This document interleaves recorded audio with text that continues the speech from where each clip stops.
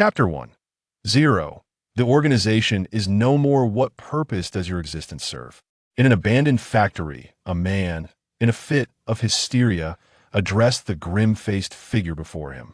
0 paid him no heed. This man was the last of his kind, and he had fulfilled the commands of the organization. 0, listen to me. The organization manipulated you, treating you as a mere subject for experimentation. Your days are numbered. Why continue to obey their orders? As 0 approached, the man frantically retreated. Alas, a bullet struck his left leg, rendering him unable to escape. Witnessing 0 raise his firearm, panic was evident in his eyes. I have established contact with the local organization. I am of use. They're developing a drug that might cure the afflictions you bear. Trust me, I still possess this medication. With an anxious demeanor, he retrieved a box from his person, revealing APT 4869 within. Bang! He wished to utter more, but the gunshots silenced him. Ultimately, he perished in a foreign land, his eyes filled with terror and resentment. 0 stepped closer, picking up the box and opening it to reveal a few red and white capsules. Is this the medication he spoke of before his demise? Is the local organization the one that belongs to Chinjio? Reflecting on his life, 0 was uncertain when he had been taken by the organization. All he knew was that he had been part of it for as long as his memory allowed. His organization was known as the Hand of God. The establishment of the entire organization was merely for a singular plan, a project named Creating Gods. Among countless individuals, only 14 succeeded as experimental subjects. As time passed, only 0 remained alive. The other 13 possessed extraordinary strength even at a tender age. Regrettably, none of them reached adulthood, while 0 became the one who endured the longest. Now, he was close to his breaking point, having just turned 19. Had it not been for the completion of his mission, he would likely have met his end long ago. 0 gazed at the capsules before him, his expression serene and undisturbed, and within the blink of an eye, he swallowed them all. He then wiped his gun clean, discarded it atop the corpse, turned, and detonated the bomb hidden in the vicinity, wandering aimlessly onward. A dull ache pulsed through him. He could not discern whether it was from the recently ingested medication or a result of his long-standing pain, a sensation to which he had long since grown accustomed. He walked for what felt like an eternity, his consciousness beginning to blur, recalling his teacher's words from before his demise. Cough, cough. 0, I have always taught you that, as an assassin, useless emotions are a burden, but I never meant to say you should be devoid of feelings. 0, I may be nearing death. Have you never pondered the meaning of your existence? Remembering his teacher's death before his eyes, he felt no sorrow. On the contrary, he was perplexed. Was the purpose of living not to kill? Could there be another meaning? Yet, as his consciousness continued to wane, in that moment, there were no memories, no fears, for death had always been his companion. Meanwhile, in a distant parallel world, an office worker was assisting an elderly man on the street, softly inquiring about his injuries. The elderly man's eyes sparkled with an enigmatic smile as he gazed at him. "Sir, what happened to you?" Chen Ping asked, puzzled. However, he soon had no time to ponder. Beep beep. A clearly speeding car came crashing toward him. Chen Ping had only just turned his head when a loud bang echoed, sending him soaring into the air before he crashed heavily to the ground, blood seeping from his wounds. The driver exited the vehicle, witnessing the scene and feeling his legs weaken, utterly at a loss. He could not comprehend why this individual had lingered alone on the road for so long, only knowing that misfortune had befallen him. "It hurts so much I feel like I'm dying. Where am I?" Chen Ping awoke, surveying his surroundings. Was this a hospital? What a stroke of luck, I am still alive. Good deeds truly reap rewards. How'd I survive that speed? He lightly patted his chest, then paused. Wait, small hands? Chen Ping looked at his hands and then touched his face, internally exclaiming, "What the hell?" At that moment, a voice broke through his thoughts, and he beheld a girl babbling away in front of him. Japanese? Chen Ping understood the language and grasped her meaning. "Are you all right? I've already called for a doctor, don't worry." Observing the gentle girl, a hint of concern crept across her face. A ludicrous thought began to surface in Chen Ping's mind. Had he crossed over? But to where? He had just finished repaying his mortgage. "Doctor, you're here. Please check on him." Xiaolon hurriedly addressed the doctor as he arrived. The doctor remained silent, approaching Chen Ping to examine him. Meanwhile, Chen Ping was lamenting. So I crossed over, but where are the original memories? Why are there none at all? Just then, fragmented memories surged into his mind, and all he could feel was pain, as if his head might explode. Ah! Chen Ping clutched his head, his expression contorted in agony, startling both the doctor and Xiaolon. Doctor, what's happening to him? Xiaolan's eyes filled with urgency as she watched the scene unfold. The doctor, flustered, held Chen Ping down, bewildered as to why he was suddenly in distress. He needed to subdue him before he might harm himself. Eventually, after a while, with the nurse's assistance, they administered a sedative to Chen Ping. As he drifted into a deep slumber, astonishment filled the doctor's eyes. How could this child possess such strength? He felt powerless to contain him, and had the nurse not arrived in time, he would have faced great embarrassment. Subsequently, he examined Chen Ping's various indicators, finding no abnormalities. He reviewed the previous test results, as well the boy appeared perfectly fine. Yet, the earlier episode had indeed been frightening. Could there be an issue with his brain? Now, with the patient unconscious, he could only advise the family members. Miss, I have examined him, and this child shows no issues. However, as you witnessed, his actions are concerning. I suspect there may be some brain injury. Please be mentally prepared. How could this be? Xiaolan's expression turned sorrowful. She had found the child on the street. It struck her as odd he was dressed in adult clothing and remained unresponsive to her calls, his body radiating heat. Out of concern, she had rushed him to the hospital. Yet, unexpectedly, his temperature began to drop, and before long, he awakened only to slip back into unconsciousness. In her worry, Xiaolan found herself at a loss for what to do. After all, she had no idea who his family was. Perhaps she should ask her father to consult Officer Mugu to see if his family had been worried sick. Meanwhile, Chen Ping lay on the hospital bed, struggling to piece together the fragments in his mind, his expression a mix of turmoil and fear. Xiaolan, you're back, Conan called out upon seeing Xiaolan return to the Mouri Detective Agency. Xiaolan replied listlessly, a shadow of worry etched upon her brow. This left Conan perplexed, wondering what had troubled her.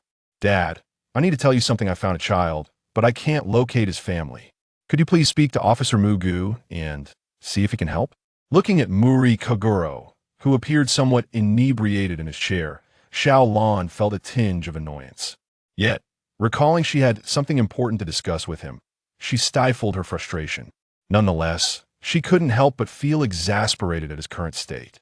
Conan, overhearing this, realized that Xiaolan's gloominess was likely due to this matter. However, observing Mouri Kaguro in his tipsy condition, he couldn't help but wonder if the old man could even comprehend what was being said. Ah, yes, I understand, Mouri Kaguro mumbled, uncertain if he had grasped the situation, but he seemed to have acquiesced. Really? Thank you, Dad. He'll go prepare dinner now. A smile bloomed on Xiaolan's face upon hearing her father's words. The next day, Mouri Kaguro, feeling frustrated, called Officer Mugu to discuss the matter. He had no idea what had transpired, but witnessing Xiaolan's anger had intimidated him. Honestly, Dad, drink less.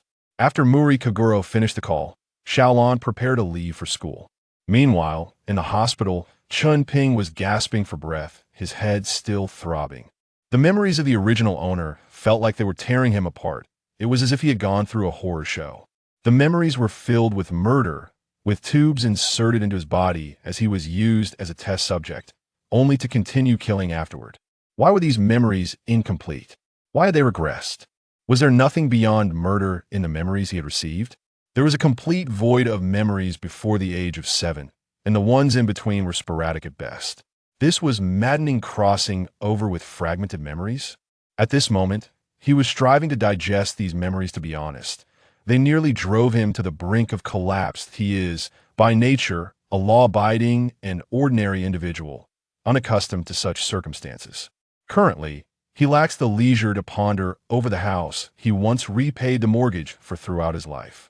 It is imperative to ascertain his present situation, particularly whether someone brought him to the hospital yesterday. Initially, Chen Ping contemplated conversing with the nurse, but that notion quickly dissipated upon the sight of the two police officers before him. Instinctively, he thought of exposing himself and eliminating them. This realization startled Chen Ping, as he became aware that the memories of the original owner of his body might be influencing him. "Little one, do not be afraid. We are here merely to ask you a few questions," said Takagi Wataru, gazing at Chen Ping with a warm smile. Upon hearing his words, Chen Ping felt a wave of relief. They were not there to arrest him, and it appeared he was likely in Japan. Takagi observed the child before him, who remained silent and appeared somewhat dazed, pondering whether he had frightened him and intending to offer comfort.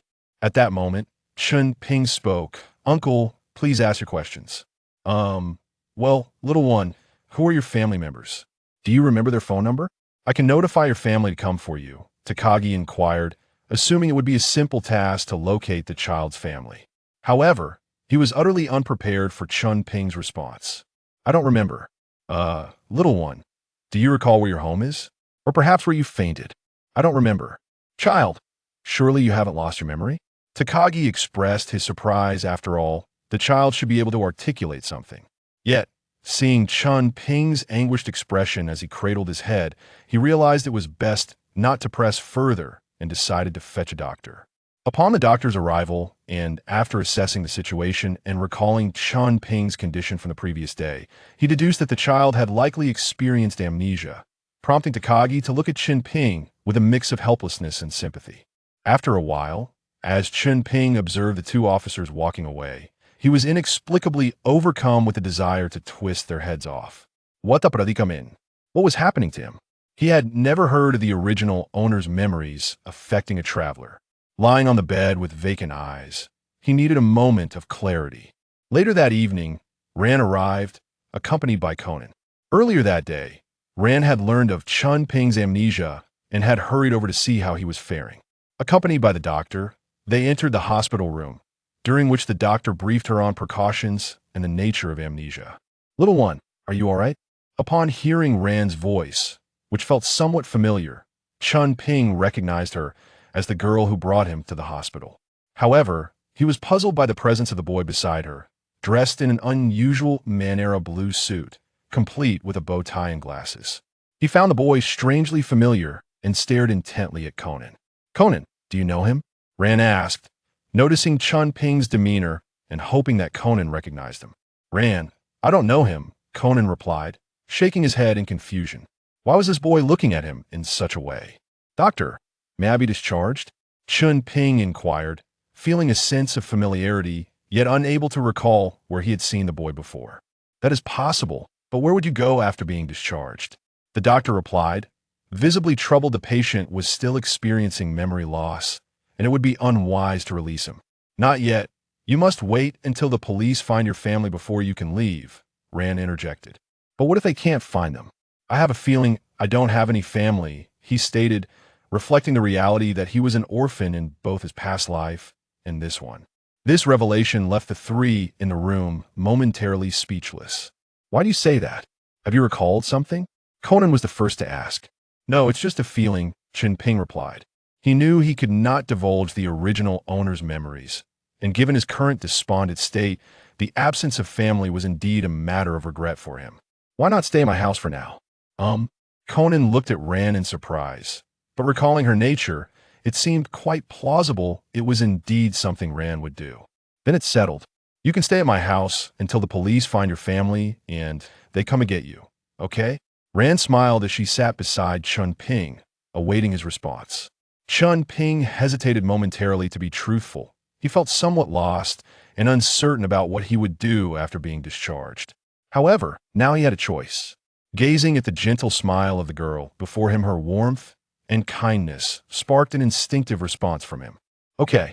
Thus, Chen Ping completed the discharge procedures and walked alongside Ran toward the office. As they made their way, Ran held Conan with one hand and Chen Ping with the other, and under the illuminated glow, a sense of quiet warmth enveloped Chen Ping's heart. "By the way, now that you have amnesia, how should I address you?" Ran turned to Chen Ping, still holding both boys' hands. "Chen asked me to call him Xiao Cheng." Chen Ping nearly revealed his own name. "Xiao Cheng? Hello, Xiao Cheng. I am Mao Lilan, and I look forward to your kind assistance in the future. Xiaolan tilted her head in contemplation, and then a smile graced her lips as she addressed Chen Ping. Mouri ran. That name sounds somewhat familiar. Observing the girl who stood a head taller than him, he realized that not only was the little rascal he knew well, but the young lady before him also bore an air of familiarity. Conan, why don't you introduce yourself as well? After all, you two will be living together from now on. Lan turned to Conan beside her and said, My name is Adagawa Conan. Nice to meet you. Conan, momentarily taken aback, quickly regained his composure, still struggling to fully embrace this identity. When Lan mentioned Conan's name, Chen Ping's mind erupted with disbelief. As Conan revealed his full name, Chen Ping's heart sank, and he came to a halt, staring blankly at Conan. What's wrong? Lan asked, her brow furrowed in confusion as she looked at Chen Ping. Conan, too, was puzzled by the way this little boy regarded him. Conan, do you truly not recognize him? I can't shake the feeling that Xiao Cheng knows you. It was no wonder Lan felt this way. How could Chen Ping not be familiar with the renowned figure of the Shinigami elementary school student? Impossible, absolutely impossible. There was no way he could know this child. He had no recollection whatsoever, yet with that familiar appearance. Might he have encountered him recently? Just as Conan was about to inquire further, Chen Ping spoke up. Sister Lan, I apologize. I was a bit lost in thought. What is it? Did something come to mind? Have you met Conan before? Lan crouched down to Chen Ping's level, gently stroking his head. No, I just find Conan to be rather endearing. Chen Ping replied, shaking his head. Is that so? Then you two should get along well from now on. It must be said that Lan's smile was indeed infectious. Chen Ping felt considerably uplifted by her cheerful demeanor. Following this, Lan took the hands of the two boys, guiding them step by step toward home, while Conan discreetly observed Chen Ping along the way. At that moment, Chen Ping was silently lamenting his fate. Was this truly the world of Detective Conan? His immediate thought was that the identity of the original owner must not be discovered by Conan. Otherwise, would he have any chance of survival under his scrutiny? It was one thing to be transported. Little Garo was taken aback, exclaiming, No, it's impossible. There is already one little ghost. We cannot have another. Xiaogong shook his head with an expression that brooked no argument. Father, it is merely for a few days. Once Officer Mugir and his team locate Xiao Cheng's family, he can be returned. We cannot allow Xiao Cheng to be left homeless. With a gaze full of hope, Xiaolan looked at Xiaogoro, who soon turned to Chen Ping with a pitiful expression. Resigned, he tapped his forehead and said, Very well, but let it be known that once we locate your family, you must depart immediately. Thank you, Father. From now on, you shall stay with Conan at night. I must now attend to dinner and later venture out to procure the necessities for you. Xiaolan gently patted Chen Ping's head. No, Sister Xiaolan. Isn't Xiao Cheng sleeping with me? Upon hearing Xiaolan's words, he appeared somewhat bewildered. What's wrong, Conan? Are you unwilling? Xiaolan gazed at Conan with curiosity. It's not that, it's just, Conan was about to say more when Kagoro's fist landed on his forehead. This little brat is quite talkative. Xiaolan, why don't you go prepare dinner? Kagoro thought irritably, his fist lingering on Conan's head for a moment longer. Dad, how can you treat Conan like that? Is he all right? Xiaolan hurriedly expressed her concern, while Conan silently criticized the man in his heart. It's fine, Sister Xiaolan. I'll go tidy up the room and prepare for Xiao Cheng, Conan said, rubbing his head. Seeing Conan retreat to his room, a smile graced Xiaolan's face as she turned to Chen Ping and said, Xiao Cheng, you stay here obediently, okay? Sister is going to cook now. Honestly, Dad. She affectionately patted Chen Ping's head before helplessly addressing Kagoro. All right, Chen Ping nodded obediently, wary of Kagoro's potential scolding. Observing Kagoro's nonchalant demeanor, he felt a twinge of exasperation. This old man really knew how to hit hard. Conan had surely been thrashed by him. Chen Ping pondered whether he should remain here. But where else could he go? With no identity and being just a child, he felt utterly frustrated. If he had the body of an adult, his choices would be far more plentiful. Moreover, there was the crucial matter of how much of the original owner's skills he could utilize in this diminutive form. Surely he must possess some abilities, but he'd have to test that when no one was around. Soon, it was bedtime. Chen Ping lay in bed and wished Xiaolan good night before drifting into a deep sleep alongside Conan. However, sleep eluded him as his mind raced with thoughts. The experiences of the past 2 days had been surreal, and he was uncertain of his current emotions, especially with the righteous Conan by his side. The original owner had been a ruthless assassin, and he was aware that the organization, known as the Hand of God, had been dismantled 2 years ago by the joint efforts of ICPO and the FBI. For the past 2 years, He had been tasked with eliminating the remnants of the hand of God, a directive issued before its downfall. Yet, the most pressing issue he discovered was that the original owner had been an experimental subject.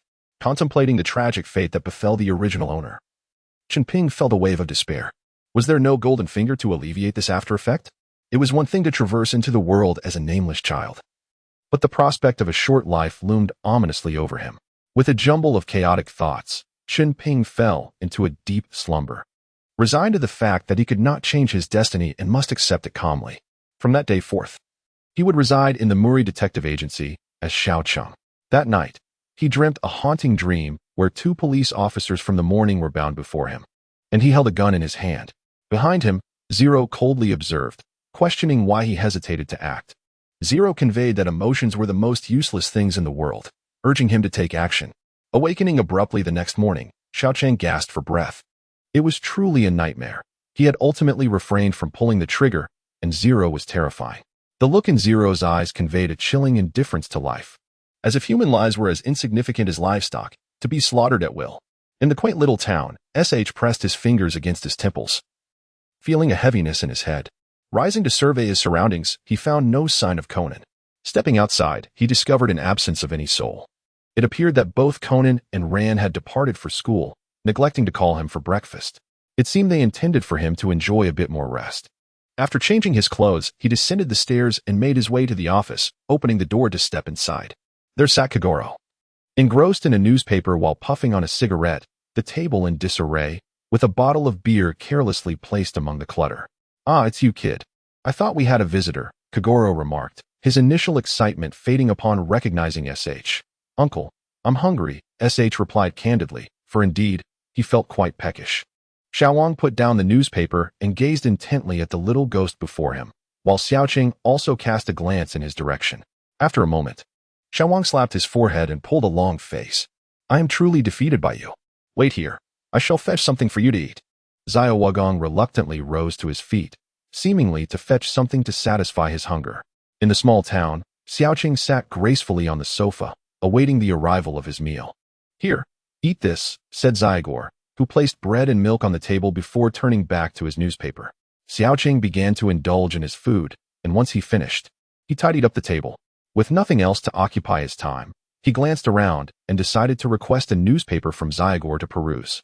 After an unknown passage of time, Xiaolan returned, greeted them briefly, and proceeded to prepare dinner. Shortly thereafter, Xiaoqing's ears caught the sound of footsteps. He glanced towards the door, wondering if someone was outside. Yet, the footsteps ceased. Had he misheard? In a small town, a sense of perplexity enveloped Xiaocheng. Yet he also discerned that his hearing was remarkably acute. Just as he contemplated opening the door, he seemed to perceive Conan's voice. Outside, Conan had just returned from school and noticed a girl hesitating at the entrance, prompting him to speak. "Why not come in?" he inquired. Observing that he had captured the girl's attention, he added, "You must have a reason for visiting the detective agency."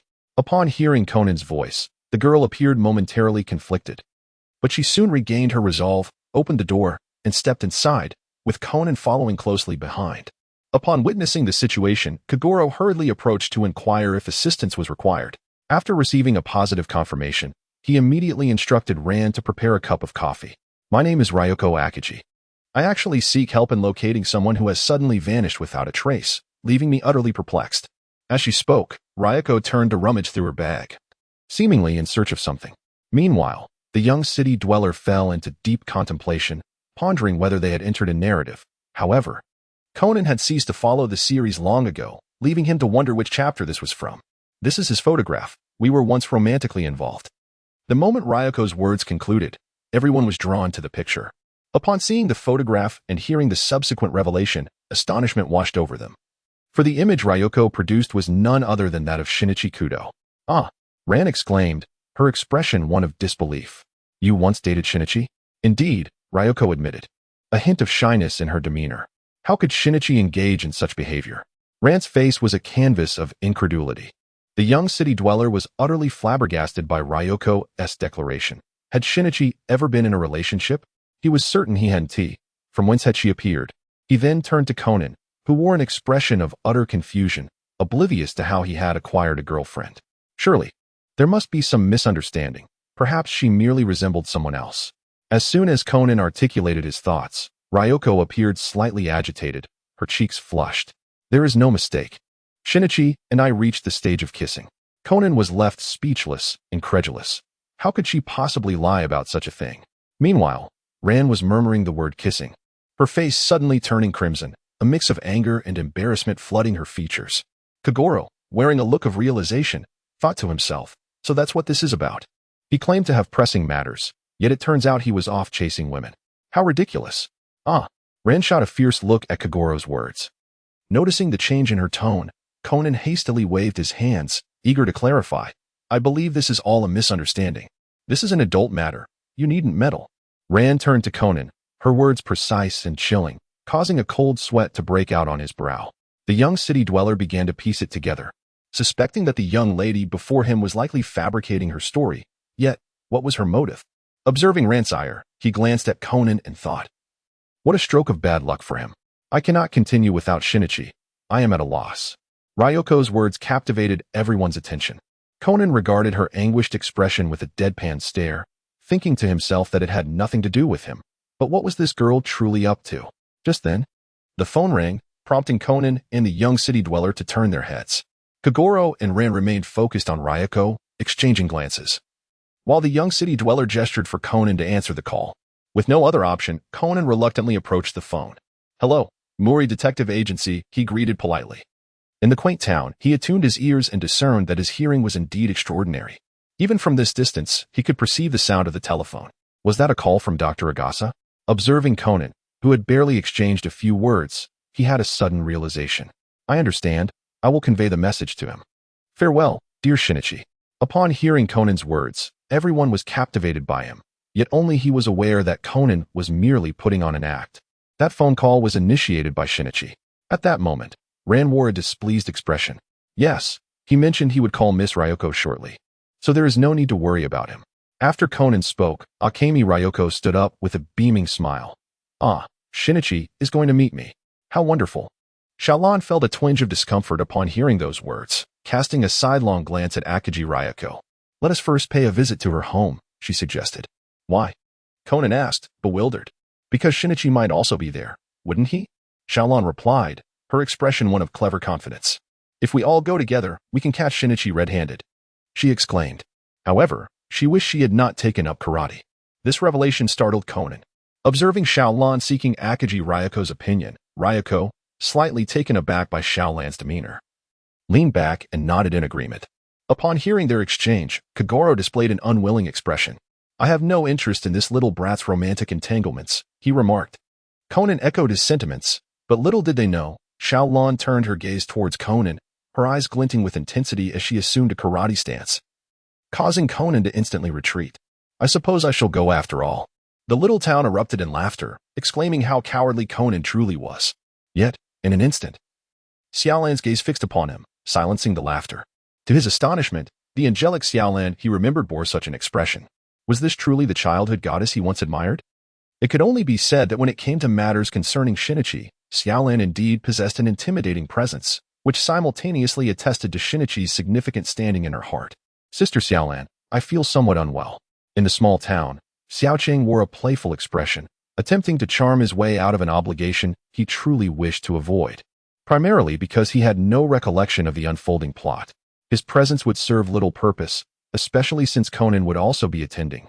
Thus, what was the point of his participation? In light of this, Xiaoqing decided it was best to remain at home and rest. Remembering that Xiaoqing had just been discharged from the hospital and was now feeling slightly unwell, it seemed prudent for him to stay home. Gently pinching Xiaoqing's chubby cheeks, Xiaolan affectionately ruffled his hair. Nearby, Conan was taken aback, contemplating whether he too could adopt such a cute demeanor. Just then, Xiaolan's gaze shifted toward him.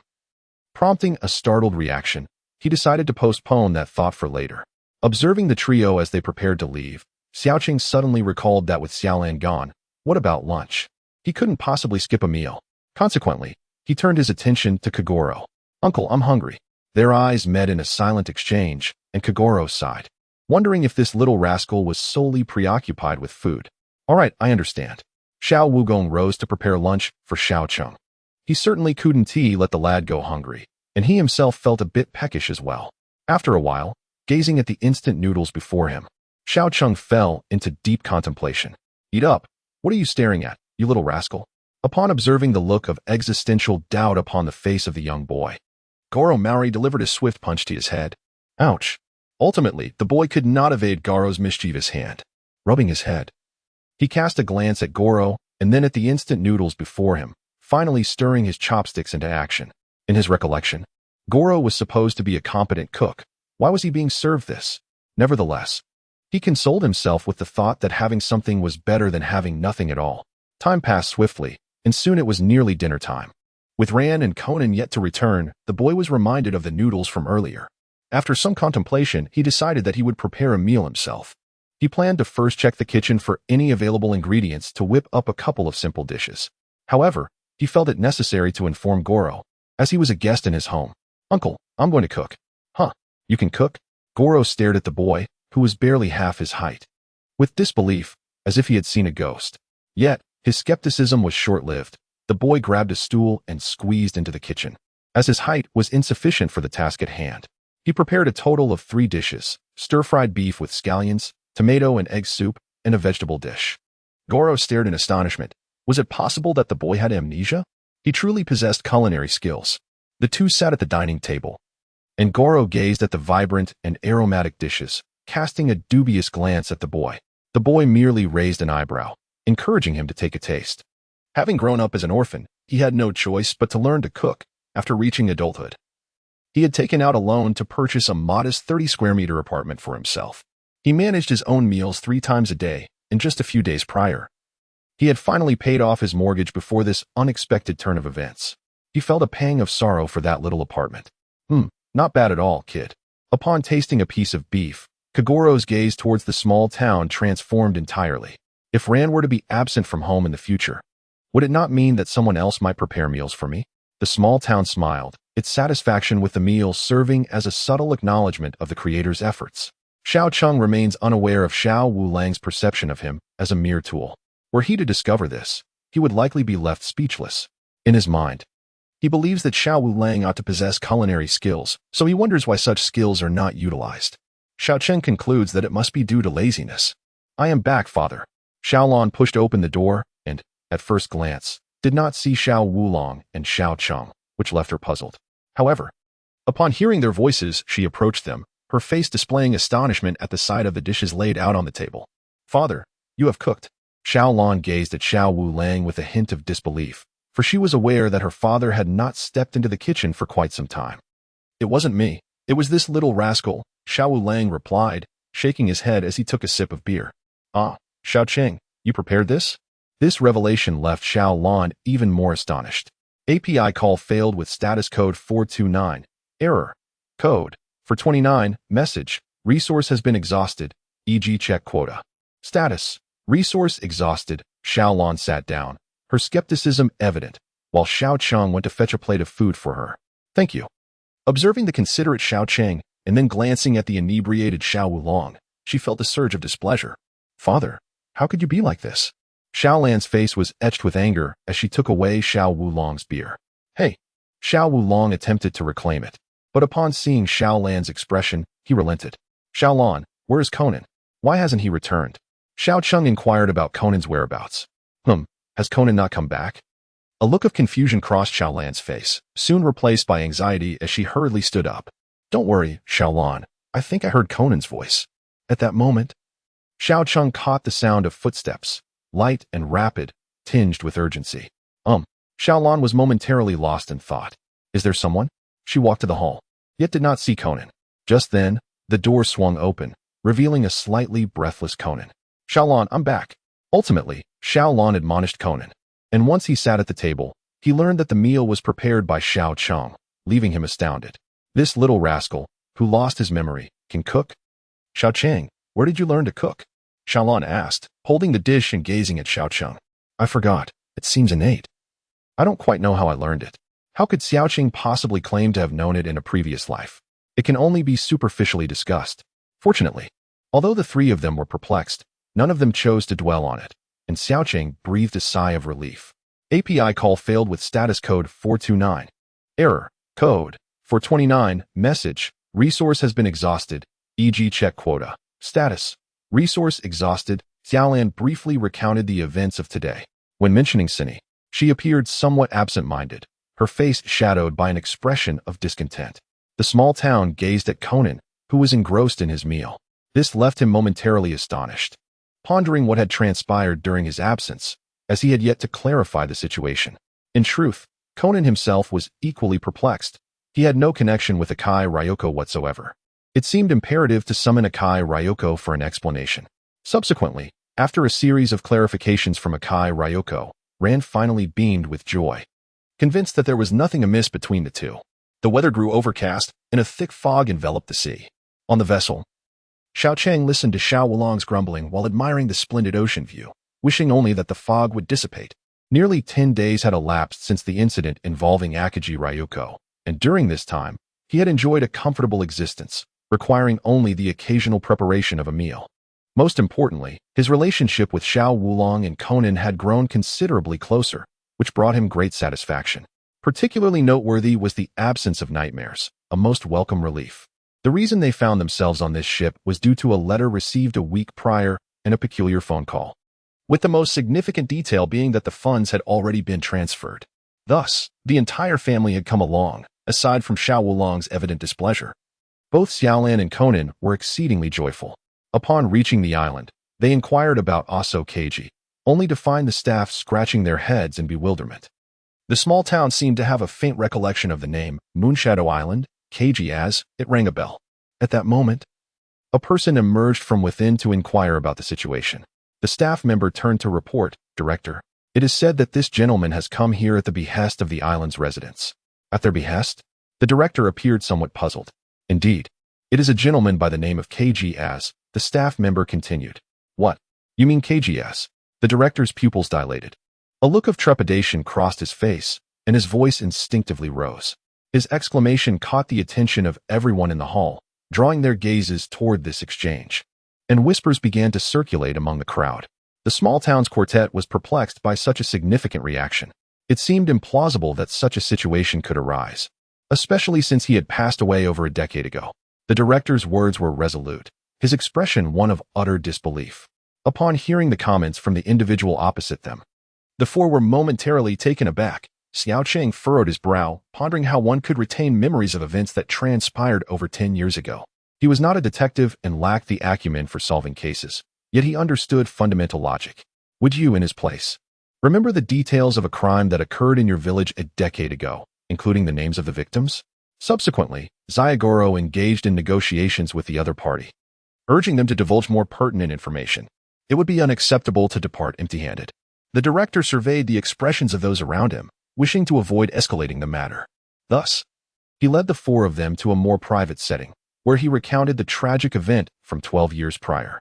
As he narrated the tale, culminating in the inferno that consumed everything, a flicker of recognition sparked in Xiao Cheng's mind. He indeed had a faint recollection of the incident, albeit limited. He remembered the perpetrator was a man who transformed into a woman and returned to this small island to execute a series of crimes. Strangely, he recalled that the assailant did not seem entirely malevolent, but beyond that, his memory faltered. The fact that he could recall this much was commendable. One could not expect too much from him, as he could only be considered a half-hearted aficionado of the detective genre. Should he subtly hint to Conan, or simply observe the unfolding events? After all, Conan would ultimately uncover the culprit himself, but would his interference arouse suspicion? As these thoughts swirled in his mind, the quartet emerged, taking a seat beneath a large tree. Zayagoro appeared contemplative, resting his chin on his hand, his tone tinged with dissatisfaction. It was a letter from the deceased, truly a cruel jest.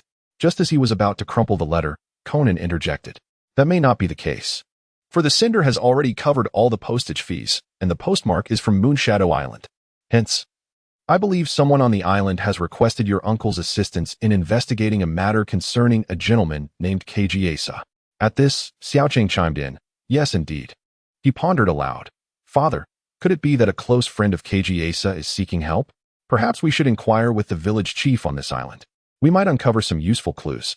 API call failed with status code 429. Error. Code. For 29. Message. Resource has been exhausted, e.g. check quota.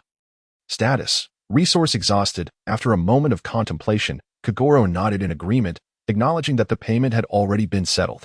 Thus, the four of them set off towards the village chief's residence, though regrettably, none were aware of the location of the consulate. Fortunately, a charming lady appeared ahead. It was Narumi Ase. Sonoko stepped forward to inquire. Meanwhile, Shinichi gazed at the sign overhead that read Moonlight Island Clinic, momentarily lost in thought, as if he had forgotten something of great significance. "Did you come from Tokyo?" Narumi Ase asked, her face brightening with a smile. "Yes. We just arrived on the same boat," Sonoko replied, her expression equally cheerful. "I was born in Tokyo as well, but this island is quite different. It's wonderful, isn't it? The air is so fresh, and it is remarkably tranquil." Just as Narumi Ase opened her arms to express the island's allure, a vehicle approached, with staff aboard holding a megaphone and announcing something. "However, this is an exception," she continued, "as the village chief election is imminent."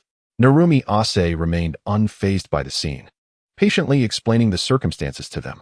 In the quaint town, the young man gazed at the individual before him, struggling to recall the plot. Could this person truly be the perpetrator of the narrative?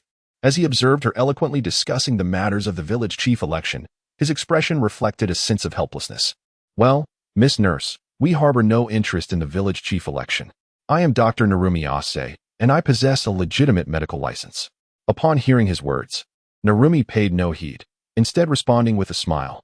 "Oh, so you are a doctor." The young man felt a twinge of embarrassment, beads of sweat forming on his brow. Subsequently, Narumi informed them that they might encounter the three candidates mentioned earlier at the consulate, as it coincided with the 3rd anniversary of the former village chief. They soon followed Narumi's directions to the consulate, but regrettably, they were stopped at the entrance. In their predicament, they had no choice but to wait. Meanwhile, Conan, unable to remain idle, scanned the surroundings with curiosity, while the young man closely trailed behind him. Conan cast a glance back, wondering what the boy was up to. In truth, the young man yearned to witness Conan's detective process firsthand. Having only seen it on television before, it was only natural to be intrigued. Conan frowned slightly, but chose to ignore the young man. Before long, under Conan's guidance, they found themselves in a spacious room, at the center of which stood a grand piano. Conan entered to inspect the area, while the young man approached the piano, reminiscing about the time he had last played. He was indeed skilled, having studied computer science in university, as many claimed it was a lucrative field, yet his true passion lay in music. He hopped onto the bench and, under Conan's puzzled gaze, lifted the piano lid. Unfortunately, his small stature made it difficult to reach the pedals. Nevertheless, he thought it should be fine to play a few simple notes. Gently pressing the keys, he recalled the previous owner's mention of the moonlight. And under Conan's astonished eyes, he began to play Clair de Lune. Composed in 1801, this sonata is a product of Beethoven's immersion in love, characterized by its slow tempo in C-sharp minor and structured in 3 sections, with flowing triplets that convey boundless imagination. "Conan, young man, stop." At that moment, Ran and Kagoro, having heard the music, finally arrived. Kagoro, with an imposing demeanor, delivered a punch to the young man seated on the bench. "The pain is all due to Conan bringing me here." Xiao Cheng leaped off the stool, cradling his head, and, upon witnessing Conan's schadenfreude expression, promptly turned to betray him. "Oh, no, uncle, wait a moment, ouch." At this juncture, the two brothers, sharing a moment of silent understanding, exchanged glances that conveyed mutual blame for the predicament that led to their beating. Who was playing the piano just now? A breathless figure entered, clearly having hurried over. "I apologize, my younger brother is rather thoughtless." "Xiao Cheng, you should come over and offer your apologies." Xiao Lan, filled with remorse, addressed Ping Tian and Ming. And as she spoke further, she summoned Xiao Cheng over. "I am truly sorry. I was mistaken. In this small town, a sense of frustration lingers. I merely succumbed to a moment of impulsiveness, yet I find myself blaming Conan for leading me to this place." Glancing back at Conan, I see him lounging with his hands clasped behind his head, his gaze directed towards the ceiling, exuding an air of indifference. This only heightens my sense of imbalance. Why must I be the one to apologize when he is the true instigator? Am I mistaken? Was it not he who instigated this situation? Hirata and Akira gaze at the young boy in astonishment, their faces soon reflecting a mix of confusion. Indeed, although it seems hard to believe, the truth remains. Xiao Lan was also quite astonished, though she had not shown it moments earlier. She was taken aback to discover that Xiao Cheng could play the piano. It was unfathomable. For this very piano had been played during the concert on the day of Mr. Masao's death, a cursed instrument. Hirata remarked, his expression still tinged with a hint of fear. Upon hearing these words, Xiaolan hurriedly picked up Xiaoqing, glancing left and right, inquiring if he felt any discomfort. Meanwhile, Conan and Kogoro were initially skeptical, with Kogoro being the first to voice his doubts. Could it be that he is truly cursed? It was not only Mr. Masao who had encountered such a fate. A similar incident had befallen the former village chief as well. This implies that today's ritual is related to Mr. Yuyama from Kamayama. Upon hearing this, Kogoro seemed somewhat enlightened. Subsequently, Hirata recounted the events that transpired 2 years ago. By the time he finished his narration, Conan and Kogoro remained largely unfazed. Xiaolan began to educate Xiaoqing, her face still etched with concern. In the small town, Xiaoqing found himself helplessly suspended in the air, embraced by Xiaolan. And he cast a pleading glance at Conan, silently imploring for rescue. Conan, slightly bemused by the child's antics, harbored skepticism towards the notion of curses. Seizing the moment when others were distracted, he stealthily approached the piano and began to play it haphazardly. The piano, however, revealed no apparent distinction or peculiarity. Conan, Xiaolan exclaimed, still preoccupied with reprimanding Xiaoqing, when she noticed Conan's reckless fiddling. She was filled with concern. Meanwhile, Hirata, observing their behavior, felt somewhat at a loss and, with no other recourse, requested that they step outside. In short, please wait at the entrance until the ritual concludes, he instructed, wiping the perspiration from his brow, as he had other matters to attend to. As the four of them stood watching her depart, Xiaoqing expressed disdain, muttering that the curse was on the young man. Slightly embarrassed, glanced at Conan with an unfriendly gaze, warning him to wait. Conan, oblivious to the young man's expression, pondered the apparent affluence of his family. Have you remembered something, Xiaoqing? Asked Xiaolan. No. Is that so? Sighed Xiaolan, reflecting on the challenges of amnesia. What are you thinking about, Xiaolan? They then engaged in casual conversation, passing a considerable amount of time at the entrance. Meanwhile, Conan recalled the piano and meticulously contemplated its potential connection to the current case. Suddenly, he heard the faint sound of music. Is someone playing the piano? Xiaoqing exclaimed in surprise. Initially subtle, the melody gradually intensified. Was it the moonlight? As a detective, Conan's instinct warned him that something was amiss. His expression turned grave as he swiftly headed toward the music room. Noticing Conan's urgency, Xiaoqing hastily followed, fearing that someone might be dead. Soon, urged by Xiaolan's cries, she and Kogoro joined their pursuit. They navigated through the crowd, opened the door to the music room, and were met with the horrifying sight of a lifeless body sprawled across the piano. At this moment, Kogoro's expression was grave as he stepped forward to investigate. His heart sinking as he addressed the crowd. He is already deceased.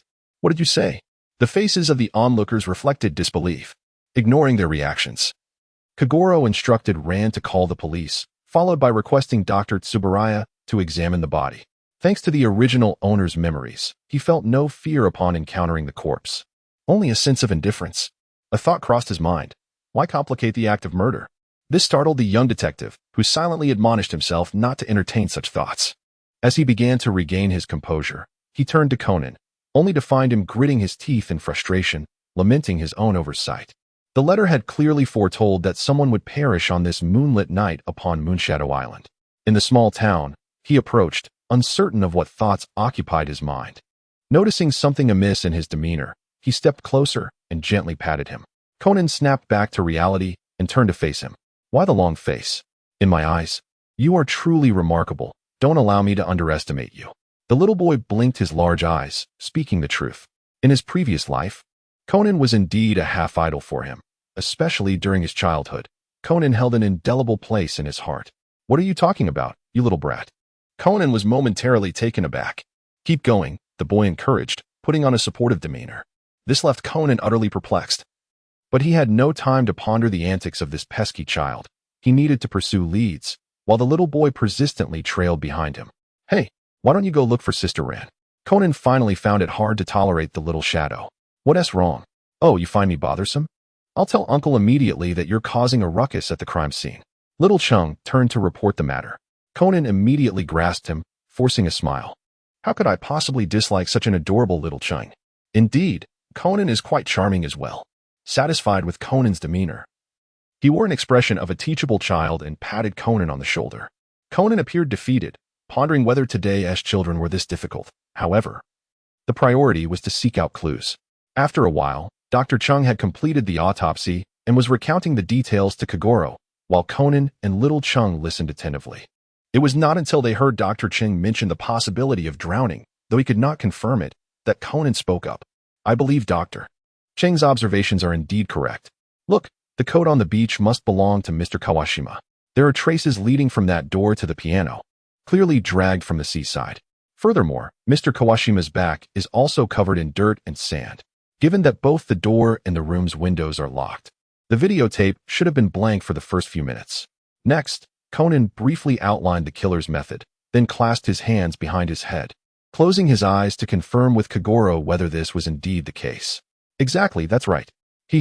Upon hearing Conan's inquiry, Kagoro felt a slight tremor at the corners of his eyes, and with the situation having escalated, he had no choice but to concede. He then shared his own conjectures.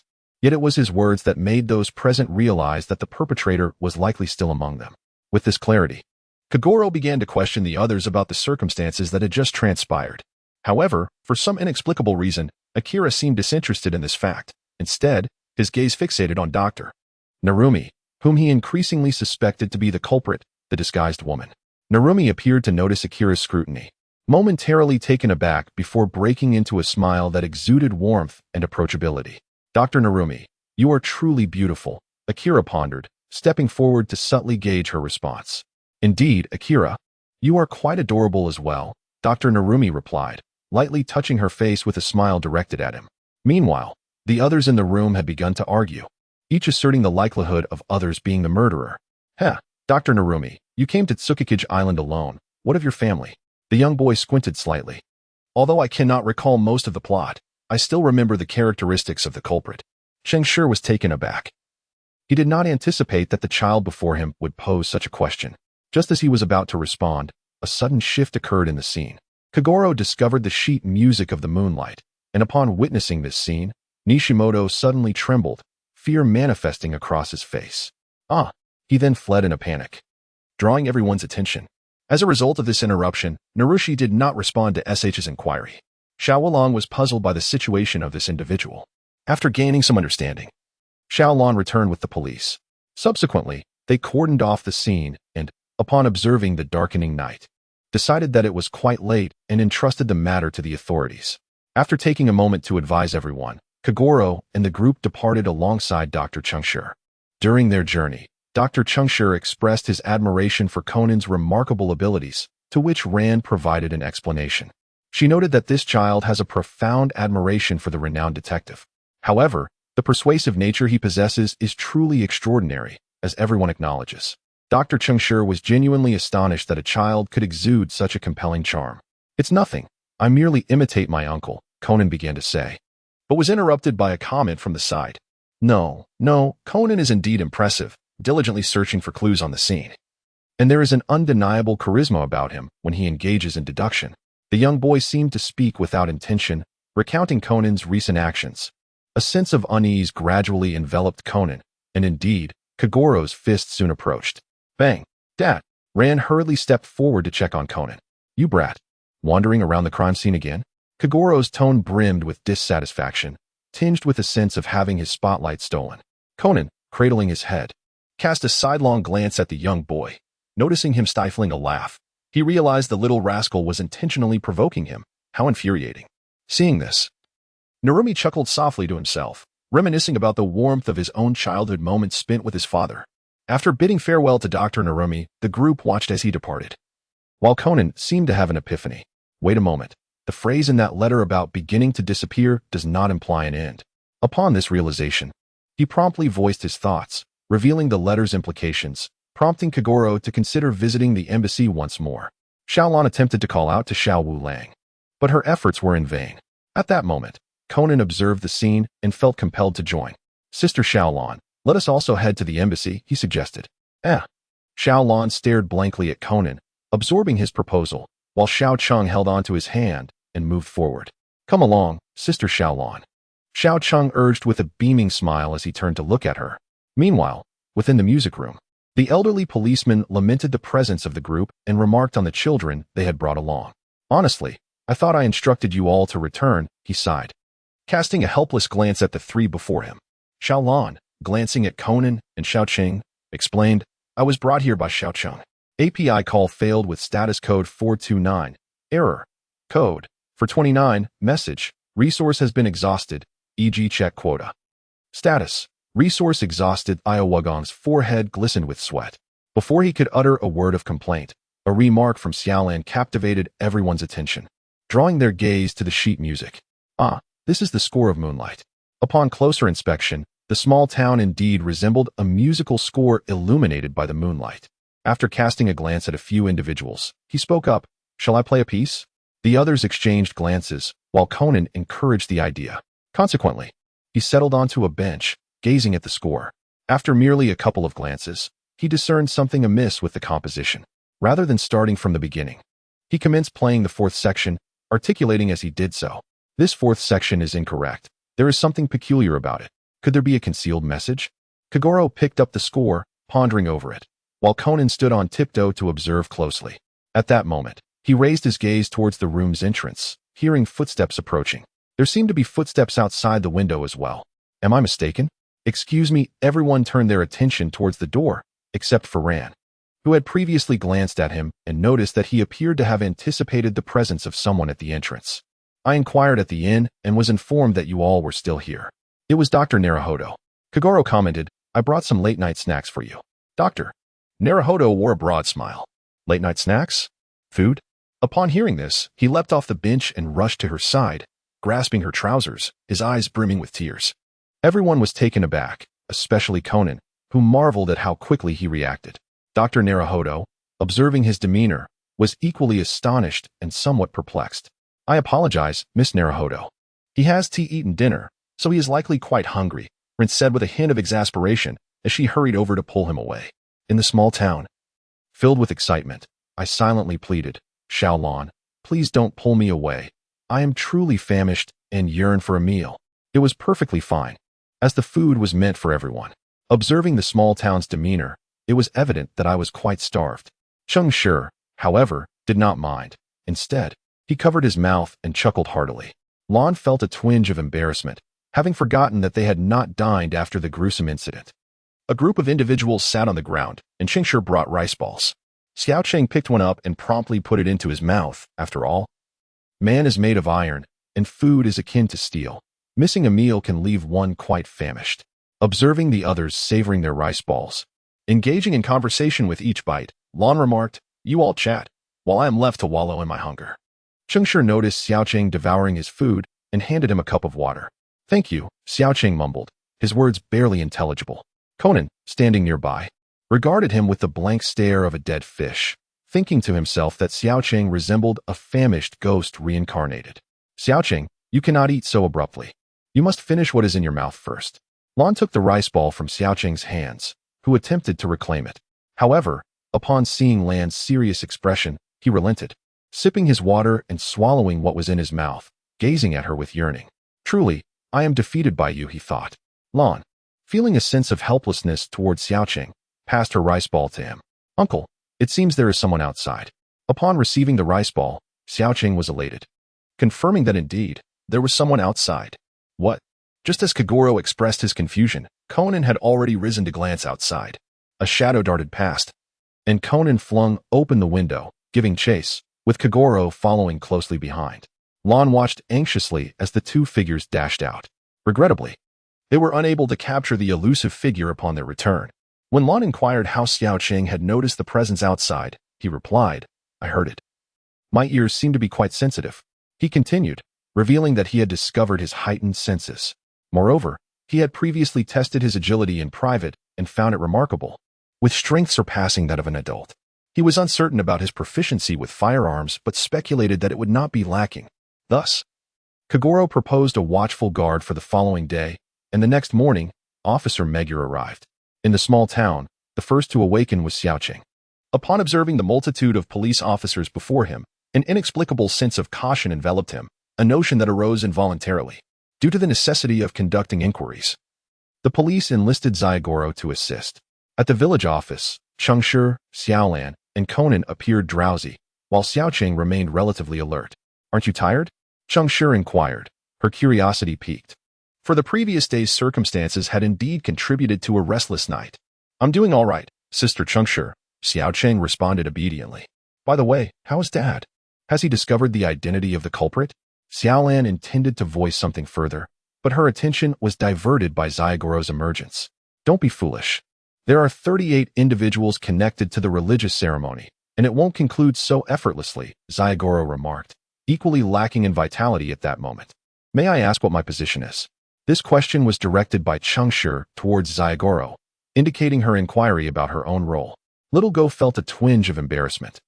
Yet Chengshi's desire to return to sleep could not be accommodated, as he informed her that she was positioned towards the back. Upon learning this, Chengshi felt a sense of satisfaction and decided to freshen up first. Subsequently, Little Cheng found himself at a loss for what to do. The police were engaged in inquiries nearby, and he turned to Xiao Lan, expressing his hunger and longing for breakfast. Xiao Lan wore an expression of resignation, yet she understood there was no alternative but to venture out and procure some breakfast. Meanwhile, Conan observed that Nishimoto, who had just completed his interrogation, was still lingering about. Noticing that Nishimoto appeared uncertain about his next destination, and with Xiao Lan momentarily absent, he decided to follow him. Naturally, Xiao Cheng trailed closely behind. Upon glancing back, Conan found Xiao Cheng behind him, wearing a look of exasperation. The two searched the restroom but found no trace of Nishimoto, leaving Conan perplexed. Shortly after, he deduced that Nishimoto must have ascended the staircase, prompting him to hasten up the steps. In that brief moment, a haunting melody echoed from the broadcast room.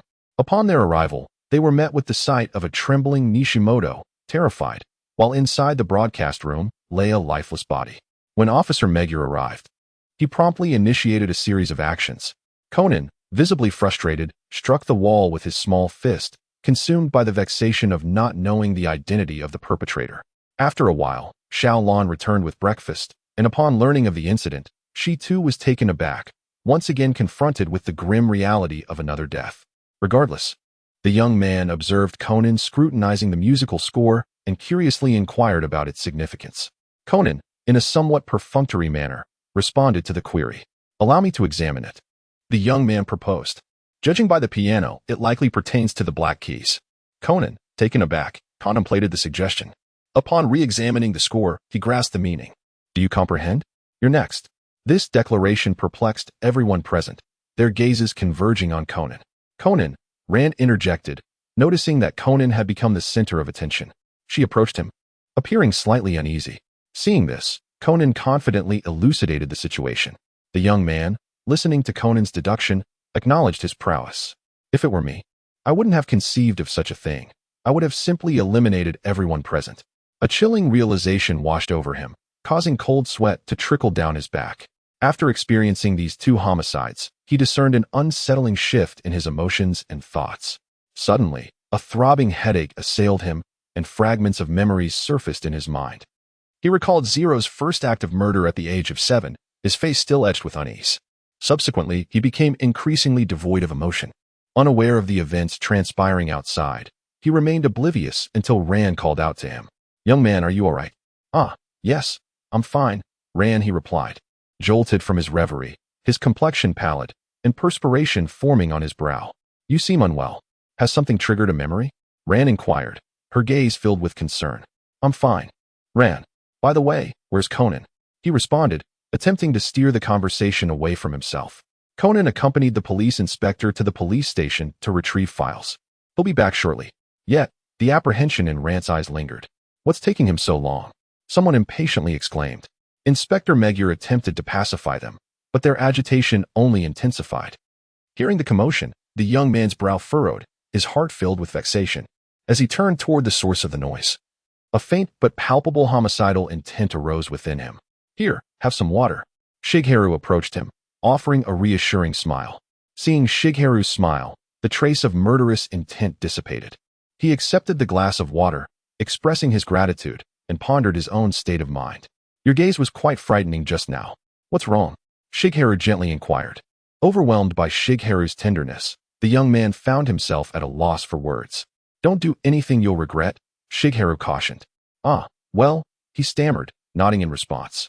Meanwhile, Kagoro had deciphered the message left by the perpetrator. The sins and resentments are absolved here, signifying the end. Ultimately, Inspector Magyar could only allow everyone to return home for the time being. Little Goro also asked Xiaolan to inform the police officer at the station, while Xiao Cheng remained by his side. He recalled Cheng Shi's words, sensing something was amiss. He had already surmised that Cheng Shi was most likely the perpetrator of the crime. How could a murderer utter such words to me? It made me feel as though I were the criminal, or perhaps those words were directed at me as well as himself. As he trailed behind Little Goro, the latter mumbled something before suddenly fixing his gaze upon Xiao Cheng. "Kid, do you truly not remember where you come from?" "Ah, yes, uncle," Xiao Cheng replied, a bit flustered by Little Goro's inquiry. Officer Meguro stated that, based on the location provided by Xiaolan, they had been searching for several days without finding any families with missing children. Little Goro cast a sidelong glance at Xiao Cheng. "I don't know." Xiao Cheng shook his head, indicating his ignorance, though in truth he pondered how one could find something that did not exist. Yet, what was the meaning of Little Goro's demeanor? Did he harbor suspicions about me? But I am merely a child. I must admit that this identity can be quite powerful at times. Little Goro found the small town peculiar, yet he could not articulate why. At that moment, Officer Magyar called to inform him of yet another homicide, causing Little Goro's complexion to change dramatically. He hurried towards the embassy, with Little Cheng closely trailing behind. Regardless of how swiftly Little Goro ran, Little Cheng maintained a steady pace, neither hastening nor slowing. Upon arriving at the scene, Officer Magyar briefly outlined the situation, leading Little Goro to deduce that Nishimoto had committed suicide, a conclusion that Conan gently refuted. He shared his own hypothesis and mentioned encountering someone in the piano room. This prompted Little Goro to deliver a light punch to Conan's head. Conan instinctively cradled his head, exclaiming in pain, while Little Cheng observed this scene. Feeling his spirits lift slightly, he was unsure why witnessing Conan's plight seemed to brighten his mood. It was truly remarkable. Meanwhile, Ran, witnessing the spectacle, felt compelled to stand up for Conan. At that moment, Little Cheng approached Conan from behind, observing him clutching his head, and a curious idea began to form in his mind. API call failed with status code 429, error, code, for 29, message, resource has been exhausted, e.g. check quota. Status, resource exhausted. Xiaolan helped Conan to his feet. In her memory, Xiao Cheng was always well-behaved. It must be his father's influence that led him astray. Conan gazed at the small head tilted upwards, staring at the ceiling. How could this little rascal possess such energy? It hurt. How could this be my fault? Isn't it the case that this boy, instead of learning good behavior, has chosen to emulate the bad? As Little Goro gazed up at the ceiling, he was astonished by the remarkable learning ability of the young boy. However, the matter at hand was pressing. Observing the family's playful bickering, Officer Magyar found himself at a loss for words. The group made their way to the piano room, where Murazawa remained unconscious. At that moment, Conan discovered a small hammer lying beside him. "Please refrain from touching Shuichi's belongings." Reiko Kuroiwa snapped, snatching the hammer from Conan's grasp. "What is this object?" Officer Magyar inquired, now taking notice. "I'm unsure, but Shuichi always handles it with great care," Conan replied, his tone reflecting the concern of Kuroiwa, who was still upset over Murazawa's state. "This is a tuning tool, a tuning hammer." Little Goro recognized it immediately. Observing Conan in deep contemplation, he realized that the boy had made a connection. However, his demeanor was anything but childlike. After Murazawa was carried away, and seeing that everyone had departed, Conan hurried beneath the piano in search of something. "Conan, what are you doing?" "We need to leave," Ayumi said, holding Little Goro's hand, turning back in confusion to see that Conan had not followed. The young man hurried over, fully aware that Conan must have uncovered something significant. He had always held great respect for Conan's keen powers of observation. Moments ago, the individual who fled from this room seemed to be in search of something. Look. With both hands exploring, Conan indeed discovered a concealed door. Is this not a hidden passage? How intriguing. Xiaolan gazed at the secret door with immense curiosity. As the two children crouched down simultaneously, their small heads collided with a soft thud. "Ouch. What on earth are you two doing?" "Really?" Ren exclaimed, rushing to assist the two little ones as they toppled backward. Deep in his mind, Conan grumbled, wondering what that little rascal was up to, questioning whether the white powder was indeed heroin. While Conan remained skeptical, the child named Chung swiftly confirmed it. Although he had not encountered such substances on Blue Star, The original owner of his body had traversed the shadows and dealt with such matters, for these items were exceedingly lucrative. All right, we must head to the town hall now, Rand said, pulling the two children along toward their destination. Upon reaching the town hall, Officer Magyar had already begun his deductions. Nevertheless, Conan found himself grappling with certain thoughts, sensing something amiss. Just then, the photographs had been developed, and Conan hurried over to scrutinize them. As Xiao Cheng observed Conan diligently at work, he reminisced about the times he had fantasized about possessing such remarkable deductive abilities while watching television. At that moment, Conan noticed the wound on Hirata's hand and learned that Hirata was stepping out to purchase water, prompting him to follow. Before long, Hirata returned. Meanwhile, Conan encountered an elderly police officer outside, from whom he discovered that Masao Keiji had a son named Narumi, suddenly illuminating many previously perplexing matters. He hurried towards the broadcasting room to confirm one last detail, but upon witnessing Conan's fervent actions, Kagoro feared he might cause trouble and attempted to apprehend him. As the small town observed the unfolding scene, a sense of understanding began to dawn upon it. Evidently, Conan had already grasped the course of events. Indeed, shortly after Conan and Kagoro ascended, the sound of Kagoro's voice resonated through the broadcast. Even if one is unaware of the plot, it is evident that Conan is employing a voice changer to deduce the truth, while Kagoro Mouri seems to have succumbed to sedation. Dear officer, I have unraveled the truth. I am fully aware of all the details surrounding the Moonshadow Island murder case. The voice of Kagoro Mouri echoed through the broadcast, capturing everyone's attention. Conan then recounted the illicit dealings of Hirata, revealing the hidden door within the piano in the music room.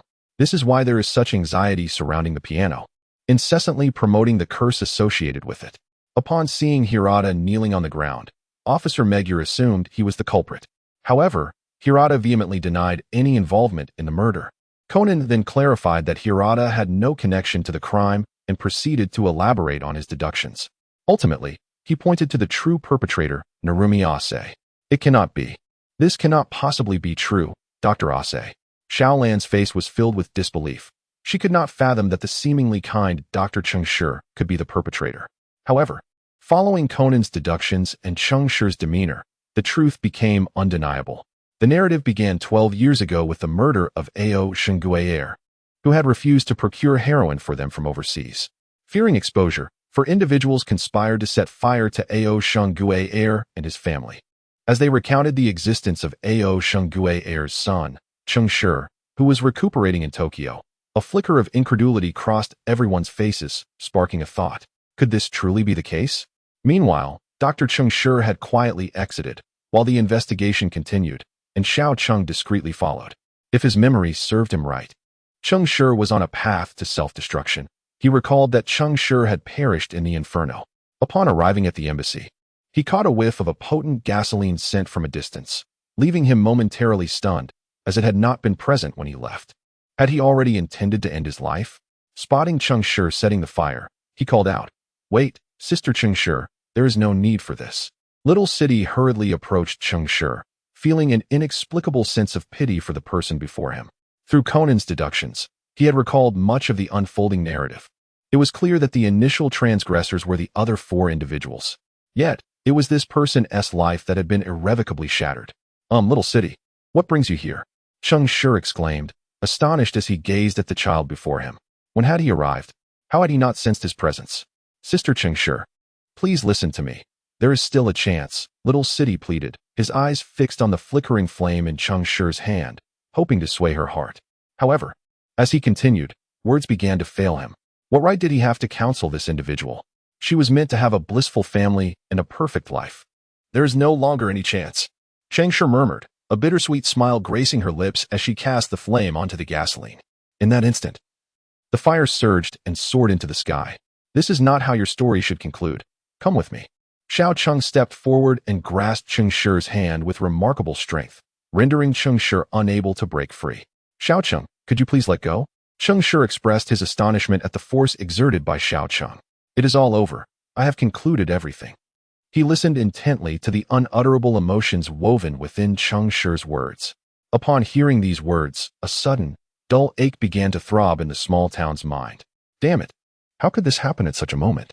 Gazing at the inferno surrounding him, fragmented memories began to resurface in his thoughts. The youth clutched his head, a grimace of anguish distorting his features, his other hand grasping Makoto's. An intense pain throbbed within his skull, yet his resolve to rescue the person before him remained steadfast. Before he could act, he was suddenly enveloped in an embrace. Too late. Shiro, Makoto whispered, tears glistening in his eyes.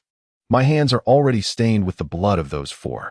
Just then, Conan burst through the door, panting, taking in the scene before him with a bewildered expression. He desperately wanted to save Makoto, and cast a sidelong glance at the dazed Shiro, trying to understand the situation. Thank you. Thank you both, Makoto murmured, lifting Shiro and gazing up at him. Shiro, with great effort, met Makoto's eyes, seeing a sense of resignation there.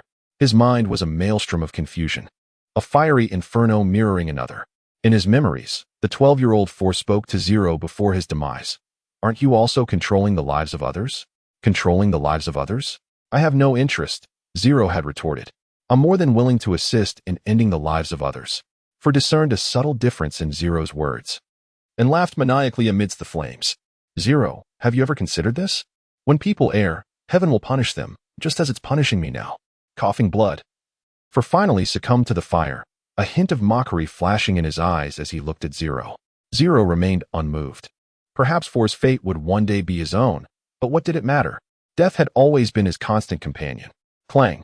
The young boy was unceremoniously thrown out by Cheng Shi, and upon witnessing this scene, Conan felt an ominous sensation wash over him. However, with the frailty of a child, how could he possibly resist Cheng Shi?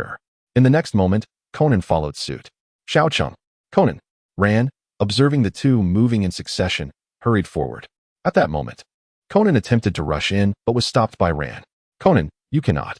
Meanwhile, the sound of piano music drifted from within the room, where Cheng Shi played amidst the flames, murmuring softly, Dad, I miss you. Outside the inferno, as he listened to the haunting melodies, Xiaoqing finally regained a semblance of composure, gazing at the blazing fire before him. He recalled the look of resignation in Asahi Chen Shi's eyes and felt an urge to plunge into the flames. He believed he could do it. Yet, as he made the slightest movement, Ran restrained him, realizing with alarm that she struggled to hold him back. Xiaoqing, no, you cannot go in. Upon hearing these words, Conan also noticed that something was terribly amiss with Xiaoqing. His complexion was ashen, beads of sweat covered his body, and his gaze was cast downward, panting heavily. Rushing over to assist Ran in restraining him, Conan discovered that Xiaoqing exhibited an extraordinary strength that seemed far beyond that of an ordinary child. Wait, this isn't possible. Xiaoqing, what is wrong with you? At this moment, Xiaolan was filled with urgency, tears on the brink of spilling, for she realized that the three of them were drawing perilously close to the inferno. The instigator, Shirching, seemed to finally heed Xiaolan's words, halting his steps and turning back to face her. Xiaolan, and Conan, he spoke, his voice slightly hoarse. The recollection that had plagued him at last ceased, and as he gazed at the blazing flames before him, a wave of dizziness washed over him, causing him to faint. When he regained consciousness, he found himself aboard the returning vessel, just in time to hear Xiaolan's inquiry. Dr. Chen Shi intends to commit murder. Why issue a warning? Perhaps he wished to extend a challenge to his father. No, he must have hoped for someone to thwart his murderous intentions. At that moment, Conan was not in high spirits. He inwardly reproached himself for failing to save Dr. Cheng Shi. Upon hearing Conan's words, Xiaoqing momentarily fell into a daze. Is that so, Dr. Cheng Shi? Inside the Mouri detective agency, listening to Xiaolan's incessant chatter, Xiaoqing wore a face full of despondency. The reason for this was that ever since his return from Moonshadow Island 2 days prior, his spirits had been notably low, accompanied by haunting nightmares. Thus, Xiaolan suggested that Xiaoqing attend school, believing that mingling with peers of a similar age might alleviate his troubles. API call failed with status code 429. Error, code 429, message, resource has been exhausted, e.g. check quota. Status, resource exhausted. Little Chung wore a grimace, reluctantly nodding his head. You little rascal, still disinterested in learning. Little Wulong cast a disdainful glance in Cheng's direction. Sister Xiaolan, I'm off to school now. I'll wait for Conan outside. Observing little Wulong's inclination to strike him, Chung hastily grabbed his backpack and dashed outside. Daddy. Seeing Chung frightened by little Wulong, Xiaolan's expression became equally indignant. While waiting for Conan, Chung pondered how it was Wednesday yesterday, yet here it was again, quite the monstrous occurrence. Ever since Conan had transformed into a child, the timeline of this world seemed utterly chaotic, leaving him speechless as he gazed skyward. This realization dawned on him a couple of days ago. Yet the inhabitants of this world appeared unfazed, even finding it quite normal. Was this the power of Conan's peculiar circumstances? Chung has left. Conan emerged and greeted Chung. Internally, he harbored suspicions about Cheng, particularly after learning from Sister Xiaolan that Cheng had fainted while wearing adult-sized clothing, intensifying his doubts. He wondered if Chung had also ingested that mysterious substance, resulting in his diminutive form and an inexplicable loss of memory. For days, Conan had been subtly probing Chung, hoping to discover if his memories had returned, especially since Cheng's condition on Moonshadow Island bore a striking resemblance to someone who might have recalled something significant. Unfortunately, Chung had been evading his inquiries. Chung followed Conan, appearing dejected. He had attended school yesterday, and today was merely the second day, reflecting on the absurdity of being a graduate, yet still in the first grade. To relive a life and still be subjected to schooling was utterly disheartening. Upon arriving at school, Chung sat alongside Conan, surrounded by the bothersome trio of Boomerang, Yuan Tai, and Guang Yan. "Chung, Conan, you're here," Boomerang exclaimed joyfully. Rising to greet them, Conan politely responded, while Cheng feigned ignorance and settled into his seat, feeling as if the very essence of his spirit was being drained by it. Observing this scene, Conan smirked, thinking, "This kid, must he be so dramatic? Conan, is Chung still unwell today?" Boomerang noted Chung's continued listlessness, reminiscent of his demeanor the previous day. "Hey, you rascal, Boomerang is trying to greet you." Yuan Tai, visibly irked, waved his fists in a playful attempt to intimidate Chung. It must be said, Yuan Tai's stature made him quite the bully among elementary school students. Towering over Chung by nearly half a head, Xiao Chung cast a fleeting glance at him and waved his hand dismissively, indicating that it was unintentional. "Yuan Tai, must you be so rude?" Beside him, Guang Yan observed Yuan Tai's demeanor with disapproval. It was evident that Xiao Chung felt uncomfortable, which prompted such behavior. Following Boomerang's remarks, Yuan Tai appeared somewhat flustered, scratching the back of his head in confusion. Conan, however, regarded Xiao Chung with a pair of listless eyes. It was not discomfort that plagued him, but rather a blatant aversion to school. It was the first time he had encountered someone so disenchanted with education. Before long, the morning slipped away, and the bell rang, signaling the end of the day. The listless Xiao Cheng's eyes sparkled with renewed energy, and he perked up entirely. "Let us go, Conan, it's time to head home." He seized Conan and began to pull him towards the exit, leaving Conan speechless at the audacity of this boy. Yet, he was soon halted by Yuan Tai, who stood before him with a puzzled expression. "What is the meaning of this? Are you blocking my way home for a meal? Are you out of your mind?" "Xiao Chung, Conan, let us play hide and seek," Boomerang exclaimed, emerging from behind Yuan Tai and pointing to the badge of the Young Detective League on her chest. Conan's lips twitched as he recalled the badges that Dr. Agasa had provided them. He felt utterly bemused. What was this so-called Young Detective League? It seemed little more than a childish ruse. Little Chung and Conan simultaneously declined the proposal. Conan was disinterested in mingling with the group of children, while Little Chung was eager to return home for a meal. Observing the departure of Little Chung and Conan, Ayumi and her companions exchanged glances. However, they were not so easily deterred and decided to stealthily follow them. Along the way, Little Chung had already sensed that someone was trailing behind, and upon discovering it was the trio of children, he felt exasperated, thinking to himself what unfortunate kids they were. Ignoring them, Little Ching and Conan made their way home, where Ran had prepared a meal and was waiting for their return. "Welcome back, Little Ching and Conan. How was your day? How did you get along with your classmates?" Ran inquired cheerfully. "Oh, it was great. I got along very well with my classmates," Little Chung replied as he sat at the table, devouring his food voraciously while answering Ran's question. Conan, with his classic deadpan stare, fixed his gaze on him, only to notice Little Chung glance his way and wink, silently pleading him not to reveal anything. It was difficult to rattle Conan. In the afternoon, there was a school festival at Tidin University, featuring an exceptionally thrilling detective theater. "Shall we all go together?" Ran suggested sweetly after they had finished their meal and settled on the sofa. Those two little brats should be doing their homework at home instead of gallivanting about, Kagoro remarked disdainfully as he looked at the two boys. After all, he was certainly going to enjoy some delightful moments with beautiful university girls. How could he possibly resist? Conan and Little Chung exchanged glances at Kagoro, who had fallen into a state of blissful daydreaming. and they couldn't help but feel pity for him. It seemed he was beyond saving. "Dad, why are you always like this?" Ran sighed, her expression one of exasperation. "Sometimes, as your daughter, I genuinely feel like calling the police." Just then, a knock at the door interrupted their conversation, prompting everyone to look over. Kagoro's mind raced with concern, hoping it wasn't something troublesome, especially not at this moment with his university girls. Fortunately, his worries dissipated as he opened the door to reveal Ayumi and her friends. "Is little Chung and Conan here?" Ayumi asked. "Oh, it's you, Ayumi. What brings you here?" "They're right inside." Ran welcomed the trio into the house. At this moment, little Chung and Conan began to feel an unsettling premonition. "We're here to play hide and seek with Conan and little Chung," Ayumi announced. Upon hearing her words, Kagoro's eyes sparkled as he cast a glance at the two boys lounging on the sofa. If they would entertain this group of little rascals, it would mean that those two bothersome boys would be absent from the school festival. "Shinichi, Conan, what are you two still doing? Your classmates are here to play with you, and yet you linger," Kagoro chided, his tone rather unfriendly. "Huh," Shinichi replied, his expression one of confusion. "Wasn't the plan to attend the university festival?" "However, Uncle," Conan discerned Kagoro's intentions. He wished to abandon them. Yet, before he could articulate his thoughts, he was abruptly interrupted. "How can you be so rude? Especially you, Shinichi? Did you not just claim to be enjoying your time with your classmates?" Upon hearing Kagoro's words, Shinichi opened his mouth to respond, but found himself at a loss for words. He now understood Kagoro's underlying message. "Old man, you may excel at playing the dog. You gallivant at the festival while leaving Conan and me to entertain this group of youngsters. You truly know how to have fun, don't you?" API call failed with status code 429. Error. Code. For 29. Message. Resource has been exhausted, e.g. check quota.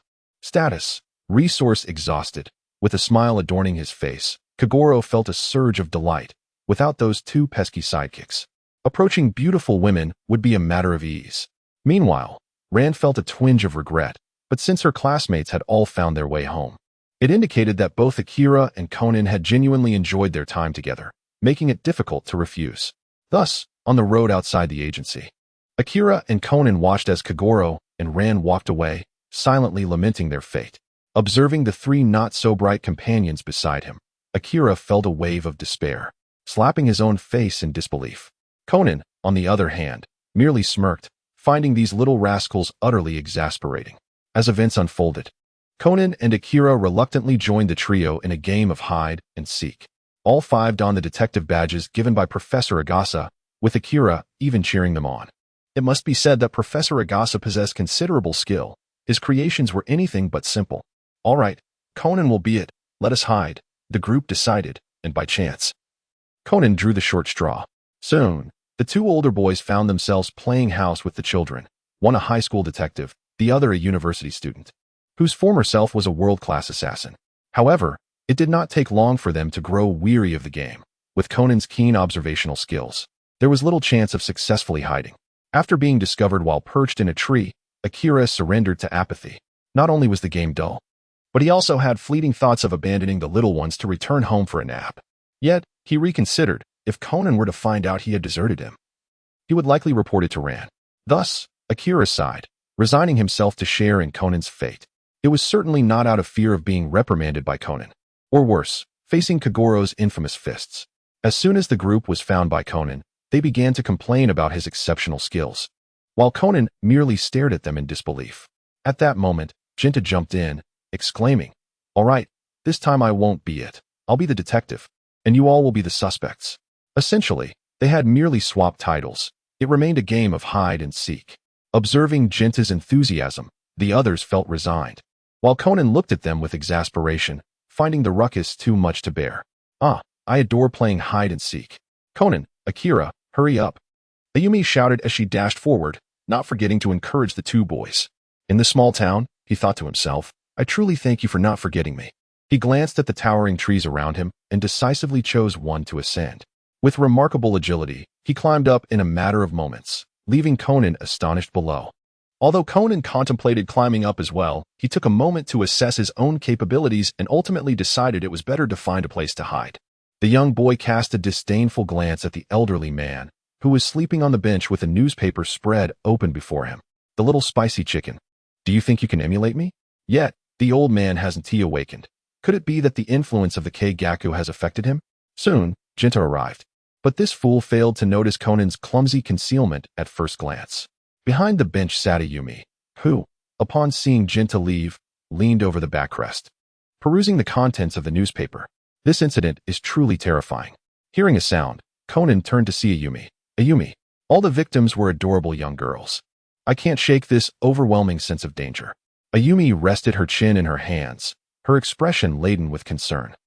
Conan's eyes instantly transformed into a lifeless gaze, and he offered an awkward smile. What more could he say? Yet, Ayumi was indeed charming. Her worries were unwarranted.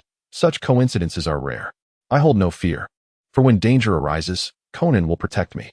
However, Ayumi soon set aside her concerns, closed her eyes with a smile, and uttered these words in the quaint town. One could not help but marvel at the lad's undeniable charm with the fairer sex, as even at such a tender age, he attracted the affections of girls. Unlike myself, who has remained solitary since birth, I harbor no envy towards him. Rather, I find his frivolous demeanor rather disconcerting. Meanwhile, Yuan Tai remained oblivious to their banter. His focus solely on the two individuals he had apprehended, with only Kei-Goro and Ayumi yet to be accounted for. Conan, you surely wouldn't want Rand to discover that Ayumi has confessed her feelings for you, would you? He jeered. Listening to the audacious remarks from the boy, Conan pondered the absurdity of it all. Say, could you not act so bizarrely? He retorted, pulling a wry smile and dismissing the threats. Instead, gazing at Say with a look of incredulity. How dare you lecture me? Do enlighten us on how you managed to win Ayumi's heart. I would love to learn and perhaps critique your methods. The small town was on the verge of revealing its innermost thoughts. Observing the childlike demeanor of the small town, Conan began to question whether he had perhaps overthought the situation. Could this fellow truly be akin to himself? How could he be so unreliable? Soon enough, Jikao was located, leaving only Ayumi unaccounted for. Initially, it was assumed that Jinta would find her swiftly, yet to everyone's surprise, he searched for nearly 2 hours without success. This inevitably prompted Conan to remark with exasperation, Jinta, my friend, you are merely searching for a girl. How long must this endeavor persist? In the small town, there was a profound agreement in the air. Yuan Tai was indeed a hopeless case. To have searched for so long and yet refused to give up was truly astonishing. It was far from being inconsequential. Upon hearing Conan's words, Mitsuhiko instinctively retorted, drawing the attention of both individuals towards him. And no, that's not the case. Mitsuhiko quickly defended himself for his earlier remark. Although Xiaoqing was not well versed in the plot, he had a general understanding of the characters in Conan, particularly that Ayumi harbored feelings for Conan. He was astonished that she had developed such affections at such an early stage. All he wanted to ask was, what gives? As for Mitsuhiko, he was aware of his long-standing affection for Ayumi. Thus, Xiaoqing found Mitsuhiko's earlier reaction quite understandable. Following this brief exchange, Conan, feeling rather uninterested, began to examine his skateboard. Xiaoqing gazed enviously at the skateboard imbued with the essence of Conan's world, wishing that Dr. Agasa would craft one for him as well. Though he preferred rollerblades over a skateboard. Conan, may I pose a question? Mitsuhiko furtively scrutinized Conan's expression, who merely acknowledged him with a nonchalant hum. What is your opinion of Ayumi? Mitsuhiko inquired, turning sharply to fix his gaze on Conan, his curiosity palpable. Xiaoqing, smirking, thought to himself how juvenile this all was, intertwining his fingers behind his head and reminiscing about the joys of youth. Conan responded, perplexed. I'm asking about the nature of your relationship with her. Seeing that Conan was taking his inquiry lightly, Mitsuhiko leaned closer, raising his voice, which startled Conan momentarily. We're just friends, Conan replied, his slight stammer betraying him. Mitsuhiko was quite satisfied with this answer, and Conan, catching up, inquired if Mitsuhiko had developed feelings for Ayumi. And no, it's just that I regard your suggestion as a reference for my life planning, Mitsuhiko stammered, clearly anxious. When you speak of life planning, are you suggesting marriage? Upon hearing Conan's decisive remark, Mitsuhiko's face flushed crimson, prompting Xiaoqing to erupt in laughter. You're killing me, Conan. If you can't speak properly, just don't say anything that exposes others. Mitsuhiko's face reddened further at Xiaoqing's laughter. He snatched Conan's skateboard and redirected the conversation to Dr. Agasa's prowess, attempting to shift the topic. Conan, exasperated, glanced at the still chuckling Xiaoqing, raising an eyebrow in response. He could only inwardly lament how precocious the younger generation had become, discussing matters of affection, relationships, and marriage at such a tender age. An hour passed, and Xiaoqing was on the verge of despair, tugging at Conan to find Jinta and concede defeat. "Why are you being so stubborn, you little brat?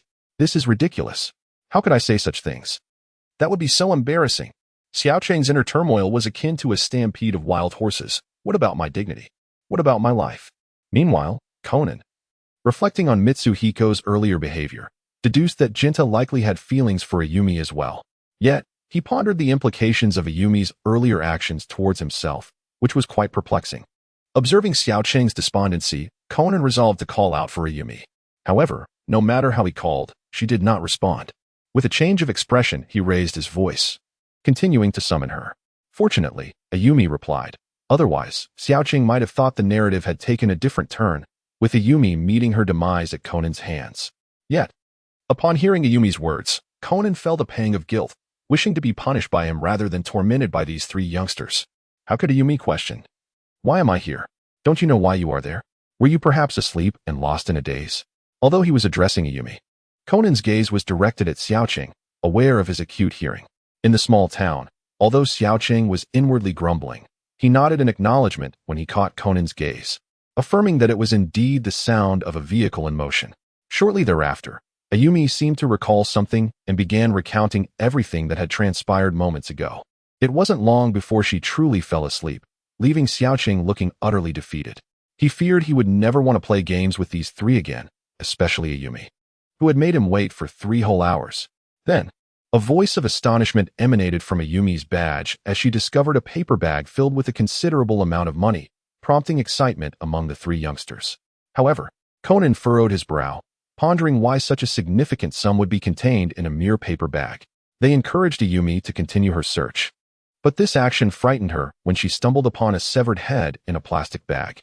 Instantly, Conan's mind raced back to the newspaper article about the recent case. Could it be related to the serial abduction and murder of young girls?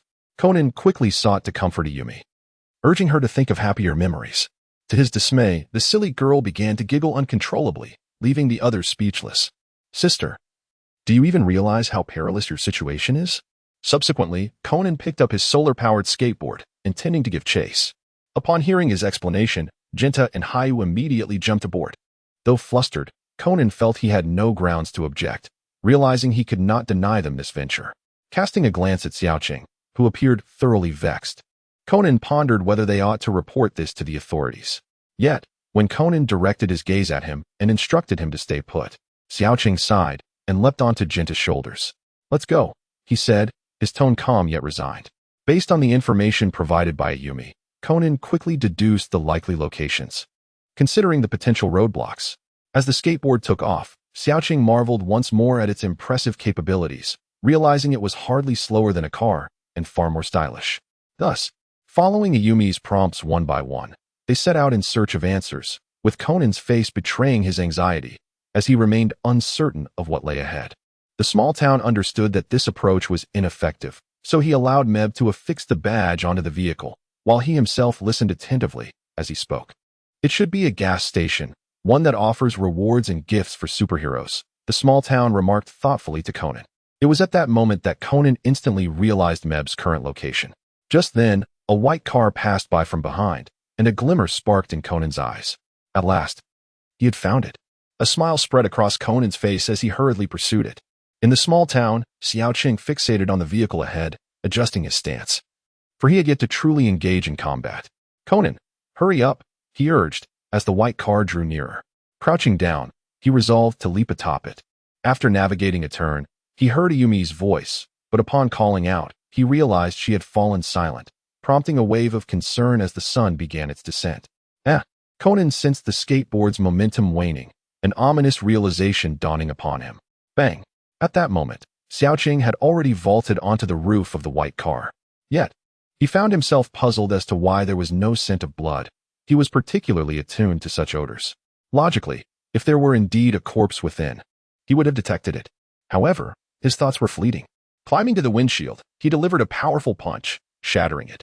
The occupants inside the vehicle nearly popped their eyes out in shock, forced to come to a halt. "That pesky little brat needs a lesson," one of them muttered. As the car stopped, Conan arrived just in time, hastily opening the trunk. There, he spotted Ayumi, along with what appeared to be a severed head and stacks of currency. "Conan," Ayumi murmured, gradually regaining consciousness and wrapping her arms around him. Before Jinta and Mitsuhiko could feel jealousy, Conan stood frozen before the items, as if struck by lightning. "Wait a minute." Clearly, having uttered those words, Conan rushed forward only to see a bespectacled Xiao Cheng cast a glance at Conan, then at the man sprawled on the ground, unconscious, while another uncle stared at him as if he had seen a ghost. "Conan, have you betrayed me?" At that moment, Conan was equally flustered, yet he had no choice but to muster his courage and apologize. Upon learning the full story, the uncle in sunglasses was immediately incensed. "You fools. Why didn't you understand the situation? We were supposed to perform at the university festival, and the radio has already reported that the culprit has been apprehended." Meanwhile, Conan, accompanied by his 4 companions, could only wear a sheepish grin. The uncle's gaze fell upon his unconscious comrade, and his ire continued to simmer. Just as he was about to admonish them further, he suddenly caught sight of Xiao Cheng's demeanor, which caused his anger to dissipate. The earlier scene had been utterly absurd, one punch shattering glass, another knocking down a companion. It all happened so swiftly that he felt a twinge of fear towards the young boy. "I don't care. You must take responsibility for this," the uncle declared, somewhat lacking in confidence as he addressed the 5 young ones. Conan instantly shifted his gaze to Xiao Cheng, who was left bewildered, pondering the implication. "What do you mean? Are you suggesting I take the blame?" In a small town, a boy glared back fiercely, implying that the deductions made were flawed, and he would not shoulder the blame alone. "Conan, just wait. I will definitely report you to Ran," he declared. The elder nearby glanced at them, aware that their actions were unintentional. However, with the festival needing performers and his partner incapacitated, Conan and his friends were reluctantly roped into taking their place. At the Tea and University Festival, the boy watched the performances from behind the scenes, applauding enthusiastically. Jinta, Mitsuhiko, and Conan were perfectly suited to portray adult roles, while Yumi played ahead. Due to his earlier behavior, the elder refrained from pressing too hard, allowing himself to relax. The amusing antics on stage elicited hearty laughter from the boy, particularly at Ayumi's despondent expression, which brought him joy as he thought of her game of hide and seek. As the festival came to a close, the boy reflected on the day's events, feeling it was not in vain. However, the 4 friends were downcast and agreed to gather again the following day. After parting ways with Ayumi and the others, the boy and Conan proceeded to rendezvous with Ran. Although she and Kagoro were surprised by the 2 boys, they did not press for explanations. Thus, the quartet returned to the office, and after dinner, they settled down to rest. That night, the boy was once again plagued by nightmares, reminiscent of the night the hand of God was extinguished. 0 had taken many lives as he and 7 fought their way out of a siege. Alas, 7 ultimately succumbed to the overwhelming consequences of the experiments. Isn't it ironic? 0 mused. A group of mortals daring to create a deity. 0 noticed 7 leaning against a wall, his eyes unfocused. They say that upon death, one reflects on the most significant moments of their life. Yet, what do I have worth reminiscing? 7 coughed, blood spilling forth, and with great difficulty, he gazed at 0. Both had been captured by the organization at the same time, and among the 14 test subjects, only he and 0 hailed from China. Cough. 0. I may not last much longer. I find myself yearning for a home that never appeared in my memories. I never imagined I would depart this world without returning to China. As 7's voice dwindled, 0 remained composed in the face of his silent companion. As for home, he had forgotten. Did he even have one? He only recalled being brought to the organization at the age of 4, where he and 7 were part of the same group. Of the 10,000 Chinese children, only he and 7 survived. "Come here." At that moment, pursuers closed in from behind, and 0's gaze hardened. There was no fear, nor was there contempt for those behind him. As an assassin, in the most perilous situations, he cast aside all emotions, retaining only the clarity of reason to make the most judicious decisions, lessons his mentor had instilled in him, which he remembered vividly. Meanwhile, outside the realm of dreams, Conan, having been roused from slumber, rubbed his eyes, sensing a disturbance. Upon focusing, he saw the trembling boy and instantly understood he was once again haunted by nightmares. He approached gently, attempting to awaken him. In the boy's dream, he witnessed 0 gravely injured, seeking a place to hide when a little girl appeared. 0 regarded her coldly, raising his weapon. At that moment, The boy internally screamed for her safety, feeling an inexplicable connection with Zero, wishing to control his body and speak. She's just a child. Bang. Ah. The small town awakened, drenched in cold sweat, as the actions of Zero, who regarded life as inconsequential, were difficult for him to accept, leaving him feeling utterly helpless. Are you all right, little town? Conan. At that moment, little town turned to Conan, tears shimmering in his eyes as he embraced him tightly. Ah. Conan was taken aback by the suddenness, yet he did not push little town away, sensing his genuine fright. Noticing little town's faint trembling, he gently patted his back in an attempt to provide some solace. After a while, regaining his composure, little town released Conan, wiped his eyes, and spoke. Conan, I find myself longing for home. He genuinely missed China, yearning for his modest 30-square-meter abode.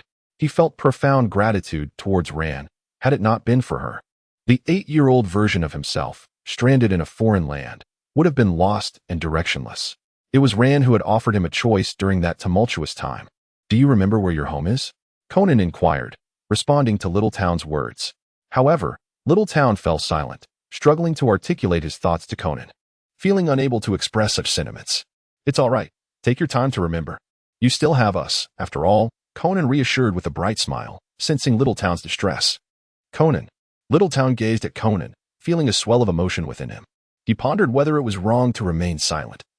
Yet the previous owner's story must remain concealed from Conan, for he was uncertain of how to confront Conan with the truth at that moment. The small town may be unaware that when a person finds themselves in an unfamiliar setting, their heart is filled with both vigilance and vulnerability. Perhaps unbeknownst to him, Conan, Ran, and Kagoro had already become integral parts of his life. Conan, you are indeed Shinichi Kudo, are you not? In the end, Xiao Cheng chose to confront Conan, realizing that he could not conceal the truth for much longer, as Conan had already begun to harbor suspicions about him. Ah, Conan shuddered, staring blankly at Xiao Cheng. When did this guy? App 4869. Xiao Cheng uttered the name of the drug once more. What is this? Indeed, my assumptions were correct. Xiao Cheng was in the same predicament as I was. It seemed he had regained his memories quite some time ago, but chose to remain silent. Was he also afraid of the Black Organization's pursuit? The name of the drug we had consumed. What? Conan exclaimed in shock. Is there any way to revert back? He asked anxiously, as this was his foremost concern. I don't know. Xiao Cheng shook his head, genuinely unsure. There might be a temporary solution, but a complete transformation back has never been documented by Gasho Aoyama. Xiao Cheng, what do you know? Please share, Conan implored, gripping Xiao Cheng's shoulders with a serious expression, desperate for more useful information. Actually, I don't know much either. I only remember that this organization is vast and engages in some nefarious schemes. People within the organization typically wear black clothing, and the members are referred to by code names based on alcoholic beverages. He truly could not recall much, having not watched the Blue Star for a long time. Therefore, he was not entirely clear on the specifics, but he did remember that within the organization, there appeared to be only one genuine alcoholic, Jin. The others seemed like mere imposters. Those around him were either traitors or spies, or simply incompetent. For various reasons, Jin was regarded as a model worker of the era, though he couldn't quite remember why. Reflecting on it, the organization didn't seem so terrifying after all. And if his memory served him correctly, the original host had indeed encountered Jin. It was due to drug dealing API call failed with status code 429. Error. Code. 429. Message. Resource has been exhausted, e.g. check quota. Status. Resource exhausted. Upon rising, Xiao Cheng deliberately glanced at the time. Yesterday was Wednesday, yet today was Saturday. I am utterly bewildered. Am I truly the only sane individual in the realm of Conan's world? No. It appears that everyone else considers themselves normal. Thus, I must be the sole aberration. Nevertheless, if being abnormal is my fate, so be it. I have never been particularly concerned with the passage of time. I shall simply follow its flow, for I cannot alter its course. After finishing lunch that morning, Xiao Cheng observed Conan diligently working on his homework. What? There's homework? Xiao Cheng had completely forgotten. He approached Conan with a sheepish grin, to which Conan responded with a puzzled glance. Conan, we are partners, are we not? The small town tentatively spoke up, although Conan did not comprehend his meaning. He still nodded in response. If that companion is in trouble, will you not lend me your assistance? In an expression of distress, Xiao Cheng looked at Conan, bewildered by his intentions. Could you assist me with my homework? He implored, his gaze filled with hope. Conan smirked, realizing the true nature of Xiao Cheng's request. Absolutely not. He firmly declined. Please, Conan, those problems are exceedingly difficult. I cannot solve them, Xiao Cheng lamented, betraying his conscience. Conan stared at him in disbelief. Are you truly going to such lengths to avoid your homework? These are first-grade questions. Xiaolan, help. Conan thought, turning to summon Xiaolan, only to have Xiao Cheng cover his mouth. If you refuse to do it, then simply don't. Why report me? How petty. I'll handle it myself. Conan, I am truly exasperated by your antics. Conan shot him a blank stare. Me, report you? How petty of me. He retorted. Who was it yesterday that went to Xiaolan claiming that Rumiko confessed to me, causing me to explain for ages that we are merely friends? And then you went to Kagoro, insinuating that I, at my tender age, entertain romantic notions? Such scandalous words should not be uttered lightly. I am utterly baffled by your behavior.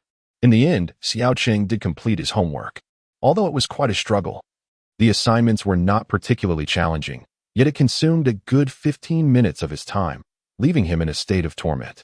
Time flew by, and after finishing their lunch, they set out, having made plans with Bume and others the day before to watch a Kamen Rider show together. Was it a stage performance? Xiao Cheng felt a flicker of anticipation. In the afternoon, the five of them sat in the front row, watching the Kamen Rider's performance unfold on stage. To be honest, it started off well, but after half an hour, his enthusiasm began to wane. Kamen Rider, capturing all the villains. Kamen Rider's spinning kick. Observing Bume and her companions in their excited state, he glanced at Conan, who was visibly disinterested. Indeed, Conan wore an expression akin to that of a dead fish, with a hint of a bitter smile at the corners of his mouth. Not only Xiao Cheng noticed Conan's demeanor, but Bume did as well. Leaning closer to him, she asked, Conan, don't you like Kamen Rider? Oh, I love it the most. Go, Kamen Rider, you can do it. Xiao Cheng couldn't help but chuckle. He found Conan's childlike antics far more entertaining than the stage show itself. It seemed that Conan sensed Xiao Cheng's suppressed laughter and was somewhat annoyed. Once the performance concluded, the five of them took a photo with Kamen Rider. Although Conan appeared joyful during the photo, afterward, it seemed as if his spirit had been drained. What's wrong, Conan? Aren't you happy to have taken a picture with Kamen Rider? Xiao Cheng remarked, startling Conan and drawing the attention of the others. No. I love Kamen Rider the most. Seeing Conan jump in surprise and then struggle to regain his smile. Xiao Cheng finally burst into laughter. Conan was simply too amusing. Little Cheng must be doing this on purpose. How infuriating, Conan thought with indignation. After the conclusion of the stage play, they visited a department store, and the five children were all in high spirits, including Conan. However, on their way back, as Conan walked ahead with Little Cheng, the other three kept shouting about Kamen Rider from behind. Conan's helpless expression was undeniably adorable, prompting Little Cheng to pinch his cheek. Hey, Little Cheng, what are you doing? Conan rubbed his face, casting a disdainful glance at Little Cheng, thinking to himself that this guy was acting strangely again. Hee. Little Cheng scratched the back of his head. The autograph of Kamen Rider is missing. At that moment, Yuan Tai seemed to remember something and frantically searched for the signature. Subsequently, Ayumi and Mitsuhiko approached with concern. Seeing this scene, Conan felt exasperated and decided to help Yuan Tai recollect. Conan suggested that they might have dropped it while buying hot dogs. Yuan Tai agreed and asked for the opinions of the other three, but Conan was reluctant to go back. It was already late, and the department store had closed. Yuan Tai, undeterred, declared that if the others wouldn't accompany him, he would go alone. He turned and walked away without uttering a word, not looking back as he headed towards the department store. Naturally, Ayumi and Mitsuhiko chased after him. Conan called out a couple of times, but to no avail. Seriously, can't these kids be more responsible? Little Cheng placed his hands behind his back, knowing that Conan would inevitably follow. Little Cheng's prediction was quite accurate, as Conan was now lamenting his situation. There was no choice. After all, it was he who had prompted Yuan Tai to remember. When the five children arrived at the entrance of the department store, darkness had already descended, making it evident that entry was no longer permitted. Observing their analysis and preparation for action, Little Cheng understood that this group would not easily give up. Conan insisted it was futile, but they were determined. Seizing the opportunity when the security was distracted, they stealthily slipped inside. Fortunately, they found the missing autograph at the hot dog stand, but as they hurried to exit, they regrettably realized they were seconds too late. The door had descended and closed automatically. Even the power had gone out. We should go to the security office and explain the situation. They will surely let us out, Conan suggested, smiling at the three who were at a loss. Little Chung agreed, noting that they were merely children. If they confessed honestly, the worst they would face would be a reprimand. They soon located the security office on the second basement level, but as they approached, Little Chung hesitated. Wondering if he had missed, Little City winked at Conan and noticed that Ayumi and the others had also appeared behind him. Ah, it's Kamen Rider. At that moment, Ayumi saw Kamen Rider lying on the ground, unconscious. Hey, didn't I tell you to wait for us outside? Why did you come over? Conan exclaimed, somewhat exasperated, often finding himself at a loss for words with these kids. How could we abandon our companions? But Little City is quite impressive, Jenna remarked. However, why did Little City have to strike down these four individuals? Hikaru added from the side. Xiao Chung smirked slightly. It seemed these three possessed a semblance of loyalty. However, his gaze quickly shifted to Conan. These individuals are likely bandits. Observe the firearm in my hand, he stated succinctly, gesturing with the gun. The trio was immediately captivated and rushed over to glimpse the weapon. Before Conan could utter a word, Xiao Chung had no intention of allowing them to inspect the gun. Disheartened, the trio awaited Conan's command to untie the captives, while Xiao Chung set about collecting the firearms. His attention then fell upon a bound woman, whose consciousness intrigued him. For the other three guards lay unconscious, yet she remained alert. Most notably, he discovered 5 guns in total, with the 5th concealed within the woman's bag. He relayed this information to Conan, who paused in surprise before stepping forward to extract some details, while Xiao Chung remained poised to act at a moment's notice. When the woman locked eyes with Xiao Chung in the small town, such matters were of little concern. If this were Zero, those 5 individuals would perish without ever realizing their fate, and he considered himself quite merciful for this thought. Subsequently, he bound the 5, roused the guard, and instructed him to report to the authorities. Meanwhile, he hesitated, contemplating the concealment of a few firearms. When he had previously encountered a gun, an inexplicable comfort and ease had enveloped him. Thus, he entertained the notion of secretly stashing one away, a plan that did not escape Conan's keen observation. You aren't thinking of taking a gun, are you? Ah. Xiao Cheng turned to face Conan, his expression one of shock at Conan's perceptiveness. No, Conan stated firmly. Not only is it perilous, but the police will undoubtedly discover the missing firearm. API call failed with status code 429. Error. Code 429. Message. Resource has been exhausted, e.g. check quota. Status. Resource exhausted. Xiao Chung felt a surge of indignation. Not only had he failed to acquire the gun, but he had also been beaten. After a brief inquiry, everyone cast peculiar glances at him. Was it truly a fabrication? Could this little rascal have single-handedly taken down 5 individuals? Conan hurriedly clarified that they had collectively resolved the situation, which only drew even stranger looks towards the 5 youngsters.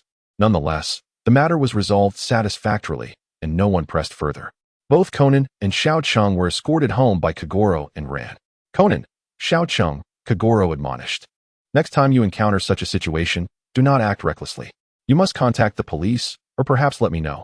Xiao Lan's incessant concern was met with indifference by Heir Xiao, while Conan found her overbearing nature rather bothersome, as if she truly regarded him as a child. The small town believed that my explosive strength might not be fully realized by the original owner of this body. Nevertheless, even if only 70 to 80% of it were unleashed, it would still rank among the world's elite. The following day, representatives from the department store arrived specifically to express their gratitude, presenting them with a sum of money and some discount coupons. Upon receiving the money, Little Goro's eyes sparkled with delight as he laughed heartily, engaging in pleasantries with the department store staff. Meanwhile, Xiaoqing and his companions felt a sense of embarrassment beside him. Time flew by, and on a small island, Little Goro mistakenly announced the return time, causing Xiaoqing's eyes to nearly pop out in disbelief. Old Deng, what are you saying? What do you mean? He exclaimed. Dad, does that mean we will be stranded on this deserted island for 3 or 4 days? A look of incredulity spread across Xiaolan's face as she stared at Little Goro. Ah, come on, isn't that just splendid? We can enjoy the scenery of the island. Little Goro scratched his head, feeling a bit awkward and sheepish. Conan shot a sideways glance at the uncle with a hint of resentment, exclaiming, I truly cannot believe you. Uncle, how could you mess that up? However, salvation soon arrived in the form of a luxurious cruise ship that appeared before them. Little Goro immediately waved his hand and shouted, while the owner of the boat, seeing their plight, took them on board. As they gazed upon the opulence of the private luxury yacht, Conan and Ran maintained a semblance of composure, yet their eyes wandered curiously. However, little Chung was far more restless, glancing around eagerly. Had it not been for Ran, he might have already dashed about in excitement. Observing the lavish vessel, little Chung marveled at the immense wealth it must represent. The thought struck him, I too should be quite affluent. Remembering the original owner's riches, a pang of sorrow washed over him. His fortune lay in a Swiss bank, reportedly amounting to $30 million. Regrettably, he could not recall the access key. And being just a child in Japan, he found himself both willing and yet powerless. On a brighter note, he did recall the addresses of various dark web markets. His account held $1 million, which, while inaccessible for withdrawal, could be utilized for purchases in the dark web. Previously, he lamented not having hidden a firearm, but now, a mere handgun seemed insignificant. Who would find it appealing? Just a ploy to deceive the enemy. Yet, in that moment, he refrained from making any purchases. Primarily because hiding them would be challenging and might raise suspicions from Conan. He felt it imperative to first persuade Conan, this conservative little fellow, of his intentions. If possible, he wished to acquire a sniper rifle. For he remembered from Zero's memories the record of taking down a small nation's leader from 2,000 meters away with a single shot. As the small town recalled the past, it was filled with astonishment, for only through understanding could one grasp the absurdity of such accomplishments.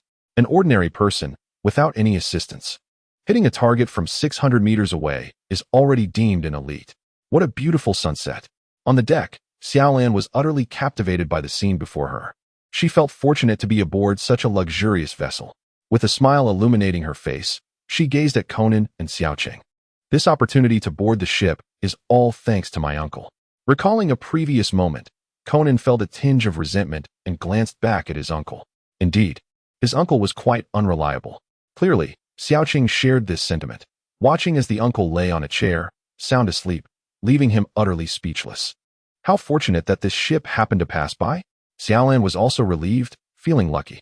However, who might be the person capable of chartering such a ship? Conan's curiosity began to stir within him. Xiaocheng pondered, could this be a scene from some plot? A luxurious cruise liner, initially unremarkable, but now, after hearing Conan, he felt an inexplicable sense of familiarity.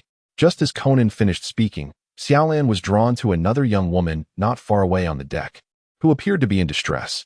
Xiaolan approached her. Conan glanced at Xiaolan, only to see her heading in another direction, his little head following her movement.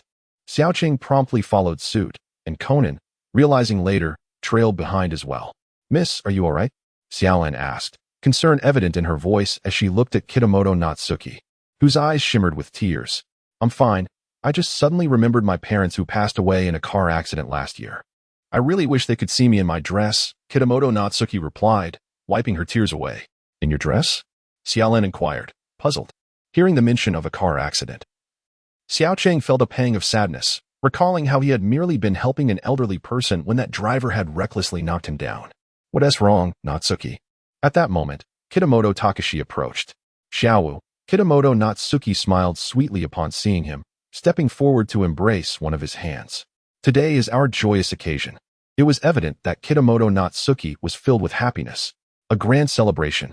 Xiaolan exclaimed in surprise. Yes, we just held our wedding ceremony on Kitamoto Island this morning. As Kitamoto Natsuki spoke, Kitamoto Takashi gazed at her with affectionate eyes. Really? Congratulations. Xiaolan expressed her heartfelt joy upon hearing the news. However, she was curious as to why the ceremony was held on that particular island. It's because the island is predominantly our Kitamoto family's property, and it honors our ancestors. The Kitamoto family has a tradition that all family weddings must take place on the island. After hearing Kitamoto Natsuki's words, Xiaocheng couldn't help but reflect on the essence of large families. It seemed there was indeed a storyline here, and gazing at the happy couple before him, he wondered if it would come to an end. Just then, a furious roar erupted from not far off the deck. An elderly gentleman was angrily scolding his son. Xiaocheng winced at the scene, unable to bear it. The man who had escorted them aboard, Kitamoto buyer, was suddenly belittled, reduced to the status of a grandchild. It was quite pitiful. At that moment, Kitamoto HZ cast a hostile glance in their direction. The small town remained unaffected. Yet both Ran and Conan took a step back, seemingly startled. It is evident that they are indeed childhood friends, as their reactions mirror each other so closely. Do not mind him. My grandfather has been quite unstable emotionally since the wedding commenced, Kitamoto Natsuki reassured, noticing the frightened expressions on Ran and Conan's faces. Indeed. Ever since they tasted my culinary creations, Kitamoto Shoji interjected as he approached.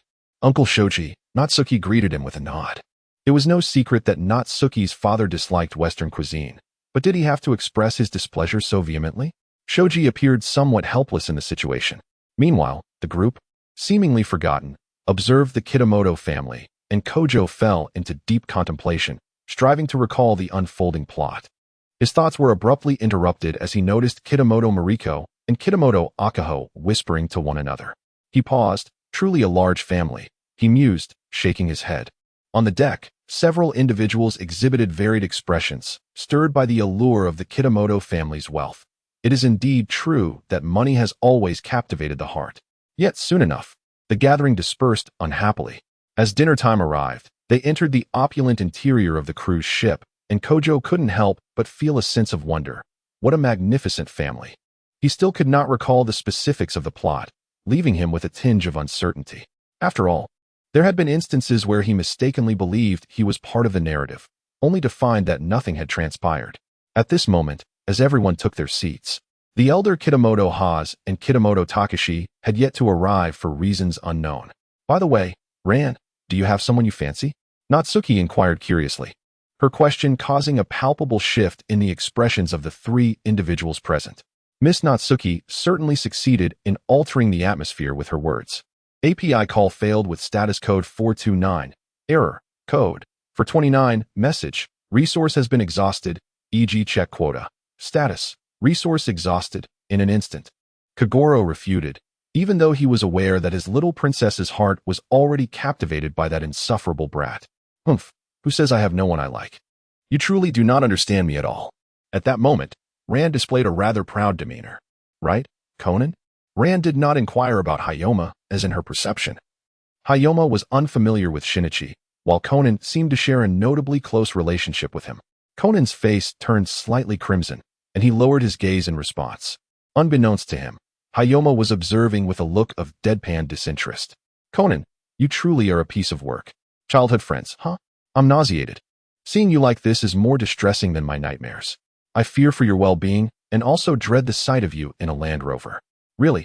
What kind of person is he? Asked Hayoma, pressing for details. Please, sister, spare me the inquiries, Hayoma thought with a bitter smile. Being the only one present who was aware that Conan was indeed Shinichi. As the questioning about their relationship continued, Hayoma felt as if someone was force-feeding him a relentless stream of affection. He is not only intelligent, but also excels at soccer, and he is quite handsome and reliable. Ran reminisced, a hint of blush gracing her cheeks. Conan, slightly embarrassed by Rand's praise, scratched the back of his head. What are you blushing for?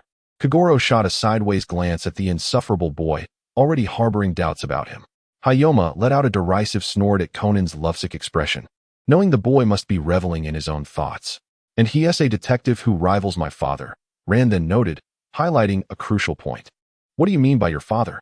Hayoma inquired, his expression shifting. I haven't mentioned it. My father is a detective, Rand replied. As her words fell, the expressions of everyone present altered, and the atmosphere in the hall shifted accordingly. What is the matter? Kagoro observed the reactions of those around him, bewildered. You must never let my grandfather know. He despises detectives, claiming they are despicable individuals who stalk and invade people's privacy. At this moment, Hayoma added an explanation, taking care to emphasize his caution. In the small town, the atmosphere shifted as it recalled the state of Kagoro before Conan's arrival. It was almost divine. How could such an accurate description be rendered? At that moment, Takamoto Takashi approached them from a distance, his expression somewhat somber. Takashi, I have been waiting for you for quite some time. What is the matter? You appear rather unwell. Upon seeing Takashi, Takamoto Natsuki immediately rushed forward. A look of concern etched on her face. My apologies. I was preoccupied with a few matters in my room, which caused my delay, Takashi replied, his visage apologetic. Oh, where is your boutonniere? At that moment, Natsuki noticed the absence of Takashi's flower. How strange. It must have fallen somewhere, Takashi mused, glancing at his chest. A hint of perplexity in his eyes upon hearing Natsuki's remark. Ah, Suddenly, a voice from the butler echoed, and Shouqing disregarded the expressions of those present, pondering whether the plot would unfold now. Alas, he could not recall which narrative this was. Everyone rushed over, and naturally, Shouqing was among them. Upon witnessing the elder Takamoto lying on the ground, blood seeping from his body, he realized the grim truth. As everyone gathered, Kogoro Mouri halted them, initiating an examination while discussing the condition of the corpse. Meanwhile, Shouqing was racking his brain over the plot. Damn it. It had been too long since he had last engaged with it, and now he could not recall the details when they were most needed. At the scene, Kogoro was questioning the first discoverer about the circumstances at the time to ensure the site had remained untouched, thereby eliminating any suspicion against him. Just as a commotion arose, with many speculating that the elder had taken his own life, Conan confidently declared an alternative conclusion. No, it was murder. The reasons are glaringly apparent. Once again, it's you, kid, Kogoro retorted, somewhat exasperated. This boy was a nuisance, especially fond of wandering about crime scenes. Uncle, please be quiet and look here at the doorframe.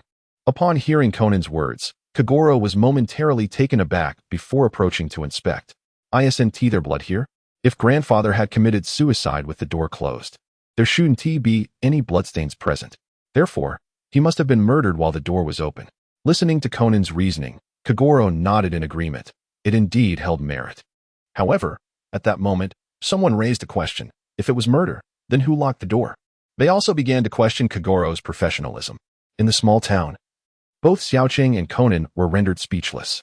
Conan, unable to endure any longer, nudged Kogoro with his foot, signaling with his gaze that the old man had closed the door himself. Fortunately, Kogoro understood his implication, and this exchange left everyone present astonished. The circumstances suggested that the victim had likely been stabbed outside, subsequently fleeing from the assailant into the room, ultimately leading to the old man's untimely demise. As soon as this was articulated, Conan displayed an expression of admiration, exclaiming how remarkable his uncle was, which left Kogoro feeling quite pleased with himself. However, this revelation cast suspicion on everyone present. The time of the incident was around 8 in the evening, and Conan proceeded to question the butler about any peculiar findings at the scene. The butler, Suzuki, produced a boutonniere, which had previously adorned the chest of Takamoto Teikiko. Instantly, all eyes turned to Takamoto. The first to voice her concerns was Mariko Takamoto, who began to recount Takamoto's lineage. It was revealed that his father, Waifu Keiichi, had been deprived of his company 10 years prior by the elder Takamoto, leading to his tragic suicide. Takamoto was indeed the son of Waifu Keiichi, and after his father's demise, his mother had also passed away a year later, leaving him to be sent to an orphanage. Xiaoqing pondered, even without recalling the plot. He found Takamoto to be the prime suspect. Takamoto Natsu appeared incredulous and questioned her brother, who, unable to deceive the one he cherished, confessed but insisted he was not the murderer. Following this, Kogoro's statements further cornered Takamoto, causing Natsu to flee in distress. You sought revenge for your father. Thus you ingratiated yourself with Natsu, infiltrating the Takamoto household, waiting for the opportune moment to strike tonight, Kogoro accused. No, that's not true. I did not kill anyone. Takamoto defended himself vehemently. As Natsu departed, Takamoto attempted to follow her, but was abruptly restrained by Takamoto Yashir, causing a commotion. Conan, I believe he is not the murderer. Xiaoqing whispered to Conan. Why not? Conan pondered, surprised by Xiaoqing's assertion. Could it be that Xiaoqing possessed a knack for deduction, or had he uncovered something significant? Consider how swiftly events have unfolded. Moreover, Uncle Kogoro has pinpointed a suspect so quickly, which contradicts the principles of deduction. It is simply implausible, Xiaoqing argued. Conan, slightly amused, dismissed Xiaoqing's thoughts, focusing intently on the scene for any remaining clues. He then inquired about the location of the boutonniere, soon discovering breadcrumbs stained with blood. Afterward, he questioned the butler about the bread, who briefly mentioned that Yashir was skilled in Western cuisine. Finally, the butler patted Conan's head, advising him to mind his own business as a child should. Conan nodded obediently, while Xiaoqing observed the group apprehending Takamoto, feeling a sense of disinterest. Although he could not recall the plot, he was certain that Takamoto was innocent. If one were to ask why, he would assert that in this world, who comprehends deduction better, him or Conan? Upon returning to the dining room, the butler served each guest a glass of juice. Contrary to grief, the Takamoto family appeared jubilant. celebrating the absence of a significant rival for their inheritance. The small town observed the scene, lamenting the decline of human integrity. It appeared that only the grief-stricken Hatsujiro remained in mourning for the deceased elder, while the others seemed preoccupied solely with his wealth. The disarray within the prominent family was palpable. At that moment, however, Butler Suzuki seemed unable to tolerate the unfolding events any longer and stepped forward to announce that Hatsujiro had indeed left a will during his lifetime. This revelation struck the assembled guests like a thunderbolt, prompting them to collectively ponder a certain possibility. Ultimately, Butler Suzuki's words confirmed their suspicions. The entirety of the inheritance was bequeathed to Hatsujiro, and the management of the Hatsujiro conglomerate was entrusted to him. Witnessing the comical expressions of the crowd, the small town nearly burst into laughter. That old man still possessed a modicum of intellect. Among those present, particularly Hatsujiro Ryonan and Hatsujiro Akijo, Ryonan bluntly remarked that without the inheritance, what purpose did a marriage with Akijo serve? The young man savored the juice in his hand, finding it quite delightful. As for Conan and his companions, what could they possibly do? It was a matter that concerned others, and their involvement would be futile, even if they had the intent. Meanwhile, Rand felt a twinge of concern for Natsuki Kitamoto and decided to search for her on the deck, conversing with Kagoro. Conan paused momentarily before promptly following suit, with the young man undoubtedly trailing behind him. Kagoro gazed at the two mischievous children without paying them much heed. They were peculiar and rather disjointed. On the deck, noticing the sorrowful expression of the samurai lady, Natsu, Sonoko hastened to offer her comfort. However, when the subject turned to the samurai take, Natsu could no longer contain herself, and tears cascaded uncontrollably. All along, I had such faith in Take, only to discover that he had married me for the sake of revenge. I can no longer trust anyone. Her voice, laden with sorrow, stirred a pang of empathy in Sonoko for the woman before her. Yet, I still believe in Take. Xiaolan's words finally pulled the sorrowful Kihan Natsukawa back to reality. Xiaolan approached her, casting a gentle gaze toward the starry sky. For some reason, I have always felt that Xiaowu could never be a villain. After all, he is the husband you chose for yourself. How could he possibly be a bad person? A tender smile adorned Xiaolan's face, and for a fleeting moment, Kihan Natsukawa felt a sense of healing as she looked at Xiaolan. Xiaolan. Xiao Cheng gazed at Xiaolan, compelled to acknowledge the unique charisma that she exuded. Xiaocheng, did you hear that? Conan inquired, as it seemed he had just perceived the sound of something plunging into the water. The small town turned to Conan, feeling helpless. He had not only heard the sound of someone falling into the water, but also sensed a faint, metallic scent of blood. He exchanged a glance with Conan, signaling him to follow, and they rushed in a specific direction. Upon arriving at the scene, they found Kiba Tatsuya leaning against the railing, drenched in blood, his eyes wide open in a lifeless stare. Conan hurriedly approached to examine the situation, while the late-arriving Rand and Natsukawa gasped in shock. API call failed with status code 429. Error. Code. For 29. Message. Resource has been exhausted, e.g. check quota. Status. Resource exhausted. As Xiao Cheng gazed upon the desolate scene before him, an ordinary person might have immediately questioned the integrity of the flag bearer. Yet, a lingering doubt occupied his mind. If he were confined within, could he emerge without resorting to violent destruction? It seemed implausible, even if the original inhabitant were not human. How could one unlock the external bolt without compromising the door? The sole possibility of exiting lay in the intervention of another, someone who had opened the door from the outside. Was it Chiban Jiaxia? Xiaocheng doubted it. Who then could it be? In a quaint town, Xiaocheng scratched his head and sighed softly. He realized that he indeed felt a peculiar familiarity with this place, yet no matter how hard he tried, he could not recall the unfolding narrative.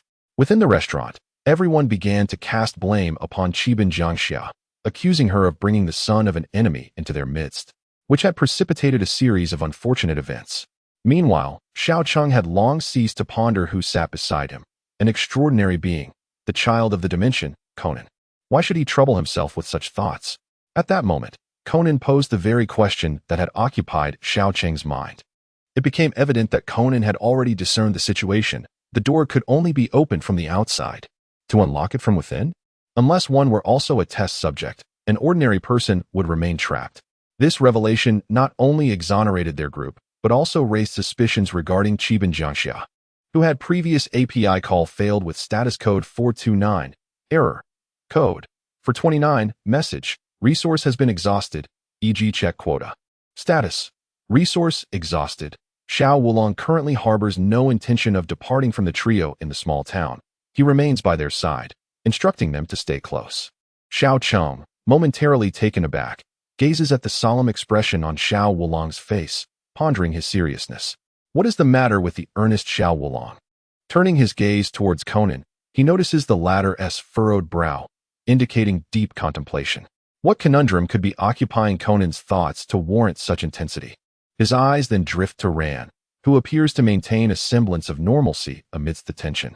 It is unclear what has transpired between Conan and Xiao Wulong to evoke such expressions. Could this case truly be so perplexing? Subsequently, Xiao Wulong instructs Butler Suzuki to escort the two individuals to the power source, while he leads the trio towards the restroom in search of Hakamoto Ichiro. Before reaching their destination, a piercing scream reverberates through the air. API call failed with status code 429, error, code, for 29, message, resource has been exhausted, e.g. check quota. Status, resource exhausted. As Kagoro and Conan listened to their conversation, they became perplexed upon discovering the murder weapon nearby. Naturally, suspicions gravitated towards Ichiro Kiba. However, both Kagoro and Conan sensed something amiss. It must be said that Kagoro's sudden burst of insight truly marks him as a distinguished detective. He then instructed Natsukawa and Ran to attend to Ichiro Kiba's minor injuries before being summoned by the Suzuki butler to inspect the power outage device. A mere glance revealed the device's simplicity. It was operable by anyone. He decided to confine everyone within the dining room while he sought out Kiba and the reason behind his unsettling intuition. Initially, he intended to secure Ran and the others in the dining room, but his lingering anxiety prompted him to take action together with them. Aren't you going to search separately, Dad? Ran inquired, observing the subtly altered demeanor of Kagoro. It's safer for the four of us to search together, and it feels better to be with family. Don't you think, Ran? Certainly. Kagoro would not elucidate the true reason, offering only a vague response. Indeed, Sister Ran, I too concur with Uncle's assertion, Conan remarked, flashing a smile in agreement. Not only was Ran puzzled by the exchange between the two, but so was the young man, who found their behavior rather perplexing. Were they perhaps under some sort of delusion? Nevertheless, the group commenced their search aboard the cruise ship. Yet, as he observed Conan and Kagoro's quest, the young man couldn't shake the feeling that they were not in pursuit of Kubo Takahito, but rather something else entirely. To be frank, he had overheard some subtle sounds along the way, yet he remained silent, now intrigued about what an old and a young detective were truly searching for. Before long, they arrived at the room of Kubo Ichiro, or rather, it seemed they had intended to seek this location from the beginning. Upon entering the chamber, they discovered a portrait. Was this the painting of Kubo Nagasaki? Beside it lay charcoal and bread. After a thorough exploration, they found no particularly useful information, prompting Conan to speak up. Uncle, should we search each room of the Kubo family to see what we can uncover? Very well, Kagoro nodded thoughtfully. Subsequently, under the guidance of Butler Suzuki, they scoured the quarters of all the Kubo family members, uncovering a set of knives in the room of Kubo Shoji, two of which were missing. One had already been found, but what of the other? Was it in the possession of Kubo Takahito? Ultimately, they stumbled upon Kubo Takahito himself in the room of Kubo Akiyuki. I did not commit murder. Kubo Takahito emerged from the wardrobe, his expression laden with bitterness. Oh, Takahito! Ran exclaimed, clearly astonished by his presence. Butler Suzuki, may I inquire about something? Does Kubo Ichiro harbor feelings for Miss Natsukawa? Kagoro interjected at this moment. Conan paused, having intended to pose the very same question, only to find that his uncle had anticipated him. How did you know? Butler Suzuki responded, visibly taken aback. Aside from the master, he believed he was the only one privy to such information. Indeed, that is correct.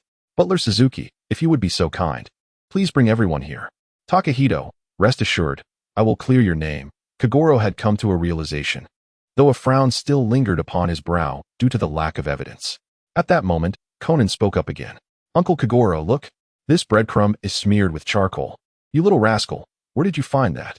As Kagoro was about to deliver a punch to the mischievous little rascal, he unexpectedly recognized the familiar breadcrumbs before him. They bore a striking resemblance to the eraser found in Ichiro Kitamoto's room. It was discovered amidst the bloodstains of the esteemed Lord Kitamoto. Conan smiled faintly. realizing that the usually oblivious uncle had indeed stumbled upon the truth of the case. With a chuckle, Kagoro picked up the breadcrumbs, recognizing them as crucial evidence. Subsequently, everyone gathered in Miss Akiyama's room, where Kagoro, armed with the evidence provided by himself and Conan, methodically deduced and identified Ichiro Kitamoto as the perpetrator. The motive stemmed from his rejection of a marriage proposal to Miss Natsukawa, coupled with an insult that fueled his resentment, ultimately leading him to commit murder. Furthermore, in a desperate attempt to dispose of the murder weapon, which had earlier plunged into the sea, it was discovered by Rionin Kitamoto, who, without hesitation, also met his demise at Ichiro's hands. The evidence lay in the breadcrumbs, which were stained with charcoal, confirming that these very crumbs were utilized by Ichiro Kitamoto to erase his artwork. API call failed with status code 429. Error. Code 429. Message. Resource has been exhausted, e.g. check quota. Status. Resource exhausted. In the earlier part of the story, Kagoro Mouri seemed dazed and confused. Yet now he displayed extraordinary prowess. Old detective, clarify this. Have you been possessed by a spirit? Little Chung pondered for a long time, unable to comprehend. The following evening, as matters reached a resolution, one would typically feel elated. However, an inexplicable gloom lingered. Little Chung, did you also sense the peculiarity of last night? Conan observed Little Cheng's demeanor, suspecting he too had noticed something amiss. Little Chung stared blankly at Conan, bewildered. Last night, whether it was merely an illusion or not, he was overwhelmed by a sense of impending danger. Conan, deep in thought, found himself uncertain about his initial feelings after a day of reflection. It seemed he was the only one experiencing this, or perhaps Uncle Kagoro as well. Conan wrestled with his thoughts, having even questioned Little Chung, but the memories they shared dispelled those doubts. Conan remained unconvinced, while Little Chung wondered, danger? Recalling the moment the power went out last night, he had felt an urge to eliminate everyone. Could this danger possibly pertain to him? Contemplating Conan and Kagoro's unusual behavior from the previous night, a realization began to dawn on him. Observing Conan still lost in thought, he fell into silence. As the sun dipped below the horizon, not far from the deck, the siblings Natsu and Takiko Haru were engaged in conversation. Takiko, would you be willing to divulge the truth about the connection between our Hata family and yours? Natsu gazed at Takiko with a complex expression. Indeed, I am the son of Yuji Fuchikawa, who was driven to suicide after the Hata group seized our business. I approached your grandfather with vengeance in mind. Yet, little did I expect that after meeting you. At this juncture, Takiko lost himself in memories, looking intently at Natsu. After meeting you, the affairs of the world pale in comparison to you. Can love truly extinguish hatred? Little Chung found himself perplexed. However, if he were in Takiko's position, would he relinquish his vendetta and choose to be with the granddaughter of his enemy? As the scene unfolded in his mind, a profound and inexplicable urge to kill surged within Xiaoqing, startling him. Was this the original owner's reaction? The notion of murder flickered in his thoughts, severing all ties. Emotions, after all, were a perilous taboo. On a sunny morning, Xiaolan, beside Xiao Wuliang, exhibited a blend of dissatisfaction and playful charm. Why can't you take us to the class reunion? Does it really matter? She pouted. What do you need to go there for? It's my class reunion. At that moment, Xiao Wuliang felt a slight headache. But you brought me along 5 years ago, Xiaolan insisted, her gaze fixed intently on him, making him break into a sweat. I've mentioned it before. The office cannot be left unattended. What if a major case arises? Xiao Wuliang helplessly resorted to his previous excuse. If a case does come up, we wouldn't be able to handle it if you're out. Besides, we also wish to enjoy the hot springs, don't we, Conan and Xiaoqing? As she spoke the last words, Xiaolan glanced down with a smile at Xiaoqing and Conan. Indeed, indeed. Xiaoqing eagerly nodded, as he genuinely longed to soak in the hot springs. As Kagoro cast a sidelong glance at them, he felt a momentary tremor within when he observed the anticipation etched on Little Cheng's face. However, he resolutely dismissed the thought. Had I not mentioned that I could treat you all to a sumptuous meal as compensation? A sumptuous meal? Little Cheng appeared momentarily taken aback, but soon recalled that this gathering surely must feature delightful dishes. Could he truly expect to placate me with merely a meal? Conan, observing Little Cheng's expression, felt a twinge of sympathy. It was truly unnecessary for Little Chung to feel this way. Little Chung, there will be plenty of delicious food at the gathering, right, Dad? Why don't you take us to the hot springs? Xiaolan patted Little Cheng's head and smiled. pressing Kagoro further. No more jokes, recently. Traveling domestically has become pricier than venturing abroad. Now, I must cover the expenses for 4 people. Have you considered that? Kagoro wore a face of complaint, and he inadvertently expressed his innermost thoughts, only to regret it almost immediately. Observing Rant's expression, which was a mixture of perspiration and realization, he covered his mouth. Just as Kagoro attempted to clarify his statement, a man burst out of the bank, clutching a bag. A robber. Someone is robbing the bank. At this moment, the young boy contemplated taking action but hesitated, for the crowd surrounding him was overwhelming. Being merely a child, he feared the potential consequences of being recorded and subsequently ridiculed online. After all, the individual he was observing was simply committing robbery. Why did such thoughts cross his mind? Had he spent too long in the world of Conan, leading him to trivialize theft as a minor offense, provided it did not result in grave repercussions? Meanwhile, he remained lost in contemplation, while Kagoro and Conan had already given chase. Ran hurriedly followed suit, prompting the boy to snap back to reality and join them, feeling that his perspective was somewhat askew. At that moment, in the alley, Conan crouched down and activated his enhanced agility shoes, launching a swift kick that sent the robber's firearm flying from his grasp. As the small town observed the scene, he had just accelerated past Xiao Lan and caught sight of the robber aiming a gun at Xiao Wulong, leading to the unfolding drama. Subsequently, Xiao Wulong charged forward, knocking the robber down and subduing him, just as Xiao Lan arrived on the scene. How impressive, Dad. You caught the bank robber. Heh. For me, the renowned detective Xiao Wulong, it was as effortless as catching a turtle in a jar. But, you little rascal, how did you manage to kick that brick with such force? Upon hearing Xiao Lan's praise, Xiao Wulong beamed with pride, though a look of suspicion crossed his face as he turned to Conan. Initially, Conan had been staring blankly at Xiao Wulong, but suddenly he snapped to attention. No, it's just that I saw that villain was going to shoot Uncle. In my panic, I kicked that brick and, unexpectedly, hit his gun. Conan, I didn't realize you saved my father. At that moment, Xiao Lan approached Conan, feeling a mix of relief and gratitude, a smile forming as she looked at him. That's not it. Conan, somewhat flustered, scratched the back of his head while glancing at Xiao Cheng. Xiao Cheng seems a bit off. In light of this, it would be only fitting for Dad to express his gratitude by taking his savior to the hot springs. As for Xiao Cheng and me, we should accompany them, right, Xiao Cheng? Xiao Cheng. At first, Xiao Lan was quite cheerful, yet Xiao Cheng appeared to be in a state of melancholy. Ah, indeed. Upon noticing her gaze, Xiao Cheng nodded slightly. Come on, are they even remotely related? Kagoro Mouri, feeling somewhat helpless, cast a glance at Xiao Cheng, sensing something peculiar about the boy today. What a coincidence, Mouri. Kagoro, what brings you here? Yumi Kayagaku exclaimed, astonished as she spotted Kagoro amidst the crowd. Yumi, what are you doing here? Kagoro responded, equally taken aback. Following this, a brief exchange of inquiries and pleasantries ensued. Conan approached Xiao Cheng and whispered, Hey, what's wrong? Nothing. Just feeling a bit off mentally, Xiao Cheng replied, shaking his head. He wasn't afraid of his own emotional fluctuations.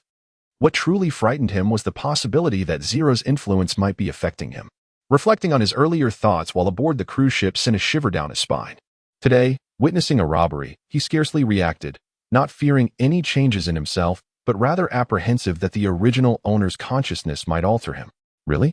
Conan questioned, puzzled.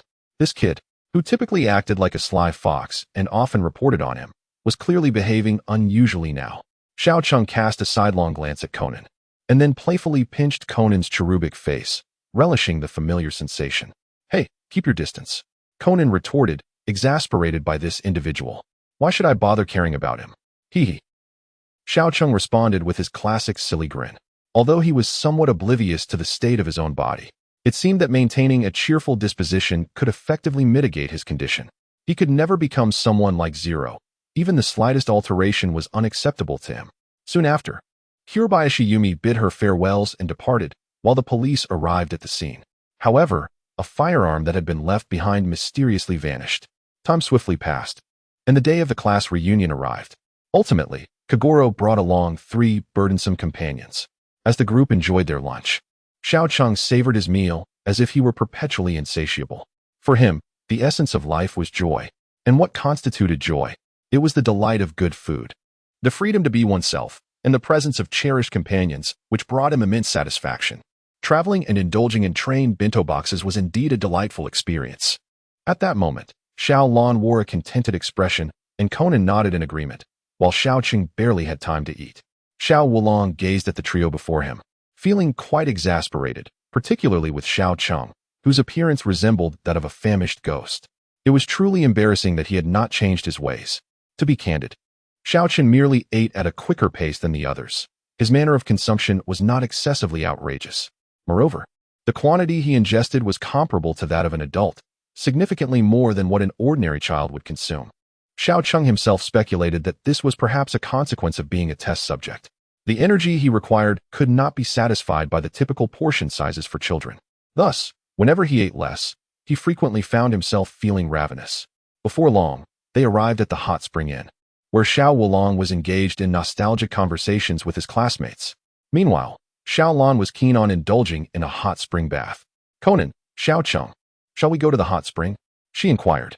Absolutely. Xiao Cheng eagerly nodded, as he had been longing for a soak. However, upon reaching the outdoor bath, Conan's expression altered dramatically, for it was a mixed-gender bathing area. Sister Xiao Lan, perhaps we should forego this, he suggested. Upon learning the news, Xiao Qing was momentarily taken aback. Mixed bathing? If they truly found themselves in such a situation, Conan would surely end up harming himself. I think I'll accompany Conan next door, he suggested. Why? Oh, are you two feeling shy? A smile graced Xiao Lan's face as she regarded the young boy before her. Conan blushed, while Xiao Qing chuckled. Me shy? If I weren't afraid of Conan harming me, I wouldn't care at all. He glanced at Conan, then at Xiao Lan, realizing he perhaps should not be present in this scenario. He ought to be in the water. Disregarding Conan, he made his way directly to the men's bath next door. Xiao Lan, let Conan stay here with you. I shall go to Uncle Kagoro's side. Hey, Xiao Qing, wait for me. Conan also declined, but was unexpectedly seized by Xiao Lan, who looked at him and the departing Xiao Qing with confusion. Why leave? Do you not wish to bathe with me? API call failed with status code 429. Error. Code 429. Message. Resource has been exhausted, e.g. check quota. Status. Resource exhausted. The young boy nodded obediently, refraining from a response. The uncle seemed particularly intrigued by him. What is your name, little one? He inquired. The boy, known as Xiao Qing, felt a wave of exasperation wash over him. He wished the man would simply keep quiet and allow him to enjoy a peaceful bath. Do you believe in fate, Xiao Qing? The uncle's question left the boy utterly bewildered. Engaging a child in such a conversation, was there something amiss with him? I, for one, firmly believe in fate, especially regarding our encounter. Who knows if it was arranged by the heavens? The uncle observed Xiao Qing's expression, seemingly amused by it. Xiao Qing let out a cold laugh, finding the joke rather unamusing. What fate are you even talking about? He retorted. Do you believe you are living well in this world? At that moment, the uncle revealed a profound smile, laden with meaning. The young man was becoming increasingly uneasy. What middle-aged man would incessantly question a child about such matters? Mister, he began, I implore you. Do not forsake your own identity. The man's words caused the young man's apprehension to escalate dramatically. Did he know Zero? What was his true nature? At that moment, the childlike innocence on the young man's face gradually dissipated, replaced by an icy demeanor. If he truly knew Zero from his childhood, then he must be connected to the hand of God. A murderous intent began to stir within him. This was not a remnant of the original host, but a genuine desire to kill the man before him. Considering the original host's situation, he shuddered at the thought of what would happen if his identity were exposed. In essence, he was a wanted man by organizations such as ICPO and FBI. In particular, ICPO had a most wanted list, and he topped it, with a bounty of $120 million. He was the only individual with a bounty exceeding $100 million.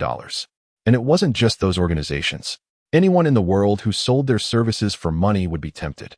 The reason for ICPO's high bounty was the hand of God's madness and Zero's speed and completion rate in assassinations.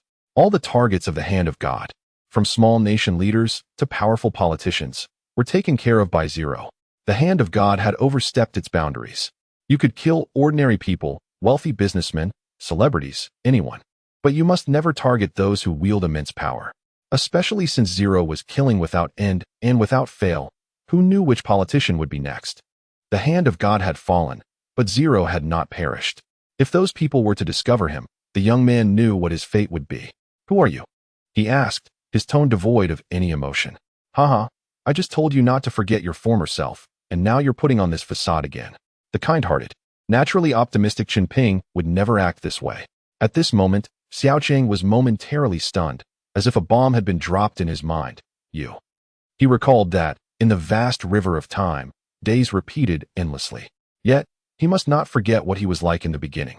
The uncle's smile seemed to possess a magical power, prompting Xiaocheng to inquire further. However, a wave of dizziness enveloped his mind, and before he could utter a word, he sank weakly into a seated position, leaning against something. His eyelids gradually grew heavy, and he succumbed to slumber, awakening to the sound of Conan calling his name. Xiaocheng! Xiaocheng! Conan, what happened to me? Xiaocheng asked, one hand clutching his head, feeling a lingering fog clouding his thoughts. Honestly, you fell asleep. And you were unaware of it? Conan replied, exasperated. Earlier, while he and Xiaolan were enjoying a bath, he noticed Xiaocheng had not emerged. So, he had searched for him once, but seeing Xiaocheng asleep, he chose not to disturb him. Now, with the fireworks festival about to commence and Xiaocheng still unresponsive, Conan remarked, Xiaocheng, you truly can sleep. Conan, did you see an uncle here earlier? Xiaocheng asked, frustrated by his inexplicable slumber. Uncle? What uncle? You are the only one here. Conan responded, puzzled. Never mind that. Is there something you need, Conan? Xiaocheng realized that pursuing the matter of that mysterious uncle was futile.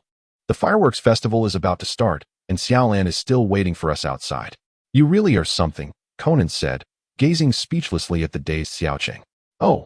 Xiaocheng, somewhat belatedly realizing the urgency, hastily gathered himself and followed Conan outside, only to find Xiaolan descending alongside Nakate Kazushi. Oh, is this the child Xiaolan mentioned? Nakate Kazushi looked at Xiaocheng, bewildered, having not seen him before. Yes, Uncle Nakata, Xiaocheng is temporarily staying with us. Just like Conan, Xiaolan politely replied, inwardly critiquing Xiaocheng for his prolonged slumber. Hello, Uncle Nakata, Xiaocheng greeted courteously. Let us not linger. We must depart quickly, or we shall miss everything. Nakata Kazushi urged the group. On their way, they encountered Ayakawa Yukio and Ayakawa Noriko, who had just come from the open-air bath. After exchanging pleasantries, they all proceeded toward the festival. Sister Xiaolan, where's Aunt Yumi? Conan suddenly recalled that Xiaolan had gone to fetch Kurikawa Yumi. Aunt Yumi is sleeping. So I didn't wake her, Xiaolan replied, a hint of melancholy in her expression for not having roused her. Xiaolan, not waking Yumi was the right decision. She loathes being disturbed from her sleep, Ayakawa Noriko remarked. However, if you don't awaken her, she will still be upset, Ayakawa Yukio added. Xiaocheng tugged at his lips behind, unsure whether to call out, for this could easily provoke irritation. Soon, they arrived at the fireworks gala, where throngs of people gathered. Xiaolan pulled Xiaocheng and Conan as they navigated through the crowd. In the bustling small town, an array of sounds enveloped Xiaocheng's ears, a cacophony of voices melding together. There are so many people here. Conan, make sure to stay close, Xiaolan urged, struggling to navigate through the throng with the two young ones in tow. After a while, Kagoro caught sight of Xiaocheng and the others. Hey, Xiaolan, I'm over here. Why are there only the three of you? Kagoro's spirits were high, but upon noticing their small number, a hint of confusion crossed his face. Just a moment ago, we were all together, Xiaolan remarked, equally puzzled. We must have been separated by the crowd, Conan explained from behind. In truth, the couple had opted not to push through the crowd, and it seemed that Nakato and Yashaharu had returned. Xiaocheng, however, remained silent, captivated by the fireworks that lit up the sky, which reminded him of the spring festival back home. Meanwhile, Juno Mura, standing beside Kagoro, observed the four of them and felt somewhat out of place, prompting him to seek an excuse to depart. Goro called out a couple of times, but seeing no effect, he sighed inwardly. At that moment, Xiaocheng had already crept beside him, reaching out to grab the dessert in front of Goro. Ouch! Xiaocheng, clearly having endured a beating from Goro, now cradled his head while still clutching the dessert in his hands. How on earth did you spend so long in the bathhouse? Goro gazed at the glutton before him, feeling utterly speechless. Xiaocheng offered no explanation, merely smiling awkwardly. Dad, you can't do that, Xiaolan interjected, stepping forward to ruffle Xiaocheng's hair. Her cheeks puffed in indignation as she addressed Goro. When Conan first laid eyes on Xiaocheng, his immediate reaction was to indulge in dessert, much to his helplessness. Wow, Uncle, Sister Xiaolan, don't the fireworks resemble an artist in the night sky? painting exquisite patterns with brilliant colors, just like how I have intruded into your lives, adding splashes of color to your existence. As he gazed at the fireworks illuminating the night sky, the young man could not help but feel a wave of nostalgia wash over him. He recalled the enigmatic words of the mysterious stranger in the bathhouse. Do not forget your true self merely because time has passed. Surely, he thought, it is impossible for me to become someone like Zero. Moreover, I am accompanied by a prodigy such as Conan. I still aspire to live for a couple more years. At this moment, the colors of the fireworks were reflected in the eyes of the small town, and he felt a profound sense of contentment. Perhaps from that instant onward, I had begun to regard them as family. Soon, the fireworks display came to a close, and everyone returned to the hot spring inn. During the banquet, Kagoro voiced his grievances about having secured a prime location but found himself alone, while others merely offered forced smiles in response. Finally, someone remembered Yumi Kayagaku, who was asleep in the room, and the group decided to go together to rouse her. As Xiao Cheng was engrossed in his meal, he was abruptly pulled away by Xiao Lan. Watching the food grow distant, tears welled in his heart, urging it to wait for his return. A group of individuals outside shouted, yet their calls elicited no response from within. Lost in despondency, Xiao Cheng suddenly caught a whiff of blood, a spark igniting in his eyes. Could this be the unfolding of a plot? Before long, Ling Cheng Xingxiong burst through the door, illuminating the scene, which revealed a shocking tableau. There lay Judy Yumi, slumped against the wall, surrounded by a pool of blood. Ling Cheng Xingxiong and Ling Cheng Jizi attempted to approach Judy Yumi to assess her condition, but were swiftly halted by Nakado and Sure. Do not touch her. In this room, aside from myself, the officer, and Mouri, the detective, no one else is permitted to enter. Xiao Lan, hurry and call the police. Upon seeing Xiao Lan frozen in place, Nakado and Sure immediately barked their command. API call failed with status code 429. Error. Code. For 29. Message. Resource has been exhausted, e.g. check quota. Status. Resource exhausted. API call failed with status code 429. Error. Code. For 29. Message. Resource has been exhausted, e.g. check quota. Status. Resource exhausted. API call failed with status code 429. Error. Code. For 29. Message. Resource has been exhausted, e.g. check quota. Status. Resource exhausted. Kagoro furrowed his brow, feeling frustrated at the prospect of waiting for 2 hours. He promptly resolved to commence the autopsy and photography with Nakado and Koji. Meanwhile, Conan and the young boy stealthily followed them outside. Just as Kagoro pondered why Yumi had not donned any undergarments, Conan voiced his observations from behind. There were indeed other peculiarities. For instance, the yukata that Aunt Yumi wore was excessively large compared to the more fitted garment she had on in the lobby. Furthermore, the fingers of her hand gripping the handgun were rigidly positioned outside the trigger, and there was yet another oddity concerning her head. Indeed, Conan remarked, that makes sense. The boy nodded in agreement, acknowledging Conan's prowess as a detective.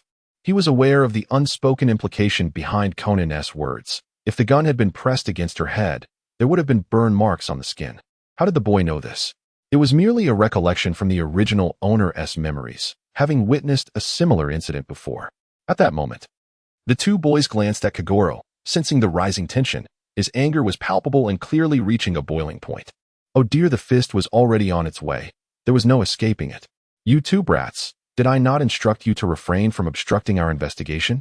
Really? Kagoro seized the two boys and tossed them outside to Ran. Both boys were a bit defiant. Have you uncovered anything, Dad? Upon hearing Conan's untimely remarks, Xiaolan promptly crouched down to restrain him. However, Sister Xiaolan, I am quite curious as well. Noticing that Kagoro did not take Conan's words to heart, Shoqing chimed in from the side. Shoqing. Just as she had silenced Conan, Shoqing added his own commentary, exclaiming, is there really any need to ask this? Of course, she holds the gun to her head in such a manner. Xiao Wugong listened to Zhao's words, displaying a hint of impatience on his face. Nevertheless, he patiently provided an explanation, accompanied by gestures. However, as the situation unfolded, Xiao Wugong became increasingly aware and hurriedly rushed over to examine the wound of Jiu Yume, only to discover that there were no signs of burns. The implication was clear: she had been shot, and the scene had been deliberately staged to resemble a suicide. A vague conclusion began to form in Xiao Wugong's mind, yet he found it difficult to accept. Upon hearing Xiao Wugong's remarks, everyone began to offer their own explanations. The time of Yomei's death was determined to be between 3 and 6 in the afternoon, a period during which everyone was present in the billiards room. Consequently, Nakado and Sure deduced that it was the work of an outsider. Later, the group approached the owner to inquire about some fundamental details. Meanwhile, Xiao Cheng stealthily approached Conan and whispered, "The time of death may not be accurate." Conan turned to look at Xiao Cheng, momentarily taken aback. Why would Xiao Cheng say such a thing? He gazed at Xiao Cheng, who nodded in response, indicating that perhaps, as the small town observed Conan, he fell into deep contemplation. The reason for his musings stemmed from the experiences of the original owner. Conducting an autopsy requires consideration of various factors. Even the slightest error can skew the results: temperature, muscle density, the substances ingested, and so forth. Previously, when Zero engaged in intense combat and ultimately eliminated his opponent, if the coroner neglected to account for such details, the time of death could be miscalculated. At that moment, a few words from Jun Omura stirred Conan's thoughts. It was evident to Kagoro that something was amiss with Jun Omura. Under Kagoro's relentless questioning, Jun Omura revealed that he had seen Yumi Kirabayashi shortly after 5 o'clock. The others were incredulous, and as Jun Omura attempted to delve into supernatural explanations, Akihiro Ayakawa promptly interrupted him. Soon, when the guests at the inn learned of the fatal incident, chaos erupted within the establishment. At that juncture, Conan had a revelation. He had discerned the identity of the murderer. "Surely, the killer cannot be among you," remarked one of the guests. "That is certainly improbable. The perpetrator lies beyond our circle. So there is no need for concern," Kagoro assured, waving off the guest's inquiries before excusing himself to the restroom. "No, the murderer is indeed among us," Conan thought, shaking his head internally as he hurried after Kagoro. "Uncle, is it not premature to accuse others? Have you been listening to what I said regarding how Aunt Yumi was killed?" Noticing Kagoro's continued silence, Conan's brow furrowed slightly. "Enough prattling. I do not require your childish interjections. What do you mean by suggesting another party is involved? If someone were to enter from outside, why would they stage it to appear as a suicide? The killer is undeniably one of us, which implies that the murderer is one of my closest allies. I may not know the method behind their actions, but this time, I shall not spare that fiend. I will expose him. Just wait and see." API call failed with status code 429. Error. Code. For 29, message. Resource has been exhausted, e.g. check quota. Status. Resource exhausted. The small town cast a disdainful glance at him, and at that moment, he recalled the plot. His memories were scant, yet he was aware that the perpetrator was a police officer. It was evident, for among this group, there was only one officer, Nakado Yoshikazu. As for the uncle, upon hearing such words from him, it was better to let it be.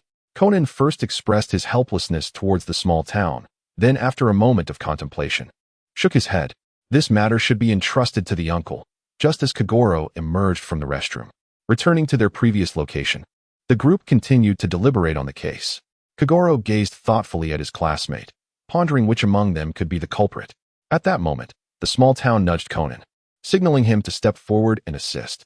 Conan shot him an irritated glance. He could approach without needing to be pushed. Subsequently, Conan seized the opportunity of the children's playfulness, forcibly dragging Kagoro under the pretense of playing billiards. Soon after, Ran intervened to halt their antics, and Conan took the chance to boast about his remarkable handshake technique, insinuating that Yumi Kuriyama also employed a similar method. When Yumi was found dead, her hand was in that very position. He even noted that one could change clothes after becoming fatigued, implying that Yumi was not wearing any undergarments, and her outer kimono was oversized. Conan implied that during the autopsy, they could have omitted the consideration of Yumi's pre-mortem exertions, treating it as a routine examination, which led to a miscalculation in determining the time of death. Observing the small town deep in thought, yet still unable to pinpoint the crucial detail, Conan remarked that the death of Nakado Yoshikazu occurred while standing during a struggle, his body already stiff upon demise. A realization dawned upon Kagoro. This was the key. He promptly asserted that Nakado Yoshikazu was indeed the culprit. Although Nakado denied it, Kagoro began to elucidate his reasoning. He first disputed the time of Yumi's death, arguing that one could die from strenuous activity, resulting in muscle rigidity, and it was this very factor that could lead to erroneous conclusions. He then articulated the method by which Nakado committed the crime, providing sound reasoning. However, Nakado, upon hearing this, scoffed and inquired whether there was any evidence. The determination of time of death necessitates a certain expertise, and in Kagoro's understanding, only he and the police officer Nakado possessed such knowledge. As Nakado continued to deny the accusations, Kagoro's frustration was palpable, and his classmates, despite acknowledging the logic behind his deductions, were left feeling unsettled due to the lack of tangible proof. "Uncle, you are so foolish," one of them exclaimed. "Don't you remember that this police officer immediately recognized Aunt Yumi's death? How could such an impressive officer possibly be the murderer?" At this moment, the voice of the small town echoed. To be frank, although Yumi was covered in blood, the wound on her head was not visible. Yet the person before her made a definitive judgment. "Indeed, I recall you did say that at the time.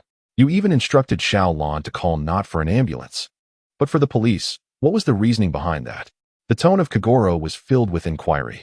Nakado Kazushi clenched his fists, an expression of unwillingness etched on his face.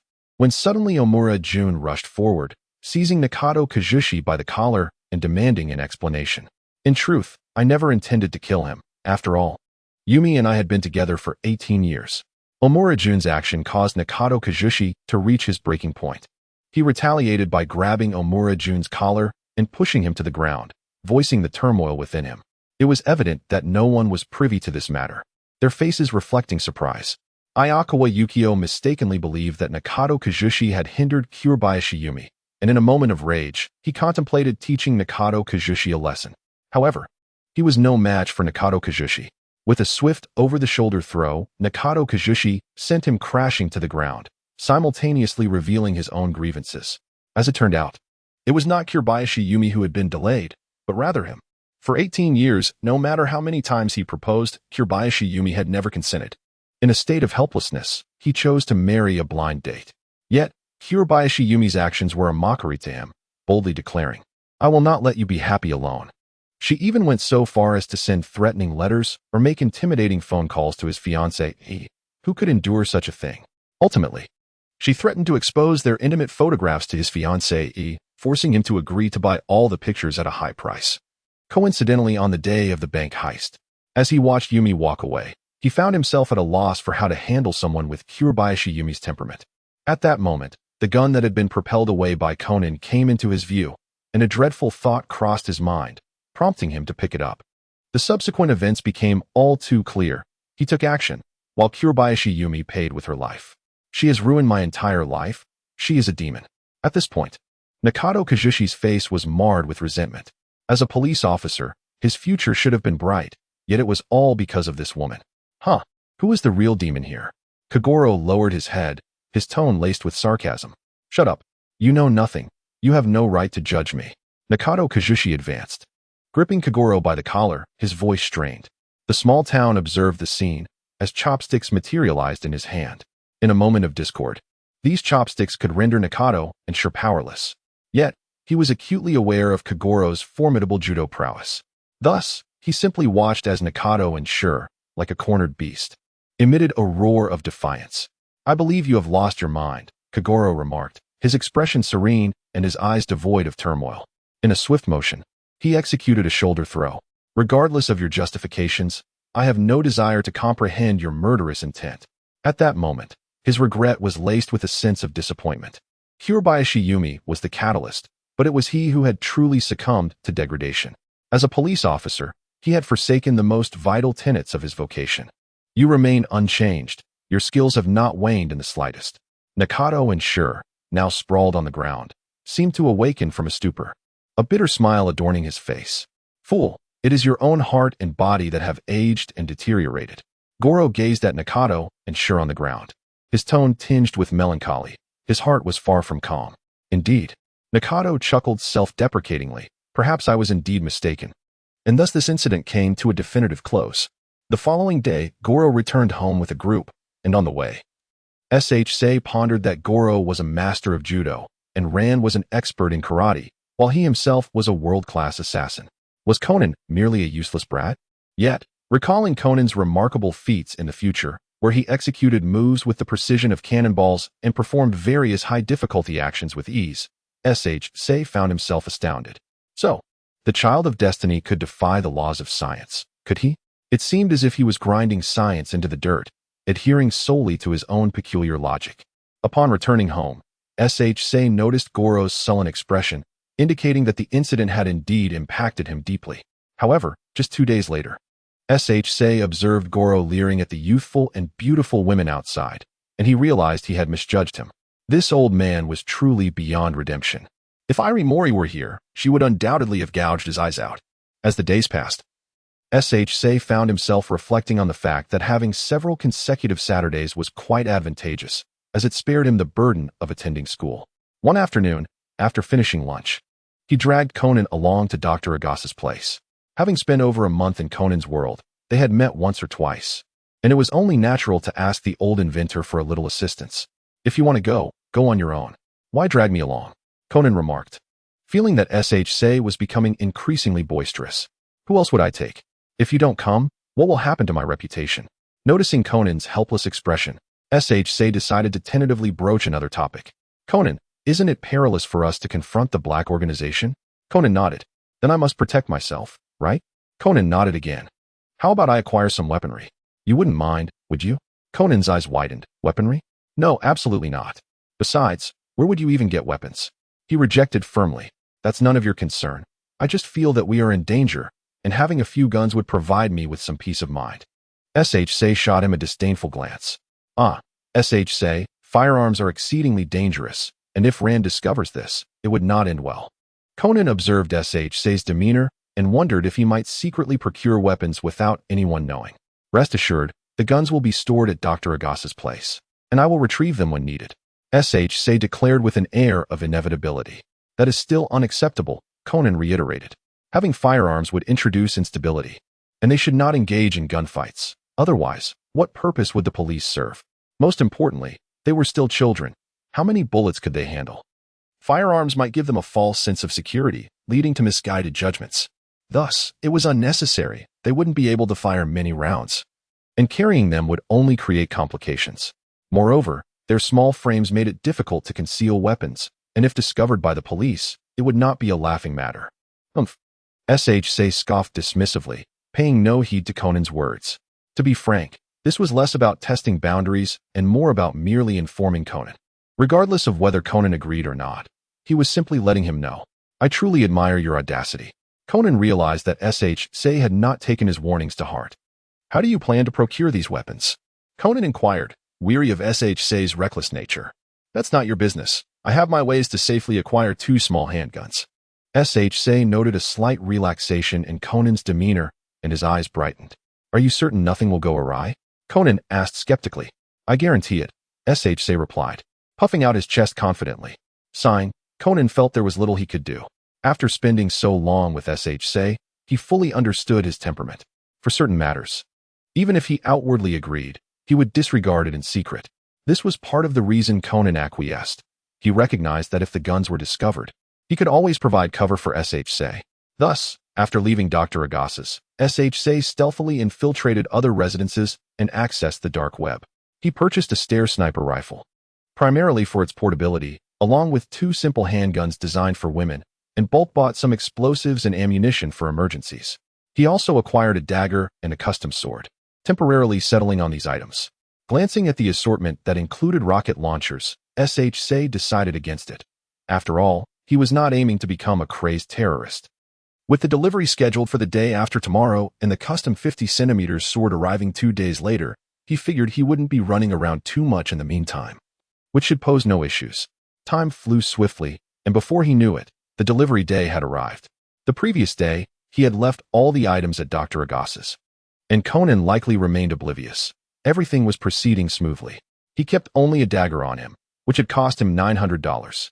Crafted entirely from Uzi steel, its sharpness was indisputable, and its durability was remarkable. Ding ding. The phone rang. It appeared the items had arrived. He instructed the delivery person to leave them under the large tree while he watched from a distance. Once the delivery person had departed, he emerged to retrieve the sword, which was wrapped in black cloth and housed in a wooden case. Slinging the case over his shoulder, he discarded his phone, a device he had procured during the abduction of a phone store employee. In high spirits, he felt invincible. However, on his way back, he was drawn to a figure, curiosity piquing his interest. At the entrance of EIK High School, Kaido was still pondering the gem. completely unaware that a small boy had followed him all the way to the school. "Hey, big brother, you're quite handsome," Say called out as Kaido prepared to enter the school. "Well, little buddy, you certainly have an eye for talent, haha." Kaido chuckled as he felt a tug on his pants and turned to find Say, flabbergasted at the little boy's discernment. The small town wore a child's innocent smile, yet a sense of bewilderment bubbled within. "Are you truly devoid of shame, lacking even a semblance of modesty? Big brother, how should I address you?" The little town inquired with a clever demeanor, hoping to ascertain whether this individual was indeed the renowned Phantom Thief Kid. The small town is certainly familiar with the photographs of Conan during his childhood. The individual before me bears an uncanny resemblance, with a similarity exceeding 95%, save for his hairstyle. "Kaido," a voice called out, prompting Kaido to turn around. It was Ayako Nakamori. Observing the two engaged in conversation, I realized that this was indeed the infamous Kaido Kuroba. According to Aoyama's narrative, Kaido and Conan are akin to distant cousins, one a phantom thief, the other a detective. I find the intricacies of such relationships quite perplexing. "Hello, little one. You are utterly adorable," Ayako remarked, squatting down to gaze at me after hearing Kaido's words. "Oh my," I thought, taken aback by her immediate approach. Ayako gently ruffled my hair, her expression one of contentment. "All right, Ayako, we must attend class now," Kaido interjected, casting a disapproving glance at the young boy beside him.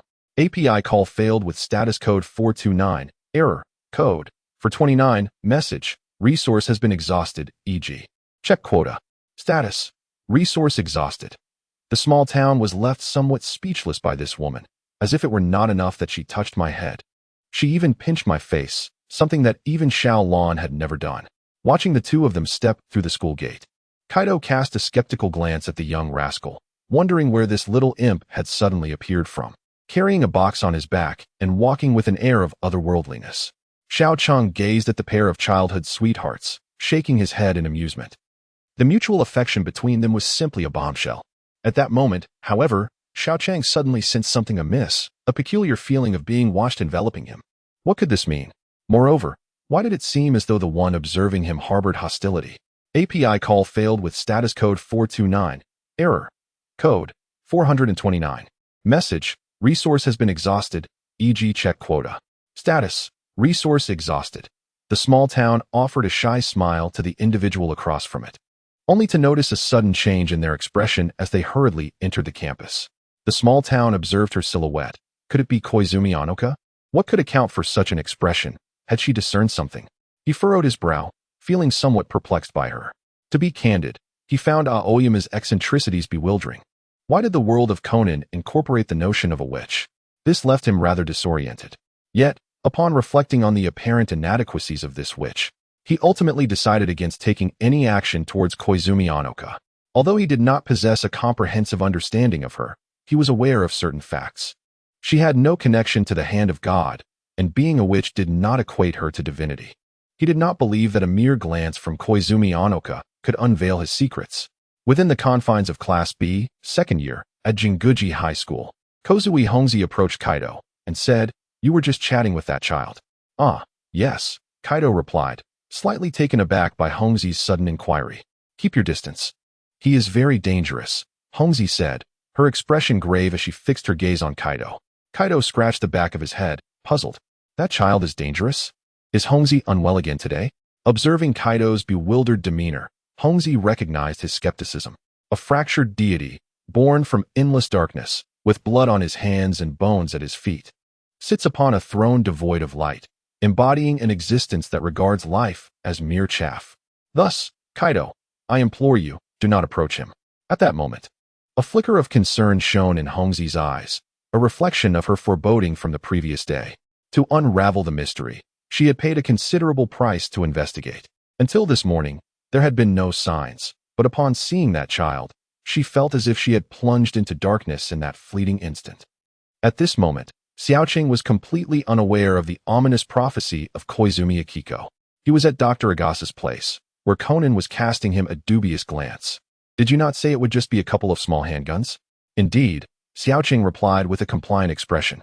"Then what about the sniper rifle and the explosives?" Conan surmised that Xiaoqing was likely up to something related to weapons since he had skipped school today. However, he could not fathom how Xiaoqing, with such remarkable ability, had acquired not only a sniper rifle but also an abundance of explosives. I just happened to come across them, Xiaoqing blinked. Having considered hiding these items, but ultimately decided against it, reasoning that if there was no place to conceal them, purchasing them would be redundant. Thus, he chose to be forthright about it. Where on earth did you acquire these items? Such things are not easily obtained by the average person, Dr. Agasa pondered, feeling both perplexed and somewhat concerned. Returning to the original question, could Xiaoqing admit to having purchased them from the dark web? That was implausible. The dark web was notoriously obscure, requiring a modicum of computer expertise to access. Even law enforcement agencies found it challenging to trace. Besides, the dark web was often backed by high-ranking officials from various nations. I procured these items from the military. Xiaoqing produced a premeditated answer. Upon hearing this, both Conan and Dr. Agasa were taken aback. Xiaoqing had connections to the military? Is that true? Conan recalled Xiaoqing's exceptional skills. Due to Xiaoqing's amnesia, he had refrained from probing too deeply into his background. Could it be that Xiaoqing had ties to the military? Why would I lie to you? I told you I remembered a few things, and coincidentally, someone in the military owed me a favor, so I called it in, Xiaoqing asserted confidently. Are you from the military? Conan inquired, voicing his curiosity. It seemed unlikely, yet it was not entirely out of the realm of possibility. His memories were still incomplete. Contemplating Xiaoqing's ambiguous response, Conan fell into deep thought. However, Xiaoqing was not inclined to grant him the luxury of time. He seized Conan's arm and declared, "Let's go. I'm hungry. Dr. Agasa, please expedite the matter I entrusted to you." With that, he dragged Conan out. "Hey." Dr. Agasa sighed as he watched them depart. As they walked, Conan scrutinized Xiaoqing, who felt a bit uncomfortable under his gaze. "By the way, Conan, did you know that Ran has been dressing up lately? Could it be that she has a romantic interest?" "No way. What are you thinking?" Conan immediately dismissed the notion. "But I have insider information. Ran is going out on a date tomorrow," Xiaoqing exclaimed with a mischievous grin. Hearing Xiaoqing's playful laughter, Conan was rendered speechless. "I don't believe you. Where did you get this information? What if I told you that Ran herself informed me? She's meeting someone important tomorrow. Can you keep your cool knowing that?" "Stop joking, kid. I know you too well. Perhaps it's just an important friend or something." "I couldn't care less," Conan replied, his heart tightening at the thought. Yet, as he met Xiaoqing's gaze, he began to feel uncomfortable. We've shared a bed before. I know exactly what you're like," Xiaoqing smirked. "All right. I'm off to eat," Conan retorted, striding forward, slightly unsettled by Xiaoqing's insight into his thoughts. As Xiaoqing watched Conan walk ahead, he let out a sigh of relief, grateful to Ran. Otherwise, today would have been quite troublesome. The next day, seeing Ran beautifully dressed as she headed out, Conan felt a pang of anxiety. Could it be that Xiaoqing was speaking the truth? "Where are you headed, sis Ran?" Conan. Ran was startled by his sudden appearance. "Are you going to the movies?" "I want to go too." Conan pointed to himself, indicating his desire to tag along. "Sure, no. I'm going on a date." Ran signaled for him to be quiet. "A date?" Conan was bewildered. Was Xiaoqing actually right? "Yes, with Shinichi," Ran explained with a smile. "Ah." Conan was once again taken aback. "If Dad finds out I'm going on a date with Shinichi, he will be furious. Please don't tell him," Ran earnestly instructed Conan. "Oh." Conan's mind went into a tailspin, struggling to process the information. "Goodbye, Conan," Ran waved as she departed, leaving Conan in a state of confusion. "Isn't this what I said I didn't care about?" Xiaoqing appeared, observing Conan's flustered demeanor with intrigue. "Do you know what Ran just said? She is going on a date." Conan lamented to Xiaoqing. "Not caring guy, didn't you say you were indifferent about this yesterday? What else with the sudden change?" Xiaoqing teased. "You." Conan found himself at a loss for words, his confusion evident until he caught the glint of mischief in Xiaoqing's eyes. "I don't care. You're coming with me to check it out," Conan insisted, his tone almost petulant. Someone has been away for too long. It's quite normal for sis Ran to seek new love, isn't it? Not going, Xiaoqing chuckled. "Is that so? Then it's better to dispose of the explosives and firearms at Dr. Agasa's. Having them around is just a hassle," Conan retorted with a cold laugh, a hint of a threat in his voice. "Hey, wait. How can you be like this?" Xiaoqing gazed at Conan in disbelief. "You've changed, Conan. You're going down a bad path. Let us go. There's no time for this. Sis Ran has been gone for several minutes. If we don't hurry, we'll lose her." The small town gazed in silence as Conan fervently grasped his hand and dashed forward. "Alas, such is the turmoil of love. You see, I am devoid of such troubles." As for the notion of Xiao Lan having an affair, it is an impossibility, a mere fabrication that Xiao Cheng cannot entertain. Yet, the way Xiao Lan presents herself so meticulously, adorned in such exquisite fashion, raises a question. Why this elaborate display? In the little town, a sense of understanding began to dawn upon Xiao Cheng.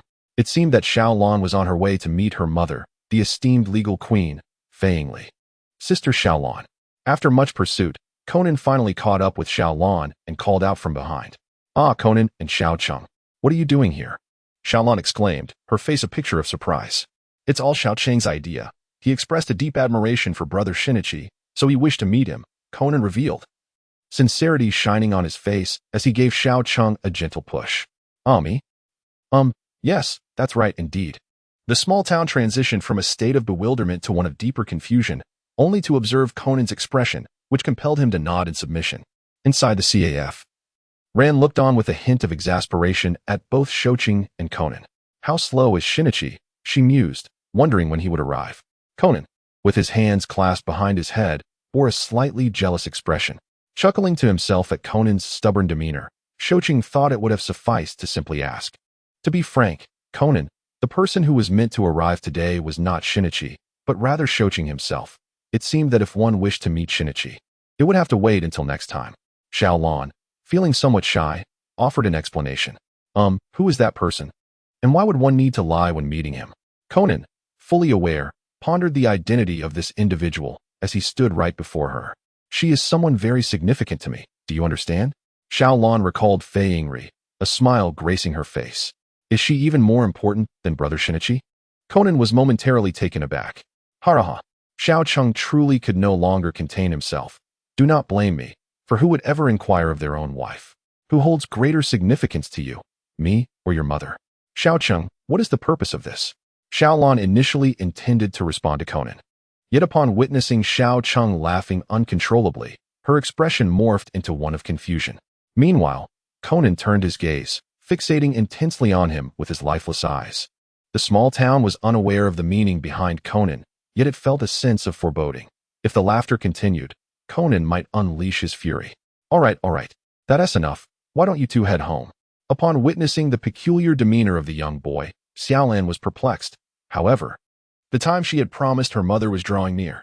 But I do not wish to return home just yet, Conan whined childishly, playfully kicking Xiao Cheng in the process. Indeed. Conan is right, he added with a cough. You little rascal, if you don't want to go back, I certainly do. Why are you glaring at me? Are you attempting to intimidate me? Truly, you are quite the character. By the way, how about I buy some treats for you both? Would cake suffice? I shall go purchase it right away, and once I return with the cake, you two must obediently head back. With that, Xiaolan prepared to venture out to buy the cake. Yes. Xiao Cheng nodded immediately, feeling a sense of unexpected delight.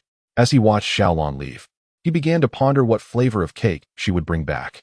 You are surprisingly easy to please, Conan remarked with a tone of disdain. What do you mean I'm easy to please? Xiao Cheng responded, puzzled. They are simply spending time together. I have no desire to be a third wheel. He decided to employ his keen observation and insight to track down that fellow and see if he truly possessed extraordinary abilities. Conan spoke with an air of smugness. In the small town, Xiao Cheng listened intently. Just yesterday, this fellow had claimed to be unconcerned, yet today, it appeared he was determined to uncover the identity of the person meeting Xiao Lan, demonstrating once again that being human requires the resolve of a detective like Conan. At this moment, Conan continued to observe one individual after another, while Xiao Cheng felt a twinge of boredom. It was only when Mei Yingli entered and surveyed the room, failing to spot Xiao Lan, that she assumed the latter had yet to arrive. Unperturbed, she chose a seat for herself, captivating Conan's attention with her beauty and profession as a lawyer. As he instinctively withdrew his head, it was evident that she had noticed him. The embarrassment of being seen while merely observing was mortifying. Ignoring Conan, Xiao Cheng approached Mei Yingli directly. Wow, sister, you are stunning, he exclaimed. Oh, really? Mei Yingli replied, slightly taken aback by the boy's compliment, but she graciously acknowledged him nonetheless. Indeed, I have never encountered anyone as beautiful as you, sister, Xiao Cheng declared, his face lighting up with a childlike smile. Meanwhile, Conan was flabbergasted, wondering what Xiao Cheng was up to, as he struck up a conversation with Mei Yingli. Conan sighed internally, lamenting Xiao Cheng's unreliability. At that moment, more patrons entered the CAF, redirecting Conan's focus towards the matter at hand, finding Xiaolan's state. Finally, he spotted a person resembling the one he sought and leaned in, eager to overhear their conversation. Meanwhile, Xiao Cheng had settled beside Mei Yingli, listening intently as she recounted a case. Though his eyes sparkled with excitement, his heart lacked genuine interest. Were it not for the desire to ingratiate himself, he would have preferred not to listen at all. Wow, Sister Mei Yingli, you are truly impressive. Xiao Cheng clapped enthusiastically. Not at all. At my age, I could very well be your mother, Mei Yingli replied modestly, exuding an air of intellectual beauty that left Xiao Cheng in awe. He mused that Kagoro had indeed received a rare blessing. It was no surprise that Yusaku Kudo had wed Yukiko. Yet, for Kagoro to marry Mei Yingli was truly fortuitous. Setting aside discussions of ability, Kagoro's lazy disposition and penchant for beauty made one wonder how he could have won her heart. Is that so? Sister Mei Yingli, you hardly seem to be in your 30s. You look like you're in your 20s. Xiao Cheng exclaimed, his words devoid of pretense. Why is this little brother so sweet-tongued? Do you need my assistance? Mei Yingli replied with a smile, her demeanor reflecting the unique charm of a professional woman. No. It's just that I have a good friend who thinks you are exceptionally beautiful and wishes to meet you, Xiao Cheng clarified, referring, of course, to Conan. However, upon hearing this, Mei Yingli's previously warm expression cooled slightly, as she suspected that someone had sent this child to act as an intermediary. My apologies, little brother, but I must use the restroom, she said, not wishing to be rude but losing interest in further conversation with Xiao Cheng. She patted his head affectionately before heading off. Hey, Xiao Cheng wanted to say something, but realizing he would be obstructing her, he thought better of it. At that moment, he heard Conan hanging up a phone call, followed by a scream from the restroom. Ah. Stunned, Xiao Cheng thought, is there really a plot unfolding here? Soon after, Officer Mugir arrived to secure the scene. Xiao Cheng had caught a glimpse of Xiaolan's voice on the phone but had no idea what she had said. Inquiring with Conan, he learned that the cake would arrive later, prompting him to abandon his efforts. API call failed with status code 429. Error. Code 429. Message, resource has been exhausted, e.g. check quota. Status, resource exhausted. In the small town, a sense of disillusionment prevails, despite the proximity. It feels achingly distant. What could Conan be doing, that a single case takes so long? The despondent figure of the town ambles back, only to catch sight of Conan emerging. What is the matter with you? He inquires, perplexed by the state of the town, having only passed a brief moment. Enough already. It's all tears, you wouldn't understand, you child. The town shakes his head slightly, the ache in his heart palpable. My cake.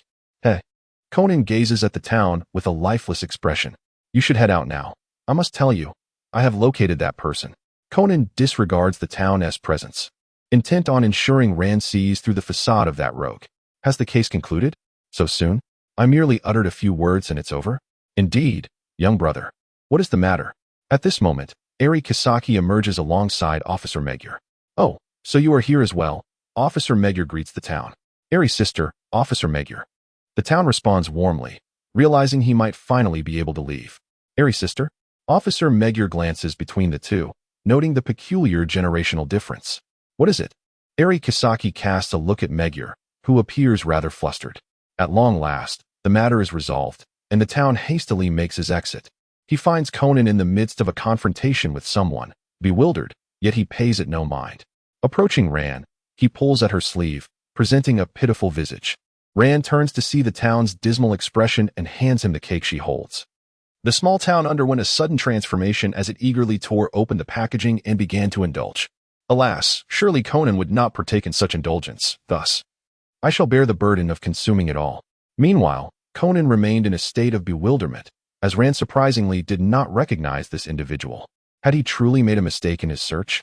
Is what you say truly genuine, Conan? At that moment, in the not-so-distant vicinity, Sonoko overheard Conan's words, her anger surging. What does it mean that a woman can be so easily won over by sweet words? I was genuinely concerned for him, and now I am infuriated. Ah! Conan glanced at the man beside him, then turned to face Sonoko, realizing that this insufferable brat was indeed waiting for Sonoko. If that were the case, whom was Ran waiting for? In a fleeting glance, Xiao Cheng observed the young lady of the Suzuki group. He had yet to meet her formally. He had only witnessed Suzuki Sonoko slap that man and storm off in a fit of rage. It seemed that the timing was not right, and he couldn't fathom why. As the daughter of the Suzuki group, she would be enamored with a romantic notion, seemingly unable to attract any suitable suitor. It was utterly perplexing. Oh dear. Look at how you're dressed again. Haven't I told you that wearing such a short skirt could lead to catching a chill? Fei Yingli approached from a distance. Her tone a blend of reproach and gentle admonition, for in her eyes, Xiaolan was still a young girl. Must you always regard me as a child, Mom? Xiaolan replied, feeling slightly embarrassed as she observed Fei Yingli chastising her in front of the two boys. Watching Conan's astonished expression, mouth agape, she sensed his shock was beyond mere surprise. Was it perhaps due to a lack of affection? He. Xiao Cheng's mischievous chuckle echoed in Conan's ear. Turning to face Xiao Cheng, Conan recalled the boy's antics at the CAF, wondering if he had known all along. Cursed Xiao Cheng, withholding such information. Xiaolan. It seems these two children. Fei Yingli noted the apparent camaraderie between Xiao Cheng and Conan, seemingly close to her daughter. Oh, Mom, they are because. Xiaolan provided a brief explanation. So that was it. Xiao Cheng, you mentioned a good friend who would like to meet me. Is it Conan? Fei Yingli mused, feeling a sense of coincidence wash over her. Indeed, Xiao Cheng nodded, as if it were a matter of course. Ah. Conan stepped forward to grasp Xiao Cheng's arm while timidly hiding behind him. This left Xiao Cheng utterly perplexed, after all. This was your future mother-in-law. Shouldn't you at least acknowledge her? Where had that earlier bravado vanished to? It was only thanks to Conan that matters had been resolved so smoothly. Fei Yingli regarded Conan with a hint of surprise at his reaction. Ah. Conan shrank back, his little head retreating. Oh dear, it seems he might not like me. Though she voiced such thoughts, Fei Yingli maintained a warm smile, exuding an air of familiarity. No wonder there had always been a sense of recognition intertwined with a feeling of repulsion, Conan silently lamented within. In my childhood, whenever I played with Xiaolan, Fei Yingli would invariably erupt in fury, often resorting to physical reprimands, which inevitably instilled fear within me. Sister Xiaolan, why is Aunt Fei Yingli not at home? At that moment, Xiao Cheng's habitual phrases had transformed, as he realized that Fei Yingli did not place much importance on such matters. Indeed, if I calculate correctly, it seems you have been away from home for nearly a year, Xiaolan remarked, her spirits visibly dampening. Why mention that? Fei Yingli dismissed the comment nonchalantly. I simply thought it was about time you returned to your father's side, Xiaolan replied, glancing at Fei Yingli's expression, feeling it appropriate to speak, albeit with a smile adorning her face. I would not wish to do so, for that man is a tasteless, vulgar, drunken lout who incessantly provokes women. Fei Yingli's mood fluctuated, her words laced with disdain. Then why did you marry him in the first place? Noting Fei Yingli's lack of intention to return, Xiaolan's mood dimmed further. Because we were, tragically, childhood sweethearts. There was a hint of resignation in Fei Yingli's tone at that moment. Ah, childhood sweethearts truly hold a remarkable significance in this worldview, Xiao Cheng mused. Then why do you still wear your wedding ring? Observing the ring on Fei Yingli's hand, Xiaolan understood that her parents still shared love, albeit clouded by misunderstandings. I wear it to ward off those tedious men, she replied, casting a glance at Xiao Cheng, who she had previously suspected was sent to act as a mediator. Xiao Cheng and Conan exchanged a glance, each comprehending the unspoken significance in the other's eyes. It was merely a matter of pride. At that moment, the television beside them began to broadcast a segment featuring Kagero Mouri. Initially, all seemed well, until Mouri uttered another remark. My wife? Who cares? We are currently separated. How about we enjoy a passionate night together, haha. A smirk crossed Xiao Cheng's face as he recalled the incident. Observing the sudden change in Rant's expression as she turned to explain to Eri Kisaki that there was a backstory to this. The small town could not help but express its disdain. Uncle truly was a hopeless case. In my view, it is still not the time for my return. At this moment, Fei Yingli felt a surge of anger, raising an eyebrow, fully aware that this person was unlikely to change. Xiaolan, you must be cautious around that childhood detective of yours, understand? It's best to limit your encounters with that fellow, she advised Xiaolan before departing. However, Mom. Xiaolan hurriedly chased after her. Fei Yingli's words left Xiao Cheng momentarily stunned. He glanced at Conan, observing his vacant expression, and recalled Conan's future companion, Ai Hybera. Is it true that friendship transcends love? Aoyama seems to suggest so. Yet in the theatrical adaptations, it is evident to even the simplest observer that Ai possesses feelings for Conan. Does this world truly lack a theatrical version? No, even in its absence. AI's emotions towards Conan are undoubtedly intricate. Were it not for Xiaolan's presence, AI might have lost her restraint. TSK, TSK, TSK. Xiaocheng shook his head at Conan. Child, you are truly a mess. It turns out Fei Yingli is a prophet. Quite remarkable indeed. What are you doing? That ghastly expression is repulsive, Conan retorted, looking at him with disdain. This fellow is truly insufferable.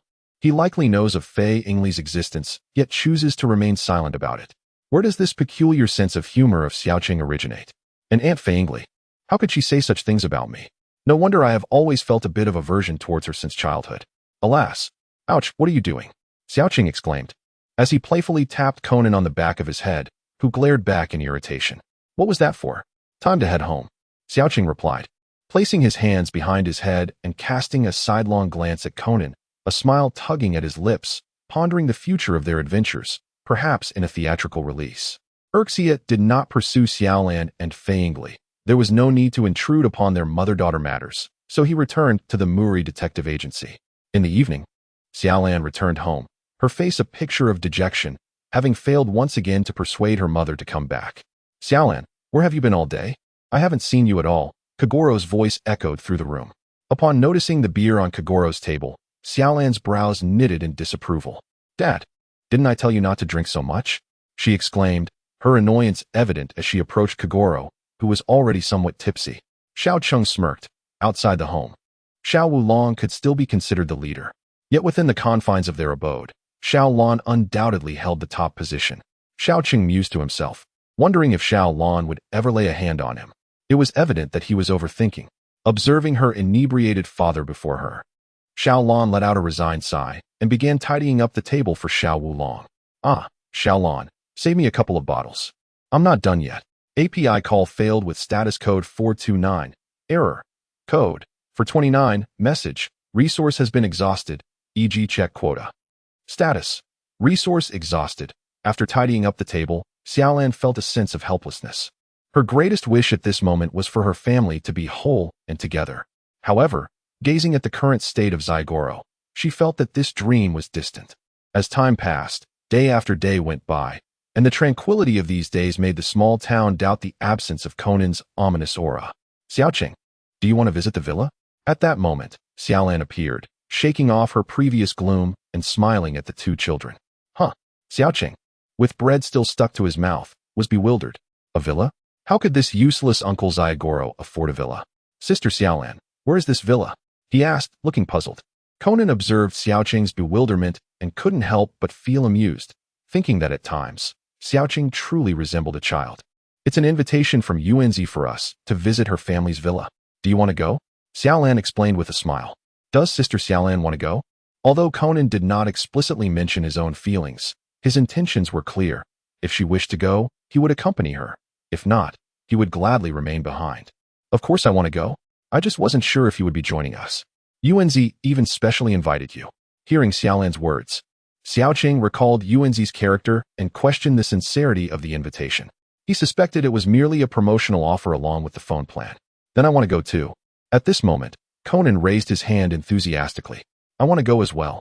Xiaocheng followed suit, mimicking Conan's gesture. All right then, we shall set off tomorrow. First, let us inform Dad, Xiaolan said. The next day, watching Xiaolan ponder over the map with a puzzled expression, Xiaocheng fell silent. Please don't tell me we're lost. How strange. I remember this villa should be around here, Xiaolan murmured. Sister Xiaolan, are we perhaps on the wrong path? Conan also began to sense something was amiss. Could we be lost, Sister Xiaolan? Xiaocheng chimed in. How could we be lost? We might just have taken a detour, Xiaolan replied, slightly embarrassed and lacking confidence. Fortunately, Xiaolan was correct. They had not strayed too far off course, just taken a wrong turn. Looking at a figure on the bridge, the trio was puzzled, assuming he was also headed to the villa. At that moment, a person clad in black and wrapped in bandages turned to glance at the three, his eyes glinting with malice. The sight of his attire and expression startled both Conan and Xiaolan. Xiaocheng furrowed his brow as he observed the bandaged figure sprinting into the distance, then glanced at the timid Xiao Lan and Conan beside him. He refrained from pursuing the fool. Was his mind not functioning properly in such a state? He wondered if the individual would also make his way to the villa. Xiaolan shielded herself with her hands, feeling a tinge of fear. Surely, it could not be so. Conan, too, felt a flicker of trepidation. Yet as he caught sight of Xiao Cheng's incredulous expression, his anxiety gradually dissipated. While he was not particularly familiar with Xiao Cheng's capabilities, he was aware that ordinary individuals should not dare approach him. Were Xiao Cheng to learn of Conan's thoughts, he would merely chuckle. It was rather condescending to underestimate others. Unarmed, he could easily take on at least 100 of that bandaged individual.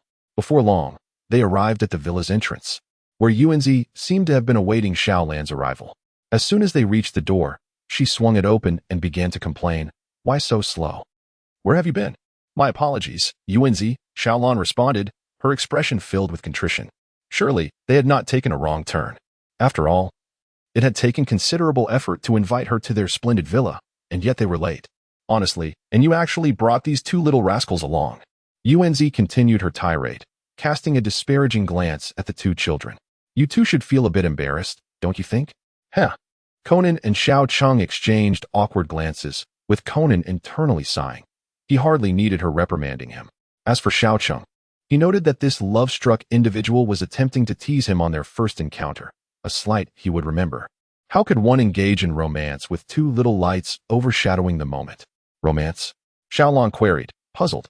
Indeed, we came here today to meet some fine young men. She explained.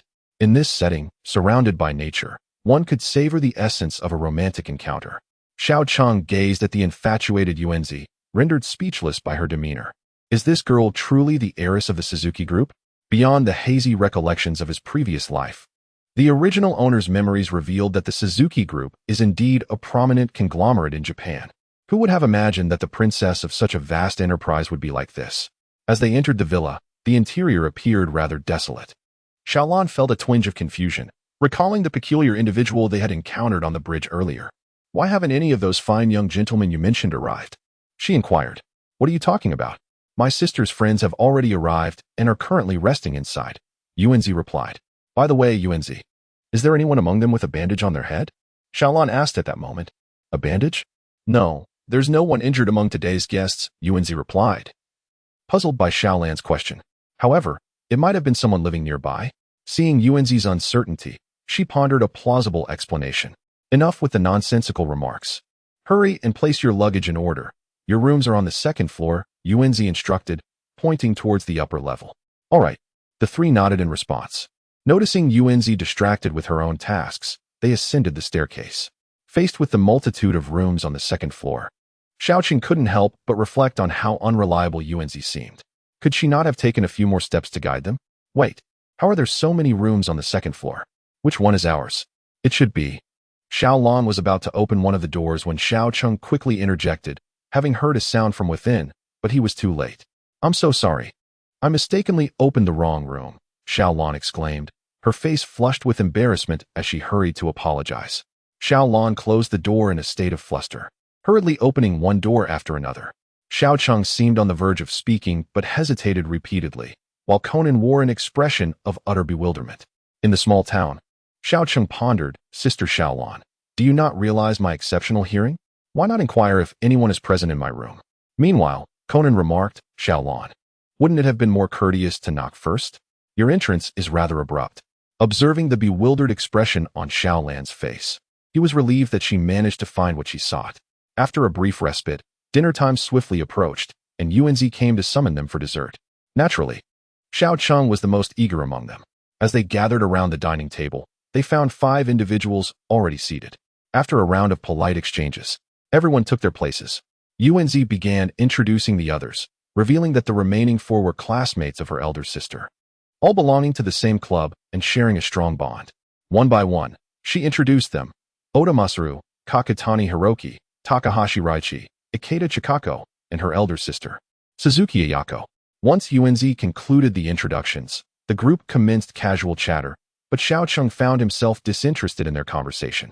Noticing that no one was inclined to speak, he casually scanned the table and, with a hint of nonchalance, reached for a dessert. Life was already quite bitter, so indulging in something sweet was a necessity. Certainly not a mere whim. Hey! Conan gently tugged at him. Xiaoqing turned to glance at him, only to find Conan gazing at him with a lifeless stare. Judging by his expression, Xiaocheng began to fathom what Conan was attempting to convey. Was this fellow suggesting that he should exercise restraint while eating? How meddlesome. Nevertheless, it is indeed essential to observe a modicum of decorum when in someone else's home. Thus, he decided to savor his meal at a leisurely pace, for after all, culinary delights deserve to be appreciated. If Conan were to discover Xiaocheng's thoughts, he would undoubtedly burst into laughter at the notion of appreciation. In this small town, Xiaocheng was always the one who consumed the most food, and at the swiftest pace. He couldn't fathom how such a diminutive stomach could endure such indulgence. Just then, when Suzuki Ayako mentioned the word dunzi, the atmosphere in the room shifted dramatically. Xiaolan and Conan were left bewildered. Was there a taboo associated with this name? Please, let us refrain from mentioning dunzi, Xiaolan implored. Ikeda Chikako's expression changed instantly, and she rose to bang on the table, startling Xiaocheng. Did your mother not teach you table manners? It is highly inappropriate to bang on or overturn the table during a meal. Chikako. Suzuki Ayako observed her reaction, her spirits dampened. She had taken time out of her busy schedule to come here for a respite and had no desire to discuss a person who had passed away 2 years prior. Realizing her outburst was inappropriate, Ikeda Chikako sat back down, her demeanor slightly subdued. I apologize. Ayako's words astonished Xiaocheng. Were the princesses of the Suzuki family truly this humble? To utter a mere name and offer an apology? The tone of the well-known Taida Masaru dripped with sarcasm, his expression mirroring the derision. What? Upon hearing Masaru's words, Ikeda Chikako's voice rose, her frustration palpable. Fortunately, Suzuki Ayako intervened, suggesting she would prepare a meal, allowing everyone a moment to relax. In this quaint town, one cannot help but marvel at this woman, for he holds no recollection of Ayako Suzuki. However, he is certainly aware of the Suzuki group. Such a colossal enterprise must surely nurture a few pampered scions. Yet, this woman before him possesses not only a gentle temperament, but also culinary skills, devoid of any semblance of a spoiled heiress. In contrast to the understated elegance of the garden, she exudes a subtle, yet undeniable confidence. Were it not for prior knowledge, he would never discern that she, too, is a lady of privilege. At this moment, Ryoichi Takahashi also expressed the need to repair the damaged roof outside, prompting a curious glance from the young man. As for the reason behind his gaze, it inevitably led him to recall the plot. Admittedly, it is somewhat embarrassing to admit that he was frightened by the bandaged man in his youth, especially with the ominous music playing, reminiscent of a horror film. Although his memories are somewhat fuzzy, he does recall a detail from Conan's deduction. The murderer was a person who appeared to be overweight but was, in fact, quite lean. Clearly, there is only one individual in the vicinity who fits the description of being overweight, and he is likely the culprit in this narrative, without a doubt. As the crowd began to disperse, the young man and Conan trailed closely behind Ran. Xiao Lan was lamenting about the weather when Yuanzi approached her, wearing an expression that suggested her heart was aflutter, inquiring about the charming Taido Masaru. To be candid, among the three gentlemen, only Taido Masaru possessed a touch of handsomeness. He exuded a blend of charm and a hint of aloofness, a type of man that I find most appealing. At that moment, Yuanzi was clearly smitten. The small town is hardly bearable to behold. It seems that anyone who possesses a modicum of handsomeness is instantly favored. Nonetheless, if one were to indulge in the company of a few attractive individuals in the guise of a socialite, it would suffice. Yet, she harbors an earnest yearning for love. Could this be the longing of a young lady from a prestigious family? Is that so? At this moment, Xiao Lan, as Yuanzi's confidant, could hardly be oblivious to the true essence of Yuanzi's words. Ah, indeed, you already have your new flame. How unfortunate he could not accompany you here. Yuanzi gazed at Xiao Lan with a mischievous grin. Who would want to be seen with someone like him? If he were here, I would undoubtedly deliver a solid punch. Xiao Lan's cheeks flushed, her words tinged with a hint of defiance. Upon witnessing the lifeless gaze of Conan, Xiaocheng nudged him, raising an eyebrow as if to say, "Do you see? Shall we take a stroll together?" At that moment, Oda Masaru approached Xiao Lan, while Yuanzi continued to express his willingness.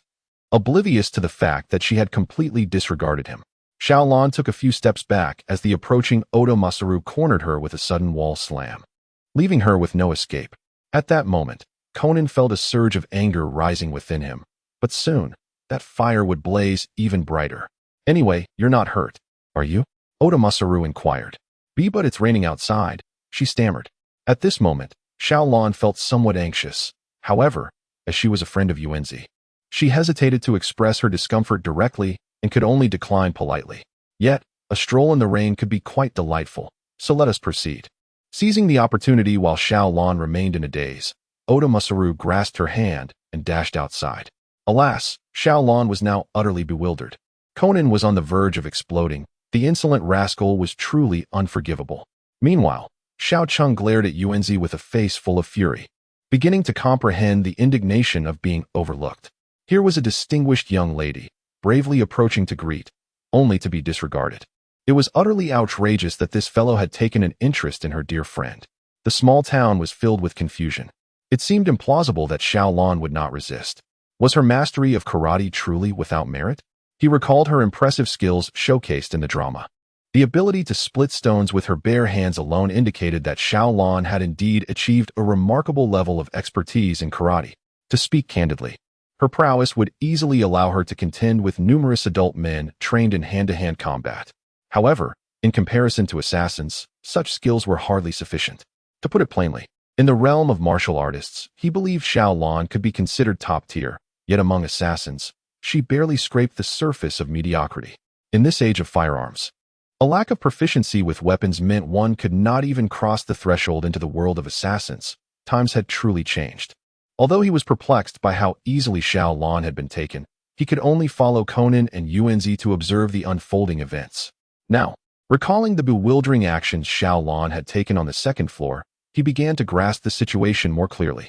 In a state of bewilderment and trepidation, Xiaolan seems to perpetually forget that she is a master of karate. Xiaolan, truly, now that you have Shinichi, if you continue like this, I might just have to abduct him. At this moment, Yuanzi exhibits a touch of pride. Xiaoqing gasps in astonishment. Yet, upon reflection, it is indeed reasonable. How could the protagonist, Kudo Shinichi, not be handsome, excel at football, possess top-tier deductive skills, have perfect pitch, and be brimming with a sense of justice? What girl would not be smitten by such a person, especially someone like Yuanzi, who is a quintessential infatuated girl? Conan casts a sidelong glance at Yuanzi, feeling speechless. He surmises that Yuanzi's words are merely jest, yet their initial impact startled him. He has no interest in a wealthy young lady like Yuanzi. Meanwhile, as he listens to Oda Masaru's words, Xiaoqing furrows his brow. The sound of rain indeed hampers his auditory judgment, but the distance is not considerable. Thus, Oda Masaru has already been branded as a playboy in his mind. Suddenly, Oda Masaru makes a move, even going so far as to attempt to kiss Xiaolan, prompting the trio to spring into action. Boom! A thunderclap resounds, causing Xiaolan to flee, an action he finds utterly unacceptable, stirring a slight displeasure within him. That thunder was alarmingly close. Just as Yuanzi utters her words, Xiaoqing has already dashed outside, recalling that Xiaolan had taken a wrong turn earlier that morning. It is raining now. If Xiaolan gets lost, it could spell trouble. The moment he bolts out, Conan follows closely behind, albeit at a considerably slower pace. Naturally, despite Conan's brilliance, his physique still conforms to that of a child, whereas Xiaoqing, being an experimental subject, possesses genes and cells far exceeding those of an ordinary person. As he glanced at Masaru Oda, a hint of displeasure flickered in the young man's eyes. Despite the girl's explicit declaration of having a paramour, the fellow persisted in his unwelcome advances. Meanwhile, as the girl fled, the boy's ears discerned a subtle rustling. It was not the sound of rain, but rather the disturbance of foliage, suggesting someone was lurking within the verdant thicket. Could the corpulent man have initiated his scheme? If so, who had fallen victim to his malice? Soon thereafter, the bandaged figure emerged, brandishing an axe and advancing menacingly toward the girl. "Girl, look out!" the boy exclaimed. His recollection of the unfolding events was hazy, thus he had no prior knowledge of this perilous moment. Initially, the girl was gladdened by the sound of the boy's voice. However, perceiving the urgency in his countenance, she turned to behold the descending axe. With a hair's breadth to spare, she evaded the deadly blow. In that instant, the boy arrived, landing a forceful blow upon the bandaged man's chin. Furthermore, the boy's gaze was now frigid, as he directed a kick toward the bandaged man's chest. He had exercised restraint, lest his foot strike the man's very heart. Following the kick, he beheld the bandaged man lying prostrate, coughing up blood. Undoubtedly, his ribs were fractured. As he gazed upon the incapacitated figure, a voice echoed within his mind, "Terminate him." Though faint, The command resonated within his very core. A homicidal intent surged within him, and the ambient temperature seemed to plummet. The bandaged man, now subjected to the boy's intense stare, was gripped by terror. His instincts warned him of impending death. His blood seemed to stagnate, as if an invisible force constricted his throat. Driven by self-preservation, he recoiled, his eyes wide with fear as he beheld the boy. "Boy," the girl's voice interjected. The sensation vanished as abruptly as it had appeared. The boy retreated, observing the trembling bandaged man before him. He had genuinely contemplated ending the man's life. "Boy, are you all right?" the girl inquired, her face etched with concern. The events had transpired with bewildering swiftness. From the boy's initial assault to the chilling shift in temperature, it had all occurred within a mere moment. The boy's demeanor had been unsettling. Why had he been staring so intently at the bandaged man? API call failed with status code 429. Error. Code. For 29. Message. Resource has been exhausted, e.g. check quota. Status. Resource exhausted. API call failed with status code 429. Error. Code. For 29. Message. Resource has been exhausted, e.g. check quota. Status. Resource exhausted. API call failed with status code 429. Error. Code. For 29. Message. Resource has been exhausted, e.g. check quota. Status. Resource exhausted. In the small town, a sigh of relief escaped Xiao Cheng as he rushed to Xiaolan, attempting to appear endearing. He silently reflected on the fortunate circumstance that only Xiaolan had been by his side earlier. Had Conan been present, he surely would have discerned something amiss. "Xiao Cheng, are you truly all right?" Xiaolan gazed at him with evident concern. Warmth flooded Xiao Cheng's heart. This silly girl had not even inquired about the extraordinary skills he had displayed earlier. "Oh no, Sister Xiaolan, I am perfectly fine. Look, I am quite strong." Xiao Cheng beamed with a childlike smile, showcasing his little arms. "Ah, Xiaolan, are you okay?" At that moment, Yuan Zi also arrived on the scene. "Who are you?" Conan inquired, his expression grave as he observed the bandaged figure on the ground and the axe lying nearby. Damn it, could this fiend have intended to harm Xiaolan? If it weren't for Xiao Cheng, then Xiaolan. Allow me to handle this. Upon encountering Xiaolan, Xiao Cheng hurriedly approached to assist Conan, swiftly removing the bandages from the individual on the ground. Indeed, it was the rotund man. "Takahashi Ryoichi," Conan muttered, momentarily taken aback, filled with profound uncertainty about why he would assault Xiaolan. "Brother Takahashi?" At that moment, Sonoko also wore an expression of disbelief. Xiaolan, meanwhile, was utterly perplexed by the unfolding situation. Takahashi Ryoichi cast a fearful glance at Xiao Cheng, wondering if this individual had just attempted to take his life. Subsequently, he remained silent. Having been discovered in an act of violence left him with no defense, yet he was still unfinished with his previous endeavor. "Let us take him back for now," suggested Xiao Cheng, contemplating the unrelenting rain and the discomfort of remaining outdoors. The group escorted the injured Takahashi Ryoichi back, and throughout the journey, he displayed remarkable compliance. Primarily due to his current incapacity for action, with waves of pain radiating from his chest, compounded by Xiao Cheng's imposing presence. "Xiaolan, you're truly impressive. Look, you've rendered him incapable of moving," Sonoko remarked. "It wasn't me, it was Xiao Cheng," Xiaolan clarified, then turned her inquisitive gaze towards Xiao Cheng. Well, let Conan explain. He knows the details." At this moment, the small town was at a loss for words, hastily shifting the blame onto Conan. Conan was bewildered, struggling to find an explanation, but fortunately, Ayumi interjected to steer the conversation elsewhere. "Is it true, Ran? Is this little brat really that impressive?" Ayumi gazed at the small town with skepticism. Despite a few exchanges that followed, Ayumi remained unconvinced of the small town's capabilities. However, upon hearing Ran's words, she could only harbor a flicker of doubt. Before long, they arrived at the villa, where the four others rushed forward, concerned that Ryoichi Takahashi might have met with some misfortune. Upon Ayumi's brief explanation, disbelief was evident on their faces. Aiko Suzuki was the first to voice her thoughts. "That's impossible, Ryoichi, say something." Yet, Ryoichi remained silent, and at that moment, Conan had a thought regarding his physique. Shouldn't this older brother be quite plump? The group momentarily froze, realizing Ryoichi had indeed lost weight. Upon hearing this, Ryoichi bit his lip, blaming that impolite girl for disrupting his meticulously laid plans, and resentment began to brew within him. What he failed to grasp was that Ran had been utterly blank at that moment, having no recollection of the incident. Yet, for this mere action. He contemplated inflicting harm upon her.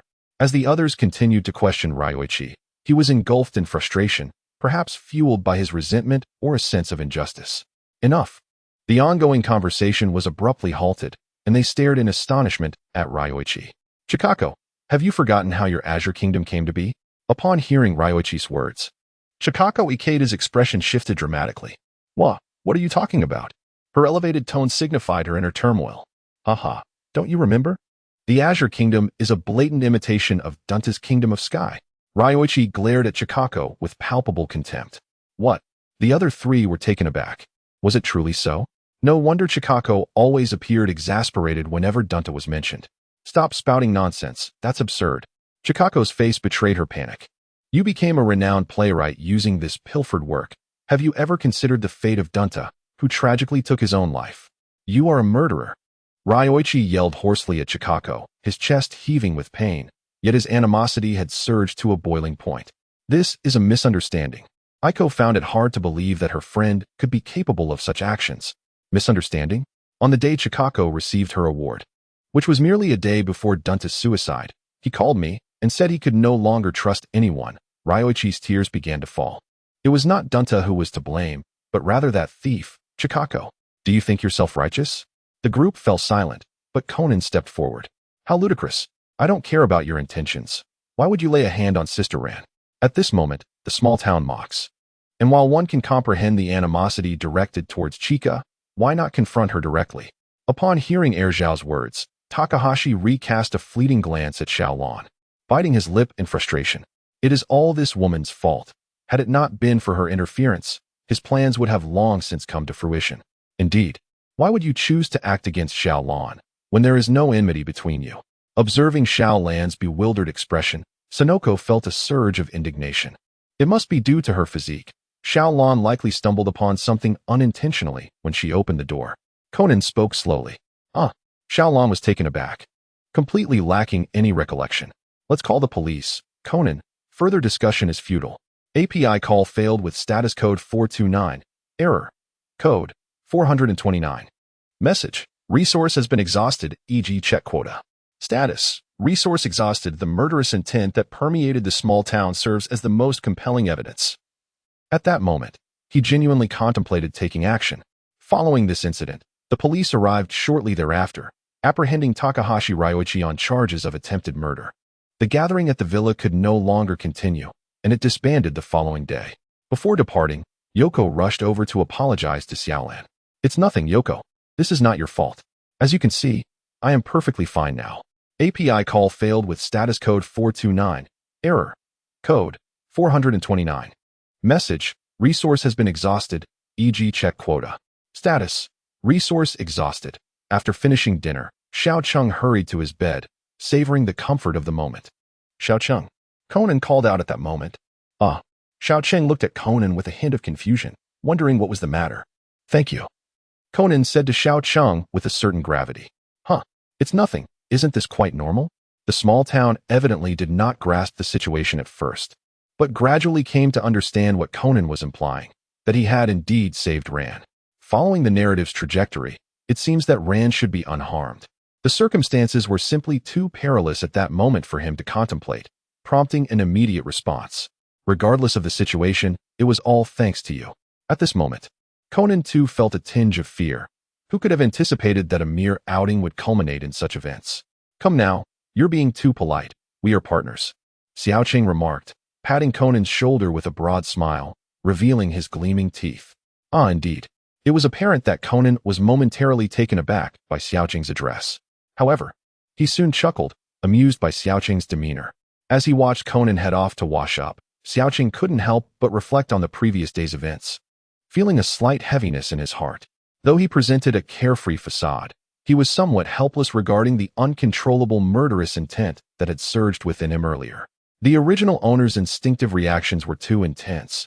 As an ordinary person, should he ever let his guard down, he might truly find himself taking a life one day. Yet, the fact that Ran had called out to him previously indicated that salvation was still possible. He recalled that it was also Conan's voice that had brought him back from the brink aboard the luxurious yacht of the Kiba family. Upon reflecting on this, Xiao Cheng could not help but smile, for indeed, the wisdom of the ancestors was not in vain. Within a 50-step radius, an antidote must surely exist. Xiao Cheng. At that moment, the door swung open, revealing Xiao Lan's entrance. What brings you here, Sister Xiao Lan? Xiao Cheng was momentarily taken aback, wondering why she sought him out when he was on the verge of slumber. Where's Conan? Xiao Lan inquired, surveying the room for any sign of him. Oh, he's in the bathroom, Xiao Cheng replied. Are you truly all right, Xiao Cheng? API call failed with status code 429. Error. Code 429. Message. Resource has been exhausted, e.g. check quota. Status. Resource exhausted. Xiao Cheng revealed a look of confusion, feeling somewhat at a loss. It truly should not be the case. A whole day had passed, and he had reassured her several times that everything was fine. Yet, Xiao Lan continued to press him with inquiries. Really, it's nothing, Sister Xiao Lan. Observing the hint of sorrow in her brow, he found himself at a loss for alternatives and could only attempt to clarify once more. Xiao Cheng, how long have you been staying at our home? At that moment, Xiao Lan gradually approached him. The small town was perplexed, questioning the purpose of this inquiry. Was it an attempt to drive oneself away? The small town held skepticism. If one were to say that the young detective trusted it, the temperament of Xiao Lan would make such a belief unlikely. It had been over a month, nearly two. Hadn't it? Time had indeed passed so swiftly. Had the small town begun to recall its previous memories? Xiao Lan gently inquired. Xiao Cheng is truly bewildered by Xiao Lan's actions. Could it be that she intends to drive him away? No, Xiao Lan, you mustn't betray me after I've just come to your aid. As it turns out, Xiao Cheng was merely overthinking. Upon hearing Xiao Lan's inquiry, he shook his head, unable to admit that he had remembered. Do you know, she continued, your demeanor yesterday was so unfamiliar, unlike the usual you. API call failed with status code 429. Error. Code 429. Message. Resource has been exhausted, e.g. check quota. Status. Resource exhausted. Xiao Cheng was momentarily taken aback. Regardless of whether she genuinely recalled something, she promised Sister Xiao Lan that Xiao Cheng would remain Xiao Cheng, wouldn't she? Xiao Lan was uncertain of the reason behind her feelings. If Xiao Cheng were to truly transform into the unfamiliar visage of yesterday, that obedient and endearing Xiao Cheng might never return again. Ah well. In the small town, a moment of bewilderment washed over Xiao Cheng as he gazed at the smiling Xiao Lan, perplexed by her words. It reminded him of a time when a girl once asked if he would like to stay at her home, to which he had responded similarly. The torrential rain poured down like columns, drowning everything in its path. Zero strolled through the downpour, the sound of the rain overshadowing all else, obliterating everything. As blood trails spread beneath his feet, the vibrant green grass was now steeped in dark crimson, and before him lay the battered one. To his astonishment, one had been turned by the CIA. Zero, how should we torment him? 12's eyes glinted with a hint of madness. What? Zero ignored 12 and merely inquired of one. Ah, Zero, this is uncharacteristic of you. Asking for a reason, one replied with a self-deprecating smile, seemingly taken aback. Upon hearing this, Zero raised his firearm, realizing the futility of it all. Perhaps we should take him back for now, 7 suggested, furrowing his brow. No one answered him, and Zero's icy gaze left them uncertain of his thoughts. Do you not feel pity for ourselves? Each day we either take lives or endure inhumane torment, all under the guise of experiments. It is truly ironic. One observed the corpses of the CIA agents strewn about and recognized that this day might very well be his last. Lamenting that he had yet to witness the sunlight, he pondered when it had begun. Everyone had told him that in this world, survival of the fittest reigned supreme, and the weak were destined for elimination. Step by step, he had arrived at this moment, believing he was no longer among the so-called weak. Yet, fate seemed preordained, revealing that he too was merely a manifestation of the discarded. One's gaze was hollow, his tone equally devoid of substance as he surveyed the 7 individuals present, ultimately focusing on Zero, the shadow of slaughter, a mockery of a title. I am so tired, Zero. Grant me a swift end. His voice cracked, lying on the ground as he stared at the deluge and the darkened sky above. In my next life, can I not be a dog? A gunshot rang out. In the end, one met his demise beneath the gunfire, while Zero turned and departed without a backward glance. No one knew what thoughts occupied his mind, and the remaining 6 exhibited a spectrum of emotions. Some scoffed, others sighed at the loss of their plaything, while some bore a deep-seated irony in their eyes. Whether aimed at one or at the world itself, none could tell. They were born in darkness, raised in shadows. having witnessed the world's grim facets. For them, what could possibly hold significance? After finishing breakfast, Xiaoqing reflected on the dream he had a few days prior. He hadn't experienced a nightmare in quite some time. The Seven had besieged nearly 100 CIA agents in one. A tale so fantastical that no one would believe it. Yet, the outcome was undeniable. All the CIA personnel perished at the hands of the Seven, and one fell alongside them. He began to understand why Zero viewed murder as a normalcy and why, even 2 years after the organization's downfall, Zero continued to fulfill its missions. For Zero, on the brink of death, idleness had left him adrift, unaware of what to do next. Thus, he persistently pursued his tasks. Was this the purpose he ascribed to his existence?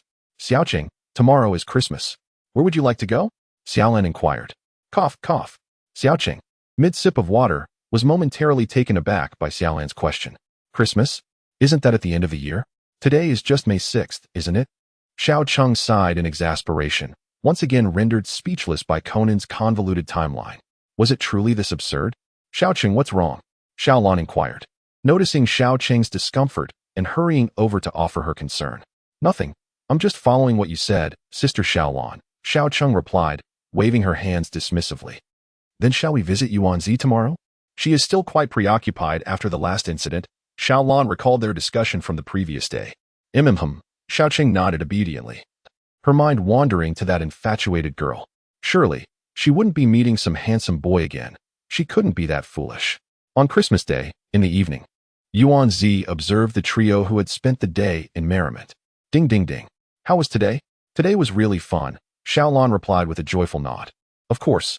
Just look at who I am, Yuanzi responded with a touch of pride, having rented out the entire shopping mall for their enjoyment. Upon learning the news, the small town was taken aback, for it became evident that wealth indeed holds remarkable power. By the way, how is your sister faring? Xiaolan began to inquire, recalling that Yuanzi had mentioned her sister's distress over the villa situation. Fret not. She has managed to regain her spirits in the past couple of days. Yuanzi felt a sense of relief upon remembering her sister's improved state. Recovery was all that mattered. Speaking of which, where is Shinichi? Yuanzi glanced at Xiaolan, who had also invited the young footballer today, pondering the boy's recent elusive presence. Conan, sitting nearby, wore a deadpan expression. I'm right here. I simply haven't returned. Though he does call occasionally, Xiaolan interjected on Shinichi's behalf. What on earth? Is there really such a person? This is the annual Christmas celebration. That deductive fool. I believe he is merely putting on a faade, Yuanzi lamented. Indeed, he always exudes confidence, pretending to be knowledgeable, brimming with cunning ideas. Yet, despite it all, he possesses certain merits. Yuanzi initially thought Xiaolan was in agreement, only to realize she was offering an explanation instead. The small town seemed to resonate with a pleasant aroma ahead, yet why did it suddenly turn into a display of romantic gestures behind? Am I being singled out for some cruel fate?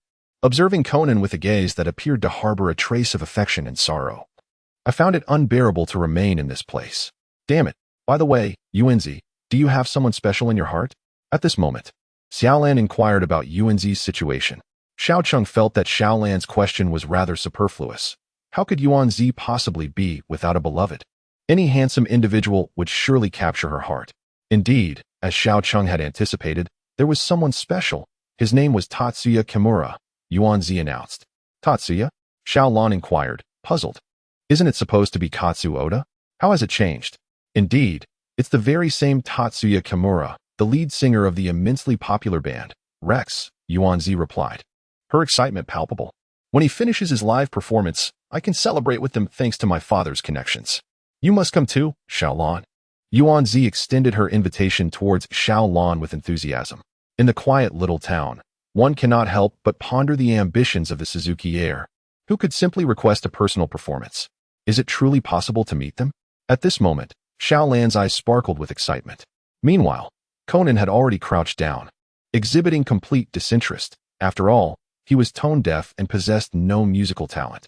Subsequently, the two agreed to meet on Sunday, with Xiaocheng squatting beside Conan, still lacking any enthusiasm. On Sunday, within the confines of a karaoke room, in a small town, Xiaocheng and Conan gazed despondently at Rand and Sonoko, who were singing merrily before them. The atmosphere was overwhelmingly boisterous, and Xiaocheng had little desire to be there. Had it not been for Conan's apprehension about a repeat of previous events, he would have preferred to remain at home. "We are singing quite well, aren't we?"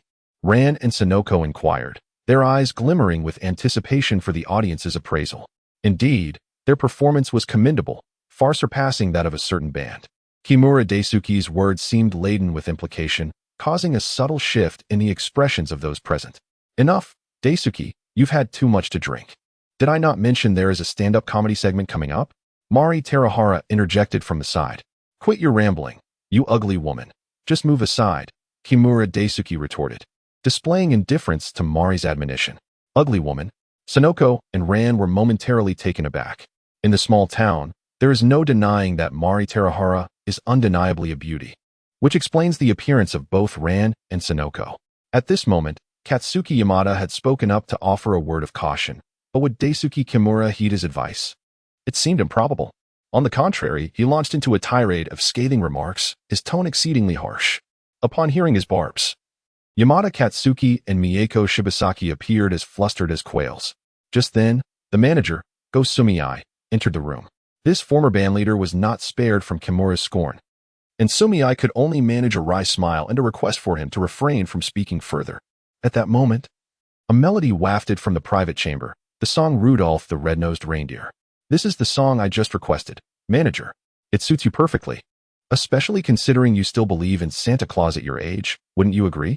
"Our ostentatious beauty of a manager," Kimura remarked slowly, his tone laced with sarcasm.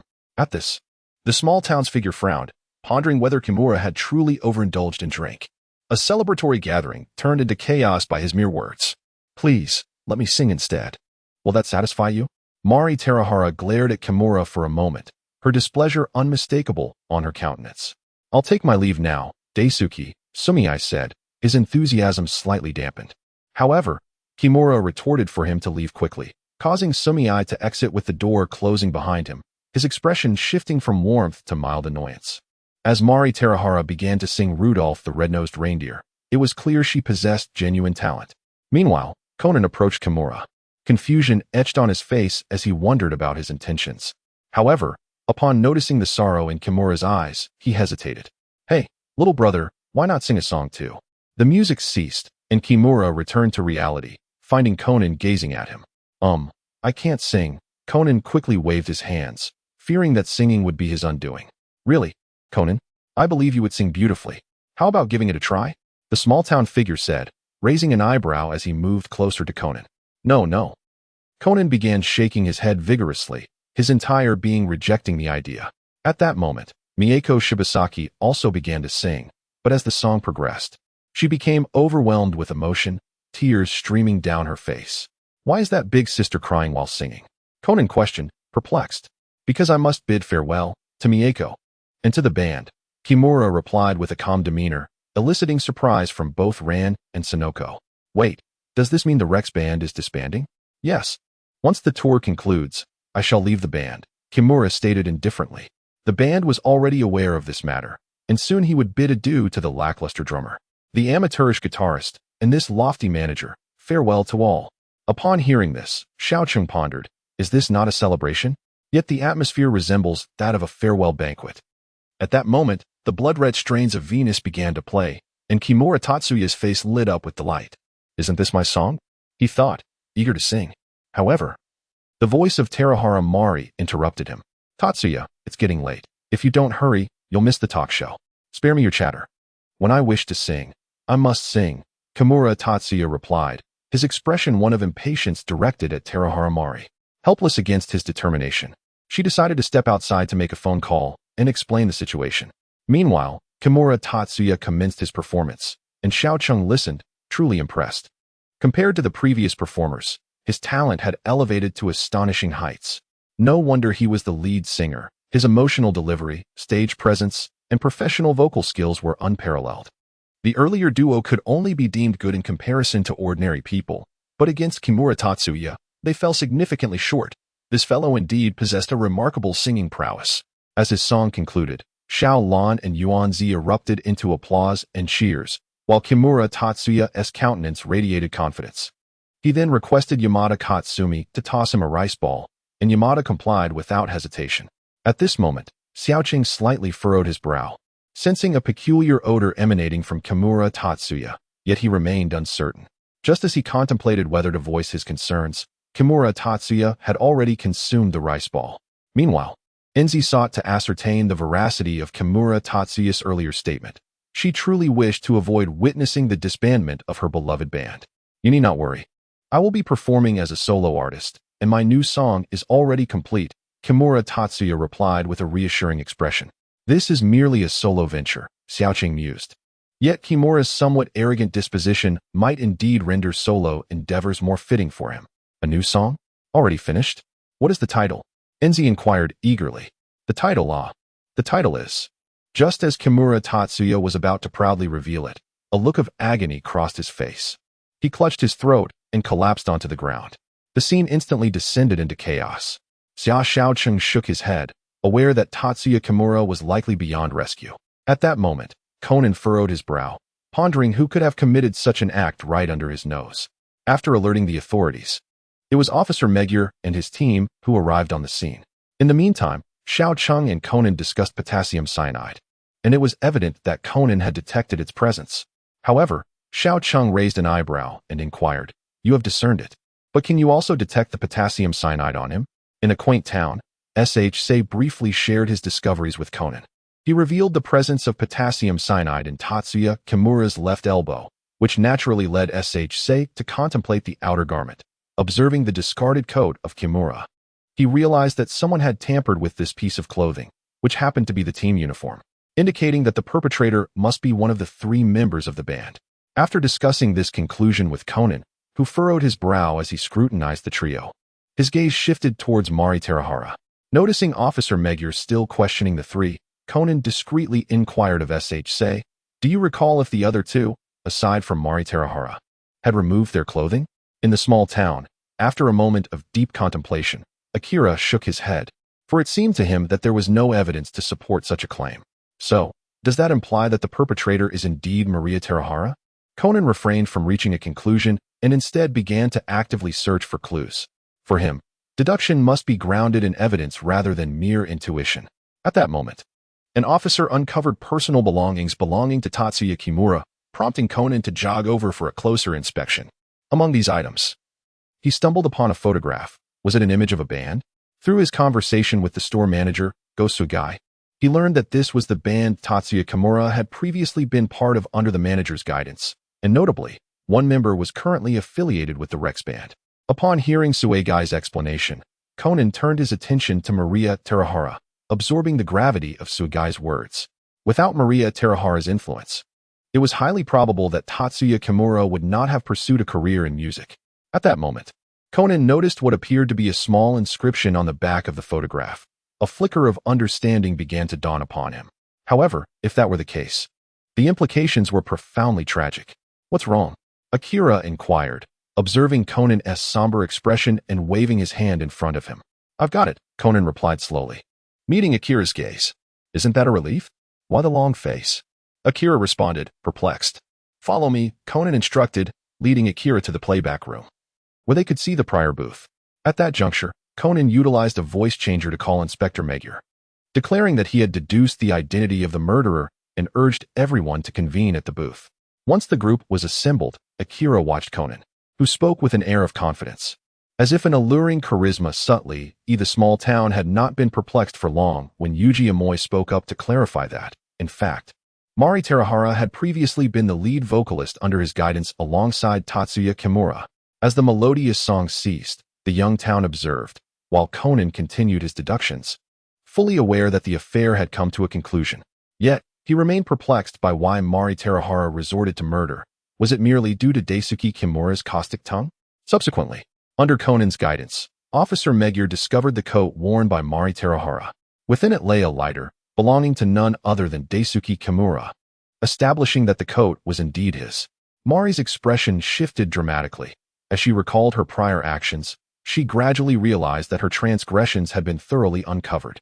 Conan then began to elucidate Mouri Terahara's modus operandi, revealing that she had lost all hope of evasion. "Indeed, I underwent plastic surgery. It was entirely for Daisuke. I had cherished him for a long time, particularly after joining the band. When he was chosen as a professional singer, Daisuke once invited me. I thought perhaps he held feelings for me as well, which motivated my decision to alter my appearance. I aspired to be a woman worthy of Daisuke. However, after my transformation, his demeanor shifted completely. In front of everyone, he would mockingly call me ugly and freak. During those moments, he would often compel me to sing Rudolph the Red-Nosed Reindeer, intending to humiliate me from the very start. He only appointed me as manager to belittle me. And I can never forgive him, for I loved him too deeply. Upon uttering these words, Mouri Terahara appeared drained of vitality.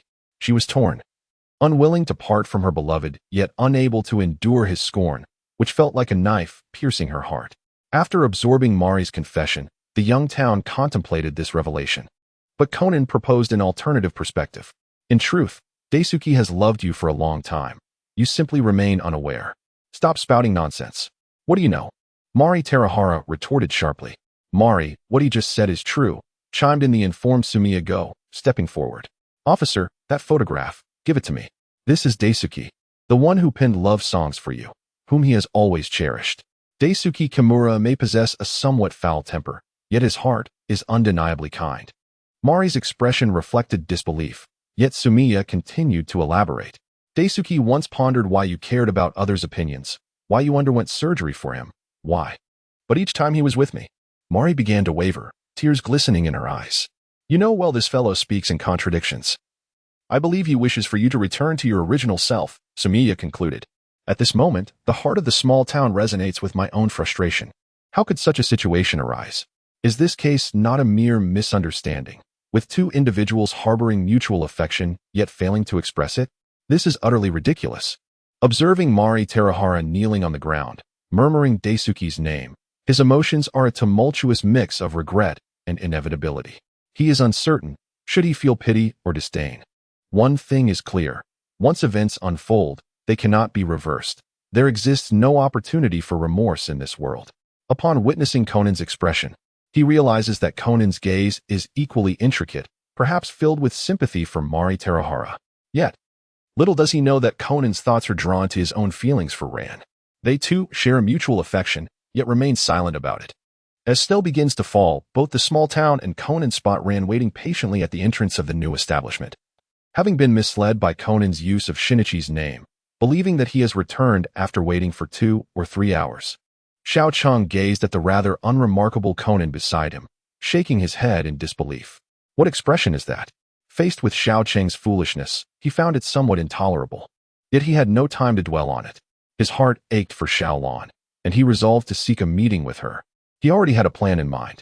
Upon noticing Conan's forthcoming actions, Xiao Cheng naturally chose not to associate with him any longer. Was he to indulge in this dogfood scenario? Upon returning to Dr. Agasa's residence, he immediately inquired about the progress of his roller skates. They're completed, albeit with a few minor shortcomings, Dr. Agasa replied, scratching the back of his head. Shortcomings? What do you mean? Xiao Cheng was perplexed. He was unsure why the miniature power device within the skates tended to malfunction.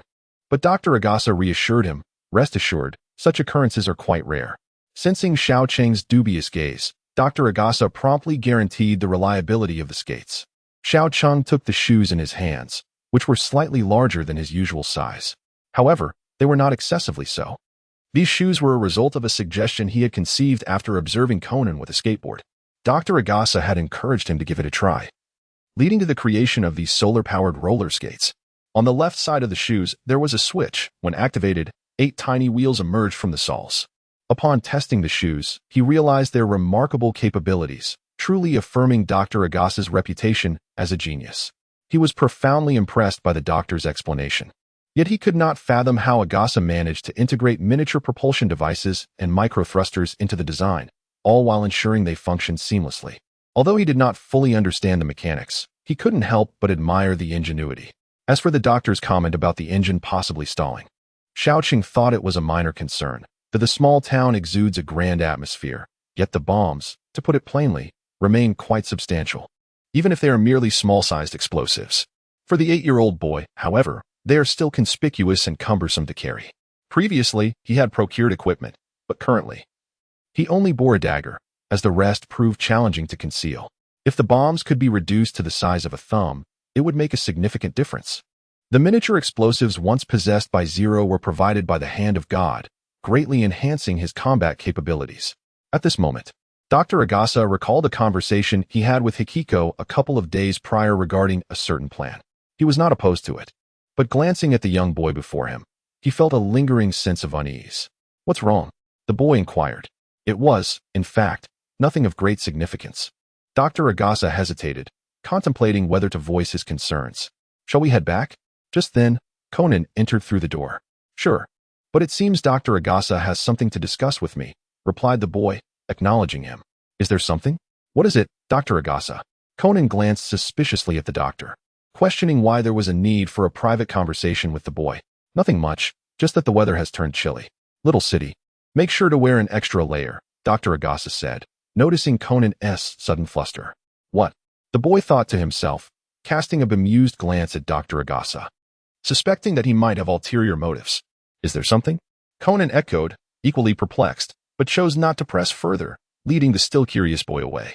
"Do you think Dr. Agasa really has something to say?" the boy inquired along the way. "Who knows? But it probably isn't anything serious. Otherwise, he would have discussed it with us," Conan responded, placing his trust in Dr. Agasa, unaware that he was merely playing with their expectations. "All right then."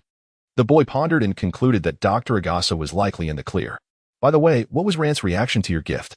the boy teased, leaning closer to Conan with a mischievous grin. "Stay away from me." "What reaction?" "There was no reaction," Conan retorted, his cheeks flushed. "TSK, TSK." The boy shook his head in amusement, casting a sidelong glance at Conan, causing him to blush even more. Amidst their banter, the two returned to the office, where Rand was evidently in high spirits. Time flew by, with 2 days passing in the blink of an eye. At that moment, Conan was engrossed in a game with the boy, having already lost 11 times. He stared in disbelief at the boy, wondering whether he was using cheats. "Are you joking? I, little city, would never cheat. Accept your defeat. Losing to me is nothing to be ashamed of," the boy scoffed at Conan, who was merely a novice. Conan felt a wave of despair wash over him. He had not anticipated the boy's gaming prowess. Had he known, he would not have invited him to play. Observing the boy's demeanor, he felt a twinge of reluctance. At that moment, Kagoro Mouri, watching the two children engage in their game, interjected, "Honestly, these two little brats. Why aren't they leaving yet?" API call failed with status code 429. Error. Code. For 29. Message. Resource has been exhausted, e.g. check quota.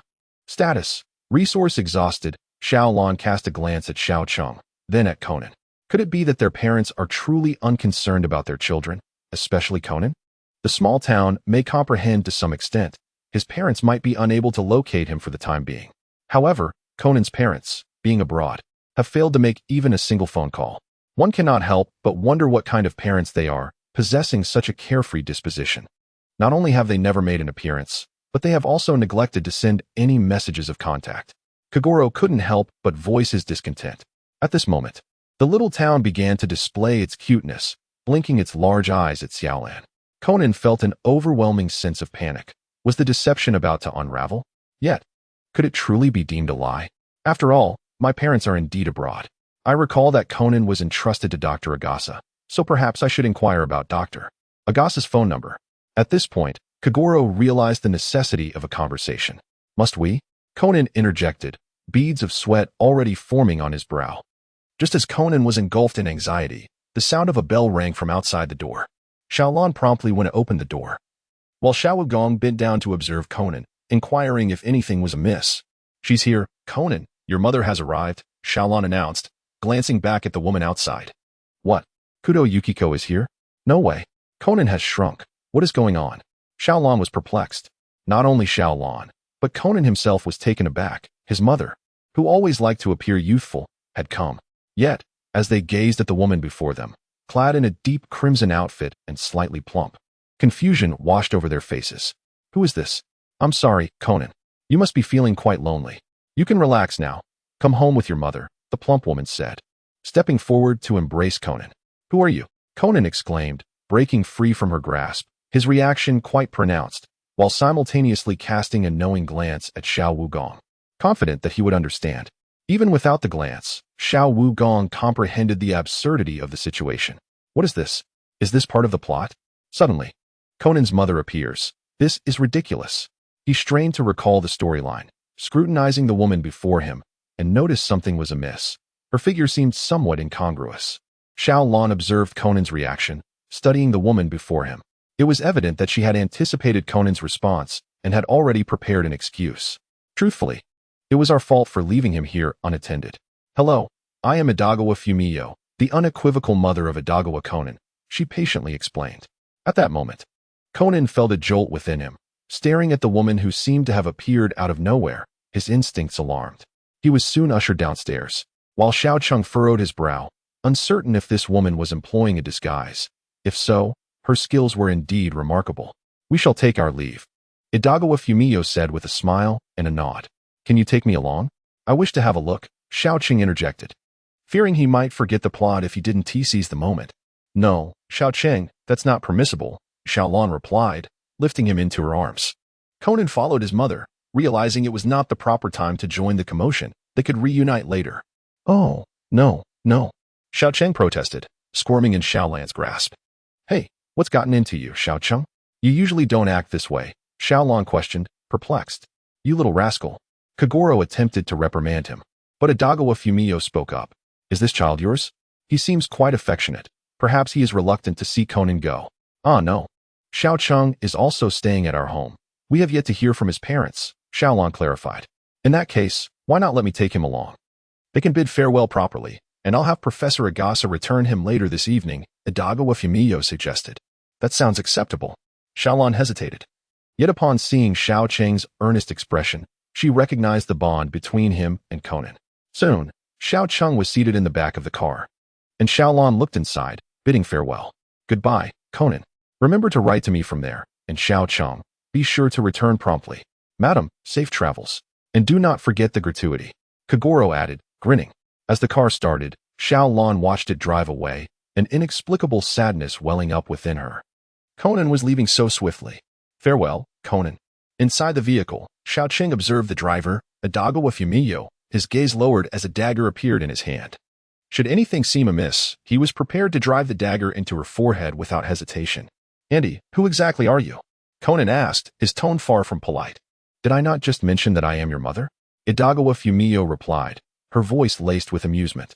My mother is. Conan began, but was swiftly interrupted by Idagawa Fumiyo. Kudo Yukiko.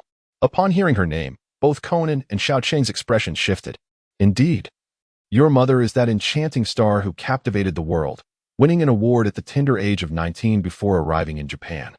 She fell in love with the young novelist, Kudo Yusaku, and married him at 20. She boldly forged ahead, eventually giving birth to a son. Yet now she leaves him behind while she frolics abroad with her world-renowned detective husband. And you, my dear, are their only son, Kudo Shinichi, am I correct? Idagawa Fumiyo cast a sidelong glance at him. The small town furrowed its brow slightly. The preceding chatter was excessively verbose, lacking the demeanor of an assassin. After much ado, they finally arrived at the crux of the matter, speaking of confounding the world with chaotic nonsense, while observing Conan, who appeared utterly captivated and disoriented. The small town spoke up. From now on, I will ask the questions, and you shall answer. Refrain from rambling. And you, Conan, do you not see that I am still here? This declaration left both individuals momentarily stunned. Idagawa Conan slightly turned his head to glance at the small town. He had heard Dr. Agasa mention this child before, albeit briefly, indicating that like Shinichi, he had also been reduced in size and possessed some peculiarities. At that moment, Conan regained his focus. Indeed, the small town was present. Even if she were a member of the Black Organization, she was just one person, and a female at that. Surely, she could be subdued without much trouble. Just then, Idagawa pulled out a gun, aiming it at Conan to instruct them to remain still. The small town chuckled, questioning the efficacy of aiming at Conan. In that instant, she made her move, swiftly seizing the firearm, leaving even her somewhat incredulous. Was this truly a member of the organization? So amateurish, lacking any defensive measures? Or perhaps a mole? After all, there had been more than a few infiltrators from the organization. However, this gun felt wrong. Its weight was off. Was it a fake? Idagawa was utterly bewildered. Was it truly possible to handle it this way? Feeling the barrel pressed against her head, she nearly lost her composure for a moment. How was she to perform? What kind of technique was this? Impressive, small town. Seeing the situation shift, Conan's expression radiated joy. Do you understand now, old lady? With your age? Your skills are akin to a dog gnawing on a bone. Tut, tut. The small town momentarily disregarded her and instead chose to mock. Having inherited the original owner's discerning gaze, she held a low opinion of the individual before her. Old lady? Idagawa's face reflected a hint of anger, but recalling that she was still acting, she managed to suppress it. However, the small town would not let it slide. Pretending to be tough with me? You must have too much time on your hands. Though she could not yet fathom the plot, she began to wonder if the events unfolding were due to her presence.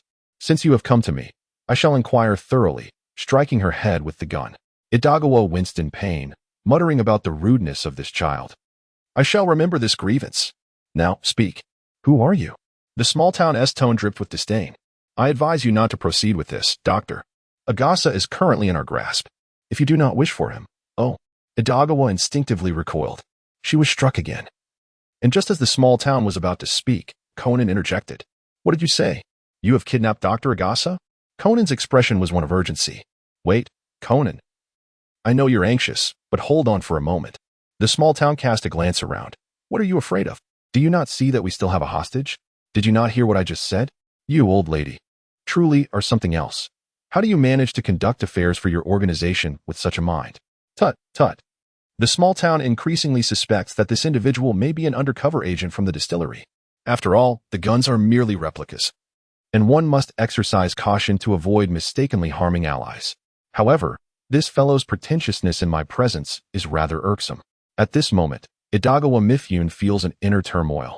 Yet she remains silent, having resolved to settle accounts come autumn. This little brat has caught my attention, and then there is Conan, who remains mute even as his mother is subjected to such indignities. It would be prudent to visit Dr. Agasa's residence.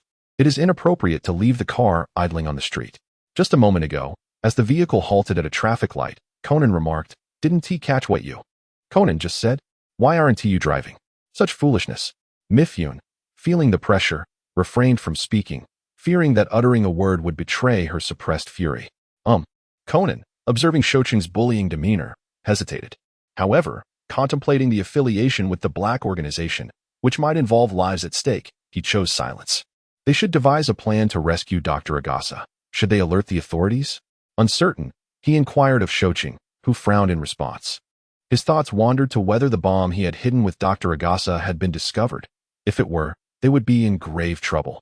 I advise against contacting the police. Otherwise, you may never see Dr. Agasa again, Mifune interjected. I can place a call to my associate. We can arrange a meeting. All right. Shoching nodded in agreement, mirroring Conan's sentiment. They could not allow that old man Agasa to perish. Soon, they arrived at the neighboring house of the Kudu family. As they disembarked, they glanced at Dr. Agasa's residence and then at the Kudu household. Surely, there couldn't be a bomb inside, right? Entering seems rather perilous. What, scared? Mifune glared at the insufferable brat, wishing to give him a thorough thrashing. You've made me laugh. When I was invincible, you were still playing in the mud somewhere, he retorted with a boastful remark. Conan grimaced, thinking that Shoching needed to be more reliable at this juncture. While Mifune seethed with irritation, this brat was exceedingly vexing. They all doubted Shoching's words, yet there was no fabrication in his assertion. Zero had long been a thorn in the side of various factions. Upon entering the room, they found Dr. Agasa at the center, bound by explosives. Though there seemed to be something amiss with the bomb. You've arrived, announced a man clad in a magician's attire, donning a smiling mask. He scrutinized Shoching intently, pondering whether the signal from Yukiko's phone referred to this boy. Release him. Although skeptical, Shoching stood calmly before Conan. Those privy to the organization's secrets could never be allowed to live. Thus, let them all be buried here together. Kudu Yusaku produced a detonator. API call failed with status code 429. Error. Code. For 29. Message. Resource has been exhausted, e.g. check quota. Status. Resource exhausted. The small town indeed heard his words, compounded by an earlier unsettling sensation. For instance, he had detected no hint of gunpowder nor any inferior products associated with Agasa.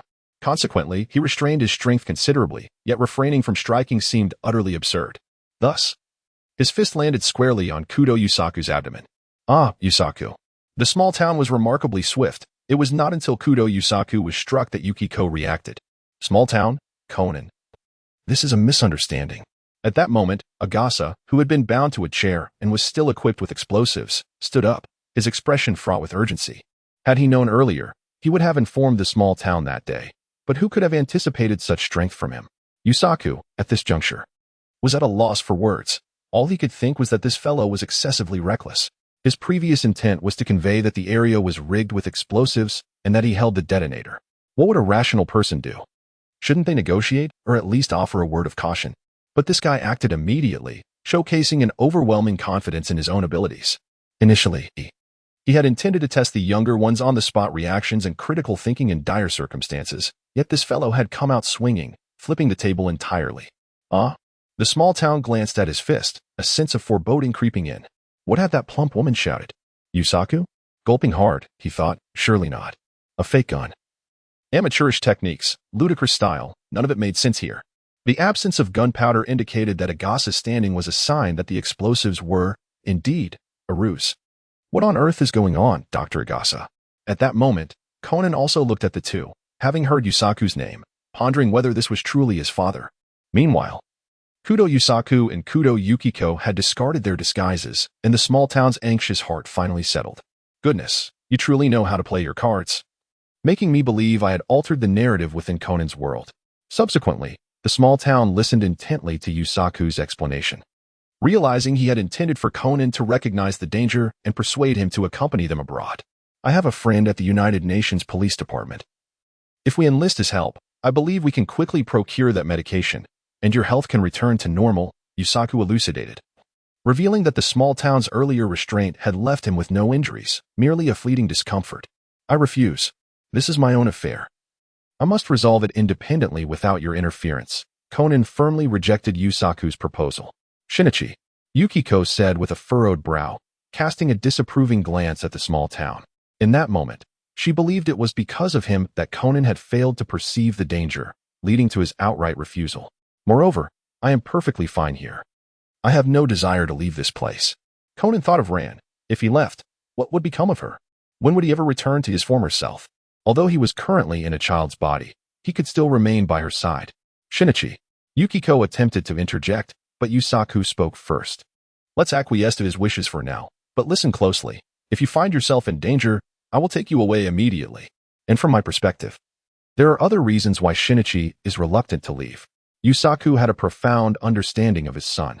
Hearing his father's words, Conan felt a tinge of embarrassment, wondering if he had been too transparent. Then, Kudo Yusaku's gaze fell upon the small town, observing his honest demeanor. Who would have thought a child could possess such capacity? Hello, you are referred to as the small town, correct? From this moment forth, I entrust Shinichi to you. Yusaku was unfazed by the punch he had received. Instead, he smiled and extended his hand to the small town. Oh no, I apologize for my earlier clumsiness. The small town said as he grasped Yusaku's hand with both of his. His face was flushed with embarrassment at that moment. His thoughts were not on Yusaku, but rather on Yukiko. Hadn't he just playfully tapped her head with a fake gun 3 or 4 times? Moreover, he had even teased her, calling her auntie, knowing well that she detested that term. Oh no, this was truly disastrous. By the way, have you genuinely lost your memory? Suddenly, Yusaku's voice broke the silence. Oh, right, but I can recall a bit now. In a small town, a young detective named Xiao Qing recognized that the individual before him was one of the most renowned detectives in the world, possessing a level of deductive reasoning far more sophisticated than that of Conan. Is that so? Yusaku chuckled lightly, choosing not to delve deeply into the topic. Yukiko, please escort the two of them back. As for Xiao Qing, let's fabricate an identity for him, Yusaku instructed. An identity? What kind of identity? Xiao Qing inquired, puzzled. Soon, he comprehended the situation upon returning to the office, where Yukiko had established the identities of the two children as Adagawa Fumio's wards. What? You mean Xiao Qing is the child of your brother? Kagoro and Ran gasped in astonishment. Indeed, the moment I stepped inside, I felt an uncanny familiarity with Xiao Qing, Yukiko elucidated. What about Xiao Qing's parents? Ran asked. Oh, they are currently abroad. They were supposed to be staying at Professor Agasa's house, but an unforeseen incident occurred, resulting in Xiao Qing losing his memory, Yukiko replied, her expression tinged with sorrow as she wiped her eyes. One must admit that Yukiko truly lived up to her reputation. Aside from her youthful demeanor and playful nature, her acting and disguise skills were nothing short of exceptional. Really, how infuriating. Ran harbored grievances against Xiao Chang's parents at that moment. Meanwhile, Kagoro appeared troubled. Since Xiao Chang's parents were aware of the situation, they should have sent him away.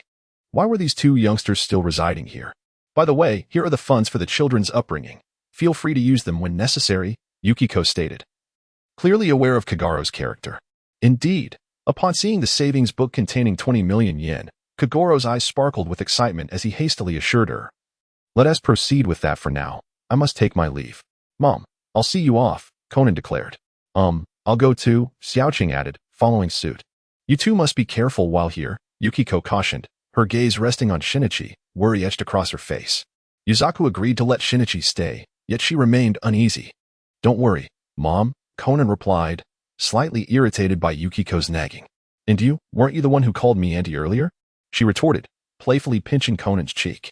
At that moment, Yukiko's attention shifted to Xiaoqing, who, feeling the weight of her gaze, averted his eyes to the sky, murmuring about the splendid weather and the boisterous wind. What's this? Not even addressing me as auntie? Yukiko thought, her annoyance at Xiaoqing's demeanor palpable. Auntie, Xiaoqing replied obediently, realizing it was best to acquiesce to Yukiko's wishes. You little rascal. Yukiko pulled Xiaoqing closer, playfully tousling his hair. In the small town, there was no resistance from Xiaoqing, who looked at Conan with a pleading expression. However, Conan, completely devoid of loyalty, merely glanced at the sky and began to whistle. Fortunately, Yukiko was in a hurry to catch a flight and did not linger for long, leaving behind her parting words. Xiaoqing, I shall come to find you again next time. Her smile concealed malice, evident even to a fool. I detest this. It is not my fault, he thought. This is all Conan's doing. Yes, all Conan's fault. As he watched Conan bid farewell to the departing vehicle, his gaze darkened. With a small fist clenched, he subsequently brought it down upon Conan's head. Hey, what was that for? Conan turned to Xiaoqing, bewildered. If my mother bullies you, go seek her out. Why target me? Xiaoqing ignored him and walked away with an air of pride. Upon returning to the office, Kagoro was still reveling in the joy of the 2 million. At that moment, Ran approached them, exclaiming, how wonderful. We can be together again. Xiaoqing and Conan nodded in succession, especially Conan, whose eyes held a flicker of affection. On the plane, Yukiko and Yusaku were discussing the day's events. That little brat was utterly despicable. You cannot fathom how he struck me on the head with a gun. Yukiko huffed at Yusaku. Come now, don't be so petty, Yusaku chuckled, recalling that Xiaoqing's punch had not been particularly forceful. Therefore, he found it rather amusing. Though it was poor Yukiko who suffered. Just so you know, are you certain leaving Shinichi behind will be safe? Yukiko's expression turned anxious at the mention of Shinichi. Unlike Yusaku, who remained carefree. Rest assured, he will soon come to us, crying, Yusaku said. By the way, what do you think about a trip around the world? Yusaku had an inkling of the organization that caused Shinichi's transformation. Given Shinichi's diminutive stature, he did not believe the young boy could contend with that group. And it was likely he would seek their help in the end. Observing Yukiko's concern, he proposed this delightful idea. That sounds marvelous. Yukiko's anticipation was palpable upon hearing Yusaku's words. Just then, a commotion arose behind them. It was the foreign workforce. Yusaku, perceiving a formidable challenge, thought, this is it. With their inquiries, Yusaku felt overwhelmed, yet he could not outright refuse, as they had cornered him. He could only endure and address each one. While Yukiko watched the scene with exasperation. In the office, the four were having dinner when Ran remarked, I never expected that Conan and Xiaoqing are cousins. Indeed. Who could have guessed these two little rascals shared such a connection? Kagoro mused, observing the dissimilarity in their faces with curiosity. Yes, I mentioned it before. Conan seemed familiar and endearing to me, Xiaoqing said, sweating a bit. So, it follows that Xiaoqing recognized Conan from the outset, yet Conan did not recognize him. Ran seemed to discover a revelation. Hey, Conan smirked. What is this all about? Then, does that mean Xiaoqing's surname is also Adagawa? Ran inquired, looking at Xiaoqing. API call failed with status code 429. Error. Code. 429. Message. Resource has been exhausted, e.g. check quota. Status. Resource exhausted. The small town lay along the road, basking in the bright sunshine, a scene of utter comfort. As long as there was no school.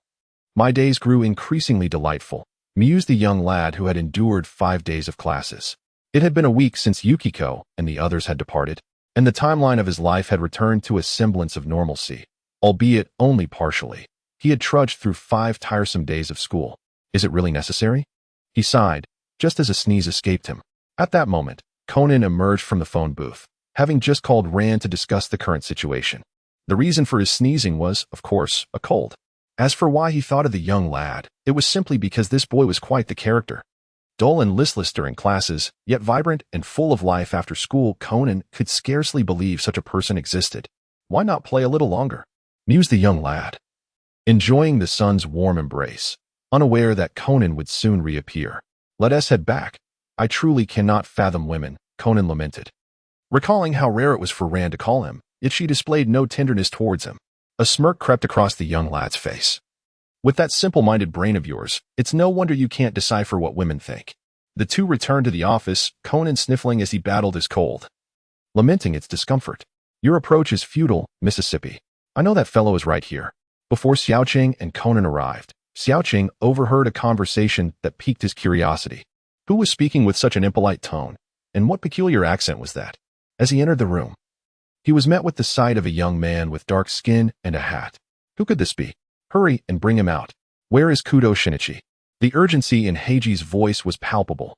Xiaoqing cast a puzzled glance at Conan, wondering if this was somehow related to matters of the heart. Bring him out quickly. Heiji pressed, his tone becoming increasingly aggressive. At that moment, Conan let out a sneeze that propelled him a few steps forward. The small town observed Conan's performance, and even a dog would shake its head at such a disposition. Conan, what's the matter? Have you caught a cold as well?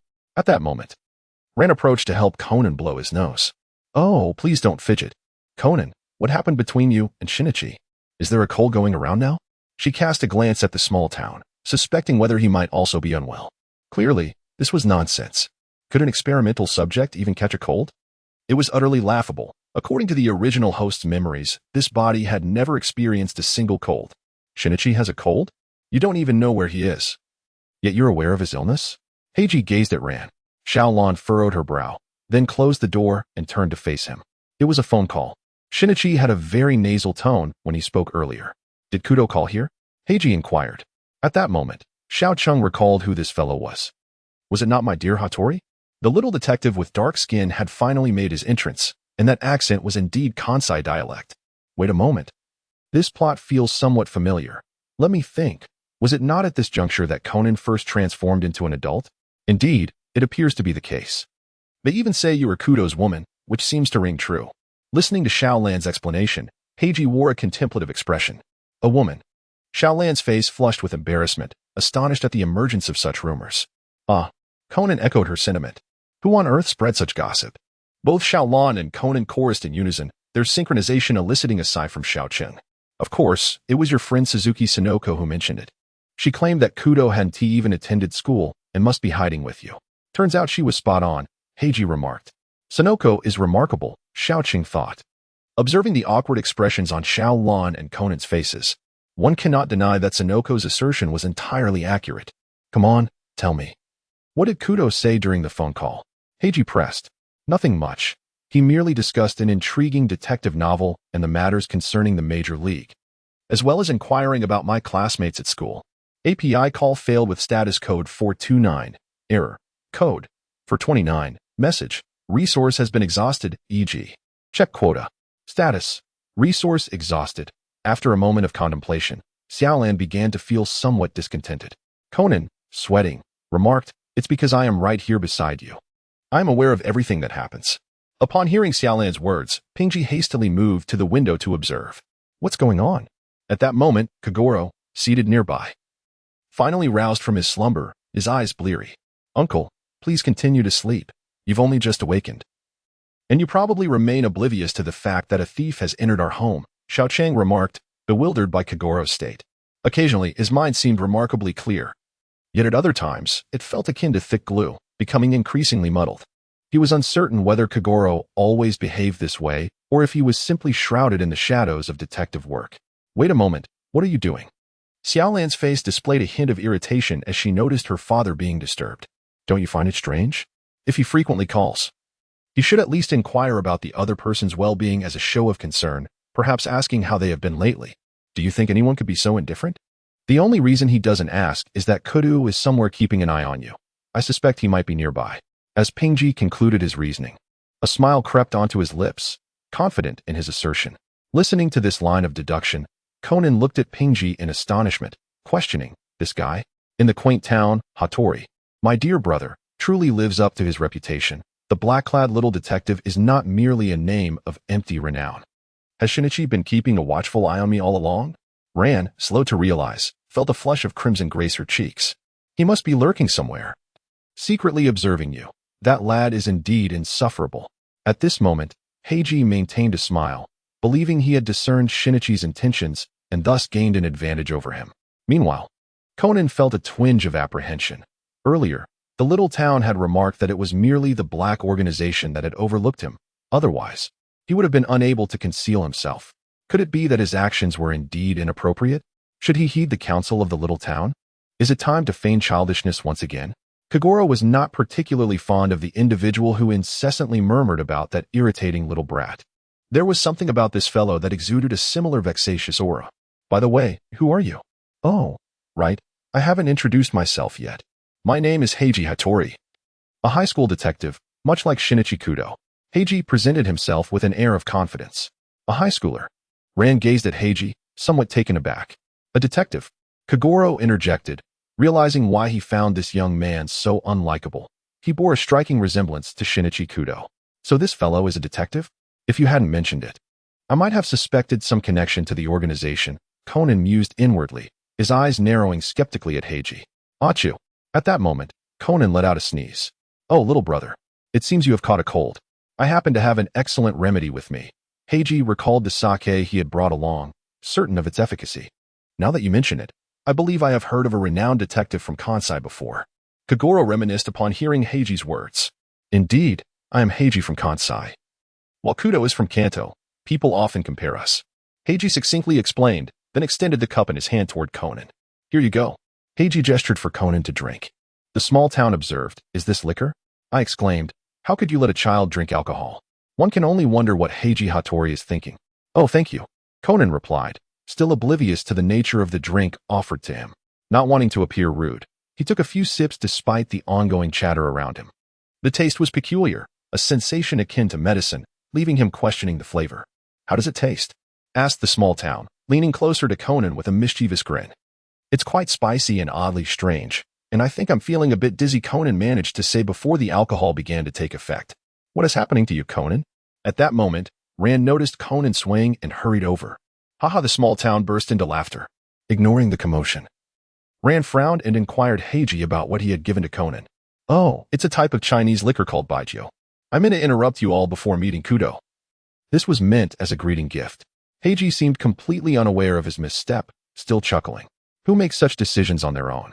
Rand's expression reflected her discontent, especially since this fool had allowed a child to consume alcohol. Meanwhile, outside, Sujimura Kei had entered, visibly displeased after ringing the doorbell for so long without anyone responding. At this moment, Kojiro hurriedly stepped forward to greet the guests and ushered them inside. Half an hour later, having listened to the account of Tsujimura Koji, Kojiro began to grasp the situation. You need to investigate your son's girlfriend's character, he suggested. Tsujimura Koji nodded and handed Kojiro the documents he was holding. Gazing at the materials regarding the girl, Sakiko Kayaki, he read aloud, she seems quite decent, doesn't she? Is there something that displeases you? Kojiro inquired. No. It's just Tsujimura Koji hesitated. It's just that she is too perfect, which makes her somewhat unappealing to me. Humans are inherently jealous creatures. When they see someone exceptionally perfect, they tend to seek flaws in them. Am I wrong, madam? At this moment, Heiji chimed in, noting, this guy doesn't even regard himself as a guest at all, shaking his head. Regardless of this, he turned his attention to Conan and gently ruffled his hair. Hot. Very hot, he remarked. He recalled that Conan would typically feel the effects of alcohol after a while. Conan, are you all right? He asked softly. I'm fine. Conan sniffled, feeling increasingly dizzy and uncomfortable after consuming that spirit. This dark-skinned fellow is such a nuisance. Sujimura Koji then stated that they would discuss matters in detail once they arrived home. Heiji boldly volunteered and invited Ran to join them, reasoning that wherever Ran was, Shinichi would surely follow. Why should I go? Ran retorted, not expressing her desire or reluctance to attend. She felt somewhat disinclined after Heiji had offered Conan a drink. Still displeased by his actions, Isn't it better to have one more person? Besides, if you go, Shinichi might just make an appearance, Heiji remarked confidently. Ran, sister. Let us go together. Conan chimed in, despite his less-than-ideal condition. Are you sure you're all right with your cold? Ran leaned down, her concern evident as she examined Conan. Naturally, Conan assured her that he was feeling much better. At this point, Kojiro had settled down considerably and remained silent. He understood that Conan was truly unwell. Had Heiji not been present, he might have tried to prevent Conan from going. Soon, the group arrived at Tsujimura Koji's residence, where they encountered Sakiko Kayaki and her son, Takayoshi Tsujimura, upon entering. It was apparent that Tsujimura Koji was not in the best of spirits towards Sakiko. The group then proceeded to the study, where the main figure, diplomat Tsujimura Jun, was located. While ascending the stairs, they ran into Tsujimura Toshimitsu. Father, you haven't left yet? Tsujimura Koji inquired. What nonsense are you talking about? I was just thinking about showing you this fish I caught, Tsujimura Jun replied, seemingly a bit confused. He produced a painting, pointing to the fish depicted therein, and asked Tsujimura Koji for his opinion. In the small town, the atmosphere was laden with silence. It seemed that the elderly man still harbored a childlike spirit, yet it did not consume much time. The group arrived at the study's entrance, where Tsujimura Ka called out to Tsujimura Shun. Upon receiving no response, she unlocked the door and stepped inside. Upon entering, they beheld the protagonist of the moment, appearing to be asleep. The town was filled with talent, and it was a lamentable thought that yet another life would be lost. Truly, it was a grand stage of life. If one was destined to come, they would. At that moment, Tsujimura Ka approached, seemingly intent on rousing her husband. Tragically, as she reached Tsujimura Shun, he collapsed, having lost all strength. Dear, please wake up, dear. Keika's face was etched with panic. It was futile. He had already departed from this world. Hearing the commotion, Heiji rushed over. Ran, quickly contact Officer Megure. Kogoro commanded Ran to call for the police. Meanwhile, SHC's attention was fixated on Conan, curious to observe the transformation process. Perhaps, if fortunate, he could also enlarge himself using sake. Aside from SHC, the other three began their investigation. They swiftly deduced it was a case of poisoning upon discovering a poisoned needle beneath the table. As they leaned in for a closer inspection, they unexpectedly collided. Ouch! Conan was the first to voice his discomfort. Heiji also rubbed his head. Baffled at how this child found himself in such a place, children ought to behave properly. Grabbing Conan, he tossed him into Rant's arms, simultaneously reproaching her for not keeping a better eye on the child. Seeing Heiji handle Conan as if he were a mere grandson, SHC remarked, Sister Ran, this dark-skinned brother is quite mean. It's one thing to look dark, but to have a dark heart is entirely unfriendly. What are you saying, you little brat? Heiji clenched his fist at the impudent words of SHC. Bleh. SHC stuck out his tongue in defiance. That's not acceptable, Ran admonished gently, one arm cradling Conan while the other tugged at SHC, reminding him of his rudeness. You little rascal. Heiji was momentarily taken aback, gazing at SHC, who was hiding behind Ran, clutching her leg. A sense of bewilderment washed over him. Never mind, why should I argue with a child? Officer Megure arrived promptly at the scene. Upon seeing Kogoro, he could not help but feel exasperated. This man seemed to attract death wherever he went. Just as Megure began to inquire about the situation from Kogoro, Kogoro remarked that there were no external injuries on the body when Conan interjected, Uncle, please examine the body more closely. It must be poisoning. Heiji interjected directly. The conclusion was apparent. Indeed, it was poisoning. Conan glanced at Heiji, slightly belated in his realization. Heiji proceeded to elaborate on the condition of the corpse, establishing the cause of death as poisoning, with the time of death being within 30 minutes and the perpetrator likely residing nearby. At this moment, Megure was puzzled, questioning who this individual was. As he turned to Kogoro for clarification, API call failed with status code 429. Error. Code. For 29. Message. Resource has been exhausted, e.g. check quota. Status. Resource exhausted. Little Garo was taken aback upon hearing this revelation. The son of the police chief held a significant status. Conan, have you discerned anything? Little City inquired, remaining close to Conan. Ah, not yet. It just feels as though something is amiss, he replied, sniffing as he sensed a rising warmth within him. Conan, rest assured, everything is fine. Little City offered a simple smile, perhaps a form of comfort. Observing the scene, Mouri was inquiring about the basic circumstances, leading to a discussion of a locked room. To be frank, There are indeed numerous cases of locked rooms in this world. At this moment, however, he found himself losing interest in the case, approaching the deceased instead. Strangely, he felt a sense of familiarity. It was impossible that he had encountered this person before. It must have been Zero who had. Furrowing his brow, he pondered whether this individual was connected to the hand of God. No, that couldn't be. It simply didn't add up. The influence of the hand of God predominantly resided in Europe and America, with none in Japan. What could this mean? Had he perhaps crossed paths with him during a prior transaction with Jin in Japan? The small town was still pondering where it had encountered this diplomat. At that moment, Conan was not in good condition. His vision began to blur, and he was solely focused on solving the case at hand. Before long, a wave of dizziness suddenly swept over him, and with a loud thud, he collapsed to the ground, abruptly pulling the small town's thoughts back to reality. Conan, what's wrong? Conan, Aiko exclaimed in alarm. Quick, call for a doctor. Megure urgently instructed others to act, while Kagoro displayed a hint of concern on his face. Sister Aiko, I'll take Conan to rest for a bit. You stay here with Uncle Kagoro. API call failed with status code 429. Error. Code. For 29, message. Resource has been exhausted, e.g. check quota. Status. Resource exhausted. Xiaocheng entered the room as described by Sugimura Takayoshi, immediately locking the door behind him. He fixed his gaze intently on the rising and falling of Conan's chest, placing his hand over Conan's heart. As he felt the rapid beating of Conan's heart, he reassured himself that, within the narrative, Conan was certainly unharmed. Moreover, as a child of destiny, how could anything possibly befall him? Yet, unbeknownst to Xiaocheng, his brow furrowed deeper, and a subtle yet palpable concern flickered in his eyes. Ahem. At that moment, Conan erupted into a fit of violent coughs. In the small town, Xiaocheng scratched his head in confusion, wondering why things were not changing. A sense of urgency began to show on his face. If Conan's heart continued to race at this pace, he feared that Conan might truly perish. Conan could not help but utter a cry. Fortunately, at that very moment, Conan began to gradually grow larger, and Xiaocheng, quick-witted and agile, swiftly removed Conan's clothing. In less than a minute, Conan had transformed back into Kudo Shinichi.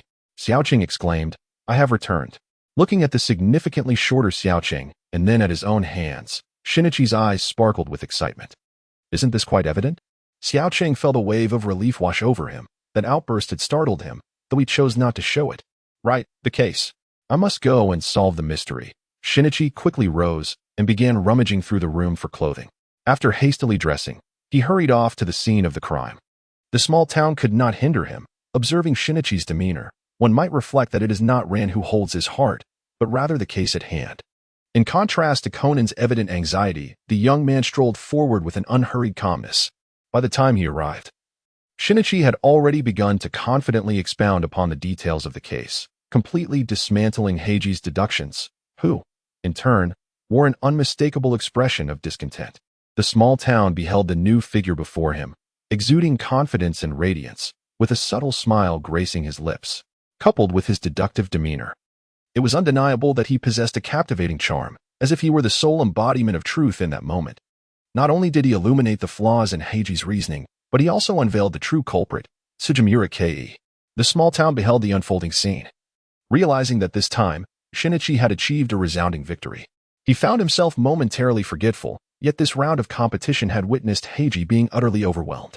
To put it plainly, Sugimura Kei had deliberately summoned a renowned detective, exploiting the psychology of the ordinary individual. She presumed that no one would dare act in the presence of a detective. Coupled with the earlier arrangements made within the house to lead others astray, the target of the murderer was cunningly placed upon her father, intending for him to take the fall.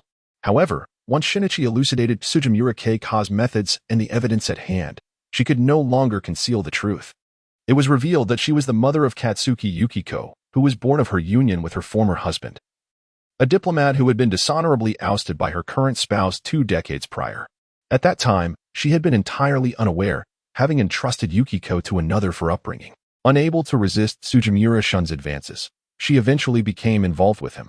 Recently, Yukiko had begun a relationship with Sugimura Takayoshi.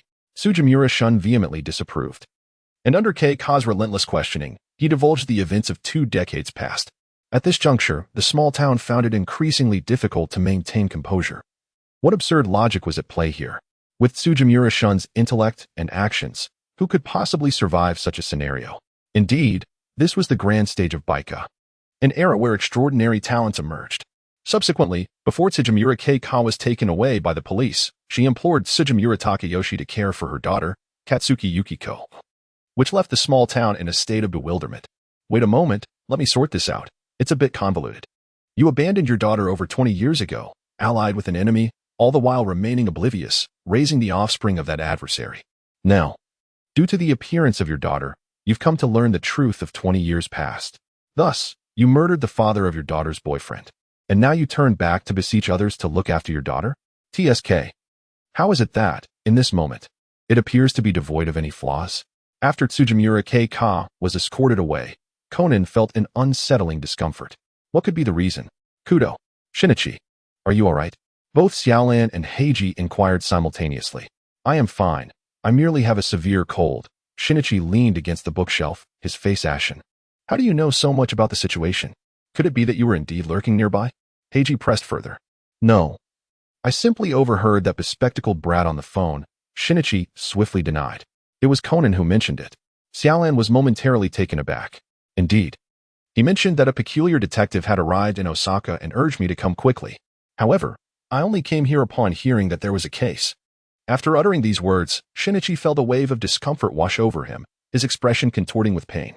As the small town observed the scene, a realization dawned upon him. Time was drawing near. How could he deceive me? Just moments ago, he had claimed otherwise, and you didn't even inquire about my well-being over the phone. This is truly perplexing. Are you really nearby? I dare say you must be close, secretly chuckling at my concerns. Am I wrong? Xiaolan's voice resonated with a hint of grievance. Xiaolan Shinichi paused slightly, taken aback. Why do you treat me this way? You know how much I observing Xiaolan's distressed demeanor. Shinichi felt a bittersweet smile creep upon him. The pain within seemed to dissipate significantly. With a solemn expression, he replied, Do not forget, I am a detective. I can discern your condition merely by the sound of your voice, humph, cough, cough. He had intended to appear suave. Yet the discomfort overwhelmed him, leading to an uncontrollable fit of coughing. Shinichi, wait. I'll fetch a doctor. His sudden action only intensified Xiaolan's anxiety, prompting her to hurriedly exit in search of medical assistance. So it seems, I have miscalculated from the very beginning. This match, regardless of the outcome, is a loss for me. Kudo Shinichi, you truly possess remarkable skills. Your deductions surpass mine. Pingxi, who had been lingering behind Shinichi, found himself genuinely impressed by the opposing figure. Enough with that. Deduction is not a matter of winning or losing. In this world, the truth is singular and should never be forgotten, Shinichi stated, yet he seemed to struggle to maintain his composure, barely managing to finish his thought. Pingxi was momentarily taken aback by his words. He*s leaving, Shinichi brother at that moment. The small town grasped Shinichi's hand, aware that he would soon reach his limit. Pingxi had wished to converse further with Shinichi, his words having resonated deeply, yet this little rascal had pulled him away. The audacious child. If the small town had any inkling, he would merely chuckle, for lingering would reveal the truth. Coincidentally, the timing allowed him to avoid Xiaolan.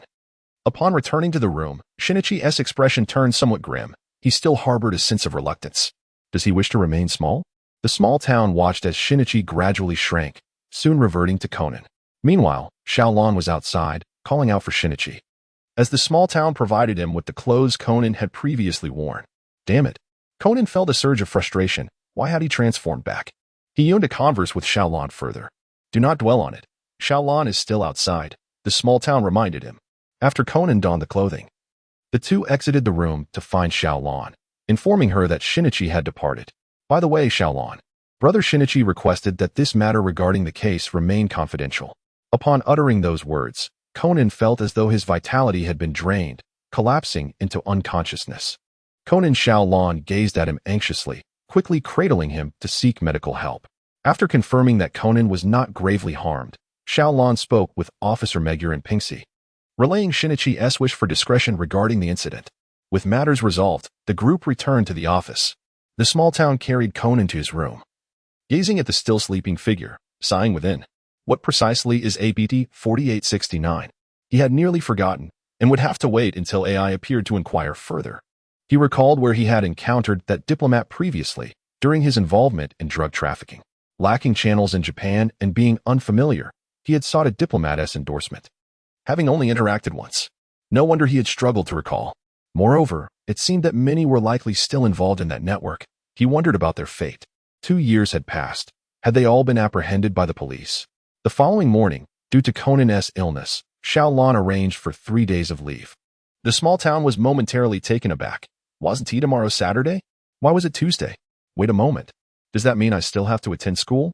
Observing Conan still lying in bed, he pondered if perhaps he too had fallen ill. Just as he intended to request Xiaolan to secure him a leave of absence, he realized how improbable that was. The entire household knew of his aversion to school. Even the teachers had made numerous calls. Were it not for his exceptional performance in class, perhaps they would have conducted a home visit by now. Seeing his plans thwarted, the small town begrudgingly prepared for school. Without Conan, he felt no motivation to tackle trivial problems, such as counting apples on trees. Upon returning home and finding Conan watching television, his discontent grew. "Welcome back, Xiao Cheng." Conan greeted him, appearing much more animated. "Why did you take 3 days off? That's unfair." Xiao Cheng tossed his backpack aside and collapsed beside Conan. "I need to rest more," Conan responded with a chuckle. Ugh, Xiao Cheng groaned. School was torturous, yet he hadn't anticipated it could become even more unbearable. Without Conan, he struggled to connect with the trio of fools at school. Indeed, I should remember how I transformed back to my original size. Conan lay beside Xiao Cheng, whispering furtively. Xiao Cheng cast a glance at Conan, fully aware of the unfolding situation. "Oh? Speak at length. I am listening." The corner of Conan's mouth twitched. Was it I who was unwell, or was it Xiao Cheng? Why did it feel as if Xiao Cheng's mind had faltered? I suspect it was that bottle of Chinese liquor that Hattori had previously offered. Nevertheless, I must voice my thoughts. And then, Xiao Cheng turned slightly, fixing his gaze upon him. I intended to stealthily procure it today, but was caught by Xiaolan. He insisted that children must not consume alcohol and placed the liquor on a high shelf, far beyond my reach. Thus, Conan blinked, silently communicating their tacit understanding. "Haha, you've amused me. Has something crawled into your eye?" Xiao Cheng feigned ignorance, responding with a cold smirk. "Enough of your antics. I meant for you to retrieve the liquor for me. Were it not for the fact that I could not overpower Xiao Cheng, Conan might have genuinely wished to deliver a punch to him. You should have experienced that sensation by now," Xiao Cheng retorted, sidestepping the question. Conan paused, momentarily taken aback. "It must be quite distressing, is it not? Conan, heed my advice. This is something beyond your control." Xiao Cheng sat up, clearly rejecting Conan's suggestion. The repercussions of drinking to grow larger were unclear to Xiao Cheng. However, he was aware that Shiho had expressly forbidden Conan from employing such methods. Regardless, Shiho was a professional, and matters concerning expertise should be entrusted to the knowledgeable. What a rare opportunity this is, Xiao Cheng. Do you not wish to revert to your former self? At this moment, Conan grasped Xiao Cheng's implication, his excitement palpable. An opportunity? Is it truly an opportunity? Are you familiar with chronic poisons? Initially, consuming such substances may not be fatal, yet continued usage can render a person utterly depleted. Observing the fervent Conan before him, Xiao Cheng understood that Conan longed to return to his original self. Yet, if it were truly that simple. Moreover, Conan had just articulated a valid point. He did not genuinely wish to revert, for the original was but a test subject. To put it plainly, why had all subjects of the hand of God perished prematurely? It was due to the overexertion of their subsequent lives and potential. He could not ascertain what would happen if he were to revert, and most critically, the identity of the original was far too sensitive. Despite perpetually wearing a mask, it did not mean that no one was aware of the original's visage. Were it not for the fact that this was Japan, where all key personnel of the Hand of God had perished and all records erased, coupled with the fact that Zero had donned a mask in his childhood. No one knew what he looked like then. Otherwise, he would not dare to appear in public as a child. What do you mean? Conan inquired, perplexed. Did Xiao Cheng possess some knowledge he was withholding? Conan, trust me, I would never harm you. Unless absolutely necessary, we must not resort to such methods. And have you forgotten the Black Organization? What would happen if you, who were meant to be dead, suddenly reappeared in the public eye? Xiao Cheng remarked. Conan, at that moment, managed to regain a semblance of calm. Indeed, as long as the Black Organization remained intact, even if he were to revert, danger would still loom over him, potentially threatening those around him. I understand, Conan replied solemnly, his mood notably subdued. Conan, I have long stated that you should be grateful that in the eyes of the Black Organization, you are considered deceased. They pay you no mind. Otherwise, given your actions, you would not withstand scrutiny, particularly regarding your previous and current appearances in public. What if the families of those diplomats were to leak information? In the small town, memories of the last karaoke outing and the recent gathering at the diplomat's residence flooded back. Surely, I did not allow Officer Mumu to sign a confidentiality agreement with them. Did I? Conan pondered, scratching his head, realizing that it might not have been the wisest decision. Observing Conan's troubled expression, the small town felt a sense of worry. The confidentiality agreement might hold some value, yet the greater issue lay in the fact that Jin had never taken them seriously. In his mind, they were already dead. Otherwise, if he had merely turned around to investigate, they could only rely on their protagonist as halo for survival. Indeed, this was the case. Outside the suburbs, a woman with flawless, fair skin, faintly blushing, and delicately petal-like lips gazed intently at the documents in her hands. After a while, she incinerated the papers in an instant, the flames sweeping over them as if the documents had never existed. Vermouth languidly reclined on the sofa, remarking, "Ah, kudo shinichi, what a coincidence." At that moment, the door creaked open. "How's the search for the absinthe going? Have you found the person?" Jin unceremoniously settled onto the sofa opposite Vermouth, lighting a cigarette. "It's not that easy. You know who Zero is. He appears and disappears without a trace." Vermouth glanced at him lazily. "What did you burn just now?"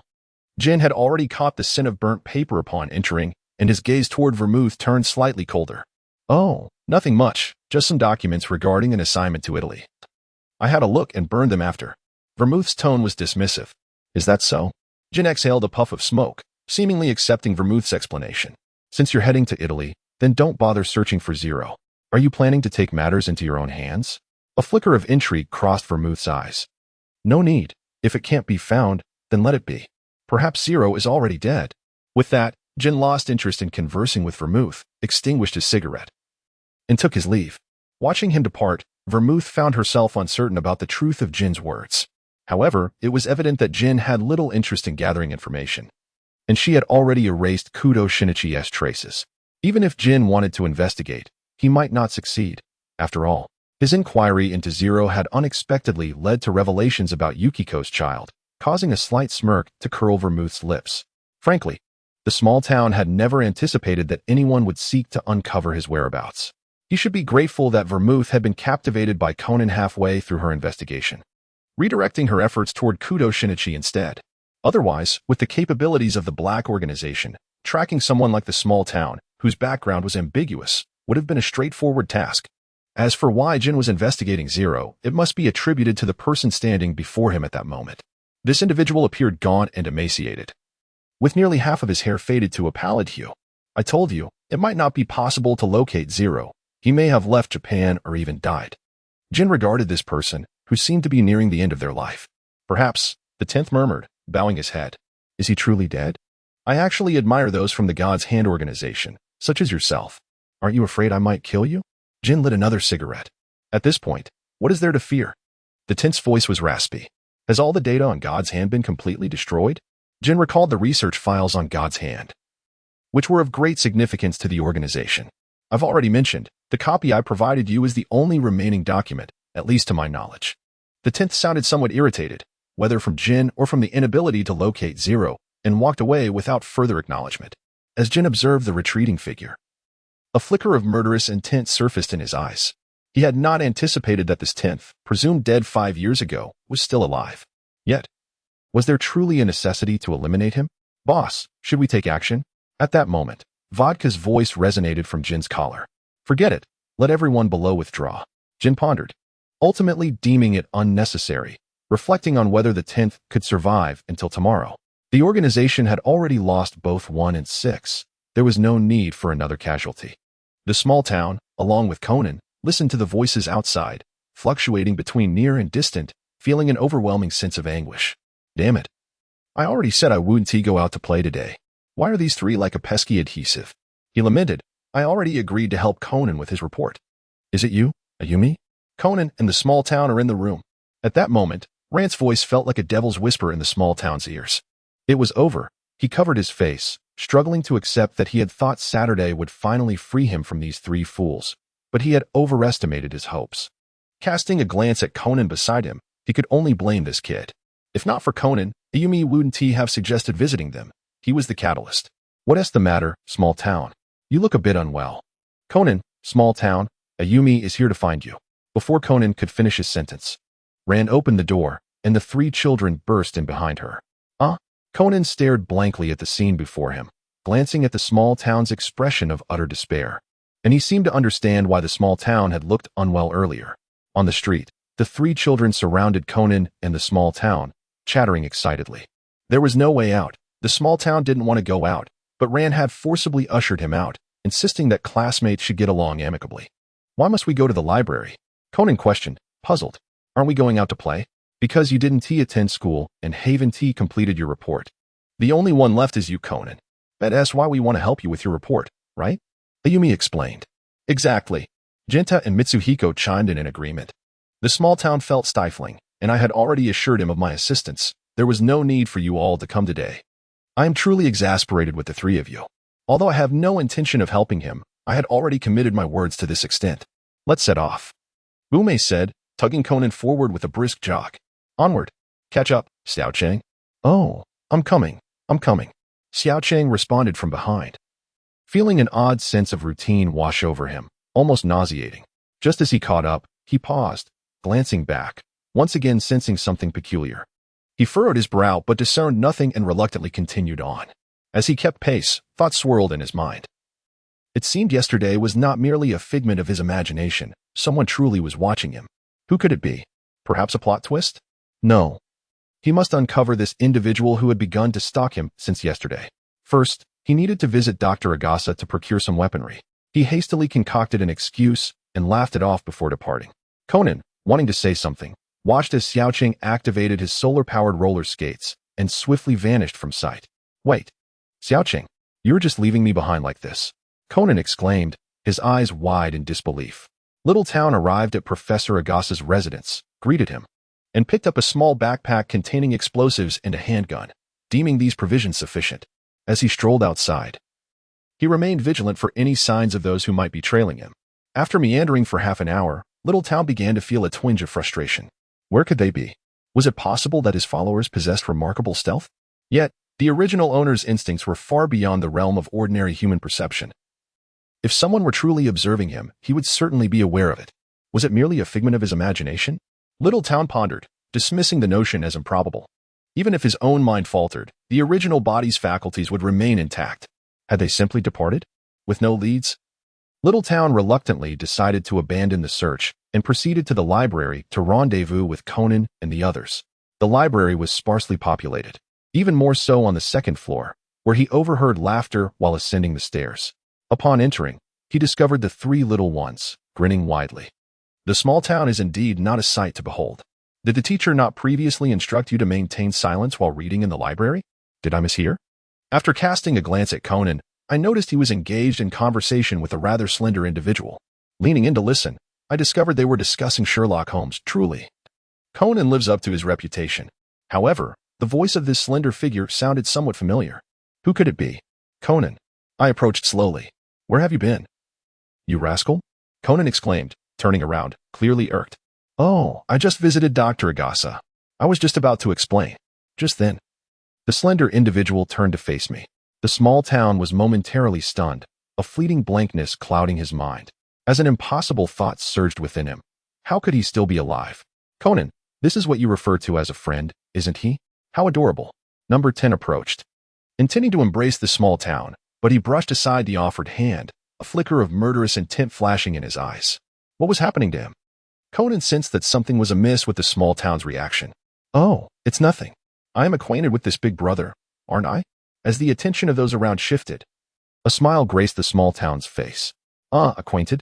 Both he and this individual had been transformed into their diminutive forms through medication. Could it be that this person was someone from his past? Conan, I need to discuss a matter with him. We'll take our leave now. I will return on my own tonight. The small town conveyed a few brief words to Conan as he stood beside him. Oh, all right. Conan furrowed his brow, casting a glance at the small town, yet he nodded in agreement, trusting that the small town had everything under control. Let us go then. Why are you still standing there? The cheerful tone of his words belied an unsettling chill. Number 10 shrugged innocently, following closely behind the small town. After a short walk, as they exited the library, the small town spoke without turning his head. Do you have a car? A car, yes. Number 10 replied, pressing the key fob in his hand. Xiao Cheng walked straight towards the car, heedless of everything else. Upon noticing this, Number 10 took his place in the driver's seat and started the vehicle. Where to? He inquired. Anywhere will do, Xiao Cheng replied, his tone now devoid of emotion. Neither joyful nor sorrowful. Number 10, seemingly accustomed to this indifference, paid it no mind and drove on. As moments ticked by, the two remained silent, their conversation absent. After half an hour had passed, Xiao Cheng observed that this man was intentionally avoiding the cameras. Did he intend to kill me? This notion, however, was not entirely unfathomable. What Zero had done to him was, frankly speaking, somewhat excessive. In that moment, Xiao Cheng contemplated whether he should take the initiative and strike first within the confines of the car. Are you trying to kill me? Number 10 spoke up. The small town remained silent, casting a fleeting glance at him. Drive safely. Heh. Number 10 let out a somewhat sardonic chuckle. After another half hour, they arrived at a desolate location, where Number 10 halted the vehicle and lit a cigarette. Isn't it ironic how fate works? I had already resolved to leave Japan. But here we are, ha ha ha. Number 10 chuckled, unable to contain his amusement. Isn't it rather amusing? I never anticipated you would still be alive. Did the SIS not manage to eliminate you? Xiao Cheng inquired. Oh, well, that is a long story. I too believed my demise was imminent. No. 10 reminisced about some unpleasant past experiences. Xiao Cheng scrutinized Number 10, having previously noted the latter's particularly poor condition, as if an aura of death surrounded him, suggesting he might expire at any moment. What brings you to me? Xiao Cheng inquired. His willingness to board Number 10's vehicle stemmed from the fact that 10 recognized him and did not report him like others might have. Otherwise, he would have found himself under the crosshairs of a sniper rifle. Given this understanding, he felt emboldened to approach, and frankly, he was not particularly fearful of 10's current state, although his control over this body was far inferior to that of Zero. The figure before him was already teetering on the brink of the grave. Thus, he pondered the intentions of this individual. Did he truly wish to kill him? Or was he simply seeking to expose him? Was it a desire to personally end his life? What? Can I not meet an old friend? 10 fixed his gaze on Xiao Cheng, a hint of a smile playing at the corners of his mouth, yet Xiao Cheng sensed a deep-seated animosity in his eyes. In your current condition, should you choose to act, the consequences would be dire, Xiao Cheng cautioned. I must admit, I am curious how you have shrunk. Have you truly ascended to divinity? 10 scoffed. Is that why you have come? Is it not possible for someone like you to have a second chance, while I cannot? The sardonic tone of 10's voice resonated in the air.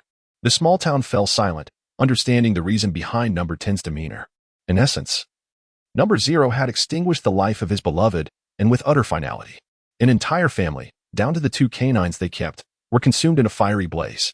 Yet, he struggled to comprehend why Number 10 had become enamored with the woman, apparently named Caroline, a truly baffling affair. Moreover, the organization had discovered her existence. To spare her would have been an unthinkable indulgence. That child, you hold him in high regard, don't you?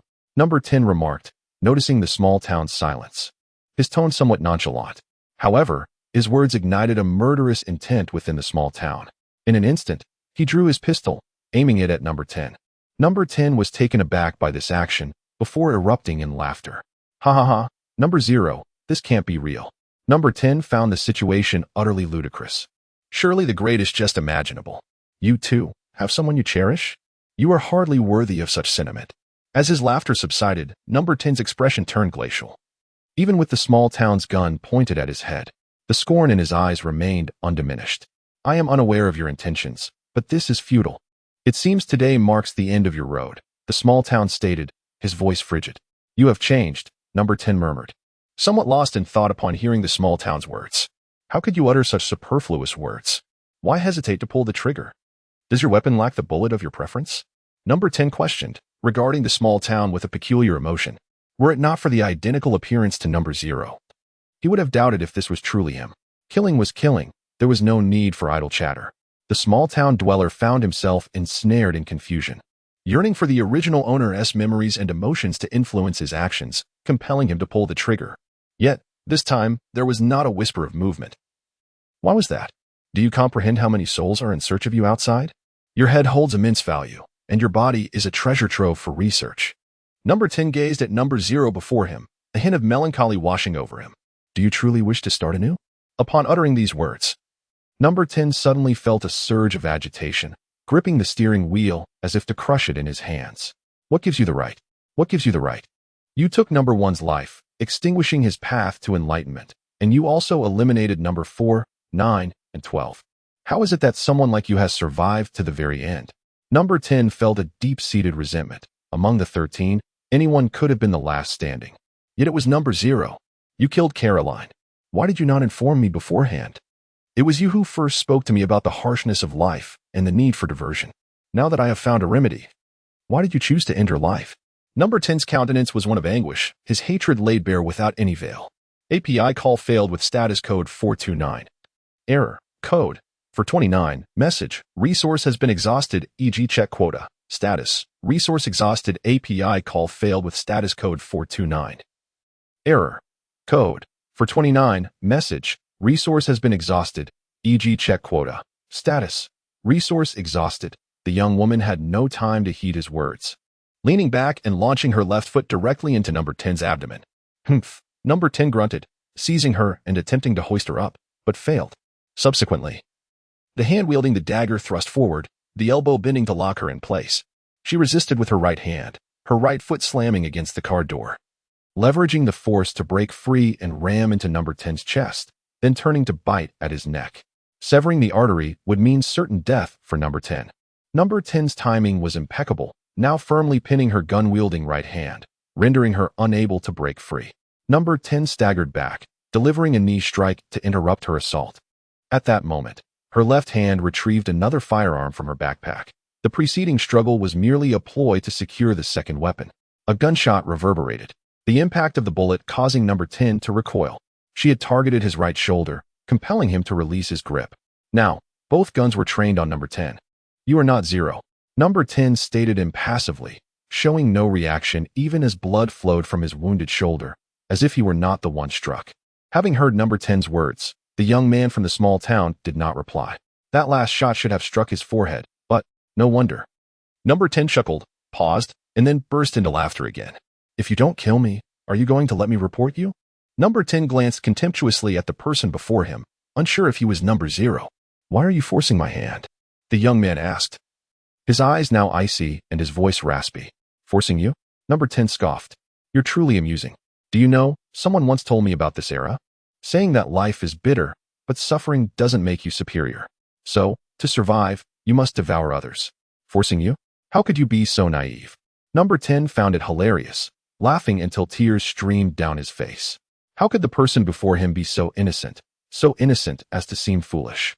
Bang in the still night, with the bright moon overhead and stars dotting the sky, a gentle breeze caressed the young man's face, bringing a refreshing coolness. Silver moonlight cascaded down as he made his way back to the agency. He had fired the shot. He had no choice.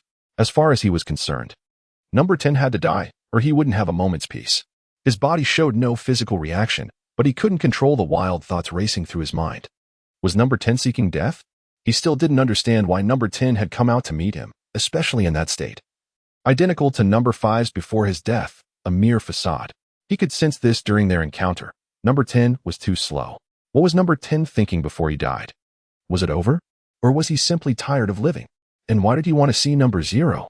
But number 10 was dead after all. Was he truly gone this time? He erased all traces from the car, took a bomb from his backpack, detonated it, evaded the security cameras, and took the subway home. Now he stood at his doorstep, blankly staring at the agency building. He took a deep breath, a smile spreading across his face. This was just a minor interlude. Nothing more. Sis, Conan, I'm home. The young man pushed the door open and stepped inside. Huh, where were they? What's with all the yelling, brat? You're making too much noise, Kagoro grumbled, yawning. He was feeling rather tired. Uncle, where are Conan and Sis? The young man asked, puzzled. Where could they be at this hour? A date? Oh, they're at the library. Wait, shouldn't you be there too? Kagoro belatedly realized. Huh? They're still at the library? The young man was taken aback. The library would be closed late at night. Yeah, it seems those kids caught a murderer. They're really a handful, Kagoro frowned. What? The young man exclaimed in shock. The plot was unfolding? Had he missed something? All right, Sis and the others should be back soon. Stop making such a fuss, Kagoro said. Yawning again. Upon witnessing the scene, Xiao Cheng seized a newspaper and settled onto the sofa, awaiting developments, which indeed arrived swiftly. He soon heard Xiaolan's voice at the doorway, reproaching Conan. Dad, I brought Conan back. Oh, Xiaoqing, when did you arrive home? Xiaolan entered, exchanging greetings with Kagoro, and then noticed Xiaocheng's presence. Xiaolan's sister. Xiaocheng promptly approached her, casting a knowing glance at Conan. "Hey, where have you been today?" Conan whispered to Xiaocheng as he reached his side. Reflecting on how much trouble would have been spared had Xiaocheng simply been allowed entry without fuss. "I just accompanied a friend for a stroll," Xiaocheng replied. "So, does that mean he?" Conan pondered, realizing that Xiaocheng's companion must have learned of their true identities. Rest assured, he should have already departed from Japan. Xiaocheng reassured, patting Conan's shoulder. "Besides, heading to the afterlife can be considered a form of departure from Japan, can't it? What are you two whispering about? Hurry and wash your hands. It's almost time for dinner," Xiaolan interjected, having observed their hushed conversation. Before long, they gathered around the dining table. "By the way, Dad, how about we go see the cherry blossoms in a couple of days? I heard from Sonoko and the others that the cherry blossoms on the mountain are particularly beautiful right now," Xiaolan suggested. "Cherry blossoms?" Little Five Lang was taken aback. He initially contemplated declining the invitation. However, upon observing the eager expression on Xiaolan's face, he felt that perhaps it wouldn't be such a bad idea after all. "All right, I shall rent a car, and we can embark on this journey together. It would be delightful to have a look. After all, it's not far, and most importantly, it won't cost us much." "Wonderful. Conan, are you all excited?" Upon seeing Little Five Lang's agreement, Xiaolan's face lit up with exhilaration. "Absolutely thrilled. API call failed with status code 429. Error. Code 429. Message. Resource has been exhausted, e.g. check quota. Status. Resource exhausted. In a small town, Conan and Kagoro sat down to watch television, where a program featuring Yoko Okino was being broadcast. As night fell and they prepared for slumber, the day came to a close, and Kobayashi drifted off into a deep sleep filled with restless thoughts. Meanwhile, Dr. Nanyang received the results of the genetic modifications conducted on the children. Only 2 had survived. The 4-year-old subjects, designated 0 and 7, found themselves before an elderly man clad in a white robe. In that moment, 0 was engulfed by a sense of unease and terror. Unable to comprehend how he had arrived in this unfamiliar place after merely closing his eyes for sleep. "Take them to the training ground," the elder commanded. "Only those who survive in the training ground can truly be considered alive." Dr. Nanyang, engrossed in his work, did not look back. Thus, 0 was sent to the very place he dreaded to remember, the 3rd training ground. A total of 1,000 children trembled in fear at that time. He could not understand the words spoken by the instructors, who communicated in English. Later, upon entering the training ground, the announcement was made in Chinese, stating, "Spare no effort to survive for 3 months." At just 4 years old and still naive, 0 entered the uniquely treacherous terrain of the training ground.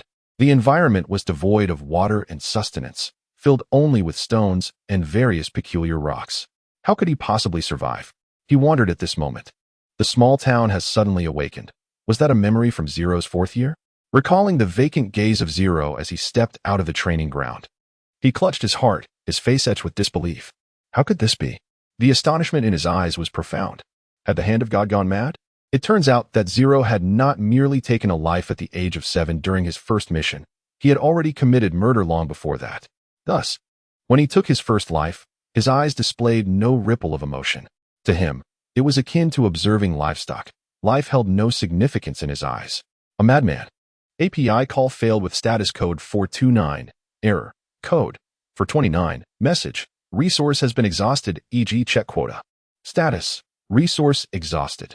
The small town bore a chill, stirring memories of the words spoken by number 10 before his demise.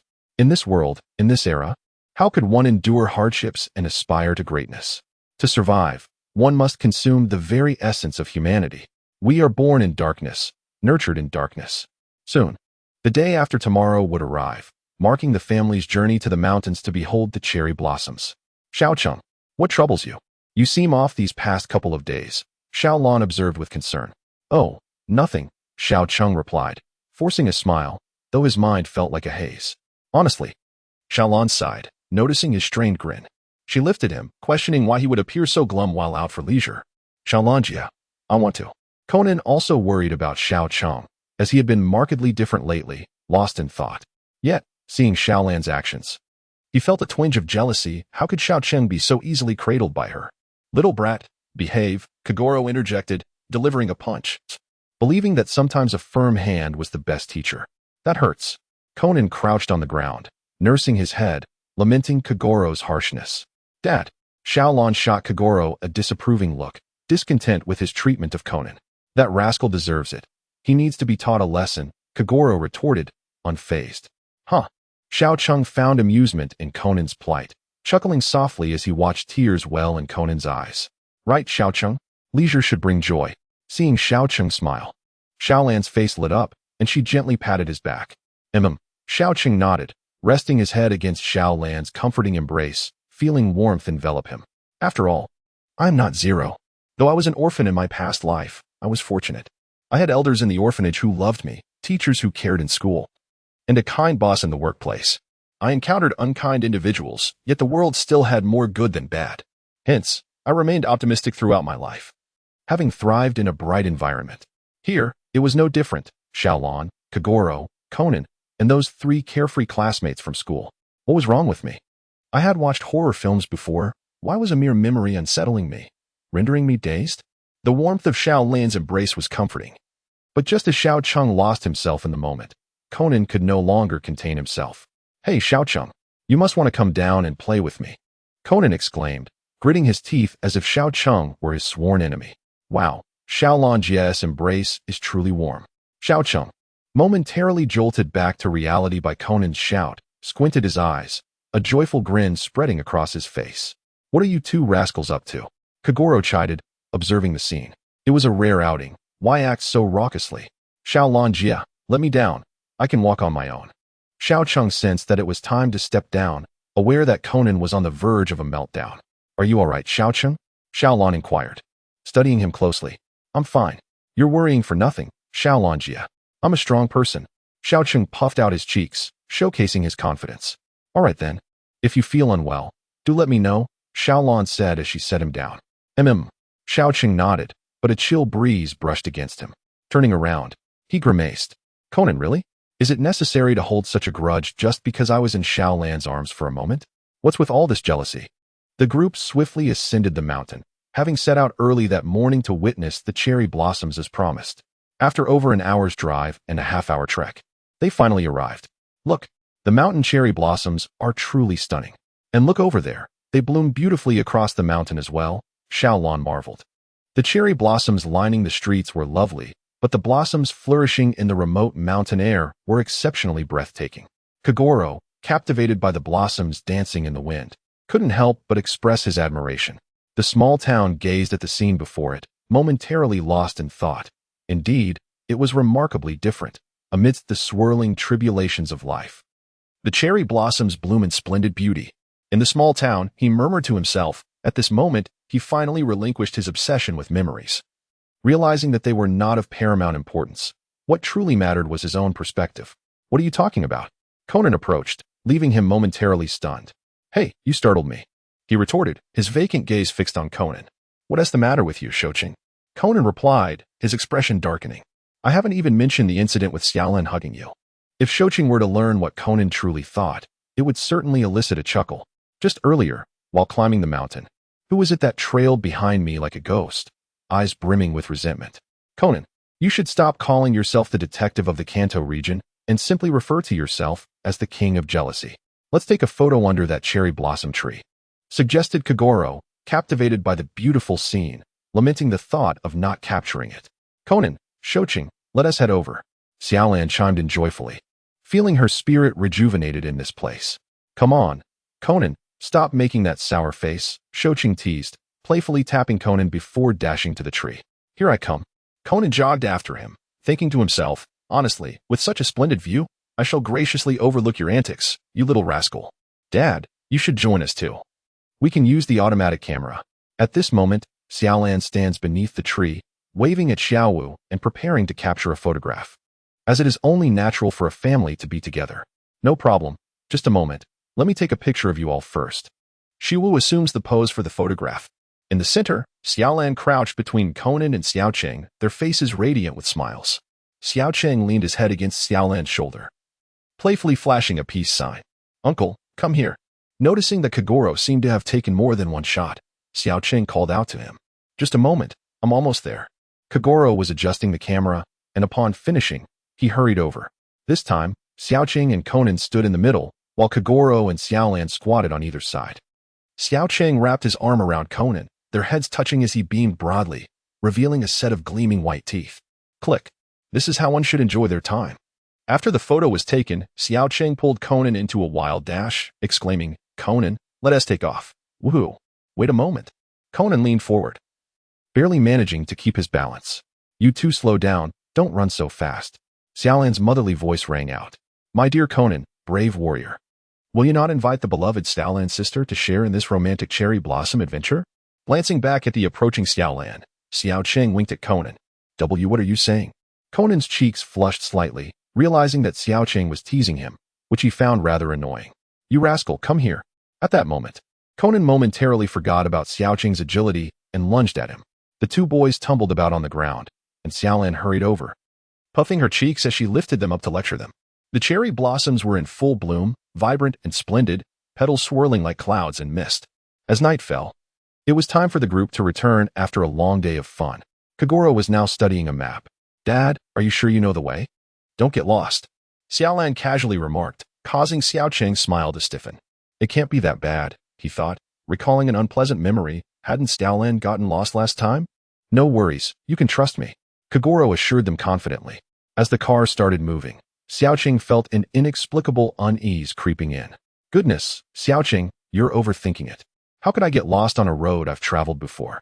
After a while, the car was forced to stop, and dark clouds began to gather overhead, while the four of them stared in disbelief at the flat tire.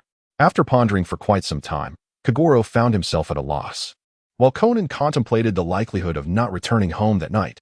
Consequently, he resolved to explore the vicinity, with the small town following closely behind. "Honestly, did I not mention this earlier? You insisted there would be no issues, yet here we are, lost and with a flat tire, ruining what was once a delightful mood," lamented Ran, her face etched with frustration. "All right, enough with the complaints," she added. At this moment, Goro was utterly perplexed, unable to comprehend how he had lost his way, nor how his vehicle had suffered a flat tire. It seemed utterly irrational. Just then, a raindrop fell upon Goro's head, prompting an exclamation of dismay. "Oh no."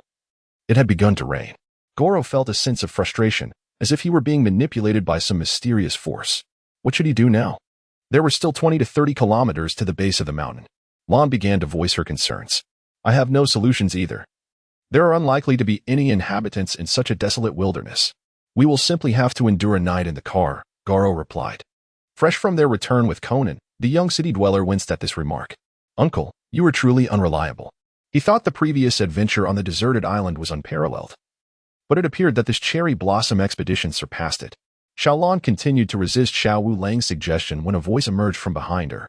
"Uncle, Conan and I have discovered a temple not far away. It appears to be inhabited. Staying in the car? The soundproofing is inadequate, and it would be uncomfortable for sleeping." "That won't do." Kagoro was perplexed. How could there be a temple in such a remote location? Yet, observing the expressions of his companions, he hesitantly decided to follow them, reasoning that it was preferable to spending the night in their vehicle. To his surprise, they indeed stumbled upon a temple, Shan and I Temple, where they would be staying for the night. "Excuse me, is anyone here?" As they entered the temple grounds, Ran called out, "What brings you here?" A voice from behind startled the trio. They turned to see an elderly man clad in a raincoat. "I ask again, what is your purpose for being here? You must be reporters or television personnel. Please leave. This is not a place for mundane folk." The old man glared at them, causing the three to step back in trepidation. Kagoro, observing the fierce demeanor of the elder, questioned, "Is he always this intimidating?"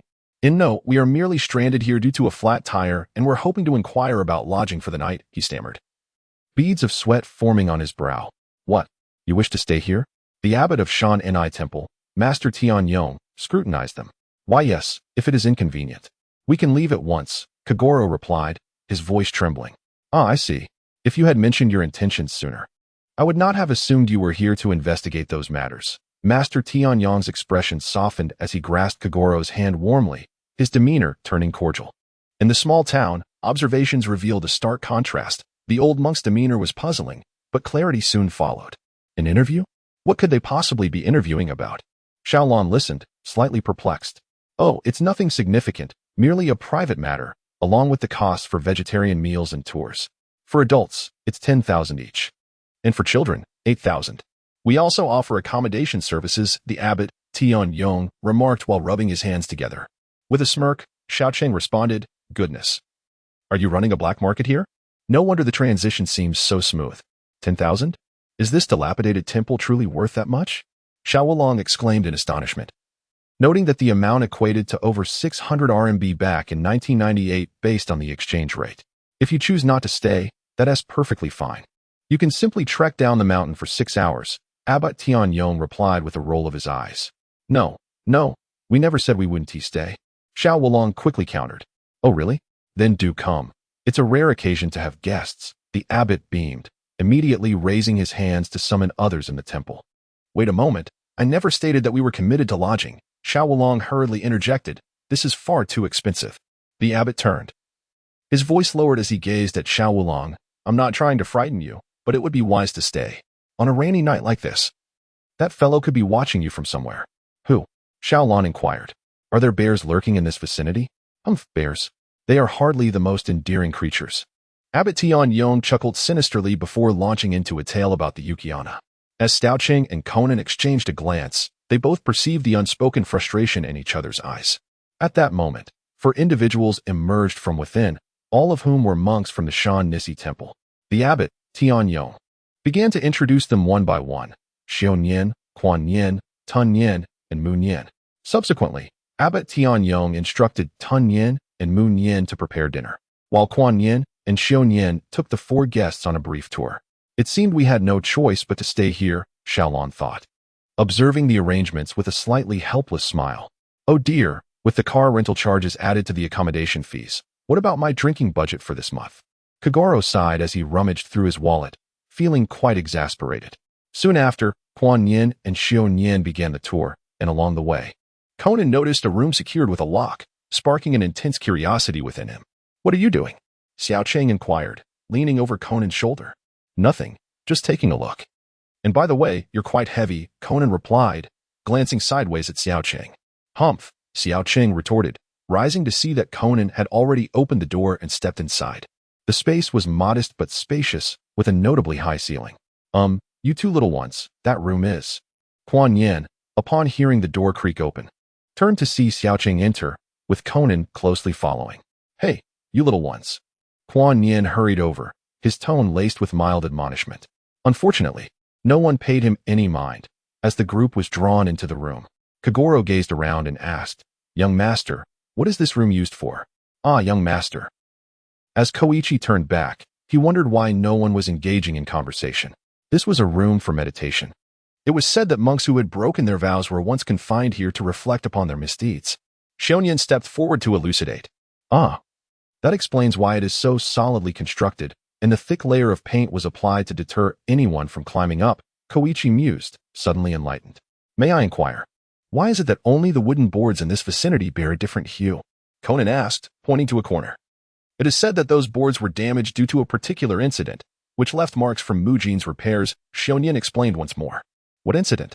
Koichi questioned, sensing an unsettling vibe, glancing at Conan, who also felt a shroud of foreboding enveloping the space. What sort of incident could that be? Koichi asked again, perplexed. Oh. That event occurred before I entered this temple, and I am not entirely familiar with the details, but it seems to involve a fog demon. Xiongyan began, but was abruptly silenced by Quan Yin's reprimand. Xiongyan, you must not speak of that to our guests. How could you forget? Xiongyan bowed his head in apology, a look of remorse upon his face, yet his true thoughts remained concealed. What is that sound? Xiaolan inquired, noticing the sound of flowing water. Oh, that is the waterfall. Let me take you there, Quan Yin suggested, his earlier seriousness dissipating into a gentler demeanor. Thus, Quan Yin led the group to explore the waterfall. As Conan departed, he cast one last glance at the room. Is something amiss with the room? Koichi whispered to Conan, who was trailing behind with him. Nothing significant. I was merely intrigued by what Master Xiongyan mentioned about the fog demon, Conan replied, shaking his head. Enough with the trivial matters, Koichi said dismissively. Yet he understood that Conan was once again onto something. In Conan's world, one might remain oblivious to many things. Yet it was imperative to grasp the significance of his insights. The specter of death lingered in this detective narrative, without a murder. The very essence of existence within this realm would falter. But what precisely was that incident? Koichi felt his mind clouded. The group arrived at the waterfall, where the flowing water mingled with cherry blossoms. They explored a few more locations before soon finding it was time for their vegetarian meal. The small town was tinged with a hint of excitement, as they had yet to experience the taste of vegetarian cuisine, uncertain of the quality of the meals offered here. After sampling the food, they found it to be not exceptionally delicious, yet quite palatable, which prompted a lively conversation among them. Meanwhile, the young boy began to eat heartily, casting a fleeting glance at Conan, pondering whether Conan could manage such a substantial portion, and if he should perhaps offer some of his own food to him. He had been curious since the beginning about the legend of the Misty Dog. Conan, of course, was aware of what the Misty Dog was, but he struggled to comprehend the connection between this temple and the creature. "Child, where did you hear about this?" Kuan Yin's expression shifted. "I apologize. I inadvertently let it slip," the abbot, Tian Yong, replied, closing his eyes. "Master?" Kuan Yin was taken aback, for it was indeed Tian Yong who had initially instructed them not to speak of it. "It is merely a tedious old legend," the abbot began to recount the tale. As the others listened intently, the young boy finished his meal. Observing Conan's earnestness, he thought it would be acceptable to sneak a bite from Conan's plate, reasoning that a child like him would be easily satiated with a small portion, unlike himself, who, as a test subject, could never feel full, despite being a trivial legend. It had frightened Xiaolon. Truth be told, she felt quite apprehensive about such ghostly tales. The discussion turned to an incident from 2 years prior, but Kuan Yin was promptly silenced by Kuan Yin. Conan noticed the tension. They were about to share something significant, yet Kuan Yin had stifled it. "Uncle Mouri, could you please ask them to elaborate on the timeline?" Conan suggested. "Since you are the renowned detective, Kagoro Mouri, perhaps you could uncover a clue." Upon Conan's utterance, the atmosphere shifted, with the others displaying various expressions of concern, while Xiongyin and the others appeared excited, and the abbot's demeanor darkened. The four approached Kagoro, eager to discuss the incident from 2 years ago and see if the esteemed detective could discern anything, but the abbot interrupted them. "Everyone hush. Have you forgotten that we are not to mention that matter?" "But, abbot," Kuan Yin protested, bewildered, "while it may be forgivable for ordinary people, this is a detective." "Enough. Dinner is concluded. You all must return to your rooms and prepare for sleep," the abbot commanded sternly. "Detective," he continued, "although you are lodging in this temple, I must insist that you depart early tomorrow morning. It would be wise for you to rest now." With that, the abbot rose and exited the room. Conan felt a wave of confusion wash over him, pondering why they were forbidden to speak. However, with no recourse to compel them, he shook his head and suddenly realized. "Wait, where's my food? Did you finish your conversation?" The young boy swallowed his mouthful. "You." Conan glanced from his bowl to the boy, incredulous. "You didn't eat all my food, did you?" "What do you mean?" The boy feigned innocence. Conan grimaced, thinking, "This kid truly doesn't care about my predicament." "Conan, are you still hungry? Let's share," the boy offered. API call failed with status code 429. Error. Code. For 29, message. Resource has been exhausted, e.g. check quota. Status. Resource exhausted. The small town indeed offered a modest meal, and the food prepared for him at the temple was rather scarce. Soon, it was time for slumber. Xiaolon inquired of Xiao Wulang whether Tengu truly existed in this world, her voice tinged with a hint of trepidation. "Is there really a need to discuss this? Do you genuinely believe in the existence of Kappa and other supernatural beings? Tengu, like them, are mere figments of human imagination." Kagaro understood his daughter's temperament, yet there was little to discuss regarding the apparent absurdity of the situation. "You are right," he conceded, and upon hearing his words, Ran felt a slight sense of reassurance. "Sister Ran, this legend originates from long ago, brought over by travelers from China. They referred to meteors, which emit sounds akin to thunder, as heavenly dogs, marking the initial conception of the Tengu. In Japan, however, such falling meteors are perceived as ominous omens, a belief that has permeated the entire nation, transforming into the myth of a peculiar creature. Conan elucidated scientifically, his explanation both rational and substantiated. "Oh my, Conan. How did you come to know all this?"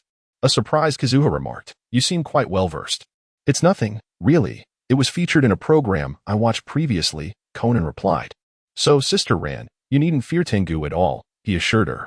"Oh, Conan, you silly child, I wasn't afraid in the slightest," Ran retorted lightly, rising to gather the bedding. "Conan, Kazuha, if you find yourselves frightened in the middle of the night, feel free to join me under the covers. Good night." This unexpected gesture left the three of them momentarily speechless, particularly Kazuha, who marveled at Rand's unyielding demeanor. Yawning, Kazuha gazed at the drowsy Conan and Kagoro beside him. It was quite the misfortune that Rand had roused them all in the dead of night, citing her need to use the restroom and feeling somewhat afraid.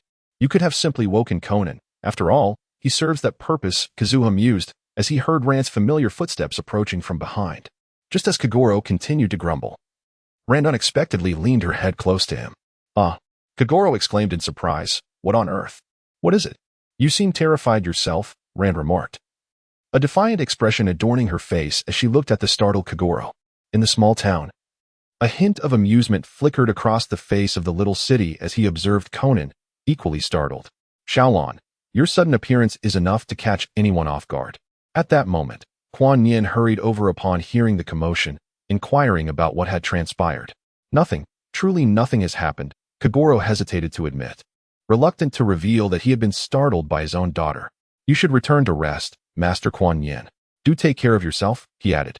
Xiaolon, perspiring, acknowledged that her earlier actions had been somewhat impulsive.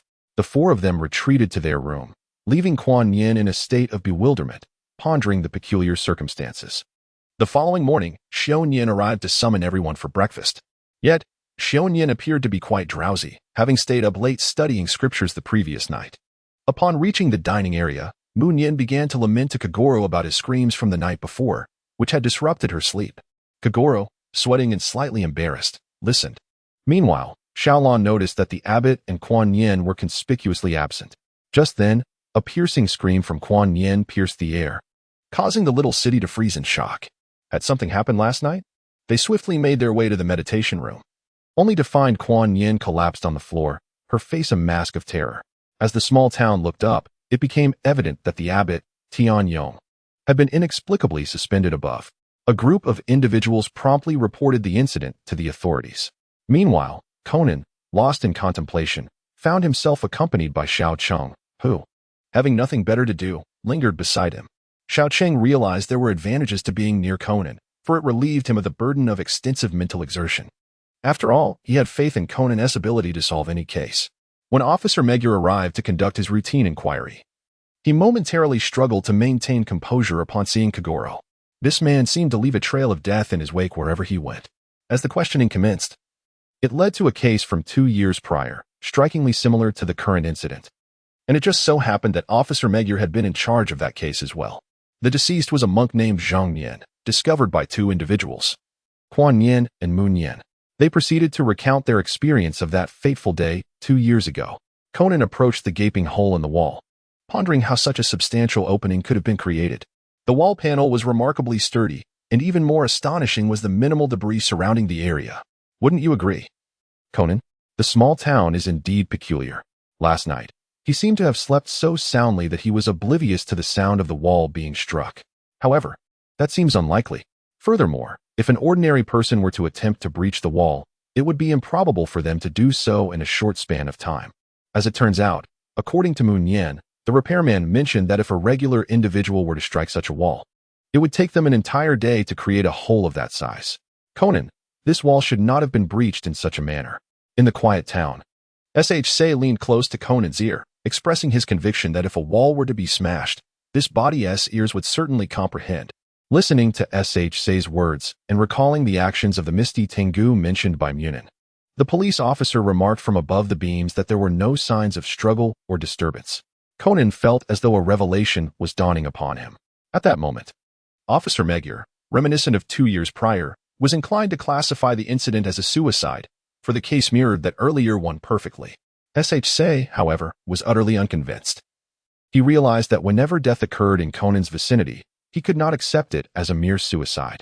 Once again, I ask, he mused, who truly understands Conan better? The foolish locals, or I? No one comprehends the intricacies of deduction better than I do. Just then, their conversation was interrupted by a sound of weeping.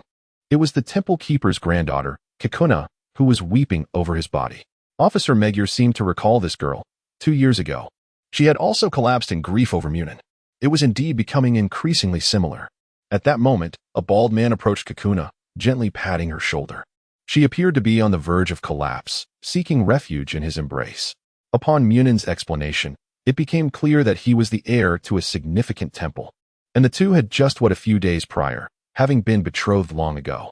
Munin was taken aback by this revelation, as he had always assumed Kakuna would end up with Munin, given their previous close bond. This assumption had led the police to conclude that Munin's death was a result of despair over this very matter. As they deliberated whether the temple keeper had also taken his own life due to similar circumstances, they resolved to search for a suicide note, leaving Conan and Say behind. Do you truly believe this is a suicide? Conan furrowed his brow. Impossible. It is murder, I assure you. Absolutely murder.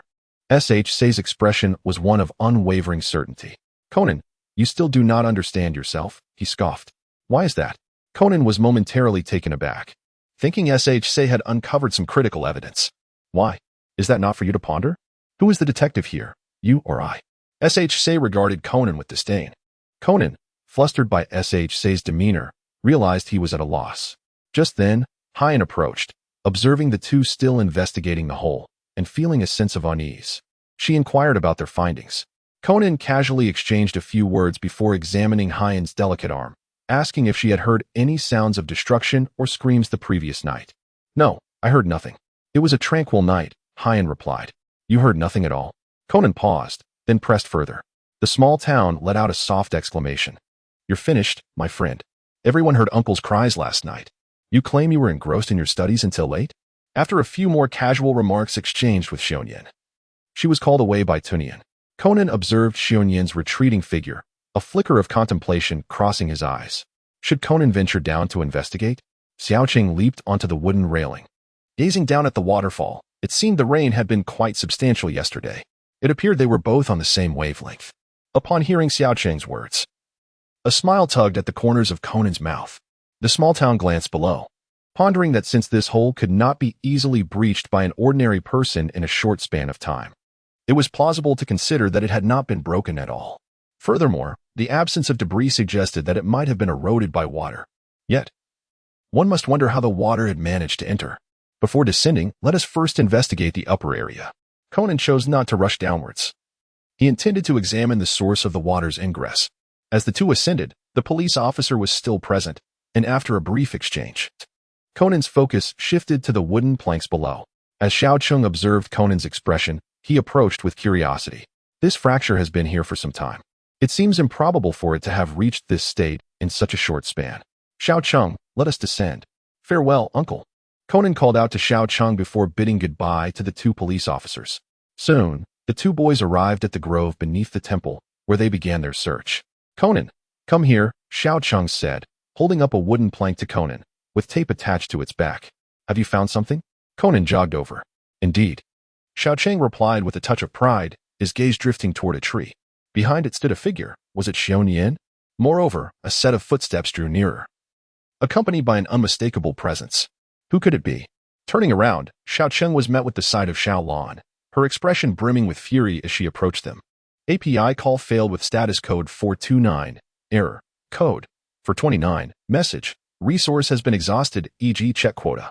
Status. Resource exhausted. API call failed with status code 429. Error. Code. 429. Message. Resource has been exhausted, e.g. check quota. Status. Resource exhausted. As Xiaoqing gazed at the scene before him, the sound of footsteps echoed in his ears, gradually fading away. Had they departed? He turned his gaze towards the direction of the sound. You two are truly a handful, Xiaolan sighed, glancing at the two young ones with exasperation. What if, in this place, the Tengu truly captured them? Fortunately, Xiaolan kept this thought to herself, knowing that if she voiced it, Xiaoqing and Conan would likely find amusement in her concerns. As for why they wouldn't laugh openly, did she want to be scolded? Upon returning to the temple, they found Officer Mumu preparing to disband the team. Just as Mumu and Kagoro were deliberating over what to do about the flat-tired vehicle, Mumu declared he would take care of it. Although Kagoro had an unfortunate reputation, he had assisted Mumu on numerous cases. Just as Kagoro was about to hand over the car keys, Conan stepped forward and snatched them away, darting upstairs with the intention of employing a tranquilizer needle. However, he did not anticipate the slippery surface above. Kagoro slipped and fell, striking his head against the wooden railing. Xiaoqing, who had just arrived, was taken aback by the scene. At that moment, Conan emerged from behind the wooden panel, surprised to find his uncle unconscious. which spared him the need to use the tranquilizer. It soon became evident that Conan, mimicking Kagoro's voice, began to recount the details of the case. The training room was exceptionally sealed, and the murderer had exploited this fact. Water was funneled in through the skylight. Where did the water come from? Naturally, it was from the waterfall nearby, connected by wooden planks, allowing the waterfall's flow to enter. When the room filled with water, a body would float to the surface. However, this would leave the corpse drenched, so the killer utilized a rubber boat, having heard that there was one in the temple.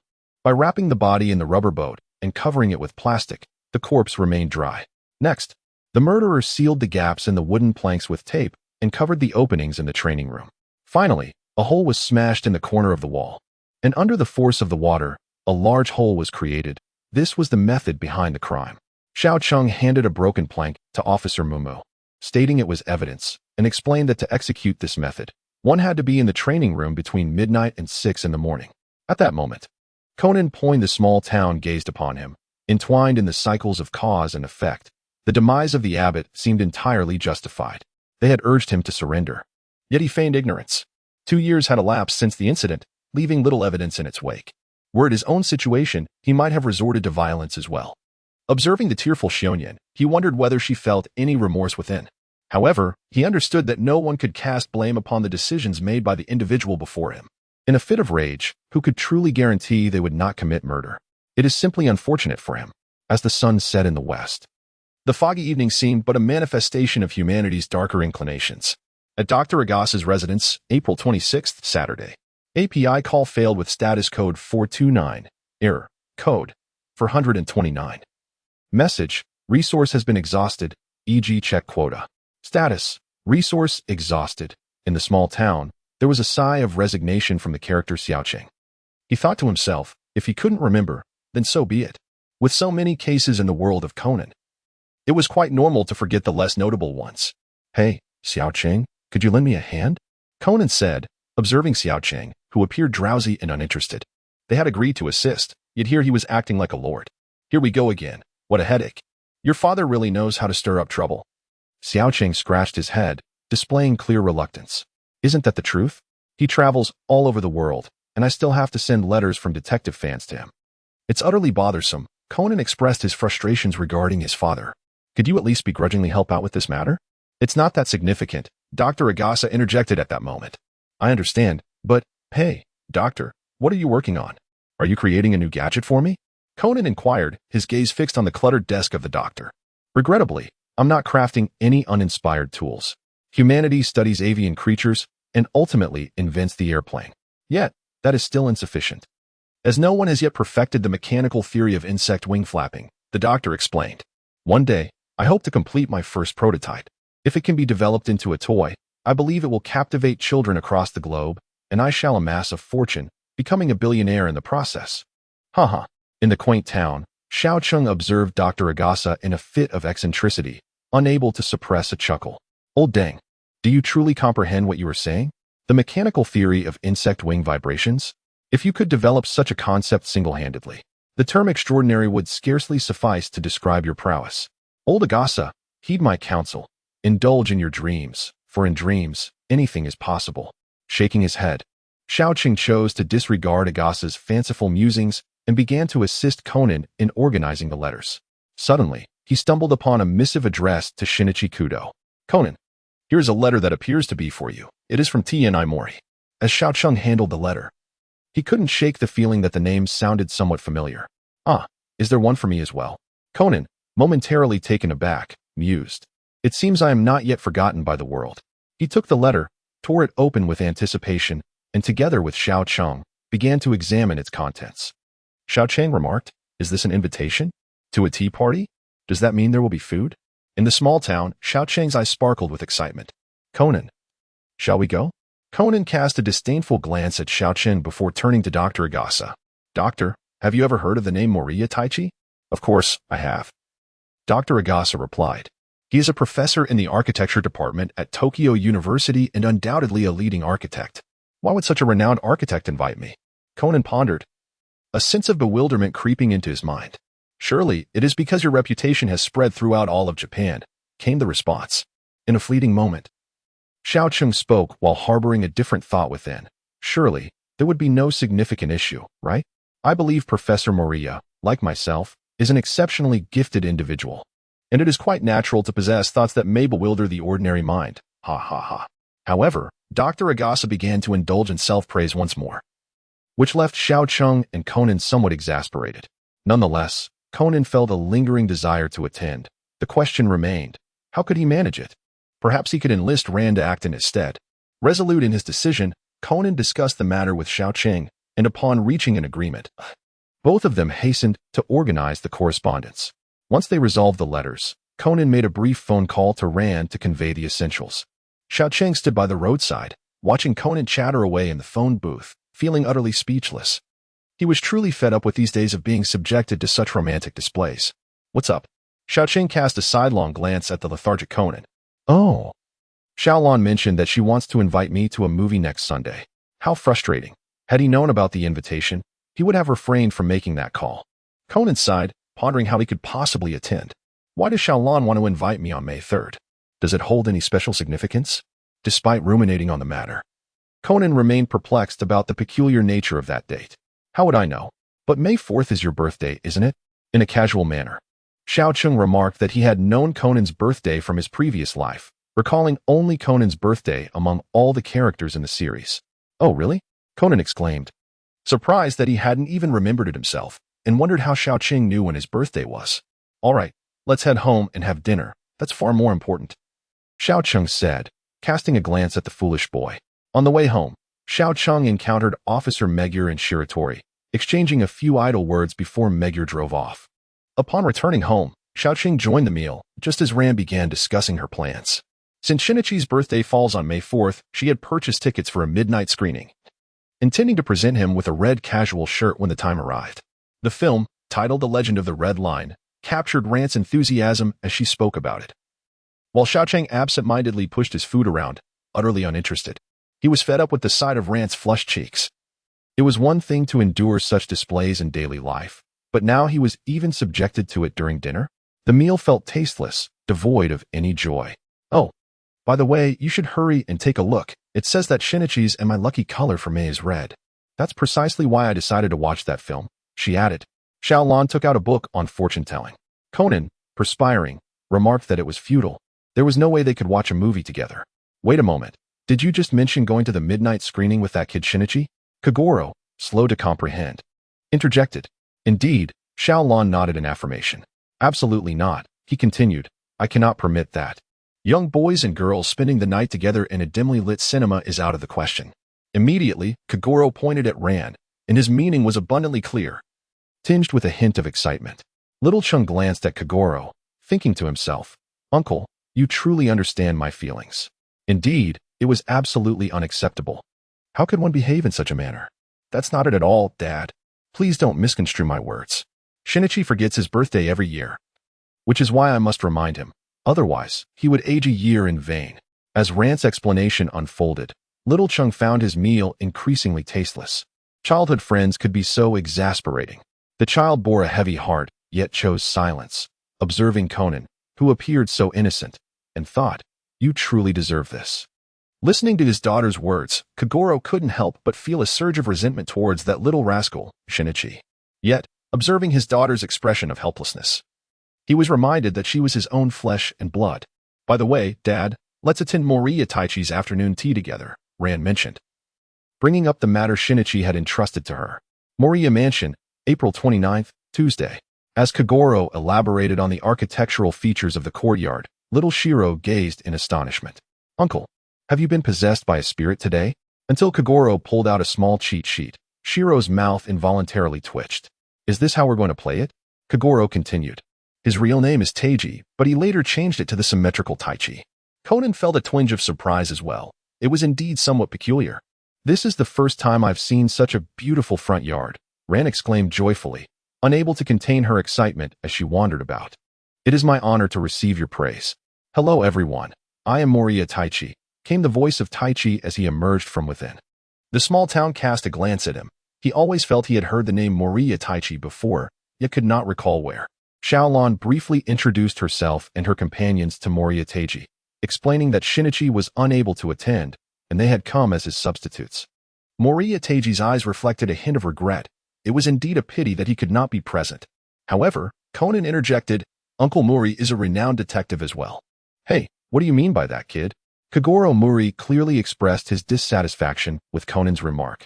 After clearing his throat, he made a more formal introduction, to which Mouri Itaji responded with enthusiasm, shaking Kogoro's hand warmly. Soon after, they were invited to the tea gathering.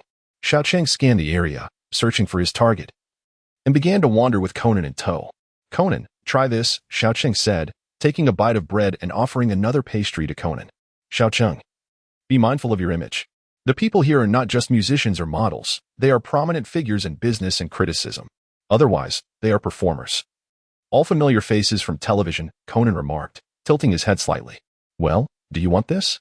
Xiao Cheng responded, seemingly oblivious to Conan's words.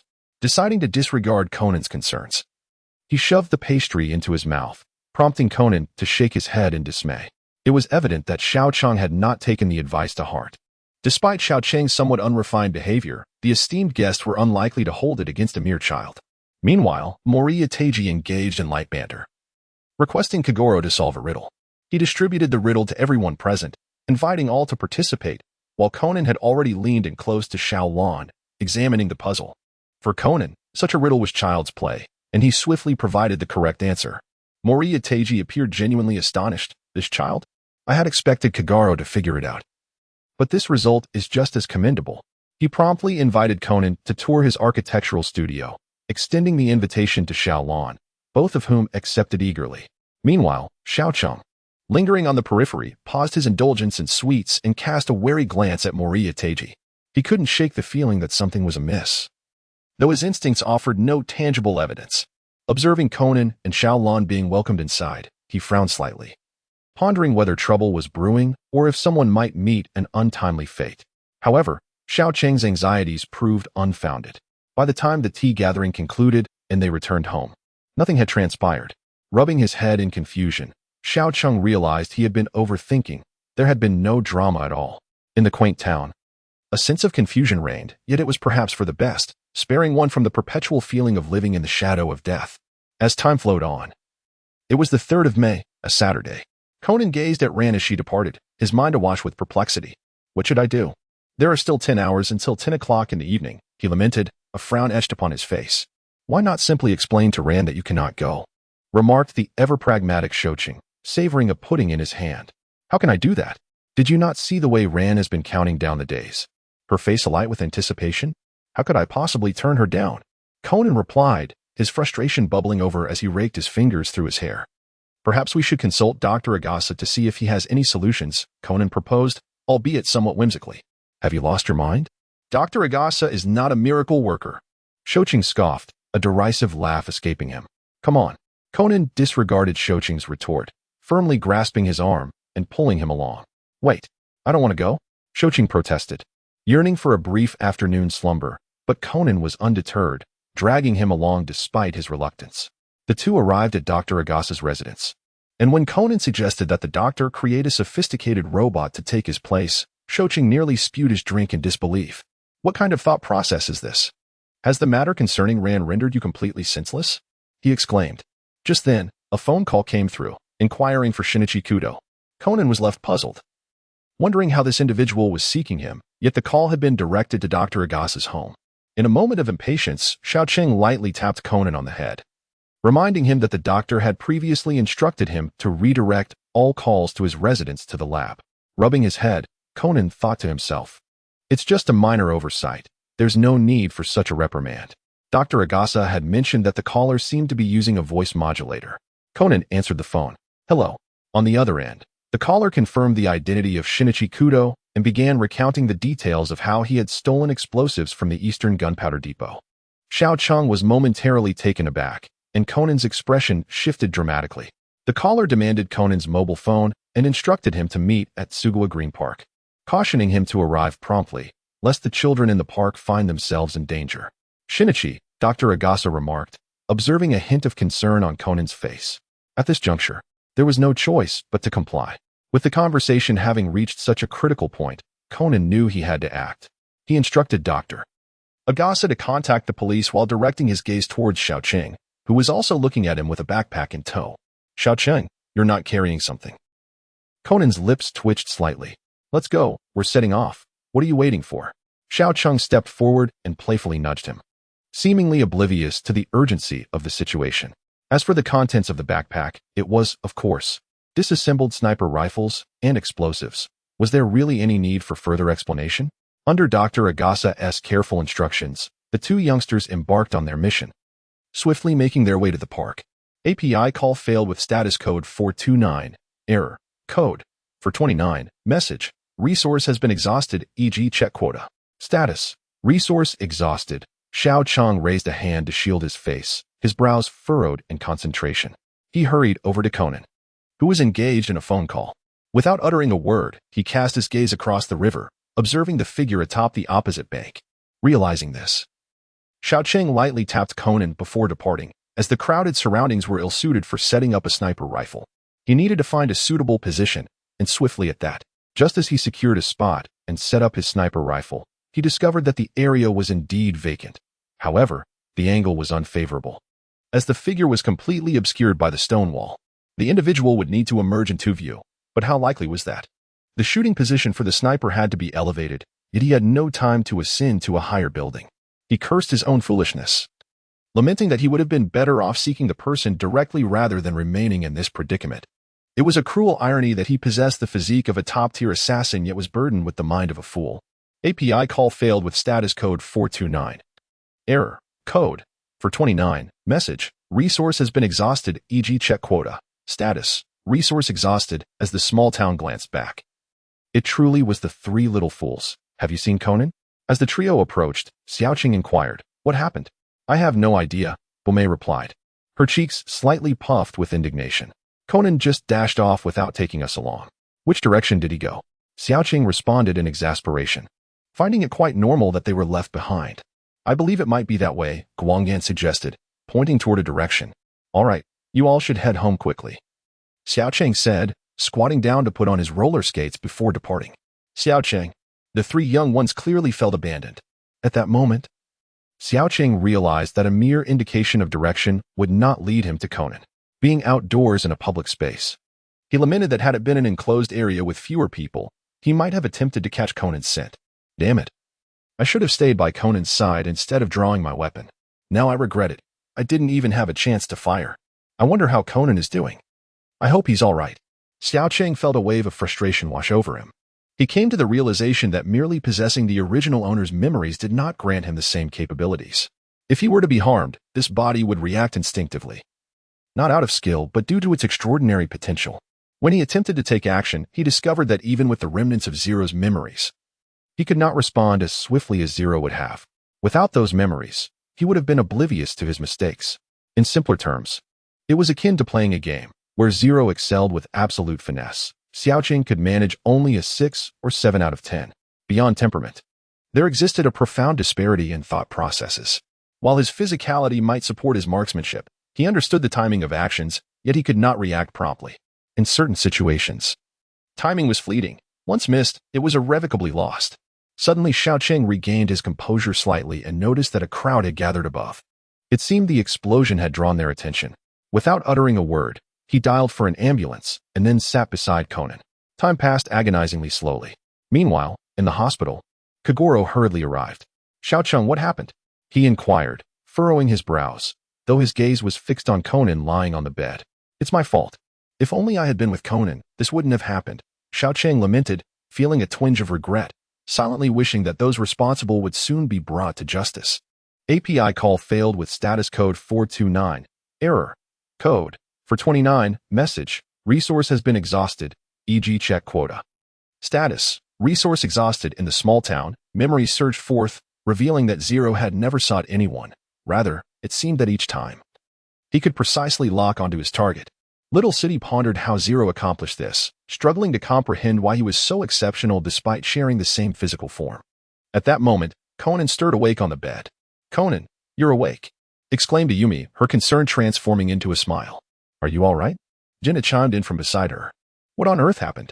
Kagoro, unable to contain his anxiety, wore a stern expression. In the past, Conan's mischief had never escalated to such severity. This time, he had come perilously close to death. Observing Kagoro's agitation, Dr. Agasa quickly intervened, suggesting they summon a doctor for an examination. Upon hearing this, Hikaru dashed out to find a doctor, while Kagoro gradually regained his composure, genuinely worried about the situation. Soon, the doctor arrived and conducted an examination of Conan, confirming that he was in good health. Hearing the doctor's words, Little City breathed a sigh of relief. As the doctor departed, Magyar entered, aware that questioning Conan at this moment might not be prudent. However, the urgency of the situation dictated that they could only rely on Conan for answers. A quarter of an hour later, Conan recounted the entire ordeal in detail. Magyar, resting his chin in contemplation, remarked, "I see. So you left on the bike with the explosives to prevent anyone from being caught in the blast?" "Yes," Conan responded. "Officer Magyar, Shinichi said that the criminal might call him at any moment. Isn't it prohibited to use mobile phones in the hospital?" Conan was keenly invested in the case. "You needn't worry about that. This ward is isolated from the others, and there are no electronic medical devices present. Thus, mobile phones can indeed be used here," Magyar explained. "That's great. The borrowed bicycle is broken. Uncle, could you help me compensate the owner?" Conan's relief was palpable, yet he quickly recalled the damaged bike. The small town sighed. "What time is it? Conan, are you still thinking about that bicycle? It truly is characteristic of you." Setting that aside, he admonished, "How can you be so reckless? If something were to happen, you could lose your life." Kagoro sternly reprimanded Conan. "I'm sorry." Conan understood that Kagoro was concerned for him. Yet the weight of Kagoro's words made the small town's heart sink slightly. By the way, where could Shinichi be? Wasn't it him who received the call? At that moment, Kagoro felt a tinge of dissatisfaction. It was precisely because Shinichi had other matters to attend to that he had entrusted Conan with the task, Dr. Agasa explained from behind. Unbeknownst to him, this statement only intensified Kagoro's discontent. How can someone like that exist? The next time we meet, I shall not let him off easily. Conan felt a bead of sweat form. How could he convey that he was referring to Kudo Shinichi? Meanwhile, discussions commenced regarding the origin, type, and potency of the bomb, confirming that it was from the Oriental Firearms Depot, a plastic explosive with immense power. As the conversation progressed, they began to enumerate those who might have grievances against Kudo Shinichi, mentioning the case of Mayor Okamoto from the city of Nishitama. They then inquired about the characteristics of the three suspects, with Ayumi noting that the perpetrator had a fragrant scent, distinct from typical perfume. At that moment, the small town recalled that Ayumi's sense of smell seemed to surpass that of ordinary individuals. Seeing that Conan was unscathed, Ayumi and her companions pondered whether it was time for them to return home. Ayumi held Conan's hand in farewell, stating that should he encounter any troubles, she would come rushing over immediately. "Who would have thought you were so popular? You little rascals certainly have your ways." Kagoro recalled what the young boy had previously mentioned, that Sonoko harbored feelings for Conan. Initially, he had dismissed it as mere gossip, but to his astonishment, the boy's words proved to be true. As he observed the unfolding scene, his initial frustration gradually morphed into a state of incredulity. "Conan, you truly ought to be more cautious. Your prolonged stay in this hospital is rather exasperating." After the departure of the three youngsters, the phone rang, and upon confirming the identity of the culprit, Kagoro answered the call. Everyone listened intently to the voice on the line, while the young boy furrowed his brow in concentration. The voice seemed vaguely familiar, but the cursed voice changer had distorted it completely, leaving him in uncertainty. When the call ended, a somber silence enveloped the room. It turned out that bombs had been planted on the circular line, 5 in total. This was indeed troublesome. Subsequently, Kagoro and Magyar left the hospital room to head to the Eastern Railway Command Center, leaving Conan, the young boy, and Dr. Agasa behind. Dr. Agasa had brought along a television for their use. "Where do you think the culprit would place the bombs?" inquired the young boy. Conan, furrowing his brow, replied, "If the speed drops below 60 kilometers, they will explode. It's evidently related to velocity. The specifics, however, are up to you, esteemed detective." The young boy's eyes darted around, struggling to conceptualize the solution. Observing Conan's composure, he felt a sense of relief. He trusted in Conan's intellect, believing firmly that he would find the answer. Time ticked away, and at that moment, Conan's brow remained deeply furrowed. Meanwhile, chaos erupted among the passengers on the train. As Xiaocheng observed Conan at that moment, he must have been under immense pressure. After all, everyone on the circular line was in grave danger. It was then that Dr. Agasa's words sparked a light of realization in Conan. He understood the situation. Swiftly, he picked up the phone and called Officer Magyar, explaining the location of the bomb nestled between the tracks. The 5 bombs had been meticulously designed by the perpetrator, set to detonate if they remained in darkness for mere seconds. Consequently, it was imperative to exceed a speed of 60 kilometers and locate them before sunset. Conan proposed a solution, suggesting that the moving tram switch to an alternate track. Impressive, as expected of you, Xiao Cheng praised without reservation while watching Conan unravel the mystery. Well, I simply hope we can navigate this safely, Conan replied, shaking his head, emphasizing that the safety of everyone was far more significant than his deductive reasoning. Conan, who do you think is behind this? Xiao Cheng inquired. We must wait for Officer Magyar and the others to investigate. Searching ourselves would prove quite challenging, Conan responded. Shortly thereafter, Magyar and Kagoro returned to the hospital room, catching Xiao Cheng off guard. He was surprised they had returned, only to later realize it was for the phone. They hadn't taken the phone with them when they left earlier.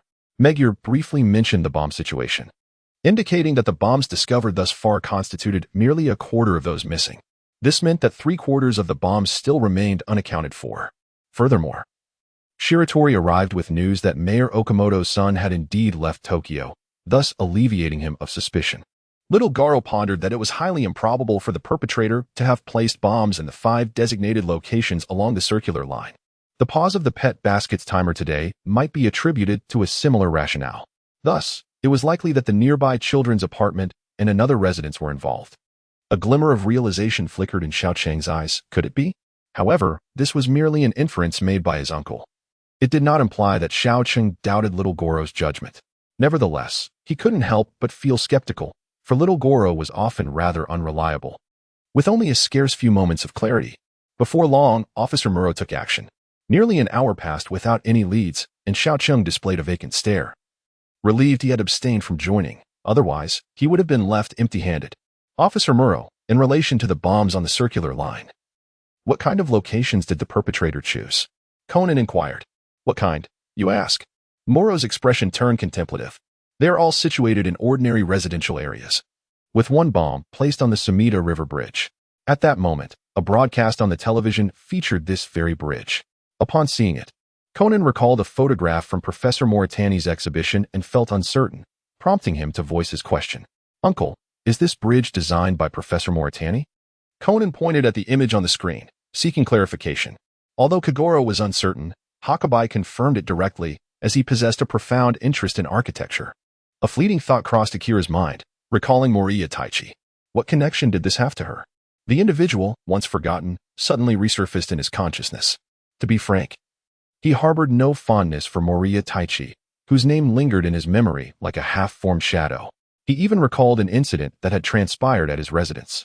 Subsequently, the television reported a series of arson cases, and a spark of realization ignited in Conan's mind. He suggested investigating the properties that had been set ablaze, speculating that there might be a peculiar coincidence at play. Upon hearing Conan's words, Akira's gaze momentarily sharpened. What did Conan imply? Could it be that Mouri Taichi was indeed the perpetrator? Would it be prudent to venture out and eliminate him? At this moment, Xiao Cheng's mind raced with thoughts, contemplating whether to take matters into his own hands or to leave it to the police. After much deliberation, he concluded that it would be wiser to entrust the matter to the authorities.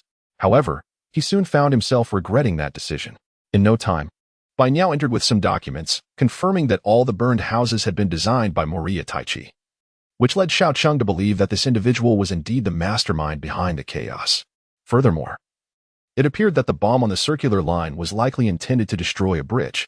Kagoro began his deductions, initially dismissing any animosity between the murderer and Shinichi, suggesting that this was possibly a ruse.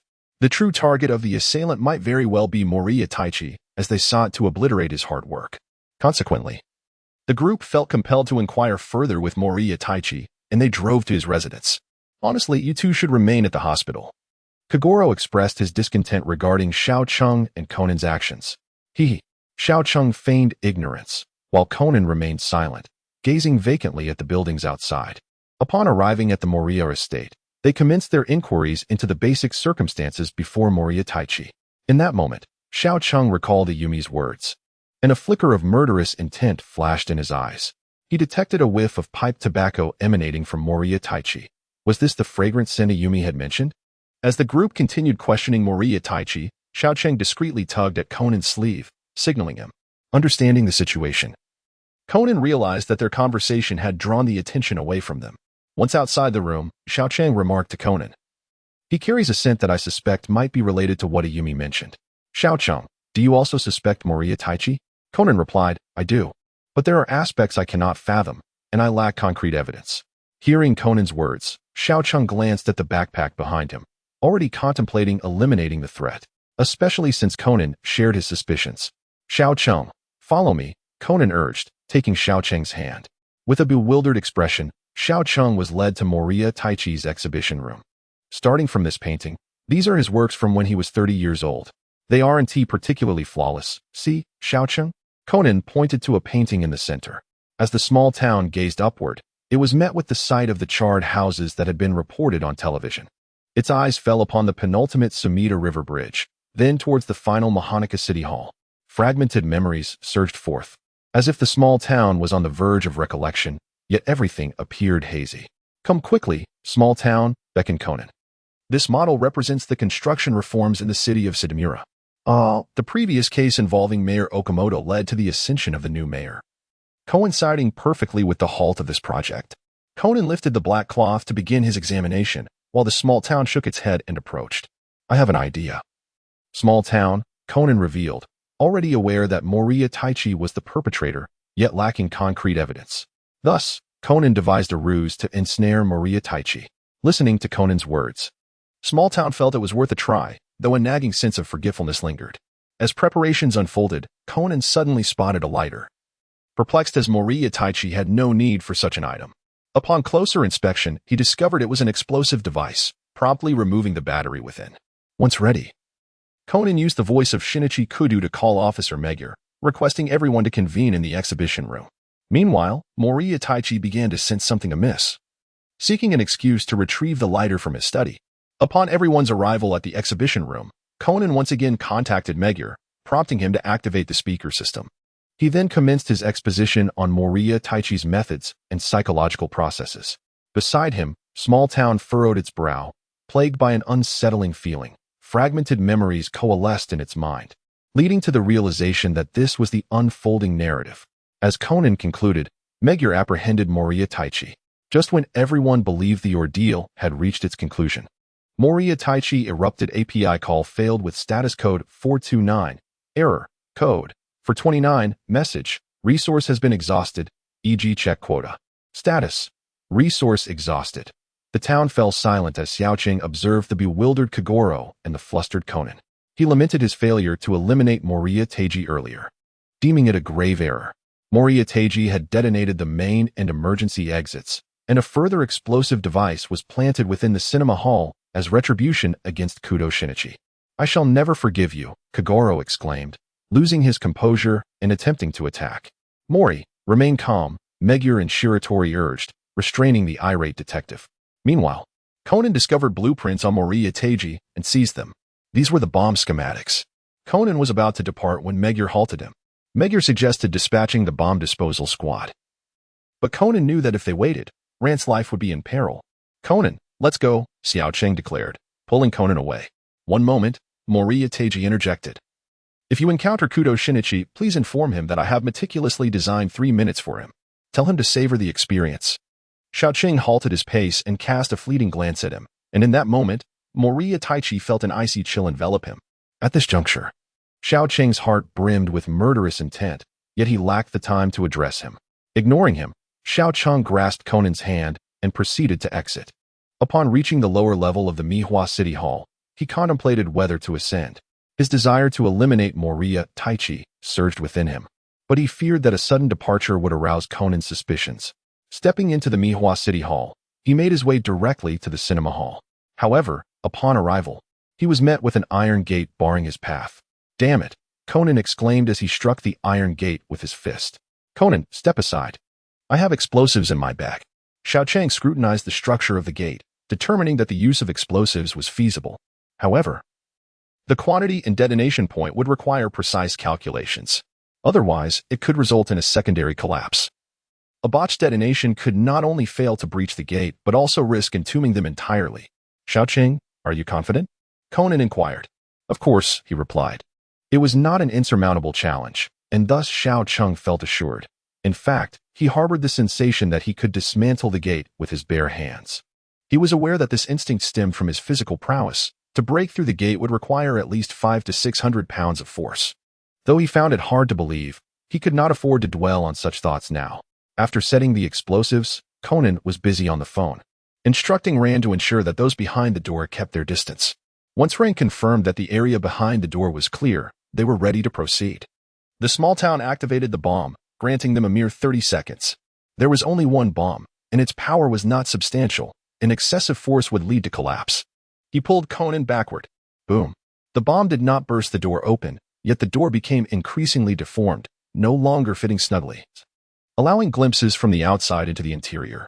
At that moment, the young man arrived at the door, exhaled deeply, took a few steps back, and then charged forward, harnessing kinetic energy through rapid movement.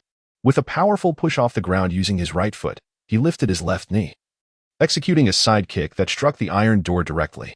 Bang! The iron door, already compromised by the bomb's explosion, succumbed to the force of his kick and broke open. Well done, he thought, as Conan looked at him in astonishment, but there was no time for words. Conan dashed inside, directing the crowd to evacuate, while the young man remained outside, feeling a slight numbness in his legs. However, this sensation dissipated shortly after. He understood it was his body beginning to heal. The original host possessed an extraordinary regenerative ability, a fact he had gleaned from Zero's memories. As he observed the throng of individuals departing, he realized that the corridor had also collapsed, preventing their descent. Meanwhile, Conan and Rand had yet to emerge. The young man ventured in to find Conan crouched before the bomb, with Rand beside him, her face etched with worry. What's wrong? Is there a problem? He inquired. Young man, Conan is disarming the bomb. API call failed with status code 429. Error. Code. For 29, message, resource has been exhausted, e.g. check quota. Status, resource exhausted, API call failed with status code 429. Error. Code. For 29, message, resource has been exhausted, e.g. check quota. Status, resource exhausted. Xiao Cheng cast a fleeting glance at Conan, who was intently focused on disarming the bomb, pondering how he could possibly concoct a plausible excuse for the lad. Just as a look of distress crossed his face, Conan spoke up, exclaiming, "Damn it, what's wrong?" Xiao Cheng immediately abandoned his quest for an excuse, watching as a look of anger emerged on Conan's face. There were two lines, one red and one blue, which were not indicated on the schematic. Conan could hardly fathom that Mouri had such a trick up his sleeve. Should we cut both lines? Xiaolan interjected at that moment. The small town trembled slightly, feeling its impending fate. It was time to share a cup of tea with the King of Hell. Among the two wires, only one served as the genuine detonator. A miscalculation would lead to our utter obliteration. Conan elucidated, his brow furrowed in contemplation, pondering which wire Mouri would have set. What? A look of anxiety washed over Xiaolan's face, her eyes reflecting her concern as she recalled Shinichi in that moment. Blue. Xiaocheng stated.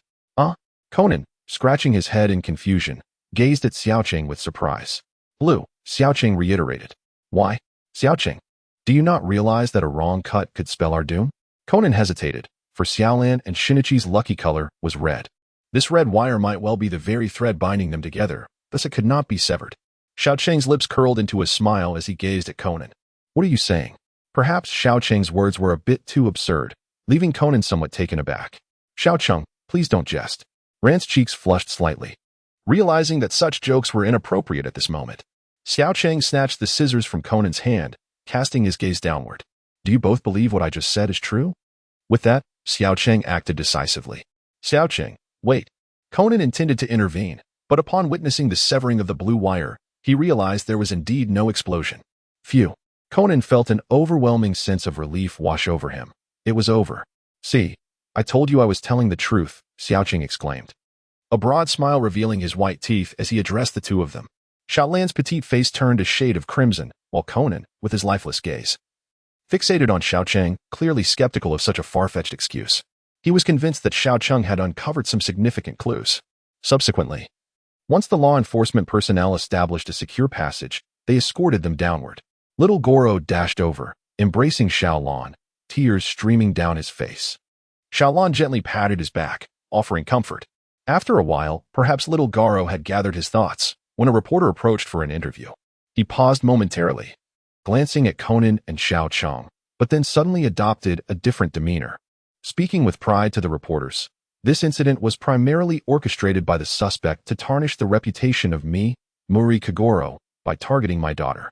Observing little Goro's behavior, Xiao Cheng mused that the outcome was not too dissimilar from the theatrical version. Xiao Lan was unharmed, save for more Tani Taichi. Xiao Cheng, have you seen Shinichi? Xiao Lan scanned the surroundings, unable to locate the person she sought, and turned to inquire of Xiao Cheng. I just saw Big Brother Shinichi a moment ago. I have no idea where he might be now. Xiao Cheng feigned ignorance. He even bought a gift to give to him. Xiao Lan's expression fell slightly. At that moment, Xiao Cheng's phone rang, and it was obvious it was Conan calling. He wondered why Xiao Lan had not brought her phone. Could it be a plot necessity? It truly baffled him. Xiao Lan, Big Brother Shinichi is looking for you, Xiao Cheng said, revealing a childlike smile as he handed his phone to Xiao Lan. Shinichi? Xiao Lan took the phone, and upon hearing the familiar voice, tears welled in her eyes. Why is it that every time it matters most, I cannot see you? It always ends up like this. Happy birthday, Shinichi.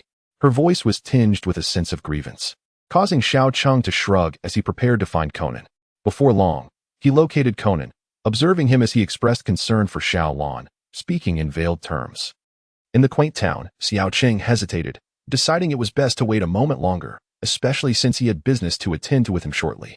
After a brief interval, Conan finally ended the call, appearing as if he had just noticed Xiao Cheng, a hint of surprise crossing his face. Xiao Cheng, finished your conversation? Xiao Cheng replied, his expression resembling that of a dead fish. Conan said, slightly embarrassed at being caught in such a moment by Xiao Cheng. Are you really feeling embarrassed now? Xiao Cheng shook his head, then reached into his pocket to retrieve a necklace he had purchased on the dark web. Here, this is for you. He tossed it directly to Conan. What is this? Conan fumbled to catch it. Of course, it's a birthday gift. What else could it be? Unless you think it's a token of well-wishing for you and Ran? Xiao Cheng glanced sideways at him. Noticing Conan still in a daze, Xiao Cheng uttered, Happy birthday, Conan. Xiao Lan also noticed the expression on Xiao Wulong's face at that moment. She walked over and, with a tone of mild reproach, said, Father, you are truly quite unreliable. Uncle, it would be wise for you to drink less in the future. The small town is hardly worth a glance. It is precisely due to the presence of Kobayashi that he finds himself in a state of confusion. One might say that Kobayashi is truly remarkable, an expert in judo and a legend in the police academy, possessing genuine capability. Yet, why is it that at times he appears so unreliable in front of Kobayashi? Well, I have only indulged in 5 or 6 drinks, merely gin and vodka. In the anime, it seems to be a transliteration issue. It likely refers to gin and vodka in English. All right, I concede that this fellow is overwhelmingly unreliable. The small town shook its head and turned to Conan, observing his serious expression as if he were deep in thought. Hey, you can't be thinking about, In a small town, a shameless grin crept closer to Conan, who, upon observing the expression, could only surmise that thoughts of the black organization occupied his mind. What on earth? And could you keep your distance? Conan's gaze was laced with disdain. He genuinely found Littletown's demeanor irksome. Hiki. Littletown, unfazed, boldly draped an arm around Conan. Come on, Conan, Littletown, we need to queue now, came the voice of Ran from a distance. Oh, coming, Conan called back loudly, casting a disapproving glance at Littletown before heading toward Ran, who followed closely behind. As they stood in line, a newcomer introduced himself as Hidemakai Nakajima, the mastermind behind the Mouri Detective Agency's latest project. Just as Nakajima enthusiastically elaborated on his work, a sardonic voice interrupted from behind him. Nakajima, you truly are remarkable. Boldly claiming it as your own project. Turning around, Nakajima found his colleague, Koji Ueda. Using Detective Mouri to design a video game is bound to rake in substantial profits. It was my inadvertent slip that revealed it to you. And lo and behold, merely 3 days later, you presented an identical plan. And now here we are at the launch of it. You are indeed a genius at pilfering the work of others, whether in business or romance. Wouldn't you agree? Ueda remarked, glancing back at his companion, Hiroshi Takeshita. Listening to the conversation, Xiao Cheng couldn't help but feel a sense of exasperation. Indeed, it was reminiscent of an old sage, filled with disdain beyond mere words. But that was a matter from my university days, long since forgotten. Takazaki Hiroshi was caught off guard when questioned, as losing one's girlfriend is hardly a matter of pride. Observing the trio engage in their familiar banter, Xiao Cheng found it rather dull, though fortunately, their exchange was brief, and they soon lined up obediently. Once Xiao Wulong collected the keys, the trio from Mantian seemed pressed for time and abruptly cut in line, with Xiaolan graciously accepting their intrusion. As he watched the group converse with Xiaolan, Xiao Cheng was about to interject when the president of Mantian reprimanded them, urging them to hasten. Like quails, the trio hurriedly secured their keys and departed. Reflecting on his time at Blue Star, Xiao Cheng recalled how he was far better off in his own company. After all, not everyone is regarded as a younger brother by the boss. Wow, how fortunate. Look, Conan, Xiao Qing, we drew number 100. Perhaps today holds some good fortune for us, Xiaolan exclaimed, displaying her numbered ticket to the others. Conan broke into a sweat, pondering how such absurdity could possibly be true. Xiao Cheng, too, felt a bead of perspiration form as he considered Xiaolan's words. It was best to refrain from such declarations, especially in the world of Conan, particularly in Mihua Town. He could not shake the feeling that something unfavorable might occur. After all, it was said in Blue Star that a stroll in Mihua Town could earn you praise from the King of Hell for significant progress. Mihua Town's deductions were truly unparalleled.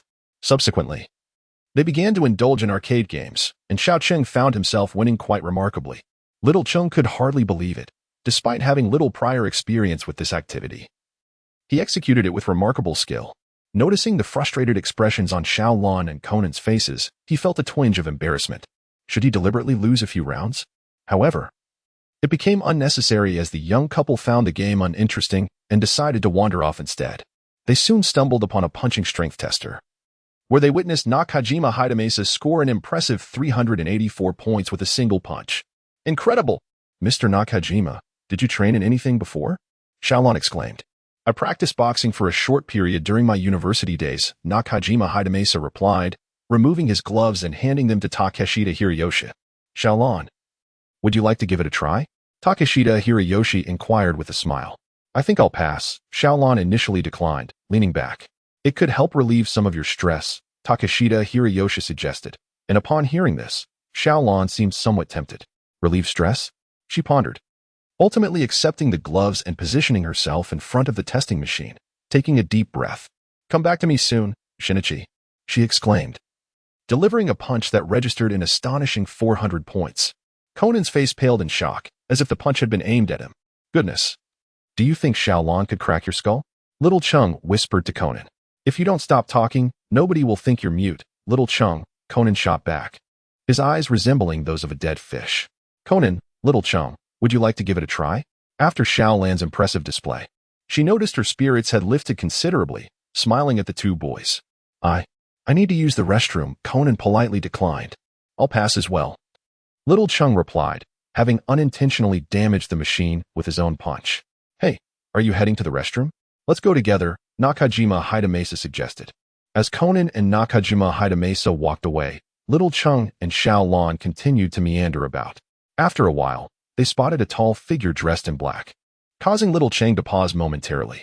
This individual seemed unusual, exuding an aura that set him apart from the ordinary, almost resembling someone who traversed the murky, gray areas of life. Xiao Cheng glanced around, pondering whether to make a move when Xiaolan spoke up. Xiao Cheng, shall we go over there and take a look?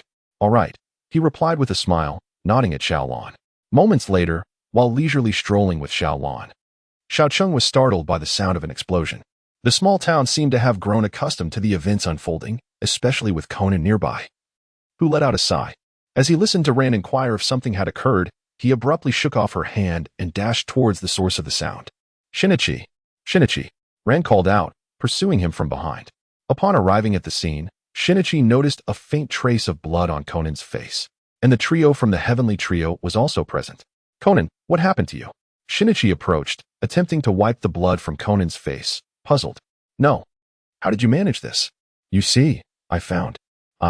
Conan, upon seeing Shinichi, wanted to share his thoughts, but hesitated as he noticed the presence of others. Shinichi, Conan, you two are unbelievable, Ren exclaimed, slightly out of breath as she caught up, her expression revealing her irritation towards the two boys. Shinichi feigned innocence, naturally unashamed. Sister Ran, Conan, resembling a quail in his demeanor, wondered how she had arrived here. Meanwhile, The crowd continued to swell, and someone had already called the authorities. Conan hurriedly stepped forward to restore order. API call failed with status code 429. Error. Code. For 29. Message. Resource has been exhausted, e.g. check quota. Status. Resource exhausted. The small town opened its arms wide. Truly, there is nothing I can do about it. Xiaolan temporarily relinquished her efforts to pull Conan back and instead embraced the small town. API call failed with status code 429. Error. Code. For 129. Message. Resource has been exhausted, e.g. check quota. Status. Resource exhausted. In her heart, Xiaocheng silently mourned for him, urging Conan to hasten his pace. Otherwise, once Xiaolan found him, he would surely face dire consequences. Sister Xiaolan, let us seek out uncle, Xiaocheng suggested from within Xiaolan's embrace. It remained uncertain where Conan had wandered off to. Xiaolan felt a mix of anger and worry. It was unwise to remain here when Conan was temporarily untraceable. Xiaolan, holding Xiaocheng, had just spotted her uncle when she also noticed Conan. A look of anger crossed her face as she set Xiaocheng down and stormed over, grabbing Conan. TSK. Conan thought to himself, Xiaocheng, I will stand by you in spirit. However, the unfolding events were quite unexpected. Initially filled with fury, Xiaolan's expression softened upon seeing the wound on Conan's face. Instantly, her brows furrowed with concern. Although she continued to scold him, her tone had noticeably softened. In the small town, a question lingered in the air. This transformation seemed rather absurd. Lan, why don't you reprimand him? As Lan tended to Conan's wounds, the boy felt a pang of frustration. Had this rascal truly escaped unscathed? Meanwhile, Conan's gaze fell upon the key that Lan had dropped. As he picked it up, a moment of distraction overtook him, leading him to realize that his previous deductions might have been flawed. Just then, the retrieval of the box commenced, perhaps due to the explosion. This gaming event was likely drawing to a close. Conan observed that Nakajima had acquired box number 124, and upon noticing the change in Takeshida's expression, a spark of insight ignited within him. Could it be that simple? At that moment, Officer Mouri swiftly scanned the room and announced, Everyone, please listen carefully. For now, I ask you all to return home. However, if you uncover any leads regarding the explosion suspect, do inform our precinct. Upon hearing this, Conan furrowed his brow in discontent. No, I need just a little more time. Yet, time was no longer on his side. He had no choice but to resort to his old methods. He aimed a tranquilizer at the lethargic Kagoro, just as Lan was about to walk past. Quick as a flash, he seized Lan's arm, preventing her from becoming an unintended target. Hey, Xiaocheng, is something the matter? Lan turned to look at him, startled by Lan's sudden movement. Conan sighed in relief as he adjusted his voice modulator, transforming it to mimic Kagoro's tone, and began his deductions. Officer Mouri, we cannot allow the guests to leave just yet. Why not? Came the reply. The individual is a suspect in the explosion. There may still be bombs planted in the vicinity. Mouri frowned, believing it best for the guests to return home while a thorough search was conducted. Hearing Mouri's concerns, Conan began to elaborate. He clarified that no bombs were installed within the establishment. Rather, they were concealed within the suitcase, and the suspect was among the crowd. What? So you know who the suspect is, Mouri? Mouri inquired. A wave of unease washed over Conan. He had no solid evidence, and some aspects remained unclear. Merely suspicions at this point. He regretted his earlier misjudgments that had cost him precious time, and now he could only employ a ruse, hoping the perpetrator's composure was lacking. If he could ascertain the contents of a particular item, the suspect might just confess. A particular item? Mouri questioned, puzzled. Indeed, it is the suitcase that Mr. Nakajima has been clutching tightly to his chest. Upon hearing this, the expressions of Takeshita and Nakajima shifted dramatically. Mouri, undeterred, insisted that Nakajima open it. Naturally, Nakajima was unwilling. But at that moment, Ueda stepped forward to assist him. In the ensuing struggle, the suitcase was forced open, prompting Takeshita to collapse in shock, trembling uncontrollably. Meanwhile, Nakajima lunged toward the money that spilled from the suitcase. API call failed with status code 429. Error. Code. For 29. Message. Resource has been exhausted, e.g. check quota. Status. Resource exhausted. The young man lowered his head, nearly erupting in laughter. Could this hulking figure in black have met such an absurd demise? It was as if, while simply walking along, the heavens had capriciously dropped a massive pot lid upon him. Subsequently, as Conan witnessed the scene, his composure solidified. Swiftly, He deduced that Takeshita Hironobu was the perpetrator. Evidently, the culprit possessed an exceptionally fragile psyche. During Conan's deduction, upon mentioning that Takeshita Hironobu's box had been obliterated by the bomb, he faltered, glaring resentfully at Nakajima Hideaki. As the police escorted him away, the threads of thought within Conan's mind grew ever clearer. Only one matter remained. Thus, Mr. Nakajima, who had fortuitously evaded death, was about to enter the spotlight. Who was the towering man in black with whom you were transacting earlier? At this moment, Nakajima Hideaki, still reeling from the recent scare, stared blankly at Kagoro, internally debating whether to divulge the truth. However, Conan's subsequent words shattered Nakajima Hideaki's resolve, ultimately leading him to reveal a location: the pinnacle of the Daikoku building in Baika Town, within a bar named Cocktail. Magyar, hearing Mouri Kagoro mention a certain organization, regarded him with suspicion and shook him, inquiring, "Mouri, old friend, what organization were you referring to just now?" Xiaoqing observed Conan dashing away, his brow slightly furrowed. He hastened to follow. "The group, the cocktail, does this plot pertain to the main storyline? That unfortunate fellow, is he affiliated with the distillery?" In the imposing dark building of Mihua Town, Xiaoqing was firmly grasping Conan. "Conan, remain calm," Xiaoqing asserted. "I am certain that individual is undoubtedly a member of the organization. This location is likely one of their rendezvous points." Conan, in a rush, spoke to Xiaoqing, assuming he was unaware of the situation. Listening to his words, Xiaoqing felt that his knowledge of the situation was what allowed him to remain composed. If the location turned out to be a contact point for the winery, it would be manageable. However, what if there were people from the winery inside? What if Jin was among them? Despite not fearing Jin too much, the absence of firearms made him uneasy about charging in. After all, he was not the true Zero, capable of deflecting bullets with cold weapons. Just then, a resounding explosion echoed. Before Conan could finish his sentence, both he and Xiaoqing instinctively looked upwards. In a moment of urgency, Conan dashed ahead, and Xiaoqing, understanding the gravity of the situation, did not attempt to stop him. He was aware that, aside from taking lives, bombs obliterate all traces. It was evident that the latter had learned of the demise of the tall man in black and, fearing exposure, had acted accordingly. This implied that perhaps everything would be fine, and the winery personnel had likely retreated. Yet, seeing Conan rush forward, Xiaoqing felt compelled to follow. The last time Conan had nearly perished in an explosion lingered in his mind, and naturally, he resolved to keep a close watch on him. As Xiaoqing had surmised, everything had been annihilated. Gazing at the vast crater before him, he realized he needed to reprimand Conan. What if Conan had arrived even slightly earlier? Although he bore the protagonist's aura, Xiaoqing was not willing to gamble on that. Noticing Conan's expression of dissatisfaction, Xiaoqing adopted a stern demeanor and cleared his throat. "Cough, cough, Conan, you are far too impulsive. What if you had arrived earlier? I would have been left to collect your remains. How will you face the black organization with such recklessness? At this rate, you might as well be offering your head on a platter." At that moment, Conan too regained his composure. Facing Xiaoqing's reproachful gaze, he acknowledged his impulsiveness. Moreover, there was an essential point to address. Could he refrain from acting alone every time? Did he consider Xiaoqing to be invisible? At this juncture, Xiaoqing's frustration began to surface. The audacity of this fellow to keep him in the dark was simply unacceptable. "Not that I am," Conan began to explain, intending to mention the prior instance when he wanted to speak to Xiaoqing, but had been interrupted by the presence of others. However, before he could articulate his thoughts, Xiaoqing cut him off. "What do you mean by that? Acting alone makes you seem capable, does it? The more I speak, the more furious I become. I realize my mistake. I apologize," Conan replied with a wry smile, as the news consumed his thoughts entirely. "Next time, I'll package you up and deliver you to Vermouth." The young child, with a fierce demeanor, spoke sternly. However, this appearance did not exude intimidation but rather an endearing charm. "Belmont? Who might that be? Xiaoqing?" Conan pondered, momentarily taken aback.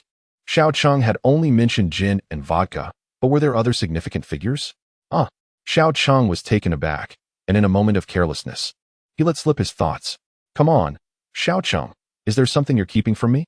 Conan's gaze shifted from one of misunderstanding to one of suspicion. "Oh, it seems the weather is quite pleasant today," Xiaoqing remarked, attempting to deflect Conan's scrutiny as he noticed the change in Conan's expression. He chuckled lightly and turned towards the elevator. Conan, observing the gloomy weather, understood that Xiaoqing was evading the topic.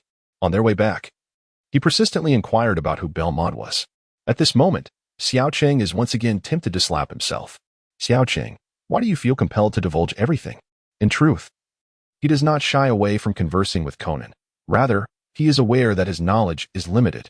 Furthermore, he fears the possibility of muddling his facts and inadvertently conveying erroneous information to Conan. Lastly, one must ponder how an outsider could possibly comprehend the intricacies of the distillery's affairs. How could this be adequately explained? Weighing all these considerations, he ultimately resolves to withhold his thoughts for the time being, intending to share them only when deemed necessary in the future. The small town observed the chattering Conan with a sense of resignation, unable to utter that this was his godmother, perhaps a semblance of kinship. The thought of vermouth. This rebellious spirit crossed his mind. She was not merely an undercover agent, but rather an embodiment of one, the enchanting sister of the organization, possessing a captivating charm that rendered her extraordinarily alluring. How does the saying go? Sister's legs are not mere legs, akin to the spring waters of the Seine. Her waist is not just a waist, but a curved blade that captivates men. Just say it already. Conan gazed at the detached small town and then at the office, which was approaching in proximity. They had just phoned Ran, informing her not to wait for them as they would return on their own, and now they were nearly home. It was evident that Vermouth was a member of the organization, known by the moniker Absinthe. The small-town dweller lamented, stating that Conan had relentlessly interrogated him. More terrifying than the incessant chanting of Tang Sing. Absinthe? Conan furrowed his brow. Stop frowning. You do it every day without fear of aging prematurely. The small-town dweller quipped. Yet you, knowing certain clues, refuse to share them with me. Do you truly consider me a partner? At that moment, Conan felt a surge of anger rising within him. Why does this scene seem somewhat familiar? The small-town dweller, observing the fury etched on Conan's face, forced a smile. I beg your pardon. I shall dare again next time. Heh. Little Chung approached Conan and playfully pinched his small face, then chuckled and dashed back to the office. Little Chung, stop right there. You are infuriating me, Conan exclaimed, watching as Cheng disappeared in a flash. His anger tinged with a hint of helplessness. Soon, 2 days passed, and regarding the explosion at the Dahe building, Conan inquired with Officer Mugu if any discoveries had been made. Unfortunately, the amount of explosives was overwhelming, completely obliterating the bar. In the quaint town, Xiao Cheng could only offer consolation to him. Conan cast a displeased glance in his direction, remarking, You knew about this and didn't inform me. You were so critical of me earlier. It's quite exasperating. As 2 days passed, Conan gradually set aside the incident. Today, as he watched the adventures of Sherlock Holmes on television, his eyes sparkled with excitement. What, do you wish to join? Xiao Chung inquired, observing Conan's enthusiasm. Yes, indeed. Conan affirmed with a vigorous nod. His desire to participate was overwhelming. After all, it was Holmes' travel group, filled with fellow enthusiasts and discussions centered around the great detective, truly a paradise. Just imagine, in your current state, they wouldn't even consider your application, Xiao Chung remarked, eyeing Conan's youthful demeanor. Conan glanced at himself and felt a tinge of disappointment. However, a sudden thought struck him. He could bring Ran along tomorrow and register under his uncle's name. Upon sharing this idea with Xiao Chung, the fervent fan of Holmes displayed an expression of hope that seemed almost palpable. Do as you wish, Xiao Chung replied dismissively, feigning indifference. Yet, unbeknownst to him, Conan grasped his hand. The two exchanged intense gazes until Xiao Chung finally broke the silence. What are you doing? Come with me. Let us have Ran join us tomorrow. Conan proposed. Don't be ridiculous. I'm not going. I plan to sleep in tomorrow, Xiao Chung retorted, pulling his hand away with a look of disdain. A month's worth of snacks and a month's worth of homework, Conan stated calmly, unhurriedly articulating his thoughts. In an instant, Xiao Cheng darted back to Conan, his smile tinged with a hint of servility. Conan, what are you saying? Your affairs are my affairs as well. I too am an ardent admirer of Holmes, and I simply must join this tour. Who would dare to miss it? Conan twitched his lips. Indeed, Xiao Cheng was all too easily swayed. At that moment, the sky darkened, and the stars twinkled in the night. A vehicle was making its way toward an inn perched precariously on a cliff, beneath which roiled the tumultuous sea. The proprietor of this inn was none other than the organizer of this gathering for Holmes enthusiasts. Honestly, why must I be compelled to partake in such a tour? Kagoro lamented, feeling resigned, having been half-pushed into attending. It was Conan who took the initiative to sign up for this tour, Xiaoling clarified. The small town seems to harbor a certain interest, not in Sherlock Holmes, but rather in the current fascination with Conan. Observing Conan and the individuals inside the vehicle engaged in animated discussions, it appears as though their enthusiasm knows no bounds. Unfortunately, they have also been rather unfortunate to be chosen, indeed. Kagoro could not help but voice his exasperation. API call failed with status code 429. Error. Code 429. Message. Resource has been exhausted, e.g. check quota. Status. Resource exhausted. A sheepish smile surfaced on Kagoro's face, tinged with a hint of uncertainty, as he pondered whether he had indeed misspoken. Yet, it was evident that he had erred. The warmth that once graced the faces of those in the vehicle vanished in an instant, replaced by expressions of astonishment directed at Kagoro. Uncle, you are mistaken. It is the murder on the Orient Express. The small town glanced at him. The little brat. Even if I were unaware of Sherlock Holmes, I would still be familiar with this case. Conan, listening to their conversation nearby, felt a twinge of embarrassment, his lips involuntarily twitching. This novel's author is not Conan Doyle, but rather Agatha Christie, who is far removed from the esteemed Mr. Conan Doyle whom I admire. Shimizu Nanako's tone was tinged with displeasure. What? I never expected an amateur to infiltrate our group. How disappointing. Kawazu Ikuo also felt a sense of discontent, as his impression of the group diminished significantly. The small town did not grasp the meaning, turning to look at Conan. You should refrain from speaking. Murder on the Orient Express has no connection to Sherlock Holmes. Conan whispered to the small town. Is that so? He replied, a hint of awkwardness in his smile as he glanced at Kagoro.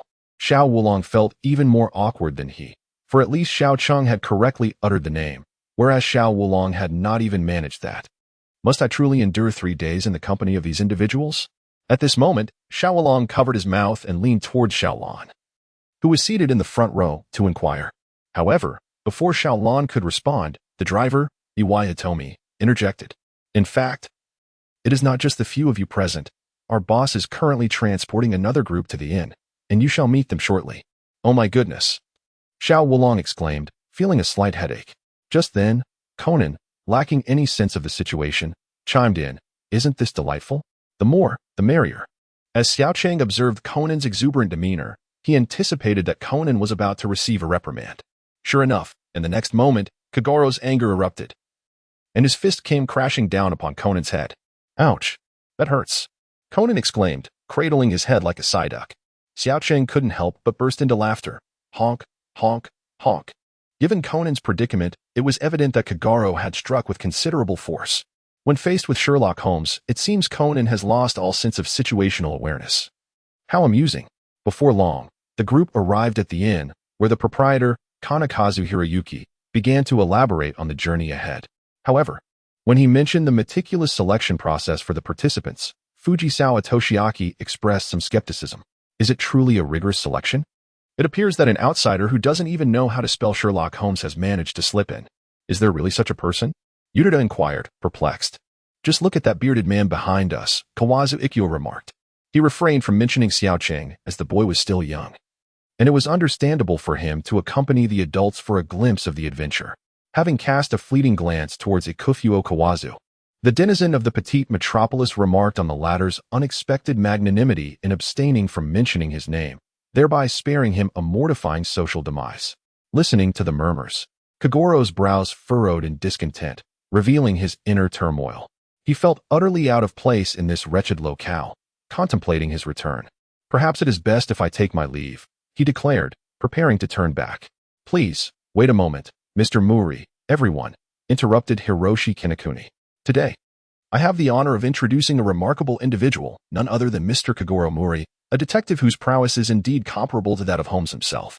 A bead of sweat trickled down Kinokuni's forehead. It was a rare opportunity to host such a distinguished detective, and he could not allow him to depart without due recognition. I recognize him. I've seen him on television and in newspapers several times. His intellect is certainly commendable, stated Qin Jinyu. However, he is hardly on par with Sherlock Holmes. Indeed, it seems you may not even surpass Dr. Watson, who stands beside Holmes, chimed in Ayako Oki, aligning herself with Yui. As they extolled Kagoro's virtues only to subsequently diminish him by invoking the legendary detective, Kagoro felt a surge of indignation. How dare they speak of me in such a manner? He thought, clearly displeased. Enough. How could I ever be outdone by a mere fictional character?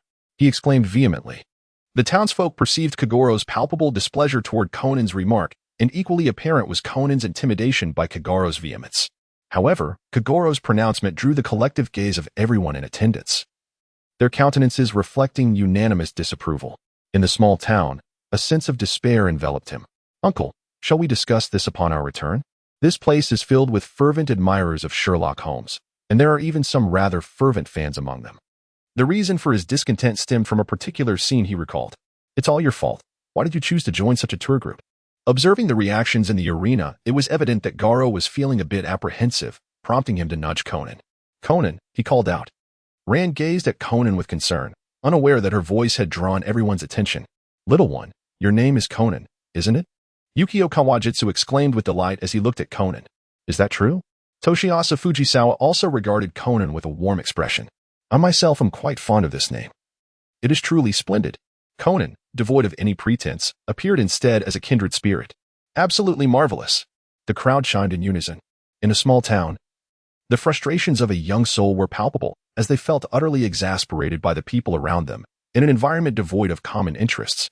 The young one pondered how to integrate into their world, but found it to be an insurmountable challenge, realizing that their concerns had been in vain. Xiaolon turned to Conan and, with a hint of bewilderment, remarked to Kagoro, who looked puzzled and inquired about her statement. "Ah?" she mused. Although Conan typically exuded calmness, unlike most children, witnessing his innocent demeanor earlier had brought her some relief. Yet, his fervent admiration for Sherlock Holmes mirrored his own tendencies. Upon hearing Xiaolan's words, the young one understood she was referring to Shinichi. Indeed, the sight of Conan reminded them of a child who had discovered a cherished toy, eliciting a resigned smile.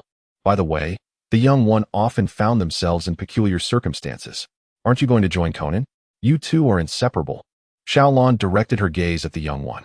"Oh, Sister Xiaolon, I'd rather not. I simply cannot immerse myself in that." The young one shook their head, wishing to avoid embarrassment. "By the way, who did you say Conan resembles?" Kagoro inquired at that moment. "He is rather narcissistic and proud, an aficionado of deduction, a fervent admirer of Sherlock Holmes."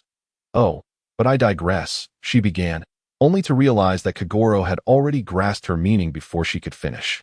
Just as she intended to halt her words, a voice from behind interrupted Xiaolon, continuing her thought. "A tone-deaf individual with exceptional football skills, who vanished after triumphing over me in a match. Kudo Shinichi, right?" Heiji approached, adding to the lively atmosphere. The young one was unsurprised. The unfolding drama was familiar to them. To put it plainly, Heiji had uncovered Conan's true identity in the context of this case, yet he had no intention of intervening. "You are Hattori," Xiaolon exclaimed in astonishment. Kagoro curled his lips, finding yet another reason to dislike this trip. "So, you are also a fan of Sherlock Holmes?" Xiaolon asked, somewhat surprised. "No, the reason I signed up was that I thought I would encounter Shinichi Kudo here. Moreover, I prefer Ellery Queen over Conan Doyle," Hattori replied. The small town cast a fleeting glance at him, remarking on his audacity in speaking thus in this place. Indeed, as all eyes converged upon Heiji, he too felt the weight of Kagoro's pressure. However, he was far more perceptive than Kagoro. Upon witnessing such a scene, his tone shifted immediately. Yet, he acknowledged that Doyle's prowess was, without a doubt, superior. The small town's resident smirked, observing the expressions of the group of Sherlock Holmes enthusiasts across from him shift dramatically. Upon hearing Heiji's words, smiles instantly blossomed on their faces. At that moment, Hiroyuki Kanekatsu clapped his hands to capture everyone's attention, briefly outlining the itinerary for the following day, particularly emphasizing the deduction quiz that would occur after dinner. Those who correctly answered the questions would be awarded a first-edition collectible of A Study in Scarlet, the inaugural work of Sherlock Holmes and the masterpiece that brought Arthur Conan Doyle fame. The small town gazed at Conan, his eyes sparkling with enthusiasm. He truly adored Sherlock Holmes. However, to participate in this upcoming reasoning quiz, he must complete a daunting test comprising 1,000 questions. API call failed with status code 429.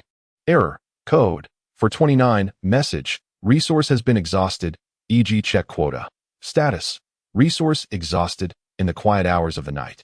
Xiaoqing glanced up at the clock, which read 4 in the morning. What on earth was that peculiar creature sprawled on the floor, wriggling its backside? "Conan, are you still awake?"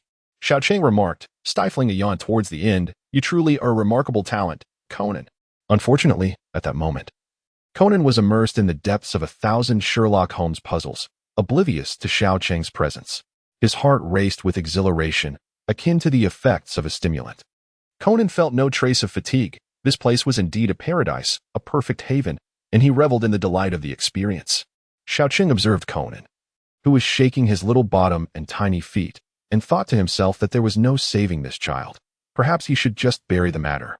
Resolving not to concern himself any further, Xiao Cheng left him be as he succumbed to slumber. Time passed swiftly, and by 6 in the morning, Xiao Cheng had roused Conan, who had foolishly stayed awake all night without even having breakfast. Now, Xiao Cheng was dragging him off to dinner. "You really ought to have done this in the early hours. Why leave it until now?" Xiao Cheng chided, shaking his head at Conan, whose face still bore traces of sleepiness. "I can't help it. I can't finish it, and I can't sleep," Conan yawned, attempting to gather his spirits. Knowing that a reasoning quiz awaited him, and he was determined to master the study of the blood letters.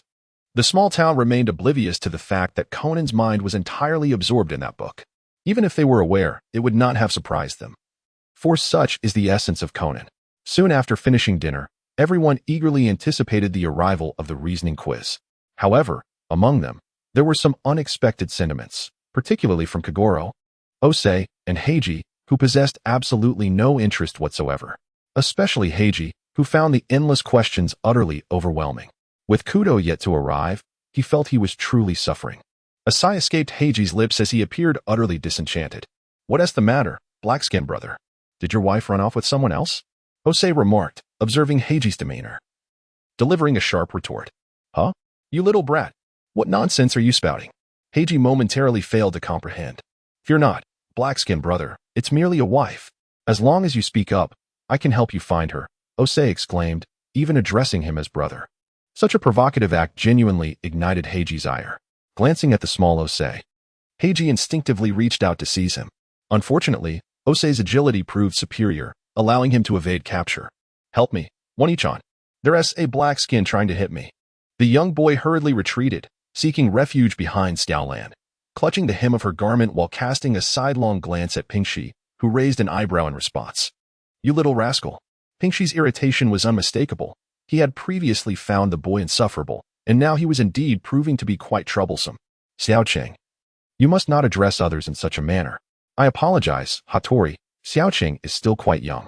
I'm truly sorry." Xiaolan remained oblivious to the unfolding situation.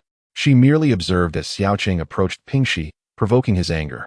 Yet, upon hearing the final remark, he cast an apologetic gaze toward Pingxi. Pingxi, confronted with Xiaolan's sincere regret and the scrutiny of the onlookers, felt a twinge of frustration. What a mischievous child.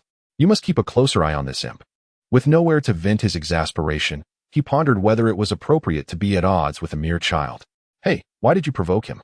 Conan quietly inquired as he noticed Pingxi sulking back into his seat. "I didn't provoke him. I merely asked if he wanted a wife," Xiao Cheng retorted, clearly unconcerned about his perceived wrongdoing. "Huh?" Conan was momentarily stunned, unable to comprehend the absurdity of the statement. "You wouldn't understand," Xiao Cheng replied, regarding Conan with a look of condescension. He intended to impart some wisdom to Pingxi on how to win over He, hoping to establish a rapport, only to be met with ungratefulness.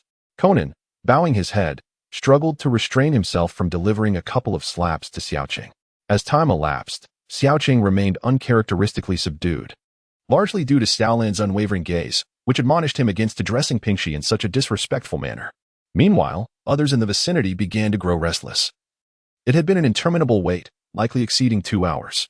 Fujisawa Toshiaki rose abruptly, declaring his departure as he and others followed suit, unable to linger any longer. Little Cheng also departed, feeling uneasy under Xiaolan's gaze, so he chose to leave with Little Five.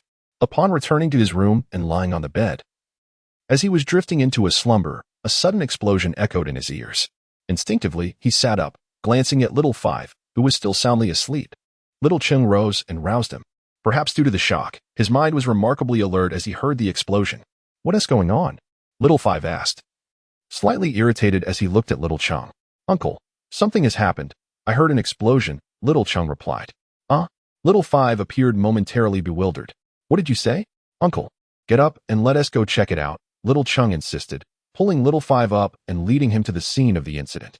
Upon arrival, they found others already discussing the situation, with some more people arriving, summoned by Hitomi. Listening to the conversations around him, little Chung pondered the identity of the culprit. As this plot involved Sherlock Holmes, he recalled a few details, including that Heiji was aware of Conan's true identity in this event. Yet, he had no recollection of the intervening details. He had long yearned for someone to divulge the plot to him. He wished to impress Conan with his deductions. If he could theorize in front of Conan, he would be invincible. Wouldn't that be the perfect opportunity to mock Conan? A renowned detective, ha! I chuckle. For with merely a slight effort, I am already beyond your reach. Ha ha! As Xiao Chung pondered, he couldn't help but burst into laughter, capturing the attention of everyone around him. Goodness, the person has vanished, yet everyone is engaged in discussion, and here he is, laughing. Bam! Xiao Wulong's fist had already arrived. What the hell? Xiao Cheng immediately clasped his head in a state of bewilderment, exclaiming, Who on earth is it? As Xiao Chung turned around, he caught sight of Xiao Wulong's malevolent gaze fixed upon him, prompting a flurry of questions in his mind. What on earth is happening? He mused, exasperated. Xiaolan, vigilant as ever, kept a close watch on him. Should he dare to smile, she would not hesitate to deliver a punch. Xiao Wulong, observing Xiao Cheng's bewildered expression, felt a surge of irritation towards this fellow. Xiao Cheng, what is wrong with you? Xiao Lan approached and crouched before him, her eyes reflecting a mix of curiosity and surprise. Chen Ping, you are usually so well-behaved. Why the peculiar behavior this time? It's nothing, Sister Xiaolan. Just a hug, Xiao Cheng replied, scratching the spot where Xiao Wulong had struck him, and noticing the look of confusion in Xiao Lan's eyes. He promptly began to feign ignorance. Just as Xiao Lan was about to embrace him, Conan interjected, Xiao Cheng, come play with us. His deadpan expression conveyed an unmistakable implication. Finding it rather dull with the Vinegar King from Kanto nearby, Xiao Cheng followed Conan, with Xiao Lan trailing behind the duo. At that moment, Conan was crouched on the ground, examining the tire tracks as if searching for something, unbeknownst to him that Ping he was doing the same, leading to their heads colliding. Ouch! Conan exclaimed, immediately clutching his head. What on earth are you two doing? Xiao Lan observed the two boys with a bemused expression. I don't know. I was merely checking to see if there was indeed air conditioning. It could be crucial for solving the case. But then I ended up with this little brat. Suddenly, while still complaining, Ping he turned to Conan, who was rubbing his head. Again, it seems like the last time at the diplomat's house was quite similar, and it's too dark to see anything. Conan remained oblivious to Ping he's change in demeanor.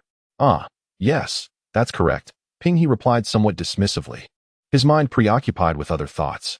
Meanwhile, Demu Lingzi approached, igniting a spark near Conan and Ping he, observing them with amusement. Both boys, noticing her actions, politely expressed their gratitude.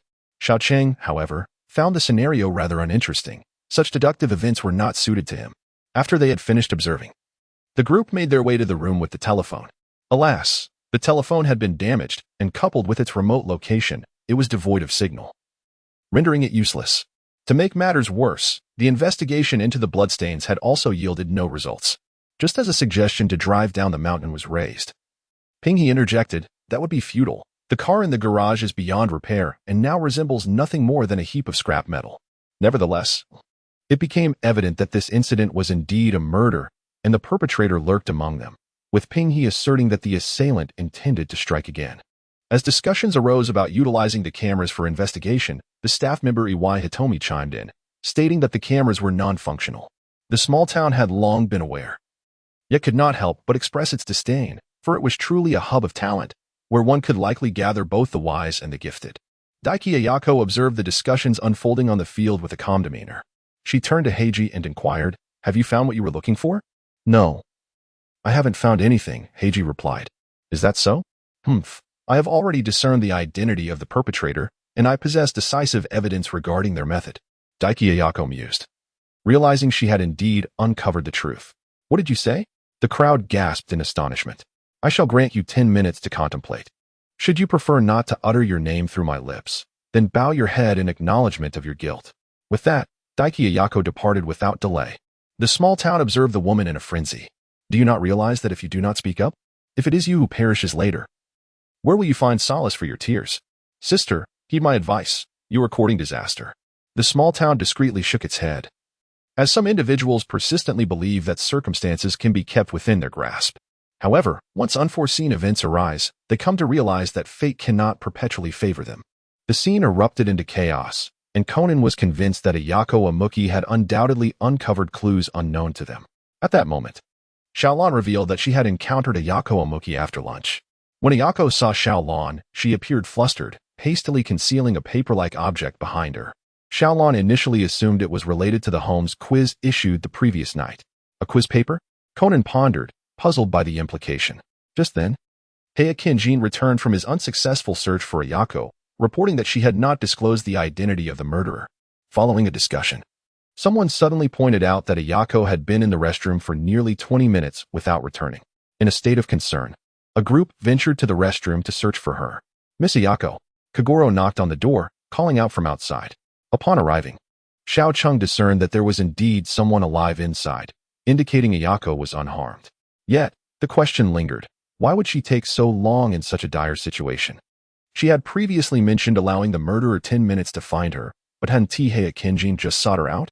Could it be that Heya Kinjin was the murderer? The small town was unfamiliar with investigative techniques, yet it possessed an understanding of conventional judgments. Simply put, if you were in the midst of a murder scene, with warnings that the perpetrator would strike again, would you dawdle alone in the restroom for 20 minutes? I believe that anyone who would insist upon such a scenario must possess an exceptionally obstinate disposition. The noise was unbearable, with a crowd gathered outside the lavatory, displaying a profound lack of decorum. At that moment, Aoki Ayako emerged, her countenance reflecting displeasure. Observing Kagoro's attempts to explain to her, Sei discreetly shared his thoughts with Conan, as such insights were naturally meant for Conan's ears. In the realm of deduction, the method employed is of paramount importance. Only through understanding the technique can one effectively seek evidence. If one is oblivious to the method, how can evidence be obtained? Psychological profiling, perhaps?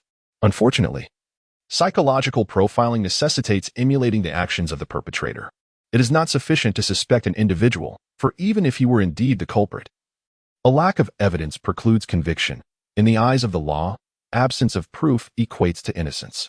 Although he is undoubtedly guilty of murder, the inability to apprehend him due to insufficient evidence renders him legally unconvicted, epitomizing the notion of a crime without evidence. His guilt is evident, yet substantiated proof remains elusive. The mind of this small town is incapable of deducing any tactics. If Zero were here, what would reasoning entail? Since we cannot find it, why not eliminate everyone instead? With a swift motion, one could reach the core. Meanwhile, Pei Qi observed the two children whispering to one another, his brow furrowing in contemplation. At that moment, Ayako Omuki wandered away, and regarding her earlier mention of the murderer, she simply dismissed it with a thoughtless remark. Conan, furrowing his brow, scrutinized him. Pondering the validity of what Shocheng had said, he found Shocheng's words to possess considerable merit. Ayako Omuki's claim of having misjudged was merely an attempt to deceive. She must have known something. Yet, she altered her decision. Could it be that Toha Kinjin is indeed the culprit? However, there were still aspects that eluded him, particularly the evidence. It would be unwise to gamble on Toha Kinjin's psychological resilience. Perhaps a ruse would be prudent. Conan mulled it over, though it seemed rather implausible. After all, Toha was an ardent admirer of Holmes. He must be cautious not to suffer a setback. At this juncture, everyone returned to the room, save for Ayako Omuki. Shocheng surveyed the area, genuinely perplexed as to how Ayako Omuki could possess such audacity. Was she also a test subject? A top-tier assassin? It defied belief that an ordinary individual could roam alone at night in a desolate place devoid of signal, amidst a murder scene, while the murderer remained at large. Just as Shocheng concluded his thoughts, an explosion resonated from outside, catching even him by surprise. Everyone was within the room. How could the murderer have executed such a feat? Aside from Ayako Omuki, could she truly be the perpetrator? Clearly, Shocheng's mind was not suited for deduction, as a group emerged to witness the inferno raging in the garage. Once the flames subsided, a glance at the charred remains in the backseat of a car revealed the truth. It was Ayako Omuki. Alas, how tragic it is. At this moment, even her own parents would not recognize her. One might wonder why she, who clearly knew the identity of the murderer, chose to remain silent. Well, let her be. It appears she has sealed her own fate. In the heart of the small town, there lies a sense of regret. A once universally joyous decision was presented before you, yet you failed to cherish it properly. Now, you find yourself in a darker predicament than even Heiji. Do not resent. Dear sister, if you could hear the whispers of my heart, I would wish that in our next life, we shall not become shadows of despair. Presently, everyone is engulfed in confusion. Just moments ago, We were all gathered in the room, yet who amongst us has taken action? Remarkably, Kawajima Ikkyo dares to assert that it was the innkeeper who instigated this turmoil. The small town gazed at him for a moment. You are the sleeping dragon, aren't you? Little did they expect that such a brief gathering of homes would unveil so many talents. Conan and Heiji swiftly dismissed the notion. After all, the owner of the inn had been seated in the car that plummeted off the cliff, and there could be no mistake about it. At that moment, the elder suggested they move indoors. Conan, deep in thought, stepped inside, while Heiji stood there, gazing at Conan, increasingly resembling him. Fujisawa Toshiaki remained frozen in place for several seconds. The weather had turned slightly cold. Yet, beads of cold sweat formed on his brow, and a sense of foreboding washed over him. He had initially intended to be here alone. What a torrential downpour, Rand remarked, staring out the window. Staying up late is truly exhausting. I find myself both hungry and drowsy, Kagoro lamented, his energy waning after being roused abruptly by Shikuzai. I'm quite hungry too, Rand. Kagoro's complaint made Shikuzai immediately aware of his own hunger, prompting him to rush over to Rand and act adorably. Be good, Shikuzai, Rand said, her expression betraying a sense of helplessness at the sight. Shall I fetch some coffee and pastries? The staff member Iwayatomi inquired. I'll assist as well. Rand replied promptly upon hearing this. Shikuzai, wait here obediently for me. Shikuzai nodded adorably. Conan let out a scoff. Shikuzai's childlike antics were remarkably convincing. Moreover, the most crucial point was that in Rand's heart, Shikuzai was far more obedient than he was, which left him feeling somewhat disgruntled, certainly not jealous. Observing Rand and Iwayatomi head off to prepare, Hudo Kinjin and Kawatsu Ikkyo also stepped forward to lend a hand. However, if the murderer truly was the innkeeper, then why feign death? Huda's expression turned mournful as he spoke. We merely attended a gathering. How did it devolve into this? Upon hearing Huda's words, Fujisawa Toshiaki could no longer contain his anger. He felt a lingering dread and slammed his hand on the table. I tell you, the innkeeper is a maniacal killer. Just look at this card. Had this incident not occurred, I would have been the one lying dead. Little Garo took the card and read aloud its contents. In essence, it conveyed that if one desired the book, they should proceed to the garage at 5 o'clock, where the book lay beneath the back seat of the car. However, the garage had erupted in flames and exploded shortly after 4 in the morning. Little Garo paused, sensing something amiss. This card could not be a mere coincidence. Why then? Had Ayako Omori met her demise? Conan had fallen into deep contemplation. While Heiji and Little Garo engaged in a heated argument over the fate of the innkeeper, Little Garo insisted he was alive, whereas Heiji firmly believed he was undoubtedly dead. Heiji cast a disdainful glance at Little Garo, questioning how someone like him could possibly be a detective. You only complicate matters further. How rude of you. I'll have you know that my father always manages to solve cases with remarkable ease, appearing as if he is asleep while doing so. Consequently, everyone has bestowed upon him the title of Sleeping Little Garo, haven't they, Dad? At that moment, Xiaolon returned and, upon hearing He Ping's rather impolite remarks, promptly stepped forward to defend Xiao Wulang. The corners of Xiao Cheng's eyes twitched at Xiaolan's words, as he had long harbored similar grievances. It was one thing to overlook such behavior once or twice, but after so many instances, Xiao Wulang's peculiar demeanor was indeed perplexing. And yet no one seemed to question it. Moreover, there were rumors suggesting that Xiao Wulang solved cases through ventriloquism. Those individuals must be truly blind to the truth, which only underscores the magnificence of the Kashiwa theory. In the small town, Xiao Cheng observed how Xiaolon was pulled into a corner by Ping Su. While Conan had stealthily approached, Ping Su was now quite suspicious of the boy, finding him exceedingly peculiar. Where is that guy whenever your father solves a case? Ping Su inquired. Who are you referring to? Xiaolon asked, perplexed. As Ping Su noticed Conan eavesdropping nearby, he seized him and questioned Xiaolon. It's him. Isn't it? Conan. It seems he is never around. Xiaolon began to reflect. Is that true? Ping Su pressed once more. Yet, he often emerges from behind my father, assisting him with his deductive explanations, Xiaolon replied, observing Conan shaking his head vigorously, beads of sweat forming on his brow. And glancing at Ping Su, he realized that Ping Su was likely coming to a conclusion. Oh, he helps from behind, does he? Ping Su teased Conan. It's because I enjoy playing detective games, Conan responded, perspiring. Just as Conan finished speaking, the lights in the venue abruptly went out. Not again. Xiao Cheng jolted, fearing that his mind might conjure thoughts of a murderous plot, but fortunately, his anxiety was unfounded. This time, no such scenario unfolded. Meanwhile, due to the blackout. Fujisawa Toshiaki lit a lighter, and discreetly, someone had taken notice of him. It's an ice pick.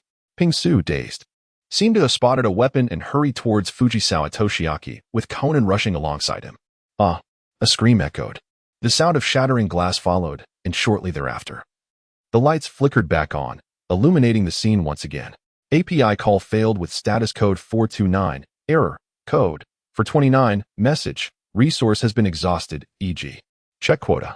Status, resource exhausted. The small town was not merely a sight to behold. In an instant of darkness, it remained unseen. However, its presence could be felt audibly, as the commotion stirred by the individual was too pronounced to be overlooked. Observing everyone gathering around Fujisawa Toshiaki, Kagoro gazed at the shattered window, instinctively considering the possibility of the perpetrator having broken into steel. At that moment, Shokai maneuvered through the crowd and tugged at Conan's sleeve. Conan, momentarily lost in thought, had already ascertained that the culprit was certainly still present. The broken window was merely a diversion. At this moment, Shoching wondered what he should do. Perhaps his keen hearing could reveal the identity of the culprit. Once he discreetly pulled Conan aside and whispered a few words into his ear, Conan was momentarily taken aback. But soon enough, a smile broke across his face. It was as he had anticipated, Hokuto Kenjin. Hepping watched as the two youngsters engaged in hushed conversation, his curiosity piqued by their exchange.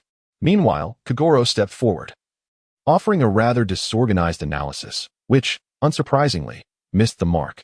Following that, Hepping contributed a few brief remarks, and then turned to Conan with an inquisitive, "Isn't that right, little one?"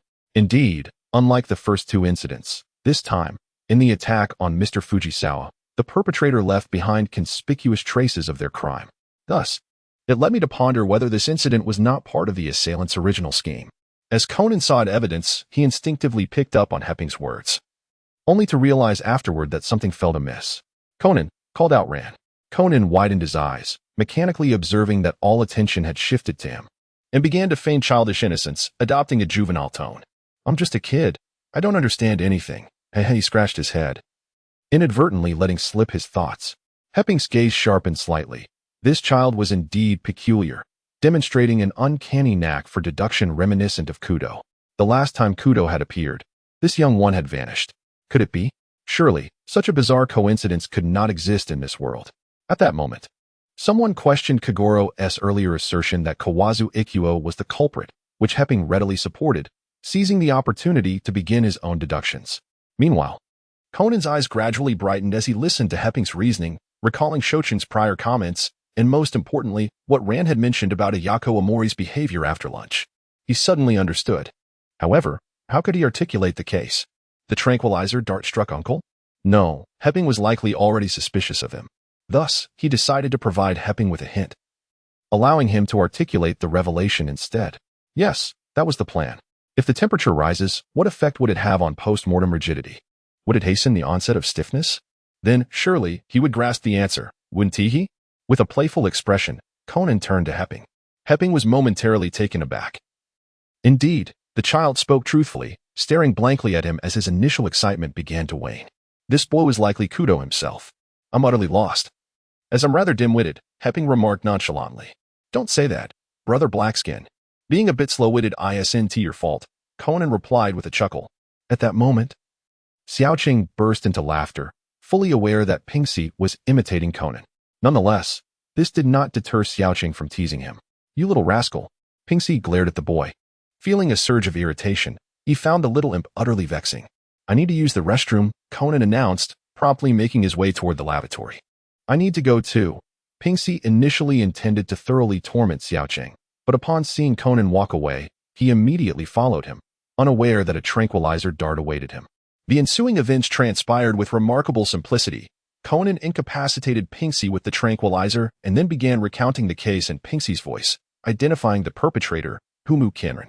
Naturally, Humu Kinran would not concede, asserting, "Do you have any evidence?" despite the validity of Conan's arguments. With a smirk, Conan retorted, "I was hoping you would ask that. Do you think I would accuse you without proof?" He then presented the evidence, elucidating the motives behind the murders of the innkeeper and Fujisawa Toshiaki, which stemmed from a book they had co-authored.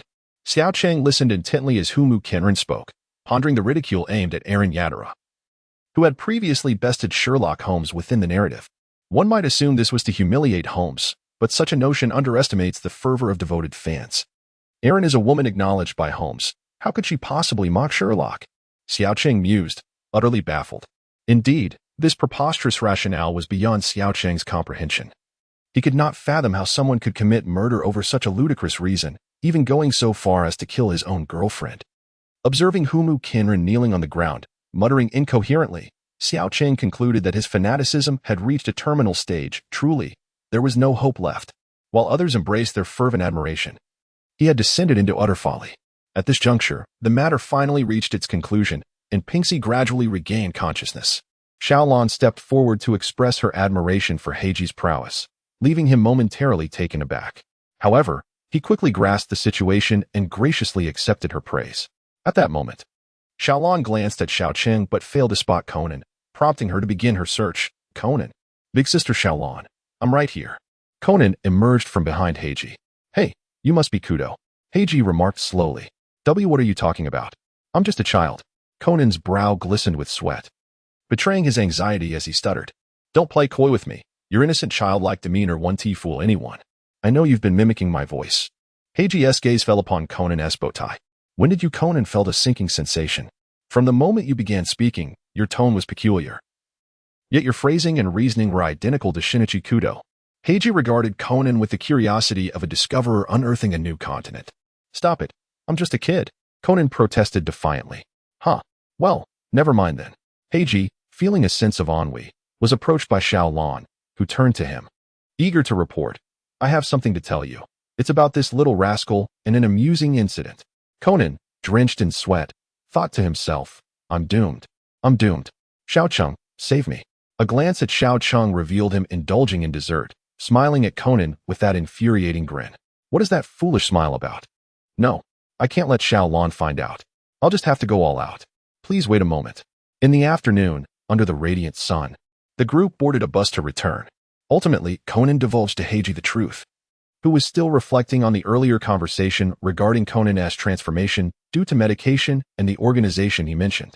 So, you're hiding out at the house of the girl you fancy to investigate that organization? What nonsense are you spouting? I do not fancy that troublesome girl. Conan's cheeks flushed crimson as he vehemently denied it. In the small town, the two were seated opposite one another, and Conan's reticence remained as steadfast as ever.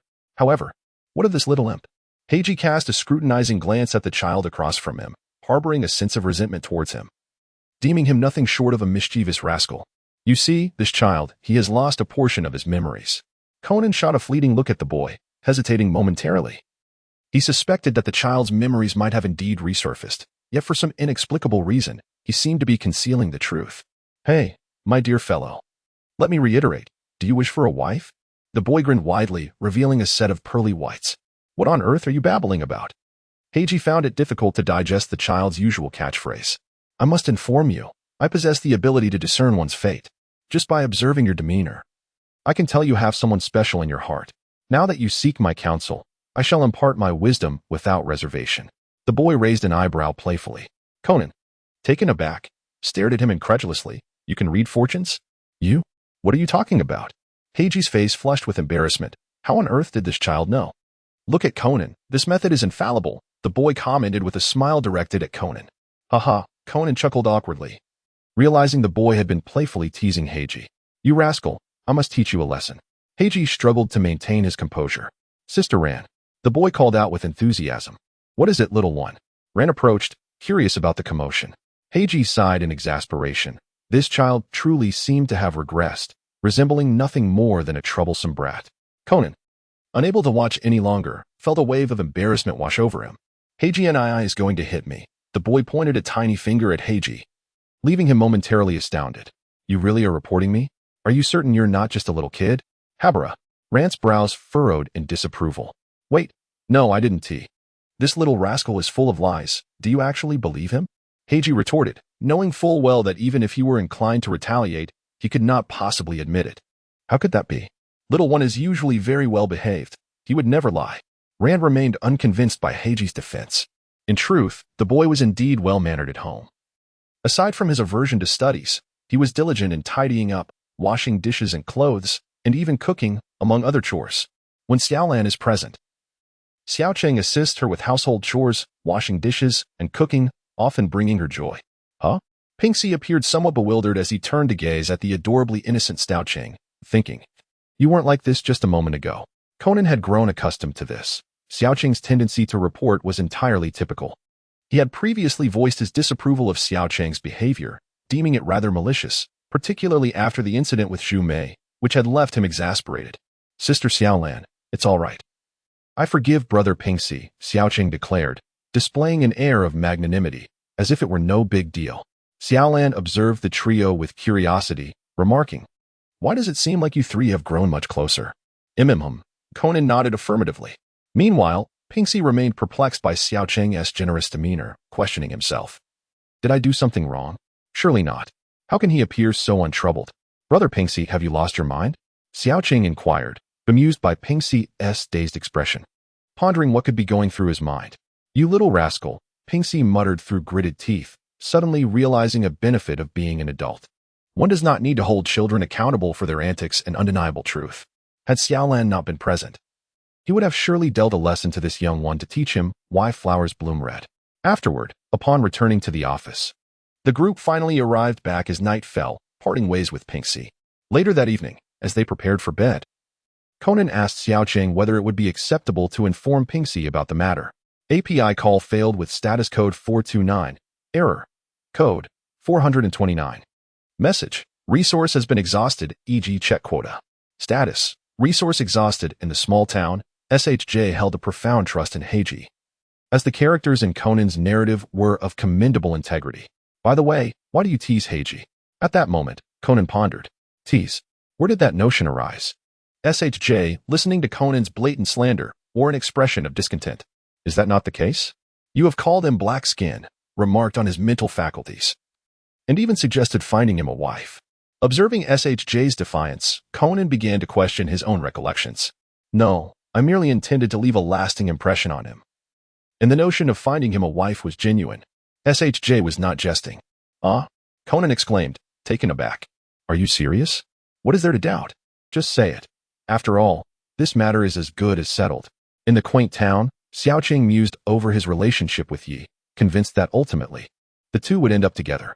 What harm was there in merely engaging in idle chatter? Conan, listening intently to Xiaocheng's fervent declarations, found himself momentarily perplexed by the source of Xiaocheng's unwavering confidence. As spring gave way to autumn, time slipped by unnoticed.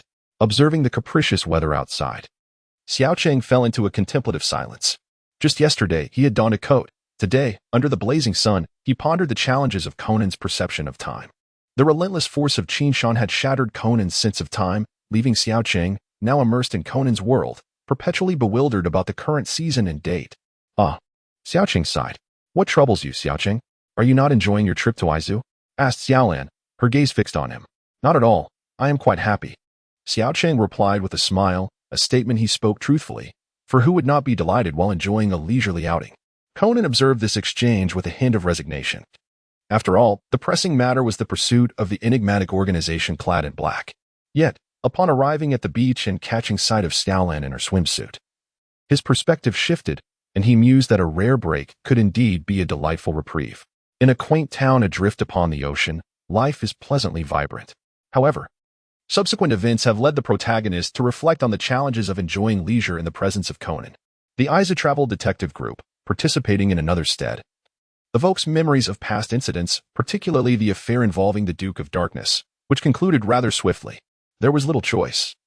The perpetrator sought to push both him and Conan into peril, necessitating a response.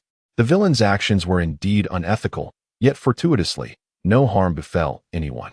No lives were lost, and the perpetrator ultimately abandoned their sinister intentions. What further schemes may linger in her mind remain beyond his concern. Alas, did you happen to brush past Brother Shinichi in Shibuya? How could that be?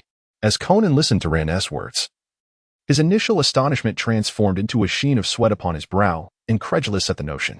I am right here, he asserted. Ran, you must have misseen. Meanwhile, the protagonist munched on chips, chiming in, I can confirm that Conan has been with me all day. This was an undeniable truth.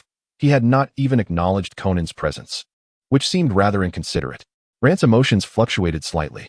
Conan, with a blank stare, remarked, "Hey, I've been with the protagonist all day and have not set foot in Shibuya at all. Besides, I still have to revert to my original state." He observed that perhaps Rand had simply had her fill of the baffling detective. "Could you kindly disregard that imbecile of a sleuth?" In this moment, Kagoro took the opportunity to criticize that insufferable little genius of deduction, questioning what merit he truly possessed.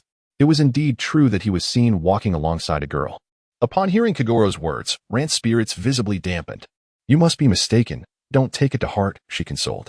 Conan sensed the peculiar atmosphere and, mimicking a playful demeanor, quickly chimed in while casting a knowing glance towards Mitsuhiko. Instantly grasping Conan's intent, Mitsuhiko replied, Indeed, Rand, you shouldn't let it bother you. Such a person is not worth your concern." Conan smirked slightly and thought to himself, "I asked you to explain, not to ramble on about nonsense." Then, returning to the matter at hand, Kagoro inquired, "By the way, was everything you mentioned earlier true? Were you not asking me to capture a phantom thief of some sort?" "It's Phantom Thief 1412, Rand exclaimed, rising abruptly from her seat. "Dad, really, you never pay attention to what I say." Kagoro's drunken visage morphed into one of confusion. "Who is this? What is this 1412? Having witnessed Kagoro's countless moments of unreliability, Mitsuhiko found himself at a loss for words once again. "Uncle, you truly do not listen at all." Conan sighed, face palming in exasperation. Xiaolon initially intended to elaborate further, but upon reflection, she realized that her understanding of this enigmatic thief was rather limited. "In truth, I too am not well acquainted with his origins. According to Yuanzi's account, he is a notorious thief who targets exquisite artworks and precious jewels from around the globe. The Federal Bureau of Investigation and the Central Intelligence Agency have long been exasperated by his antics, as have the international police under the United Nations, which is why they secretly assigned him the designation 1412. However, the news eventually leaked, and it became widely known as his clandestine identifier."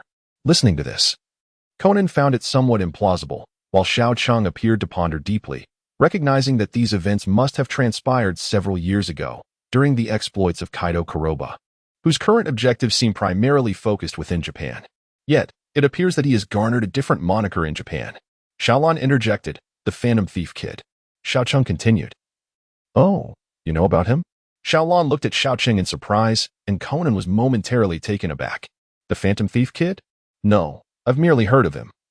Xiao Cheng replied, attempting to deflect. Conan stifled a yawn, deciding it was pointless to dwell on such matters, as he held no interest in a mere thief. "I'm off to sleep," he declared. "By the way, I heard that this thief, designated 1412, sent a rather peculiar notification letter to inform Yuanzi of his impending appearance." At this moment, Xiaolon recalled the letter and retrieved it from her pocket. "A strange letter?" Kagoro inquired, puzzled. They struggled to decipher its meaning, as it resembled a coded message. Xiaolon handed the letter to Kagoro. Just as Conan was about to leave, he paused, intrigued. "A code? What kind of code?" He returned to stand beside Kagoro to examine the letter as well. "API call failed with status code 429. Error. Code. For 29. Message. Resource has been exhausted. E.g. Check quota. Status. Resource exhausted in a small town. One cannot help but marvel at your bravery. Even the usually composed Kagoro was momentarily silenced by your words." Bang. Kagoro waited a moment, and just as he observed Conan smirk while contemplating the secret signal, his delayed punch finally landed. Ouch. Conan cradled his head, momentarily forgetting about the secret signal, overwhelmed by the pain. "Dad." Rand cast a weary and helpless glance at Kagoro and Conan. Truly, it seems that her father has developed a penchant for hitting Conan. Ha ha. The boy chuckled behind his hand, desperately trying to suppress his laughter. However, he found it utterly impossible, as he had never undergone any formal training. This little rascal always manages to cause chaos when serious matters are at hand. Kagoro shot an annoyed glance at the boy, yet his words remained directed at Conan. Conan rubbed his head, harboring silent grievances, but dared not voice them, appearing utterly aggrieved. The boy could no longer contain himself. Ha ha ha. Xiao Cheng. Rand, witnessing the boy's inability to stifle his laughter, felt exhausted. She had a nagging sense that this family would fall apart in her absence. That night, Conan glared at the boy with the eyes of a dead fish, utterly incensed that he had dared to laugh at him earlier. "How dare you look at me like that?" After all, who could refuse a pitiful Conan? Ahead, the boy's mischievous voice echoed. Conan, unable to restrain himself, resolved to teach the boy a lesson. Hey, what are you doing? Don't come on my bed. Are you going to hit me? You wouldn't dare. The boy quickly retreated, disbelief evident in his eyes, exclaiming, "You are truly brave, Conan." "You little rascal." Conan gritted his teeth and lunged at him. The boy retaliated by hurling a pillow, then dashed around the room. He certainly had no intention of truly confronting Conan. Since he wouldn't fight back, he decided to flee. After all, with Conan's small stature, how could he possibly catch up? The following day at the Mifune Museum, the two boys exchanged disdainful glances. Their playful chase the previous day had been rather raucous, resulting in both being reprimanded by Ran. It was indeed a spectacle. It seemed as if most of Tokyo's police force had been mobilized for this occasion. "He truly lives up to his reputation as a world-class thief," Kagoro remarked. Ran added her own note of astonishment. The small town observed the scene before him, finding it rather absurd. At that moment, he recalled a certain individual, pondering whether the world of Conan truly intertwined with that of Lupin III. However, within Zero's memory, there existed remnants of Lupin, albeit with minimal overlap. Zero's connections were more closely linked to Daisuke Jigen. There was an occasion when Lupin, while in the Middle East, had invoked Daisuke Jigen's name to strike a bargain with Zero, seeking his assistance in exchange for a certain condition, the specifics of which eluded his memory. Meanwhile, Conan was still engrossed in deciphering the coded messages, having spent considerable time on them without making any headway. He furrowed his brow in contemplation, scratching his head in frustration. At that juncture, Shiro Suzuki, chairman of the Suzuki Group, approached with his daughter, Sonoko. "Detective Mouri, it is indeed an honor to have you here. Your willingness to indulge my daughter's whimsical request is sincerely appreciated.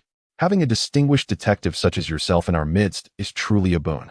We are indeed fortunate today to witness your prowess, Detective Mouri," Shiro Suzuki proclaimed with fervent admiration. "Rest assured, it's merely a small thief. I, Mouri Kagoro, can apprehend him with ease. Ha ha ha," he replied jovially. Little Goro exhibited an utter lack of shame. "Do not inquire, for the answer lies in his enigmatic confidence." Conan cast a sidelong glance at little Goro, pondering how the cryptic message in this notification letter remained unsolved, yet he continued in such a manner. The small town had grown accustomed to its routines, and this time, he had no intention of exerting himself. Of that he was certain. Was it even conceivable to expend energy in capturing Kaido? Such a notion was utterly absurd, hence he would undoubtedly take a more leisurely approach. Subsequently, Suzuki led their group to observe Kid's target, the Dark Star. According to Suzuki, ever since his grandfather acquired this Dark Star, the family had begun to ascend to great heights. Although the reality was far from such a simplistic narrative, the symbolic significance of the star was not lost on him. Meanwhile, Conan was attentively listening to Suzuki's discourse when he was drawn to the nearby voice of authority. There stood Police Chief Shinarchaki, deliberating on the potential points of infiltration by Kid. Had that cipher been deciphered? As Suzuki listened to Chaki's strategy, he approached to inquire. Upon recognizing the chairman of the Suzuki Group, Chaki had no intention of withholding information and candidly conveyed that the invitation accompanying the waves was believed to correspond to the flow of the Tiwazutsukawa River, and they were strategizing accordingly. API call failed with status code 429, error, code 429, message, resource has been exhausted, e.g. check quota. Status, resource exhausted. The small town blinked in astonishment at the convergence of Wulong and Fengqiu. If what you say is true, Kaido should cease his antics and surrender. This argument indeed holds merit. Surprisingly, Tamaki Shintaro found himself in agreement with Kagoro's assertions. "What?" Conan exclaimed, incredulous. "How could you believe Uncle is correct? It's absurd that you can even entertain such notions, especially since he has dragged Yoko into this. Are you serious?" Conan and the small town observed as Tamaki Shintaro accepted Kagoro's explanation, which left both of them struggling to maintain their composure. Particularly, the small town pondered. Is there truly no one left in the second investigation division? With individuals of such caliber, it is no wonder Kaido feels so emboldened.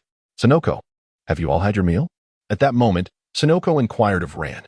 "We ate on our way here," Xiaolon replied, while Xiaocheng remained silent.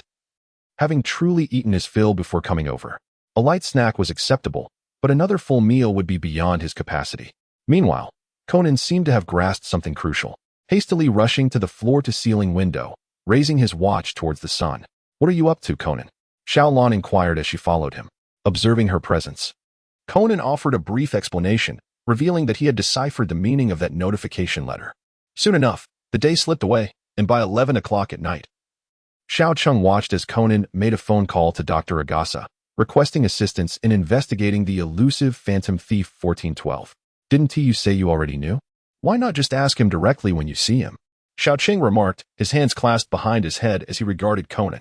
Little City is currently uncertain whether Conan has ever encountered Kid. He recalls that in the latest version of Kaido Kid, Shinichi Kudo makes an appearance, and the two have had a brief confrontation. However, in the older anime Magic Kaido, only Conan is featured, leading to a slight mismatch in his perception of their timelines. Despite both series ostensibly sharing the same chronological context, the more knowledge he possesses, the better he can navigate the situation. By the way, do you know anything? Conan turned to Little City. Huh, how could I possibly know such a thief? You must be mistaken, Little City replied, feigning boredom, though surprised internally. Is this detective intuition? Really? You'd better not be deceiving me. Conan glared at Little City with a deadpan expression, seemingly unimpressed. Haha, Conan, how could you say that? You are my beloved friend. I would never deceive you.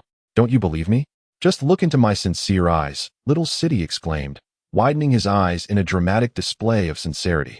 All right, let us go meet that gentleman thief. As Little City nearly bulged his eyes out in surprise, Conan smacked his forehead, urging him onward. This guy is truly eccentric. On the way, Conan jogged ahead, explaining the implications of the notification letter. As the moon separates the two, it refers to the artificial satellite and the sun. If the moon interposes itself between the satellite and the sun, it results in a lunar eclipse. Therefore, the time of his appearance corresponds to the interruption of the BS broadcast from 12:30 at midnight to 4 in the morning, which aligns with the initials B and S of Black Star. The phrase with the invitation of the waves pertains to radio waves, indicating that the thief will emerge from the direction of the BS transmission, which is sent from south to west at a 45-degree angle and also transmitted horizontally at an angle of 42.3 degrees into the distance.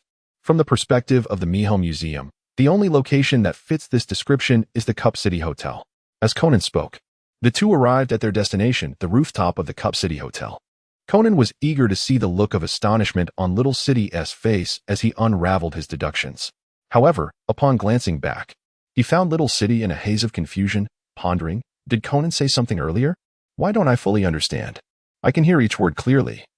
But why does it not coalesce into comprehension? Conan sighed, feeling a bit disheartened. All right, this isn't the time to dwell on that. He led Little City to the terrace, where they found it empty. Conan then took out the fireworks he had prepared earlier and arranged them carefully. Although he held great confidence in Little City, he still felt he didn't completely understand him. The small town has been rather inactive, yet once the fireworks are set off, the local police and helicopters are bound to take notice. Conan, shall we simply await Kid's appearance? Sitting cross-legged on the ground, Small Town felt a hint of boredom. What else do you wish to do? He pondered. Just then, Conan's phone rang. Ding ding. It was Dr. Agasa calling. He briefly recounted the origins of this elusive phantom thief. His movements remained shrouded in mystery. He first emerged in Paris 18 years ago. However, after a decade, he vanished without a trace. Rumors suggested that the infamous 1412 had perished, only to resurface 8 years later. Within the context of Detective Conan, this marks the first appearance of Kaido as the Phantom Thief Kid. However, in the revised narrative of Phantom Thief 1412, Kaido has previously encountered Shinichi, which I have adhered to. Hence, Kaido has already assumed the role of Phantom Thief Kid at this juncture. The descriptions of this thief are countless, ranging from the Heisei Lupin to the magician beneath the moonlight. Yet, the name most commonly recognized by the public was coined by a very young novelist who found the number 1412 cumbersome, simplifying it to Kid. Thus, Phantom Thief 1412 became widely known as Phantom Thief Kid. Listening to Dr. Agasa, Small Town observed Kaido descending from the sky. What an air of sophistication, he thought. As for Conan, he too was taken aback by the figure of Kid, noting the slight smirk gracing his lips. Though Conan could not discern the entirety of his visage, it was evident that this phantom thief was quite youthful, perhaps in his 30s, 20s, or even younger. Intrigued, Small Town exchanged glances with Conan, signaling him to take action. The small town seemed oblivious, gazing around aimlessly. The moon tonight was particularly full. What is going on, little town? Are you trying to mimic me?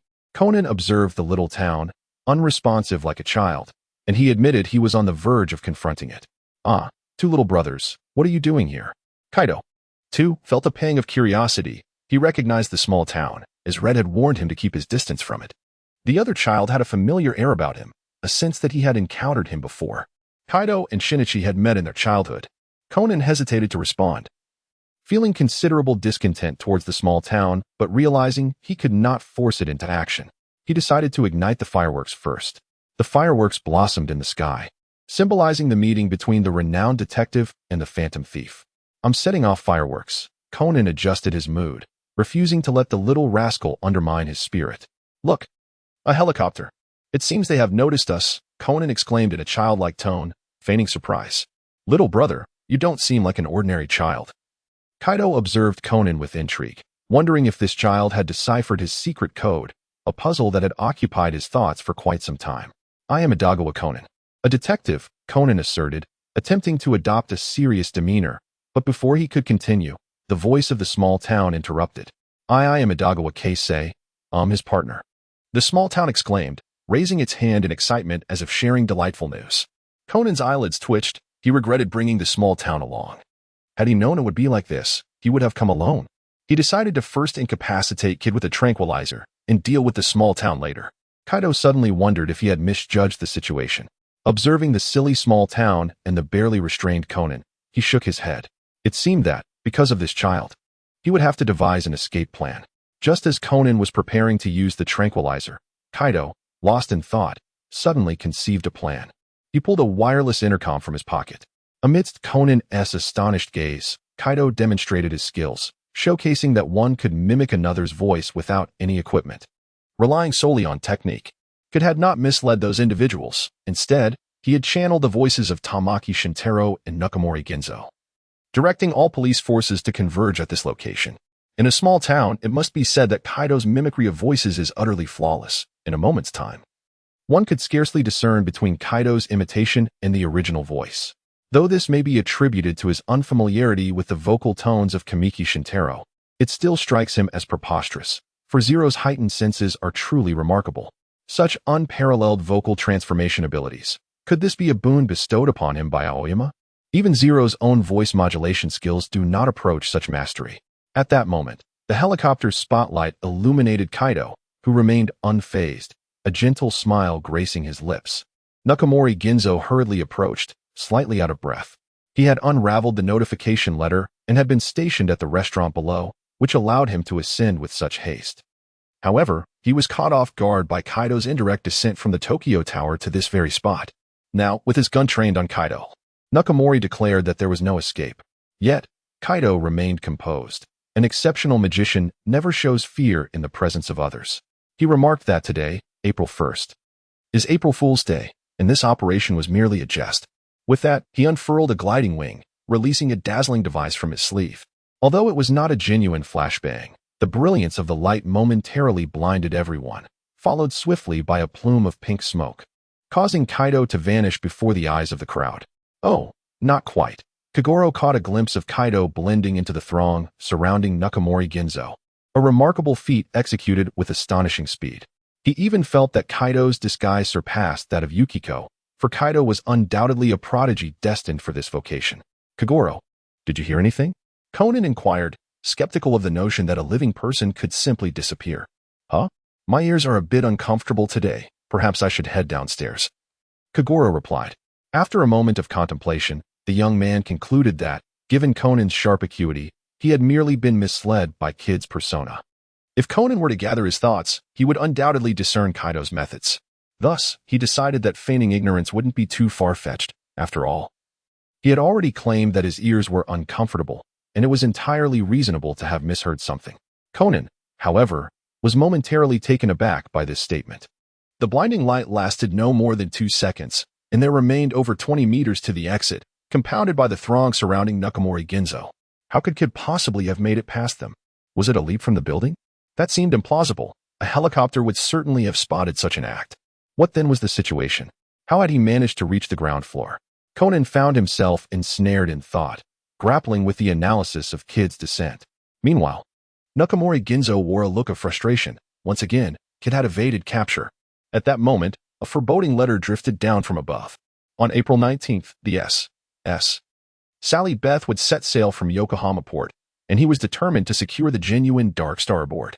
Upon observing that today is the 1st of April, Xiaoqing felt that even if tomorrow were the 19th, he would not be surprised in the least.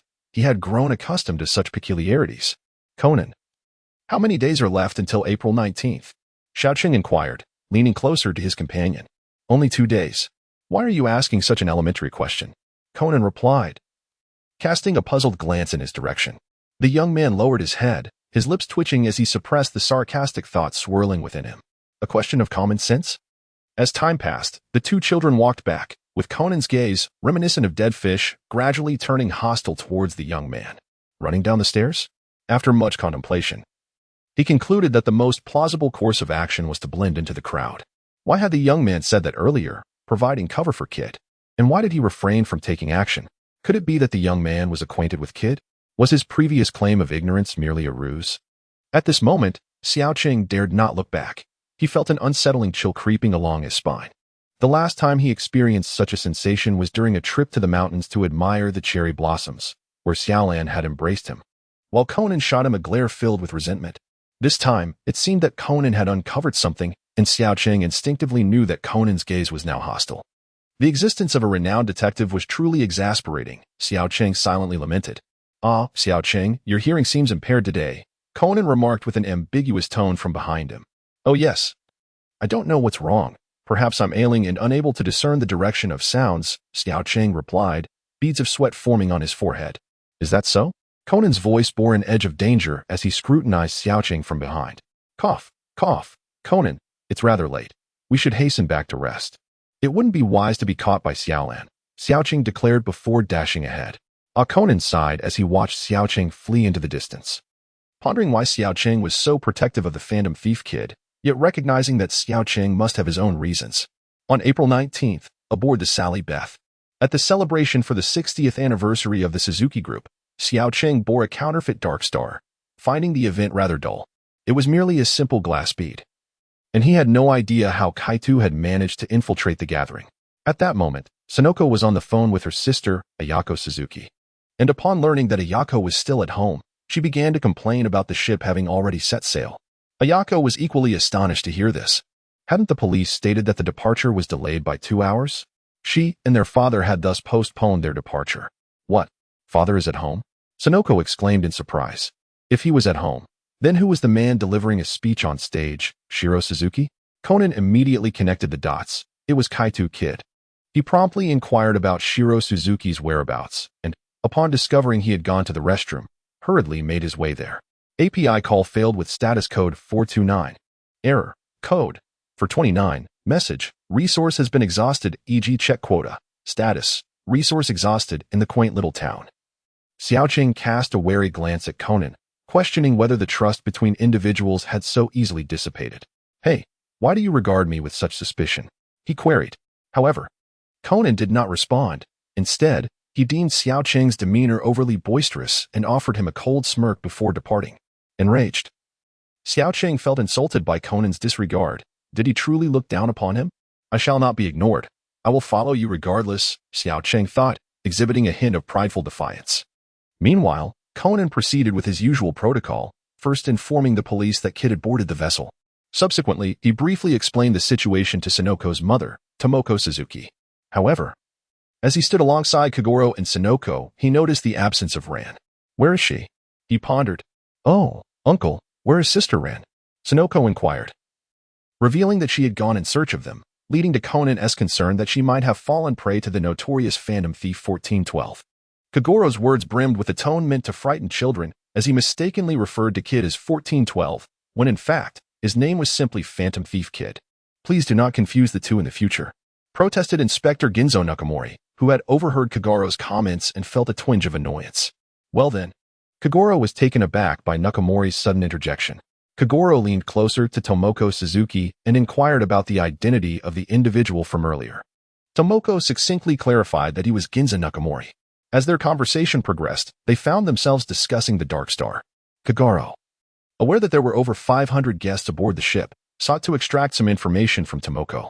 However, she remained reticent, merely mentioning that this Dark Star had bewitched her grandfather 60 years prior. Thus, she had entrusted it to the most suitable woman. Among the more than 500 guests on the ship, only one could be its match. Listening to her words, Xiao Cheng was not one for convoluted reasoning. This dark star was exceedingly precious and held significant symbolic meaning for the Suzuki family. Were it in his possession, he would undoubtedly refrain from entrusting this dark star to anyone outside the Suzuki lineage, opting instead to safeguard it himself. Meanwhile, as they pondered this, H approached, greeting Kogor and expressing gratitude for the considerable assistance he had provided during the recent luxury cruise incident. Xiao Cheng observed with a sense of nostalgia as Kihan Shuji reflected on the surprisingly small circles among prominent families. It was quite remarkable that they could encounter one another in such a manner. He wondered whether Kihan Takashi and Kihan Natsukawa had arrived. Listening to Kihan Shuji discuss the establishment of a storefront with the assistance of President Suzuki and Mrs. Suzuki, Xiao Cheng marveled at the Suzuki family. Truly a titan among Japan's illustrious clans. Just as Kihan Shuji inquired about the whereabouts of Suzuki Shiro, wishing to invite him to savor the delicacies, Mifune Takuya interjected. What a pity, he jested. The esteemed chef, President Suzuki, has likely been intimidated into absence by the phantom thief Kaido Kid. Even the dishes meant to flatter him are on the verge of tears. His tone was laced with playful sarcasm. You haven't changed. You still relish in ridiculing others. Kihan Shuji remarked, his expression somewhat despondent as he feigned a light-hearted slap at Takuya. The group soon engaged in lively conversation, during which a figure inquired about the whereabouts of Suzuki Ayako. Upon learning that she was not in attendance, Fujisawa Yuzu expressed his disappointment. Conan, observing the gathering, reflected on the exclusivity of the Suzuki group's social circle. Those present at the banquet were either affluent individuals or executives. Ran is taking her sweet time. Kagoro commented with a hint of concern, noting the prolonged absence. I can only imagine she has gotten lost somewhere. She is, after all, directionally challenged. At this moment, Yoko chimed in. Who are you calling directionally challenged? As Ran suddenly appeared, Xiao Cheng was momentarily taken aback, questioning if he had misheard. Xiaolon. So it is you here, he exclaimed, his eyes sparkling with joy as he gazed at her, just as he was about to listen to more of Xiaolan's words. Takaki Shintaro ascended the stage to address the audience, briefly explaining the appearance of the phantom thief Kid aboard the ship and reminding everyone of certain protocols. As Takaki continued his speech, suggesting that they establish a code word, the disguised Kid, posing as Xiaolon, bent down toward Xiao Cheng and Conan, inquiring, what code word should we choose, Conan and Xiao Cheng? At that moment, a smile graced the face of Kaido, who was masquerading as Xiaolon. In the small town, Xiao Cheng was momentarily taken aback, thinking, what a clever boy. Just as Conan was about to reveal the code word Sherlock Holmes, and Kaido, in disguise, was about to say Lupin, the lights in the hall suddenly dimmed. Damn it, I give up, Xiao Cheng thought to himself, utterly speechless. Do the characters in Conan's world have such a penchant for extinguishing lights? After the experience aboard the Hijimoto family's yacht, Xiao Cheng harbored a deep disdain for such antics. Ha. A deep, resonant laughter echoed as a beam of light illuminated a figure. Everyone looked up in astonishment and exclaimed, Kaido Kid. As the small town listened to his voice and glanced at the petite lawn beside him, he immediately discerned that the figure before him was an impostor. When Kaido donned the guise of Kid, his vocal tone remained largely unchanged, merely altering an inflection, however. The voice of the individual before him diverged significantly from that of Kaido. Upon witnessing this scene, Tomoko Suzuki raised her gun and fired without hesitation, prompting a slight furrow in the brows of the small town. In an instant, he recognized that the sound of the gunshot was amiss. Yet, his frown was not solely due to this anomaly. Rather, it was the resonance of that sound that caused his body to tense instinctively. He felt helpless in this regard, unable to control the involuntary response of his physique. He understood that such a reaction was merely a primal instinct to heighten his defenses. Meanwhile, the faux Kid, struck by Tomoko Suzuki's shot, plummeted to the ground, yet there was no blood, not a trace of sanguine scent. The crowd gasped in astonishment, assuming a fatal outcome. Especially the incredulous Ginzo Nakamori, whose eyes sparkled with disbelief. What have you done? Listening nearby, Kojo remarked, Truly, you are remarkable, Ginzo Nakakubo. His jest masked a deeper understanding, as he discerned the repressed fury simmering within Nakakubo. The latter could not fathom how Kid could possibly embody malevolence. After all, what villain resembled Kid? Thus, in encounters with Kid, Nakakubo seldom resorted to firearms. He rarely fired a shot. Although each confrontation boasted grand displays, with helicopters and other chaos, none had ever discharged their weapons. There was no cause for concern, for he was not yet deceased. Tomoko Suzuki remained unperturbed, clearly orchestrating the spectacle herself. The firearms were mere replicas, and the individual portraying Kid was none other than the prodigious magician, Mr. Kazuma Sanada. Upon hearing Suzuki's words, Kojo glanced at Sanada, recognizing that even a genius magician could not rival Kaido in this realm. "Ah, I see. The Phantom Thief Kid is indeed a master of illusion," remarked Shoji Hatamoto. "Precisely. Whether he or I, we are both artists of deception, though I am an unequivocal magician, far removed from this petty thief," Sanada replied with a casual tone, inviting those present to gather by the stage, intending to present a magic performance. He produced a deck of cards, prompting Takuya Mifune to voice his skepticism, eager to shuffle the cards. Sanada, however, remained unflinching, having planned to allow the audience to shuffle the deck themselves. The small town observed Conan, who was currently surveying his surroundings, his brow furrowed in concentration as he scanned the crowd, recollecting the fragmented clues swirling in his mind. He was convinced that the elusive Phantom Thief Kid was among them. But who could it be? At that moment, YZ Fujisawa made a mistake while dealing cards, causing them to scatter across the ground. He hastily apologized, while Sonoko and Kaido, disguised as Rand, stepped forward to assist. For Kaido, this was a fortuitous opportunity. As Conan watched the scene unfold before him, an epiphany struck. He sought out Kagoro and requested the list of participants present at the event. Meanwhile, Sanada Ichai's performance faltered.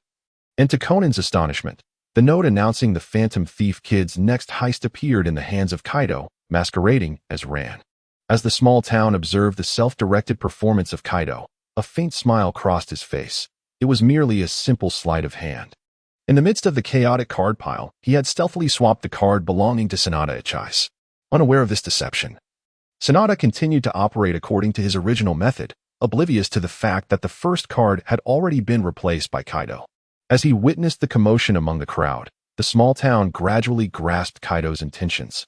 Conan, upon seeing this scene, merely smiled slightly. It was but a trifling trick, a case of muddy waters to fish in. At that moment, Chaki Shinar ascended the stage to comfort the audience. Observing the somewhat flustered individuals below, Chaki felt a twinge of headache. These people were all members of the elite. Time passed slowly, and the police reported to Nakamori Ginzo that they would soon be entering Tokyo Bay in 30 minutes.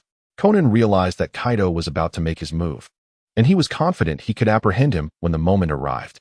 "Wait a moment, Ran, where has your pearl gone?" YKO glanced at the Ran beside her, her tone filled with surprise.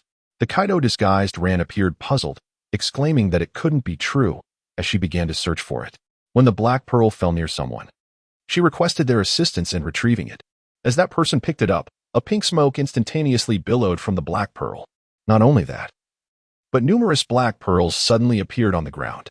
Observers were taken aback, mistaking the scene for an abundance of black pearls, when in fact, they were merely smoke bombs. Someone exclaimed that the black pearl had just exploded, causing the previously calmed crowd to erupt into chaos once more.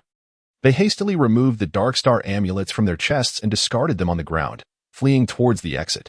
During this at that moment, upon observing Conan grasping Kaido's hand, which was disguised as Ran, and declaring his intent to pursue the elusive Phantom Thief Kid, SHJ realized that Conan had uncovered the truth. Otherwise, Conan would not have taken Ran's hand. He would have rushed out alone. Kaido, on the other hand, clearly had no desire to join the chase. He merely intended to wait for the boat to dock.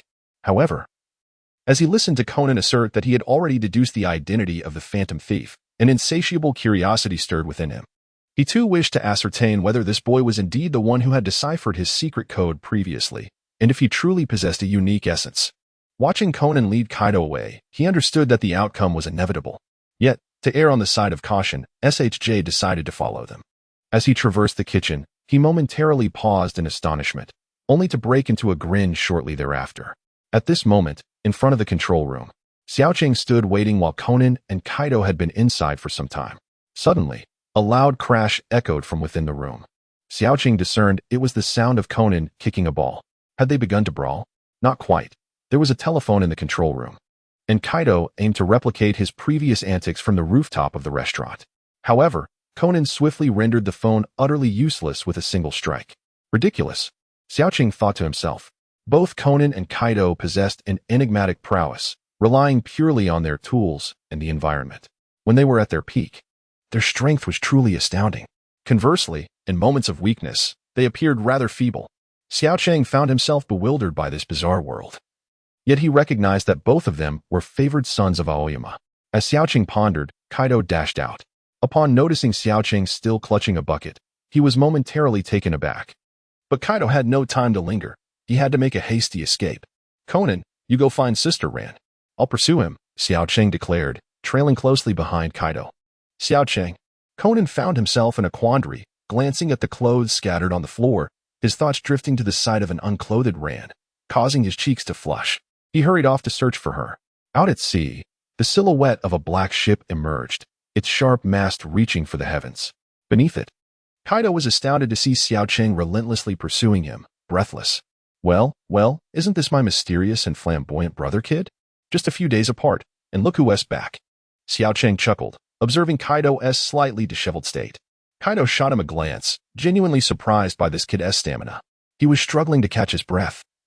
And with this little brat tailing him, how could he possibly escape? Swimming back to Tokyo Bay was no challenge for him, but this kid. Humph. Are you really going to stick with me, little one? Kaido spoke confidently, masking his inner frustration about encountering such tenacious youngsters. Shoo. Xiao Cheng gestured discreetly. You know, I must confess I admire you greatly. My dream is to become a master thief like you, and I'm currently filled with the excitement of meeting my idol. Genuine admiration shone on Xiao Cheng's face. Really?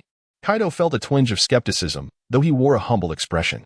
Indeed, to prepare for meeting my idol. I've brought you a gift. Here, take a look. Xiao Cheng held up a bucket filled with water. Kaido's heart sank. What could this possibly be? The next moment, Xiao Cheng splashed water from the bucket. What was inside? Naturally, it was fish. He knew Kaido loathed fish intensely, and any contact would trigger a reflexive response.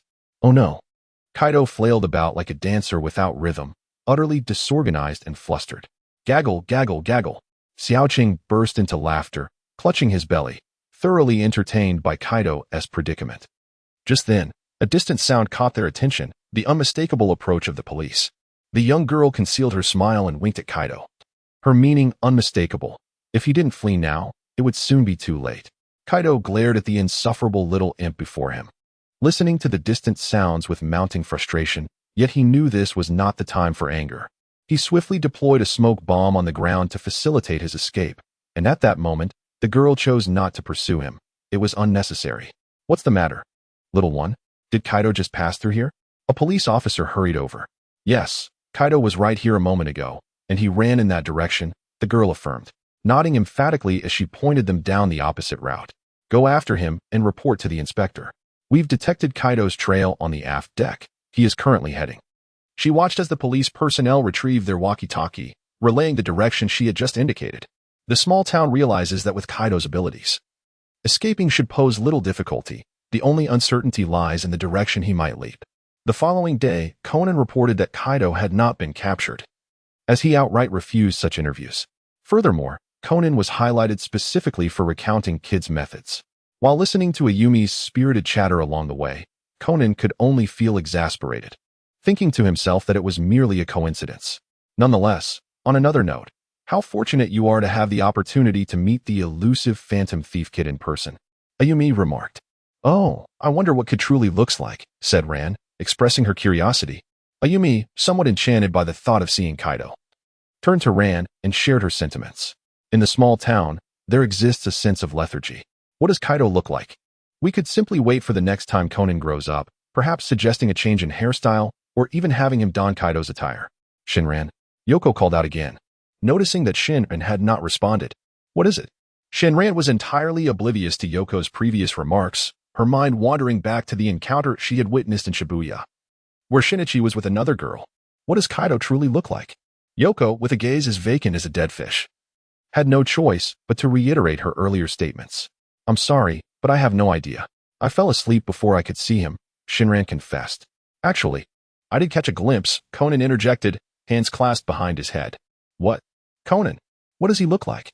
Yoko exclaimed, her excitement palpable. In the small town, the lifeless eyes of a fish fixated on the garden, while the enchanting presence of a wealthy young lady, infused with a naive romanticism, exuded an undeniable charm. I perceived him to possess a youthful visage, perhaps merely in his 20s or even younger. Conan pondered for a moment. Indeed, Kaido was a mere month younger than him. At that instant, the gaze of the young man drifted towards the distance. Could it be Kaido? Having encountered him, should he approach and greet him? Kaido's birthday is June 21st. That high school student bears a slight resemblance to Kudo, doesn't he? At this juncture, the young lady also took notice and pointed towards Kaido. Inquiring, could it be? Conan's eyes widened in realization. Was the person he had seen in Shibuya the same individual? The young lady turned to look at Ran. API call failed with status code 429. Error. Code. For 29. Message. Resource has been exhausted, e.g. check quota. Status. Resource exhausted at this moment. Xiaolan felt a sense of clarity that brought her joy, while Conan was somewhat perplexed by her reaction. Meanwhile, Kaido, who was moving further away from them, was suffering from a cold and sneezing. Listening to Aoko's complaints beside him, he felt quite helpless. He had planned to wait for the boat to dock in peace. But suddenly 2 children appeared.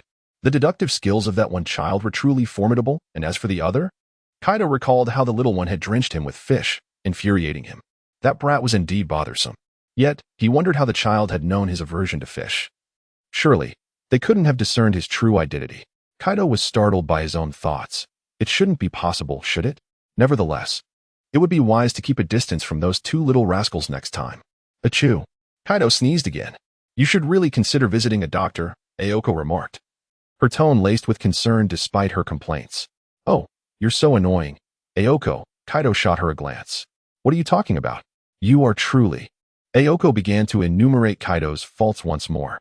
Dr. Agasa, how are the modifications to the shoes coming along? They malfunctioned when I used them yesterday, which makes me question your technical skills. With a hint of dissatisfaction, the young man addressed Dr. Agasa, saying, what do you mean by that? I had previously mentioned that the miniature power unit of the solar-powered roller skates is prone to stalling, and you assured me it would be fine. Dr. Agasa retorted. In the quaint town, the fish-eyed boy gazed at Professor Agasa, acknowledging, of course, you were the one who assisted me in the development back then. Thus, you are undoubtedly the benefactor, and I must first express my gratitude to you. However, now that an issue has arisen, it is only natural for me to seek your assistance. With a sigh, Professor Agasa scratched his head, a troubled expression crossing his face. Thank you, Professor Agasa. Please. Do hurry, the boy replied, an instant smile illuminating his face upon hearing the professor's words, for this was indeed the purpose of his visit. I shall go and check on Conan, he stated, making his way towards the inner chambers, leaving the professor to ponder. Upon entering the small town, Xiaoqing immediately noticed Conan glancing at him before abruptly ending his phone call and letting out a soft sigh. What's wrong? Xiaoqing inquired. Oh, my mother called to vent her frustrations. She and my father are arguing, and there's nothing I can do about it, Conan explained, his tone filled with exasperation. Arguing? Xiaoqing's eyes sparkled with intrigue. Was there gossip to be had? Conan, do elaborate. It's nothing much, just that my father is supposedly having an affair. Coming home late every night, often appearing quite inebriated, Conan replied with a tone of resignation. Is there really an affair? Xiaoqing pressed, moving closer to Conan. Recognizing the potential for a juicy story, Conan regarded Xiaoqing, placing a hand firmly on his head to prevent him from getting too close. No, of course not. How could that be? My father is consumed with his deductions. He hardly possesses the capability for such things. Besides, they argue periodically. I've grown accustomed to it. Oh. Xiaoqing responded, finding the explanation rather dull, though not unexpected, as Kudo Yusaku was indeed not that kind of person. Conan observed Xiaoqing's expression, bemused by his apparent disappointment. Speaking of which, it seems you and Ran have also been arguing lately, he remarked, recalling the last time he had called Xiaoqing. What? I barely managed to call her. And she just exploded, asking when I would return. What am I supposed to do? Conan's face fell into a look of despair. He could hardly contain his feelings. Serves you right, Xiaoqing said as he found a stool to sit on. But enough about me. What about you? You never clarify your relationship with Kid the Phantom Thief. Conan glanced at Xiaoqing, who appeared utterly carefree, and he couldn't help but feel a twinge of annoyance at his friend's silence. Conan, is there truly no fundamental trust between people? Xiaoqing asked earnestly, though he had posed this question countless times before. Humph. Conan replied with a cold, sardonic smile, feeling utterly powerless against Xiaoqing's persistence. Never mind, let us head back. By the way, have your shoes been repaired? Oh, I doubt it will be ready today. I'll check back with the professor tomorrow. Xiaoqing shook his head. At that moment, Conan felt a pang of sympathy for Professor Agasa. Xiao Cheng's shoes had broken 3 days prior, and he had been incessantly coming by to inquire about their repair status. If Xiao Cheng were aware of this, he would undoubtedly criticize Conan for his lack of compassion. How could one manage without a means of transportation? For instance, when attending school, would one simply walk? That is inconceivable. Roller skates are certainly the answer. Moreover, every time I donned my skates, it was you I carried to and from school. Fortunately, tomorrow is Saturday, a day off. I must arrive early to supervise the doctor and ensure he does not become complacent. The following day, Xiao Cheng and Conan listened as Kagoro answered a phone call. Embroiled in an argument with Eri Kisaki, Xiao Cheng couldn't help but reflect on the frequency of their disputes lately. The noise was overwhelming. He decided to visit Professor Agasa. As for lunch, he would dine at the professor's home. After informing Conan, he set off. Was there a need to mention this to Kagoro? Not at all. Kagoro typically harbored no concern for where the two youngsters ventured. Therefore, communication was primarily with Ran, but she had left early that morning, apparently to meet Eri, leaving the house empty. Thus, he merely needed to inform Conan before departing. Without roller skates, he could only jog over, but fortunately, the distance was not great. Professor Agasa, are my skates ready? As soon as Xiao Cheng arrived at Professor Agasa's residence, he began to call out. Xiao Cheng, it's not ready that quickly. There is no need for you to come every day.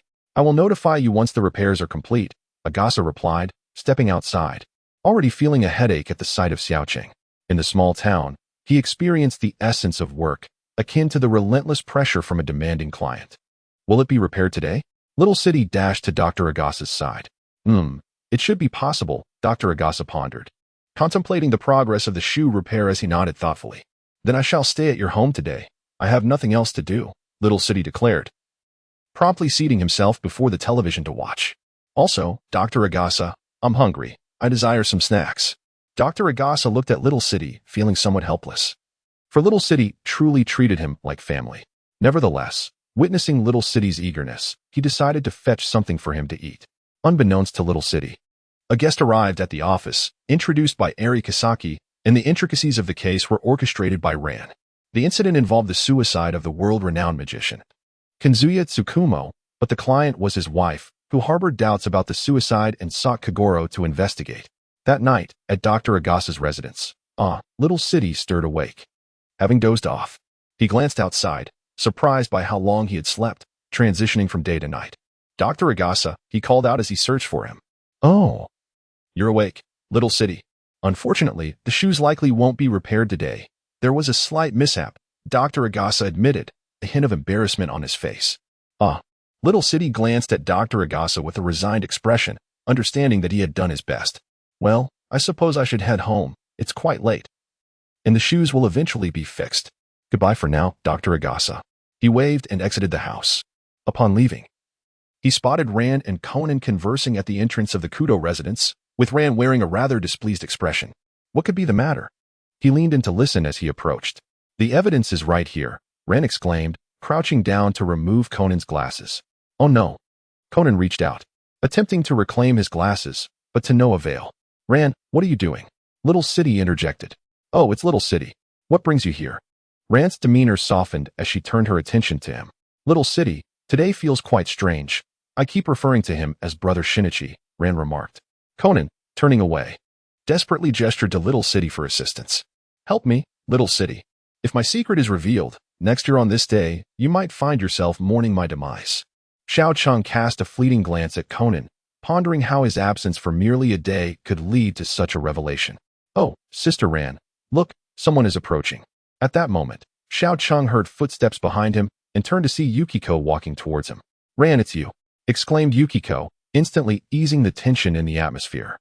In the small town, he found himself bewildered by the unfolding scene. Today, Conan had seemingly stirred up some trouble, which had caught Ran's attention. And what brought Yukiko here? Had she quarreled with Yusaku and left home? Surely, it had only been a day. He couldn't possibly be dazed from sleep. At this moment, his expression was one of utter confusion. What's the matter with you? Why are you standing in front of my house at this hour? Yukiko inquired. Oh, you are Shinichi's mother, Ran remarked, recognizing Yukiko despite the time that had passed since their last encounter. When did you return from Los Angeles? I just arrived on the last flight. As a bit of a situation arose, Yukiko explained with a smile, clearly pleased with Ran. Meanwhile, Conan felt a wave of panic wash over him, clutching onto the fabric of his friend's shirt. His pupils dilating in alarm at the thought of not having aligned his story with his mother. If Ran were to share any information with her, it would spell disaster. Who are these two young boys? Yukiko asked, glancing at Conan and his companion.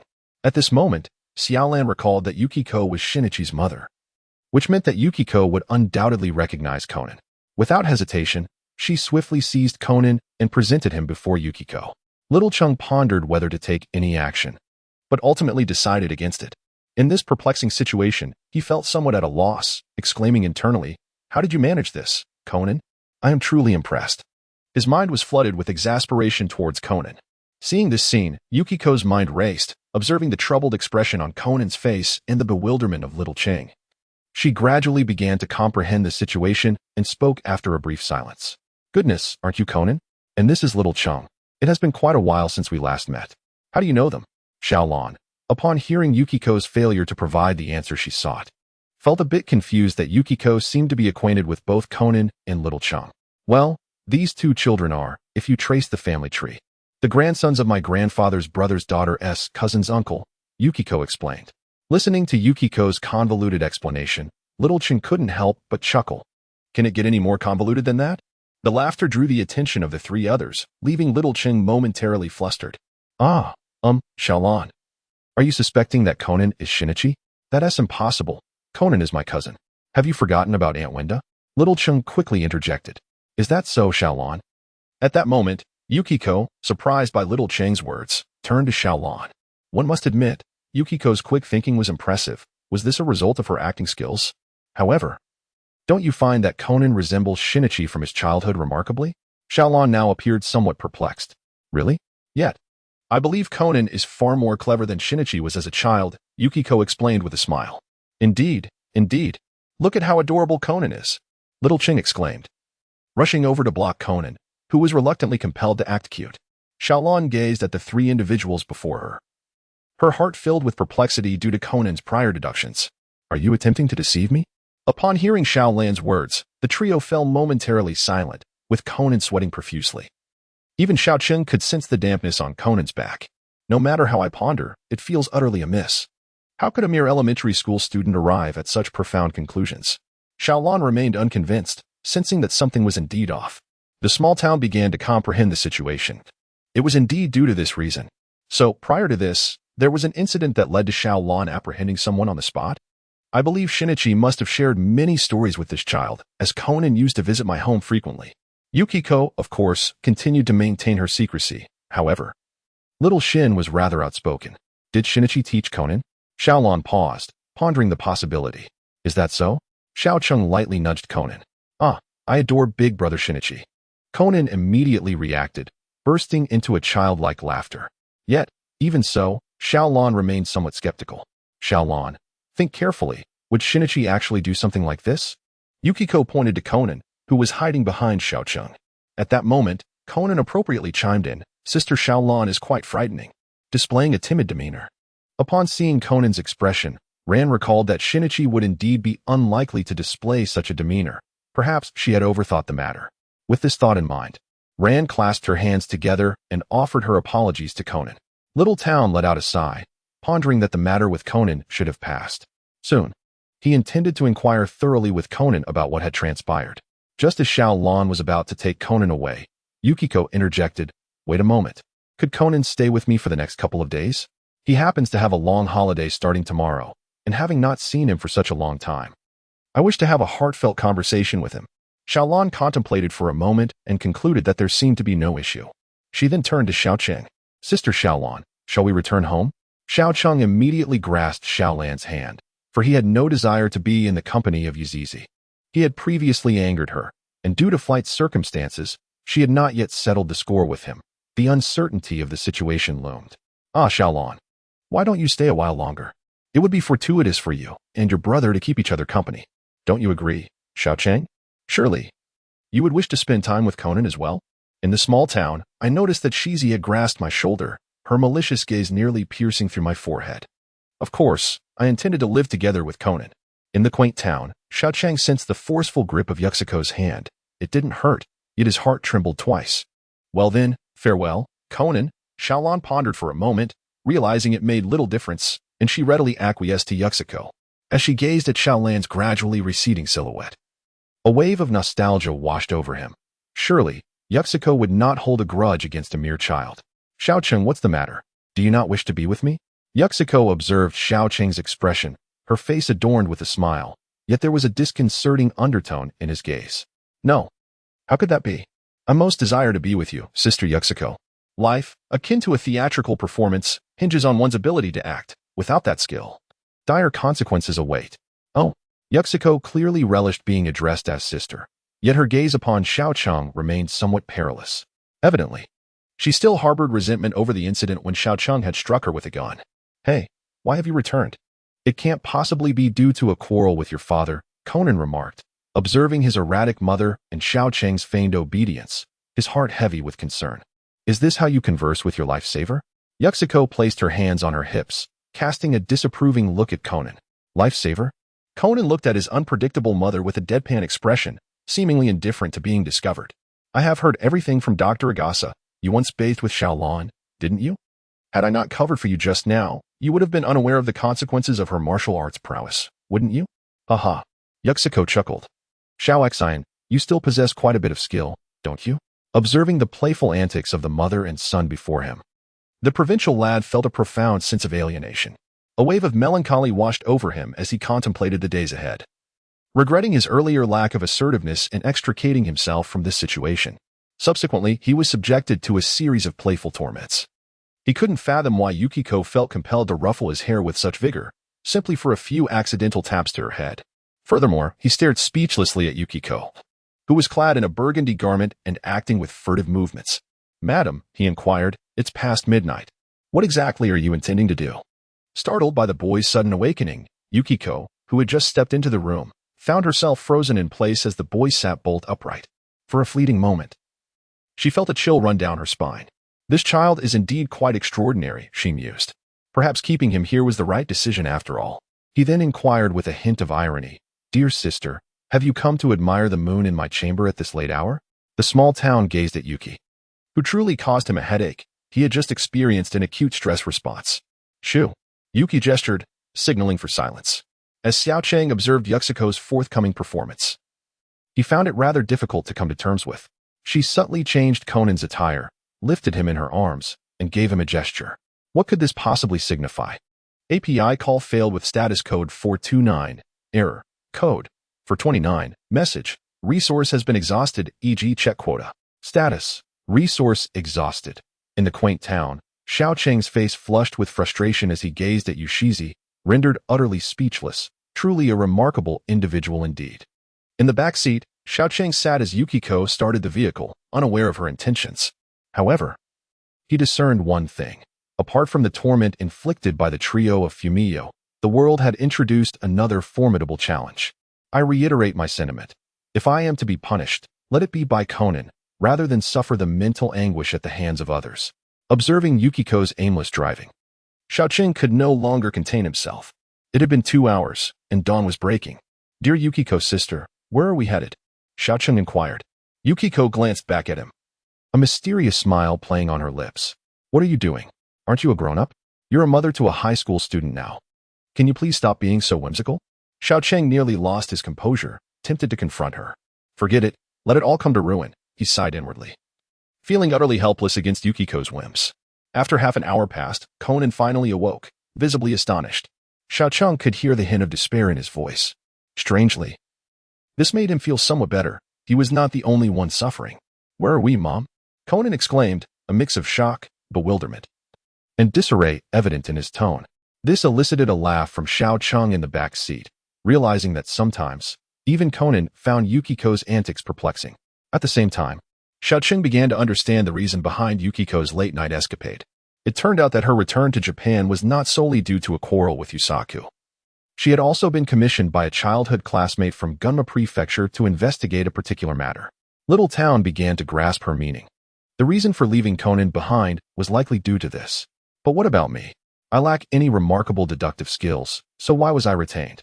Is it merely because I possess physical prowess? In truth, Little Town surmised correctly that it was primarily due to Yukiko's perception of her as insufferable last time, unwilling to let her go.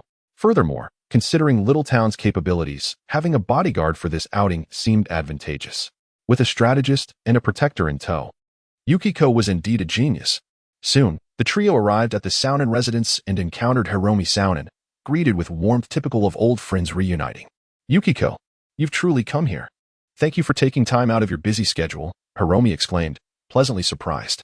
"For an old friend like you, I would fly across the globe," Yukiko replied, her face radiant with joy upon seeing Hiromi. "Has you and Shinichi not come?" Hiromi inquired, glancing at Yukiko only to spot two children with forlorn expressions. "They are quite the busy bees. But worry not, I've brought these two to take their place," Yukiko declared, effortlessly lifting one child with each hand. Conan wore a face of resignation, while Little Town displayed an exasperated eye roll, thoroughly bemused by Yukiko's antics. "Who are these two children?" Hiromi asked, somewhat perplexed. "Indeed, these two are my offspring born in Los Angeles," Yukiko responded nonchalantly, unperturbed by the revelation. "Come on," Conan muttered in discontent. "Am I your brother? No, wait. Am I your older brother? That doesn't seem quite right." Cough, cough. Conan's discontent was palpable, while Little Town was in disarray, contemplating the absurdity of having a mother who is also his aunt. "These children are quite remarkable," Yukiko remarked, disregarding their reactions. Still basking in the joy of reuniting with an old classmate. "It seems you and your husband are quite happy together," Hiromi observed, admiringly gazing at Yukiko. "Things are all right," Yukiko replied, her smile maintained, though her thoughts were laced with disdain for you, whom she considered a scoundrel. Little Town and Conan exchanged knowing smirks, fully aware of the underlying context. Upon hearing the children's responses, Yukiko's fists were already poised in readiness. While perhaps lacking the force of Kagoro, her speed was undeniable. Bang! Conan and Little Town covered their heads, refraining from any outward expression. Yet internally, they were both mocking the situation, especially Little Town, who glanced at Conan, pondering how much motherly love he must have received in his youth. It seemed to affirm the notion that if procreation was not meant for enjoyment, it would be utterly meaningless. At that moment, Yashihara Saunin, Hiromi's uncle, emerged, curious if there were guests present. "Uncle Yashiharu, look, this is Yukiko, who used to visit our home often as a child," Hiromi explained, stepping aside to introduce her. "Long time no see, Uncle Yashiharu," Yukiko greeted, her demeanor becoming more subdued in the presence of an elder. Observing Yukiko, Yashiharu furrowed his brow in contemplation, but lamentably could not recall her. "I suppose it's because I've been residing in Brazil for too long." "Oh ho ho." Yukiko chuckled, her laughter serving to ease the atmosphere. "Do stay for a while. Well then, we must be off, Carlos." Yashihara smiled, nodding at Yukiko before signaling to Carlos to depart. The small town gazes upon Iho Saunai, an eccentric old man indeed. Upon seeing Iho depart, Hiroko Saunai immediately inquires about Yukiko's impressions of him. A look of confusion crosses Yukiko's face. "What do you mean?" "His appearance, voice, and presence are all quite peculiar." Hiroko quickly provides an explanation. After a moment of reflection, Yukiko realizes that it has been quite some time since they last encountered Iho, who had spent a considerable period in Brazil. Why is Hiroko suddenly asking about this? Could it be that she wishes to distract herself from her own issues? In truth, their uncle had only returned from Brazil 3 days prior, yet she feels he is not quite the same as before. Hiroko appears somewhat troubled. "In that case, it would suffice to meet with your father." Yukiko believes that a mere meeting would suffice. However, it is unfortunate that Hiroko's father passed away from cancer last month, and even Uncle Iho's acquaintances seem to have met untimely ends. Thus, the only ones who have had the chance to meet Uncle Iho multiple times are she and Yukiko, which is precisely why she invited Yukiko over, lamenting the absence of Yusaku Kudo. In the small town, listening to Hiromi Yasuno, there was an unsettling feeling that lingered in the air. It was perplexing how those acquaintances seemed to meet their untimely demise at such a young age, causing a sense of dread. Yet, why would you hold such significance for Uncle Fong? Even so, it hardly warranted such concern, especially when you went out of your way to invite me back. Before long, someone provided an explanation to Yukiko. Inheritance, it seemed. Suddenly, Hiromi Yasuno appeared. "Darling," she said, casting a surprised glance at him. "We all harbored suspicions that he might be a fraud attempting to swindle my father-in-law's fortune. My father-in-law is undoubtedly one of the most prominent landlords in the vicinity, and his inheritance is certainly substantial." API call failed with status code 429. Error. Code. For 29. Message. Resource has been exhausted, e.g. check quota. Status. Resource exhausted, API call failed with status code 429. Error. Code. For 29. Message. Resource has been exhausted, e.g. check quota. Status. Resource exhausted as Xiaocheng contemplated teasing Conan about Yukiko. He noticed her approaching, her menacing gaze fixated upon them. He swiftly altered his demeanor, yearning for Yusaku Kudo to appear and employ his prowess to subdue the enchanting Yukiko. Conan was momentarily taken aback by Xiaocheng's expression and remarks. Realizing the gravity of the situation, he turned around only to be met by Yukiko's mischievous smile. Conan, tell me, who do you think will be in trouble later? Yukiko whispered softly, prompting Xiaocheng to instinctively step aside, wary of being caught in the crossfire of a mother-son quarrel. A minute later, Conan, his forehead bruised and filled with resentment, rummaged through materials beside Xiaocheng, harboring disdain for Xiaocheng's earlier disloyalty. Don't blame me. Your mother is no ordinary person, Xiaocheng remarked, sensing the need for clarification, only to be met with Conan's eye roll in return. Soon after, Conan stumbled upon a photograph from a baseball game, where Yabuchi Yashiharu had been injured by a runner's cleats, requiring several stitches at the hospital. Conan proposed that, given the circumstances, there must still be a scar on Yabuchi's leg. That simplifies matters. Tonight, Yoshimi Yabuchi can visit under the pretense of having tea to probe him, he suggested. Of course, the probing failed. Yabuchi, gazing at the group before him, stated, "You are indeed suspicious of me. It seems my brother was correct. There isn't a decent person among you. Bringing Carlos here was truly a prudent decision." What? Yoshimi Yabuchi queried, puzzled. Isn't Carlos your old friend? Actually, he is my bodyguard hired from Brazil, Yabuchi replied. Uncle, why would you do such a thing? Yoshimi frowned. With a scoff, Yabuchi produced an intimidating letter that boldly proclaimed, "We have no inheritance to offer you. If you wish to survive, it is best not to return." The small town gazed in astonishment. I could hardly believe it. I was certain of it, for what was there to doubt regarding the truth of the matter? It was simply a desire to prevent the old man from claiming a share, allowing oneself to partake in a greater portion. In the small town, there was a palpable excitement surrounding the notion of securing a larger share of one's inheritance, which undoubtedly meant fewer heirs. This scenario exemplifies the cunning and deceit that often permeates familial relationships. One could easily envision a series of 10 or 8 episodes unfolding from such intrigue. But I digress. This is a detective mystery, and I seem to have misread the situation, as I listened to Yoshiro Sanai lamenting the threatening letter received a month prior. His tone was far from amicable as he addressed the gathering. At that moment, Conan rushed forward, playfully requesting Yoshiro to write the characters for Happy New Year. However, it was quite clear that new was not Conan's forte. Yukiko, witnessing Conan's lack of decorum, nearly blurted out an inappropriate remark in her haste. Yoshiro, observing Conan, did not decline the request. After all, it was merely the act of writing. With his left hand, he inscribed the 4 characters for Happy New Year. As he completed this task, the farce came to an end. Conan examined the handwriting, noting its striking resemblance to that on the postcard.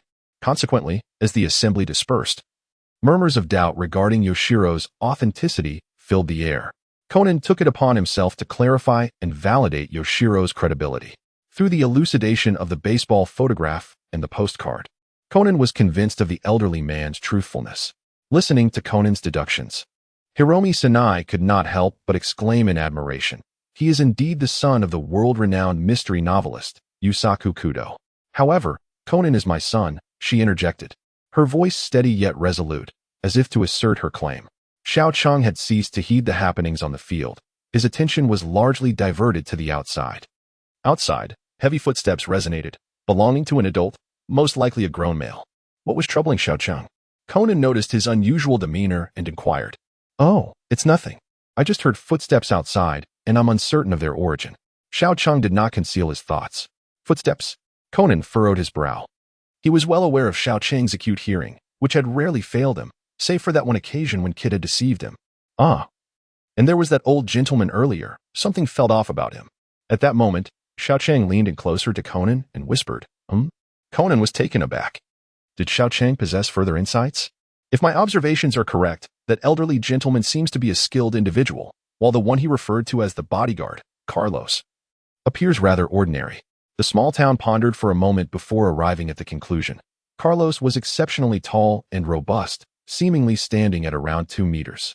However, the small town found no evidence of trained skill in him and sensed nothing unusual. Conan was taken aback, his brow furrowing.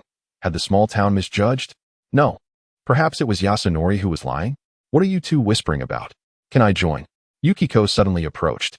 Nothing, replied Conan and the small town in perfect unison, their tones and tempos identical. This moment left Yukiko momentarily astonished. What was going on with these two? Her expression darkened as she was about to express her annoyance when Yasunori called her name. Yukiko, look at that ancient well. Yukiko was drawn in, allowing the two boys to sigh in relief. Your mother is truly bothersome, the small town murmured softly. Then, leveraging the topic of the ancient well, Yasunori recounted a tragic incident from 15 years ago, when Yasunori's mother had accidentally fallen into the well and drowned. Conan, I need to step away for a moment. The small town suddenly interjected. Conan was still engrossed in the events from 15 years prior when the small town's unexpected remark interrupted him. By the time he turned back, the small town had vanished. How could he disappear so swiftly? The sound had just resonated. Yet the small town was nowhere to be seen.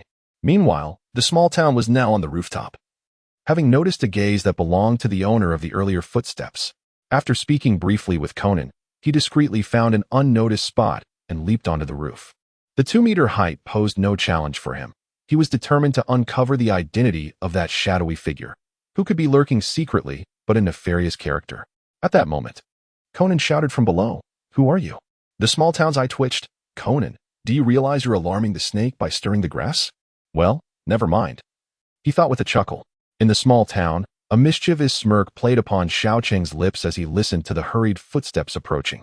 TSK, my dear brother. You're still not fast enough. Just as Yozu reached the nearby grove and paused to catch his breath, Xiao Cheng's voice suddenly pierced through the air. TSK, you're too slow. Brother.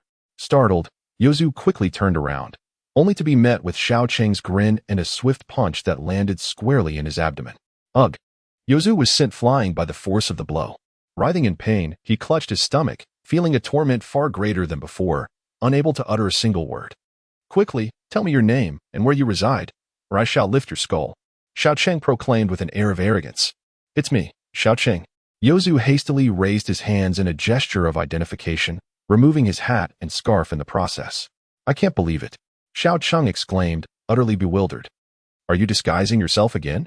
API call failed with status code 429. Error. Code. 429. Message. Resource has been exhausted, e.g. check quota. Status. Resource exhausted. Xiao Cheng could hardly believe that this person was Yuzhua. Aren't you going to come out? Hiding in the shadows. I thought you were up to no good, he exclaimed. Wait a moment, let me catch my breath. Yuzhua clutched his stomach, beads of sweat forming on his forehead. The boy was indeed quite ruthless. What a troublesome habit he had. After a while, Xiao Cheng obediently stood aside, displaying an innocent demeanor. Upon hearing Yuzhua's account, that he had come here because of Yuxiko and had chosen to remain hidden to gauge Conan's deductive skills, Xiao Cheng was taken aback. Once again, he delivered a punch to Yuzhua, who was puzzled by Xiao Cheng's seemingly excessive strength for a child.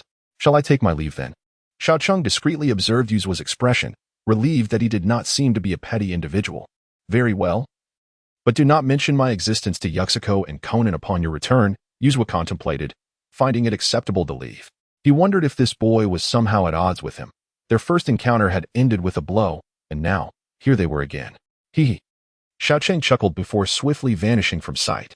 Once Yuzhua could no longer see him, he let out a lamenting cry. The pain was indeed excruciating. Initially struck, he had been rendered speechless, but after regaining his composure, he found it difficult to maintain his facade with Xiao Cheng around. After a brief moment of wailing, he finally felt somewhat better. Yet, as he gazed in the direction where Xiao Cheng had departed, a contemplative expression began to surface in his eyes. Meanwhile, Xiao Cheng had returned, feeling quite famished. His outing had yielded no villains to apprehend, and instead, he had delivered another punch to Yuzhua. Oh dear. I really must be more careful, he mused, exasperated yet amused. The little town swiftly approached the gathering of people, illuminated by its sounds and lights. Where have you been? Little town? Conan exclaimed, rushing towards it upon sighting. Enough of that, it's all tears. Is there anything to eat? Conan, I am famished. Little town recalled Yuzaku's admonition. I shall fetch you a bite to eat. Upon noticing Little town's lackluster demeanor and the way it clutched its stomach, Sawachi Hiromi immediately rose to prepare something for it. Thank you. You truly are a kind soul. In a flurry, Akira shook off Conan and grasped Hiromi Yasunuchi's hand, expressing heartfelt gratitude. Who says there are no saviors in this world? This sister before him is undoubtedly one. Chuckling softly, Conan stepped forward to separate Akira, feeling utterly embarrassed. Hiromi Yasunuchi paused momentarily, while the others in the room cast peculiar glances at Akira, as if to say, is that really necessary? As Hiromi departed, Akira patiently awaited the arrival of food. However, after a brief search, he realized that Yukiko was missing. Where could she be? He inquired of Conan, who replied that his mother had gone to take a bath. Did you not accompany her? Akira blinked in surprise. Who would want to be with that woman who pretends to be young? Conan retorted with a hint of disdain. By the way, where were you earlier? Conan pressed once more. Akira feigned innocence. Seeing Akira's demeanor, Conan slapped his forehead in exasperation, lamenting that Akira was truly beyond help. Soon, the food arrived, and Akira dove into his meal with gusto, prompting Hiromi to wonder if perhaps he had been served too little. Observing the unusual expressions of those around him, Conan felt an inexplicable wave of pressure wash over him and tugged at the hem of Akira's shirt. Mind your image, he advised. The small town gazed up at Conan, blinking his eyes. You two seem to share a particularly close bond. Yashinai Hiromi smiled as she observed the two youngsters. Indeed, and Hiromi, Conan nodded in affirmation. Yes. Conan is absolutely right, he added. Xiaocheng gazed at the food, nodding in agreement, and his little hands were incessantly at work, bringing morsels to his mouth. Conan observed Xiaocheng's demeanor and couldn't help but wonder if he truly comprehended what was being said. At that moment, Yukiko returned from her bath, and Sawachi Hiromi promptly greeted her. Yukiko, is the bathwater still warm? I felt it might have gotten a tad chilly. Yukiko replied, after a soak, it feels utterly delightful. Then I should probably add some more firewood. Upon hearing Yukiko's words, Sawachi Hiromi rose to fetch additional firewood. Oh, when did Xiaocheng return? Noticing Xiaocheng engrossed in his meal, Yukiko finally acknowledged him. Oh, just a little while ago, Xiaocheng replied, having nearly finished his food. Honestly, where have you been? Yukiko placed her hands on her hips, casting a disapproving glance at Xiaocheng. Just as he was about to offer an explanation, a sudden scream from outside interrupted them. A group of people rushed out, discovering Sawachi Hiromi collapsed on the ground, pointing towards the small door, claiming she had seen a man wearing sunglasses. API call failed with status code 429, error, code, for 29, message, resource has been exhausted, e.g. check quota. Status, resource exhausted, API call failed with status code 429, error, code, for 29, message, resource has been exhausted, e.g. check quota. Status, resource exhausted. Xiaocheng shared his perspective with Conan, who immediately began to ponder the implications. Before Xiaocheng returned, a death had occurred. Subsequently, the group contacted the authorities and awaited their arrival. When the police finally arrived, Xiaocheng observed the officer named Yamamura and couldn't help but smirk at the name. It was quite fitting. He had no recollection of this particular scenario. Yet he distinctly remembered Officer Yamamura, the rookie officer from the Conan series. After listening to Yamamura's inquiries and analyses, he pointed to Yuki as the perpetrator. Upon hearing this, Hiroki Yabuchi immediately stepped forward to defend Yuki. Yuki, could it be that you are the renowned actress Fujimon Yuki? Yamamura approached Yuki without hesitation. Indeed, I am, Yuki replied, surprised that someone recognized her here. How wonderful. I used to watch your show every week, the one featuring the dangerous female detective in the police world. It inspired me to pursue a career in law enforcement. Yamamura was elated, never expecting to meet his idol in person. Is that true? Yuki, too, felt a surge of joy. It had been quite some time since she graced the big screen. And to find a fan, especially one who had been influenced to join the police force, was a delightful surprise. However, this revelation only added to the suspicion surrounding her. Yamamura suddenly recalled Yuki's portrayal in the television series. You have grown accustomed to using firearms or knives. It must be second nature to you. But only in the context of the show, Yuki said, beads of sweat forming on her brow. What is this officer insinuating? I am an actress, not the character I portray. The small town was truly astonishing. The logic was indisputable. Conan cast a bewildered glance at the rookie officer, realizing he could not be relied upon. Yasuno Hiromi, still suspicious of Yukiko, mentioned a dubious man wearing sunglasses. Compared to Yukiko, this man seemed far more questionable. The atmosphere shifted as they deliberated over this individual, suspecting he might be the brother of Yasuno Hiromi's mother from 15 years ago. Yamamura remained skeptical, noting that such connections did not definitively implicate the suspicious man as the murderer. However, Conan produced a cherry blossom and explained its significance while drawing back the curtain that concealed the body. Yamamura recoiled at the sight of the corpse, his legs giving way as he sank to the ground. It was truly horrifying. I can't bear to look. Brother, you are a detective. Are you afraid of a corpse? In the small town, one cannot fathom how such individuals manage to pass the examination, covering their eyes in discomfort. In truth, today marked my inaugural visit to the crime scene. Our supervisor had been under the weather due to a flu that had been making rounds, leaving only me, a novice, to come here. Yamamura was acutely aware of the embarrassment of his predicament, yet he was genuinely frightened. Meanwhile, Yamamura continued his routine questioning when a police officer approached him, reporting the discovery of a vehicle in the woods. The group proceeded to inspect the car, with Yukiko and Conan eagerly examining it. Bored, I pondered the motives behind this incident. It was evident that the matter revolved around the inheritance of the Yabunai family. The absence of an heir meant that everyone could share a considerable fortune. From this perspective, the list of suspects narrowed to the individuals within the Yabunai household. However, I was not present at the time. Otherwise, perhaps the senses of my own body could have pinpointed the culprit. Never mind, I have my advantages. Observing Conan disembark from the vehicle, I approached him and inquired, Conan, have you identified the perpetrator? There are certain aspects I cannot comprehend, particularly that man wearing sunglasses. Conan replied, regarding that man, you need not dwell on him. He is likely not involved. After a brief silence, I resolved to voice my thoughts. Oh? Conan appeared taken aback. What did I mean? Did I recognize the suspicious man? Just as Conan was about to press further, Yukiko joined us, asking, have you discovered any clues?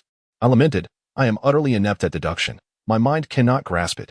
In a small town, SHC demeaned himself, causing YKO to visibly strain with frustration. The recent disappearance of SHC undoubtedly indicated that something significant had transpired. However, his obstinacy rendered YKO exceedingly exasperated. Conan shot a disapproving glance at SHC, recognizing his increasing lethargy. Previously, SHC had engaged his intellect in daily matters, but now, he seemed disinclined even to complete his assignments. SHC, there are times when you ought to contemplate more deeply, Conan remarked with a hint of exasperation. SHC glanced at his external motivator, pondering whether its encouragement to strive for improvement was somewhat counterproductive. Can we discuss this later? SH Shin. Do tell me what you've discovered, YKO urged, attempting to regain her composure, yet her expression remained clouded. Nothing of significance, currently. Everything remains a mystery. The car in the woods, the empty tape recorder, the body discarded in the ancient well. I believe these are all orchestrated by the perpetrator. Almost as if they desire to be discovered swiftly, Conan replied with resignation, as they had returned to the S9 residence. In the courtyard, YKO reflected on Conan's deductions, acknowledging the multitude of enigmas involved. Yet, with the plethora of clues uncovered, she felt immense pride in her son. Turning to observe SHC's aimless wandering, she thought, honestly, this child. SH Shin was correct. In such situations, one must engage in thorough contemplation, she advised. With Conan around, he will undoubtedly unravel the mystery. SHC responded nonchalantly. Well, if Conan is here, I trust he will solve it. YKO was taken aback by SHC's unwavering faith in SH Shin, while Conan regarded him with a blank stare. But what if SH Shin's reasoning is flawed? YKO inquired. SHC hesitated, having never considered that possibility. If he is wrong, we can simply start the reasoning anew. I trust Conan implicitly, and even if he deduces you to be the culprit, I would still believe him. SHC contemplated aloud. YKO was perplexed by his bold assertions. Conan, too, gazed at SHC in astonishment. As time passed, the following morning, the sound of police officers calling out roused the group from their slumber. The reason for the commotion was the discovery of the murder weapon. Following Yamamura, Conan ventured out to inspect the evidence, a knife and a woman's raincoat. He scrutinized these items, deep in thought. Suddenly, a disgruntled voice broke the silence. It was the lawyer from the S9 family, arriving to read the will. However, the police barred his entry, claiming only authorized personnel were permitted, which infuriated him. Upon learning this, Yamamura suggested postponing the reading of the will. With this notion in mind, Yamamura promptly addressed the S9 family about the matter. Unsurprisingly, they vehemently opposed the delay. After all, the will encompassed their assets, equating to substantial wealth. You greedy descendants, squabbling over money again. S9 Yashi observed coldly as he regarded the bickering individuals. What did you say, you old fool? S9 Yashiharu, having long endured this dubious uncle's provocations, charged forward and seized Yashi by the collar. You're merely inviting trouble, Yashi retorted, effortlessly throwing him to the ground. Yamamura swiftly intervened, proposing a compromise. Perhaps the police could remain present during the reading of the will.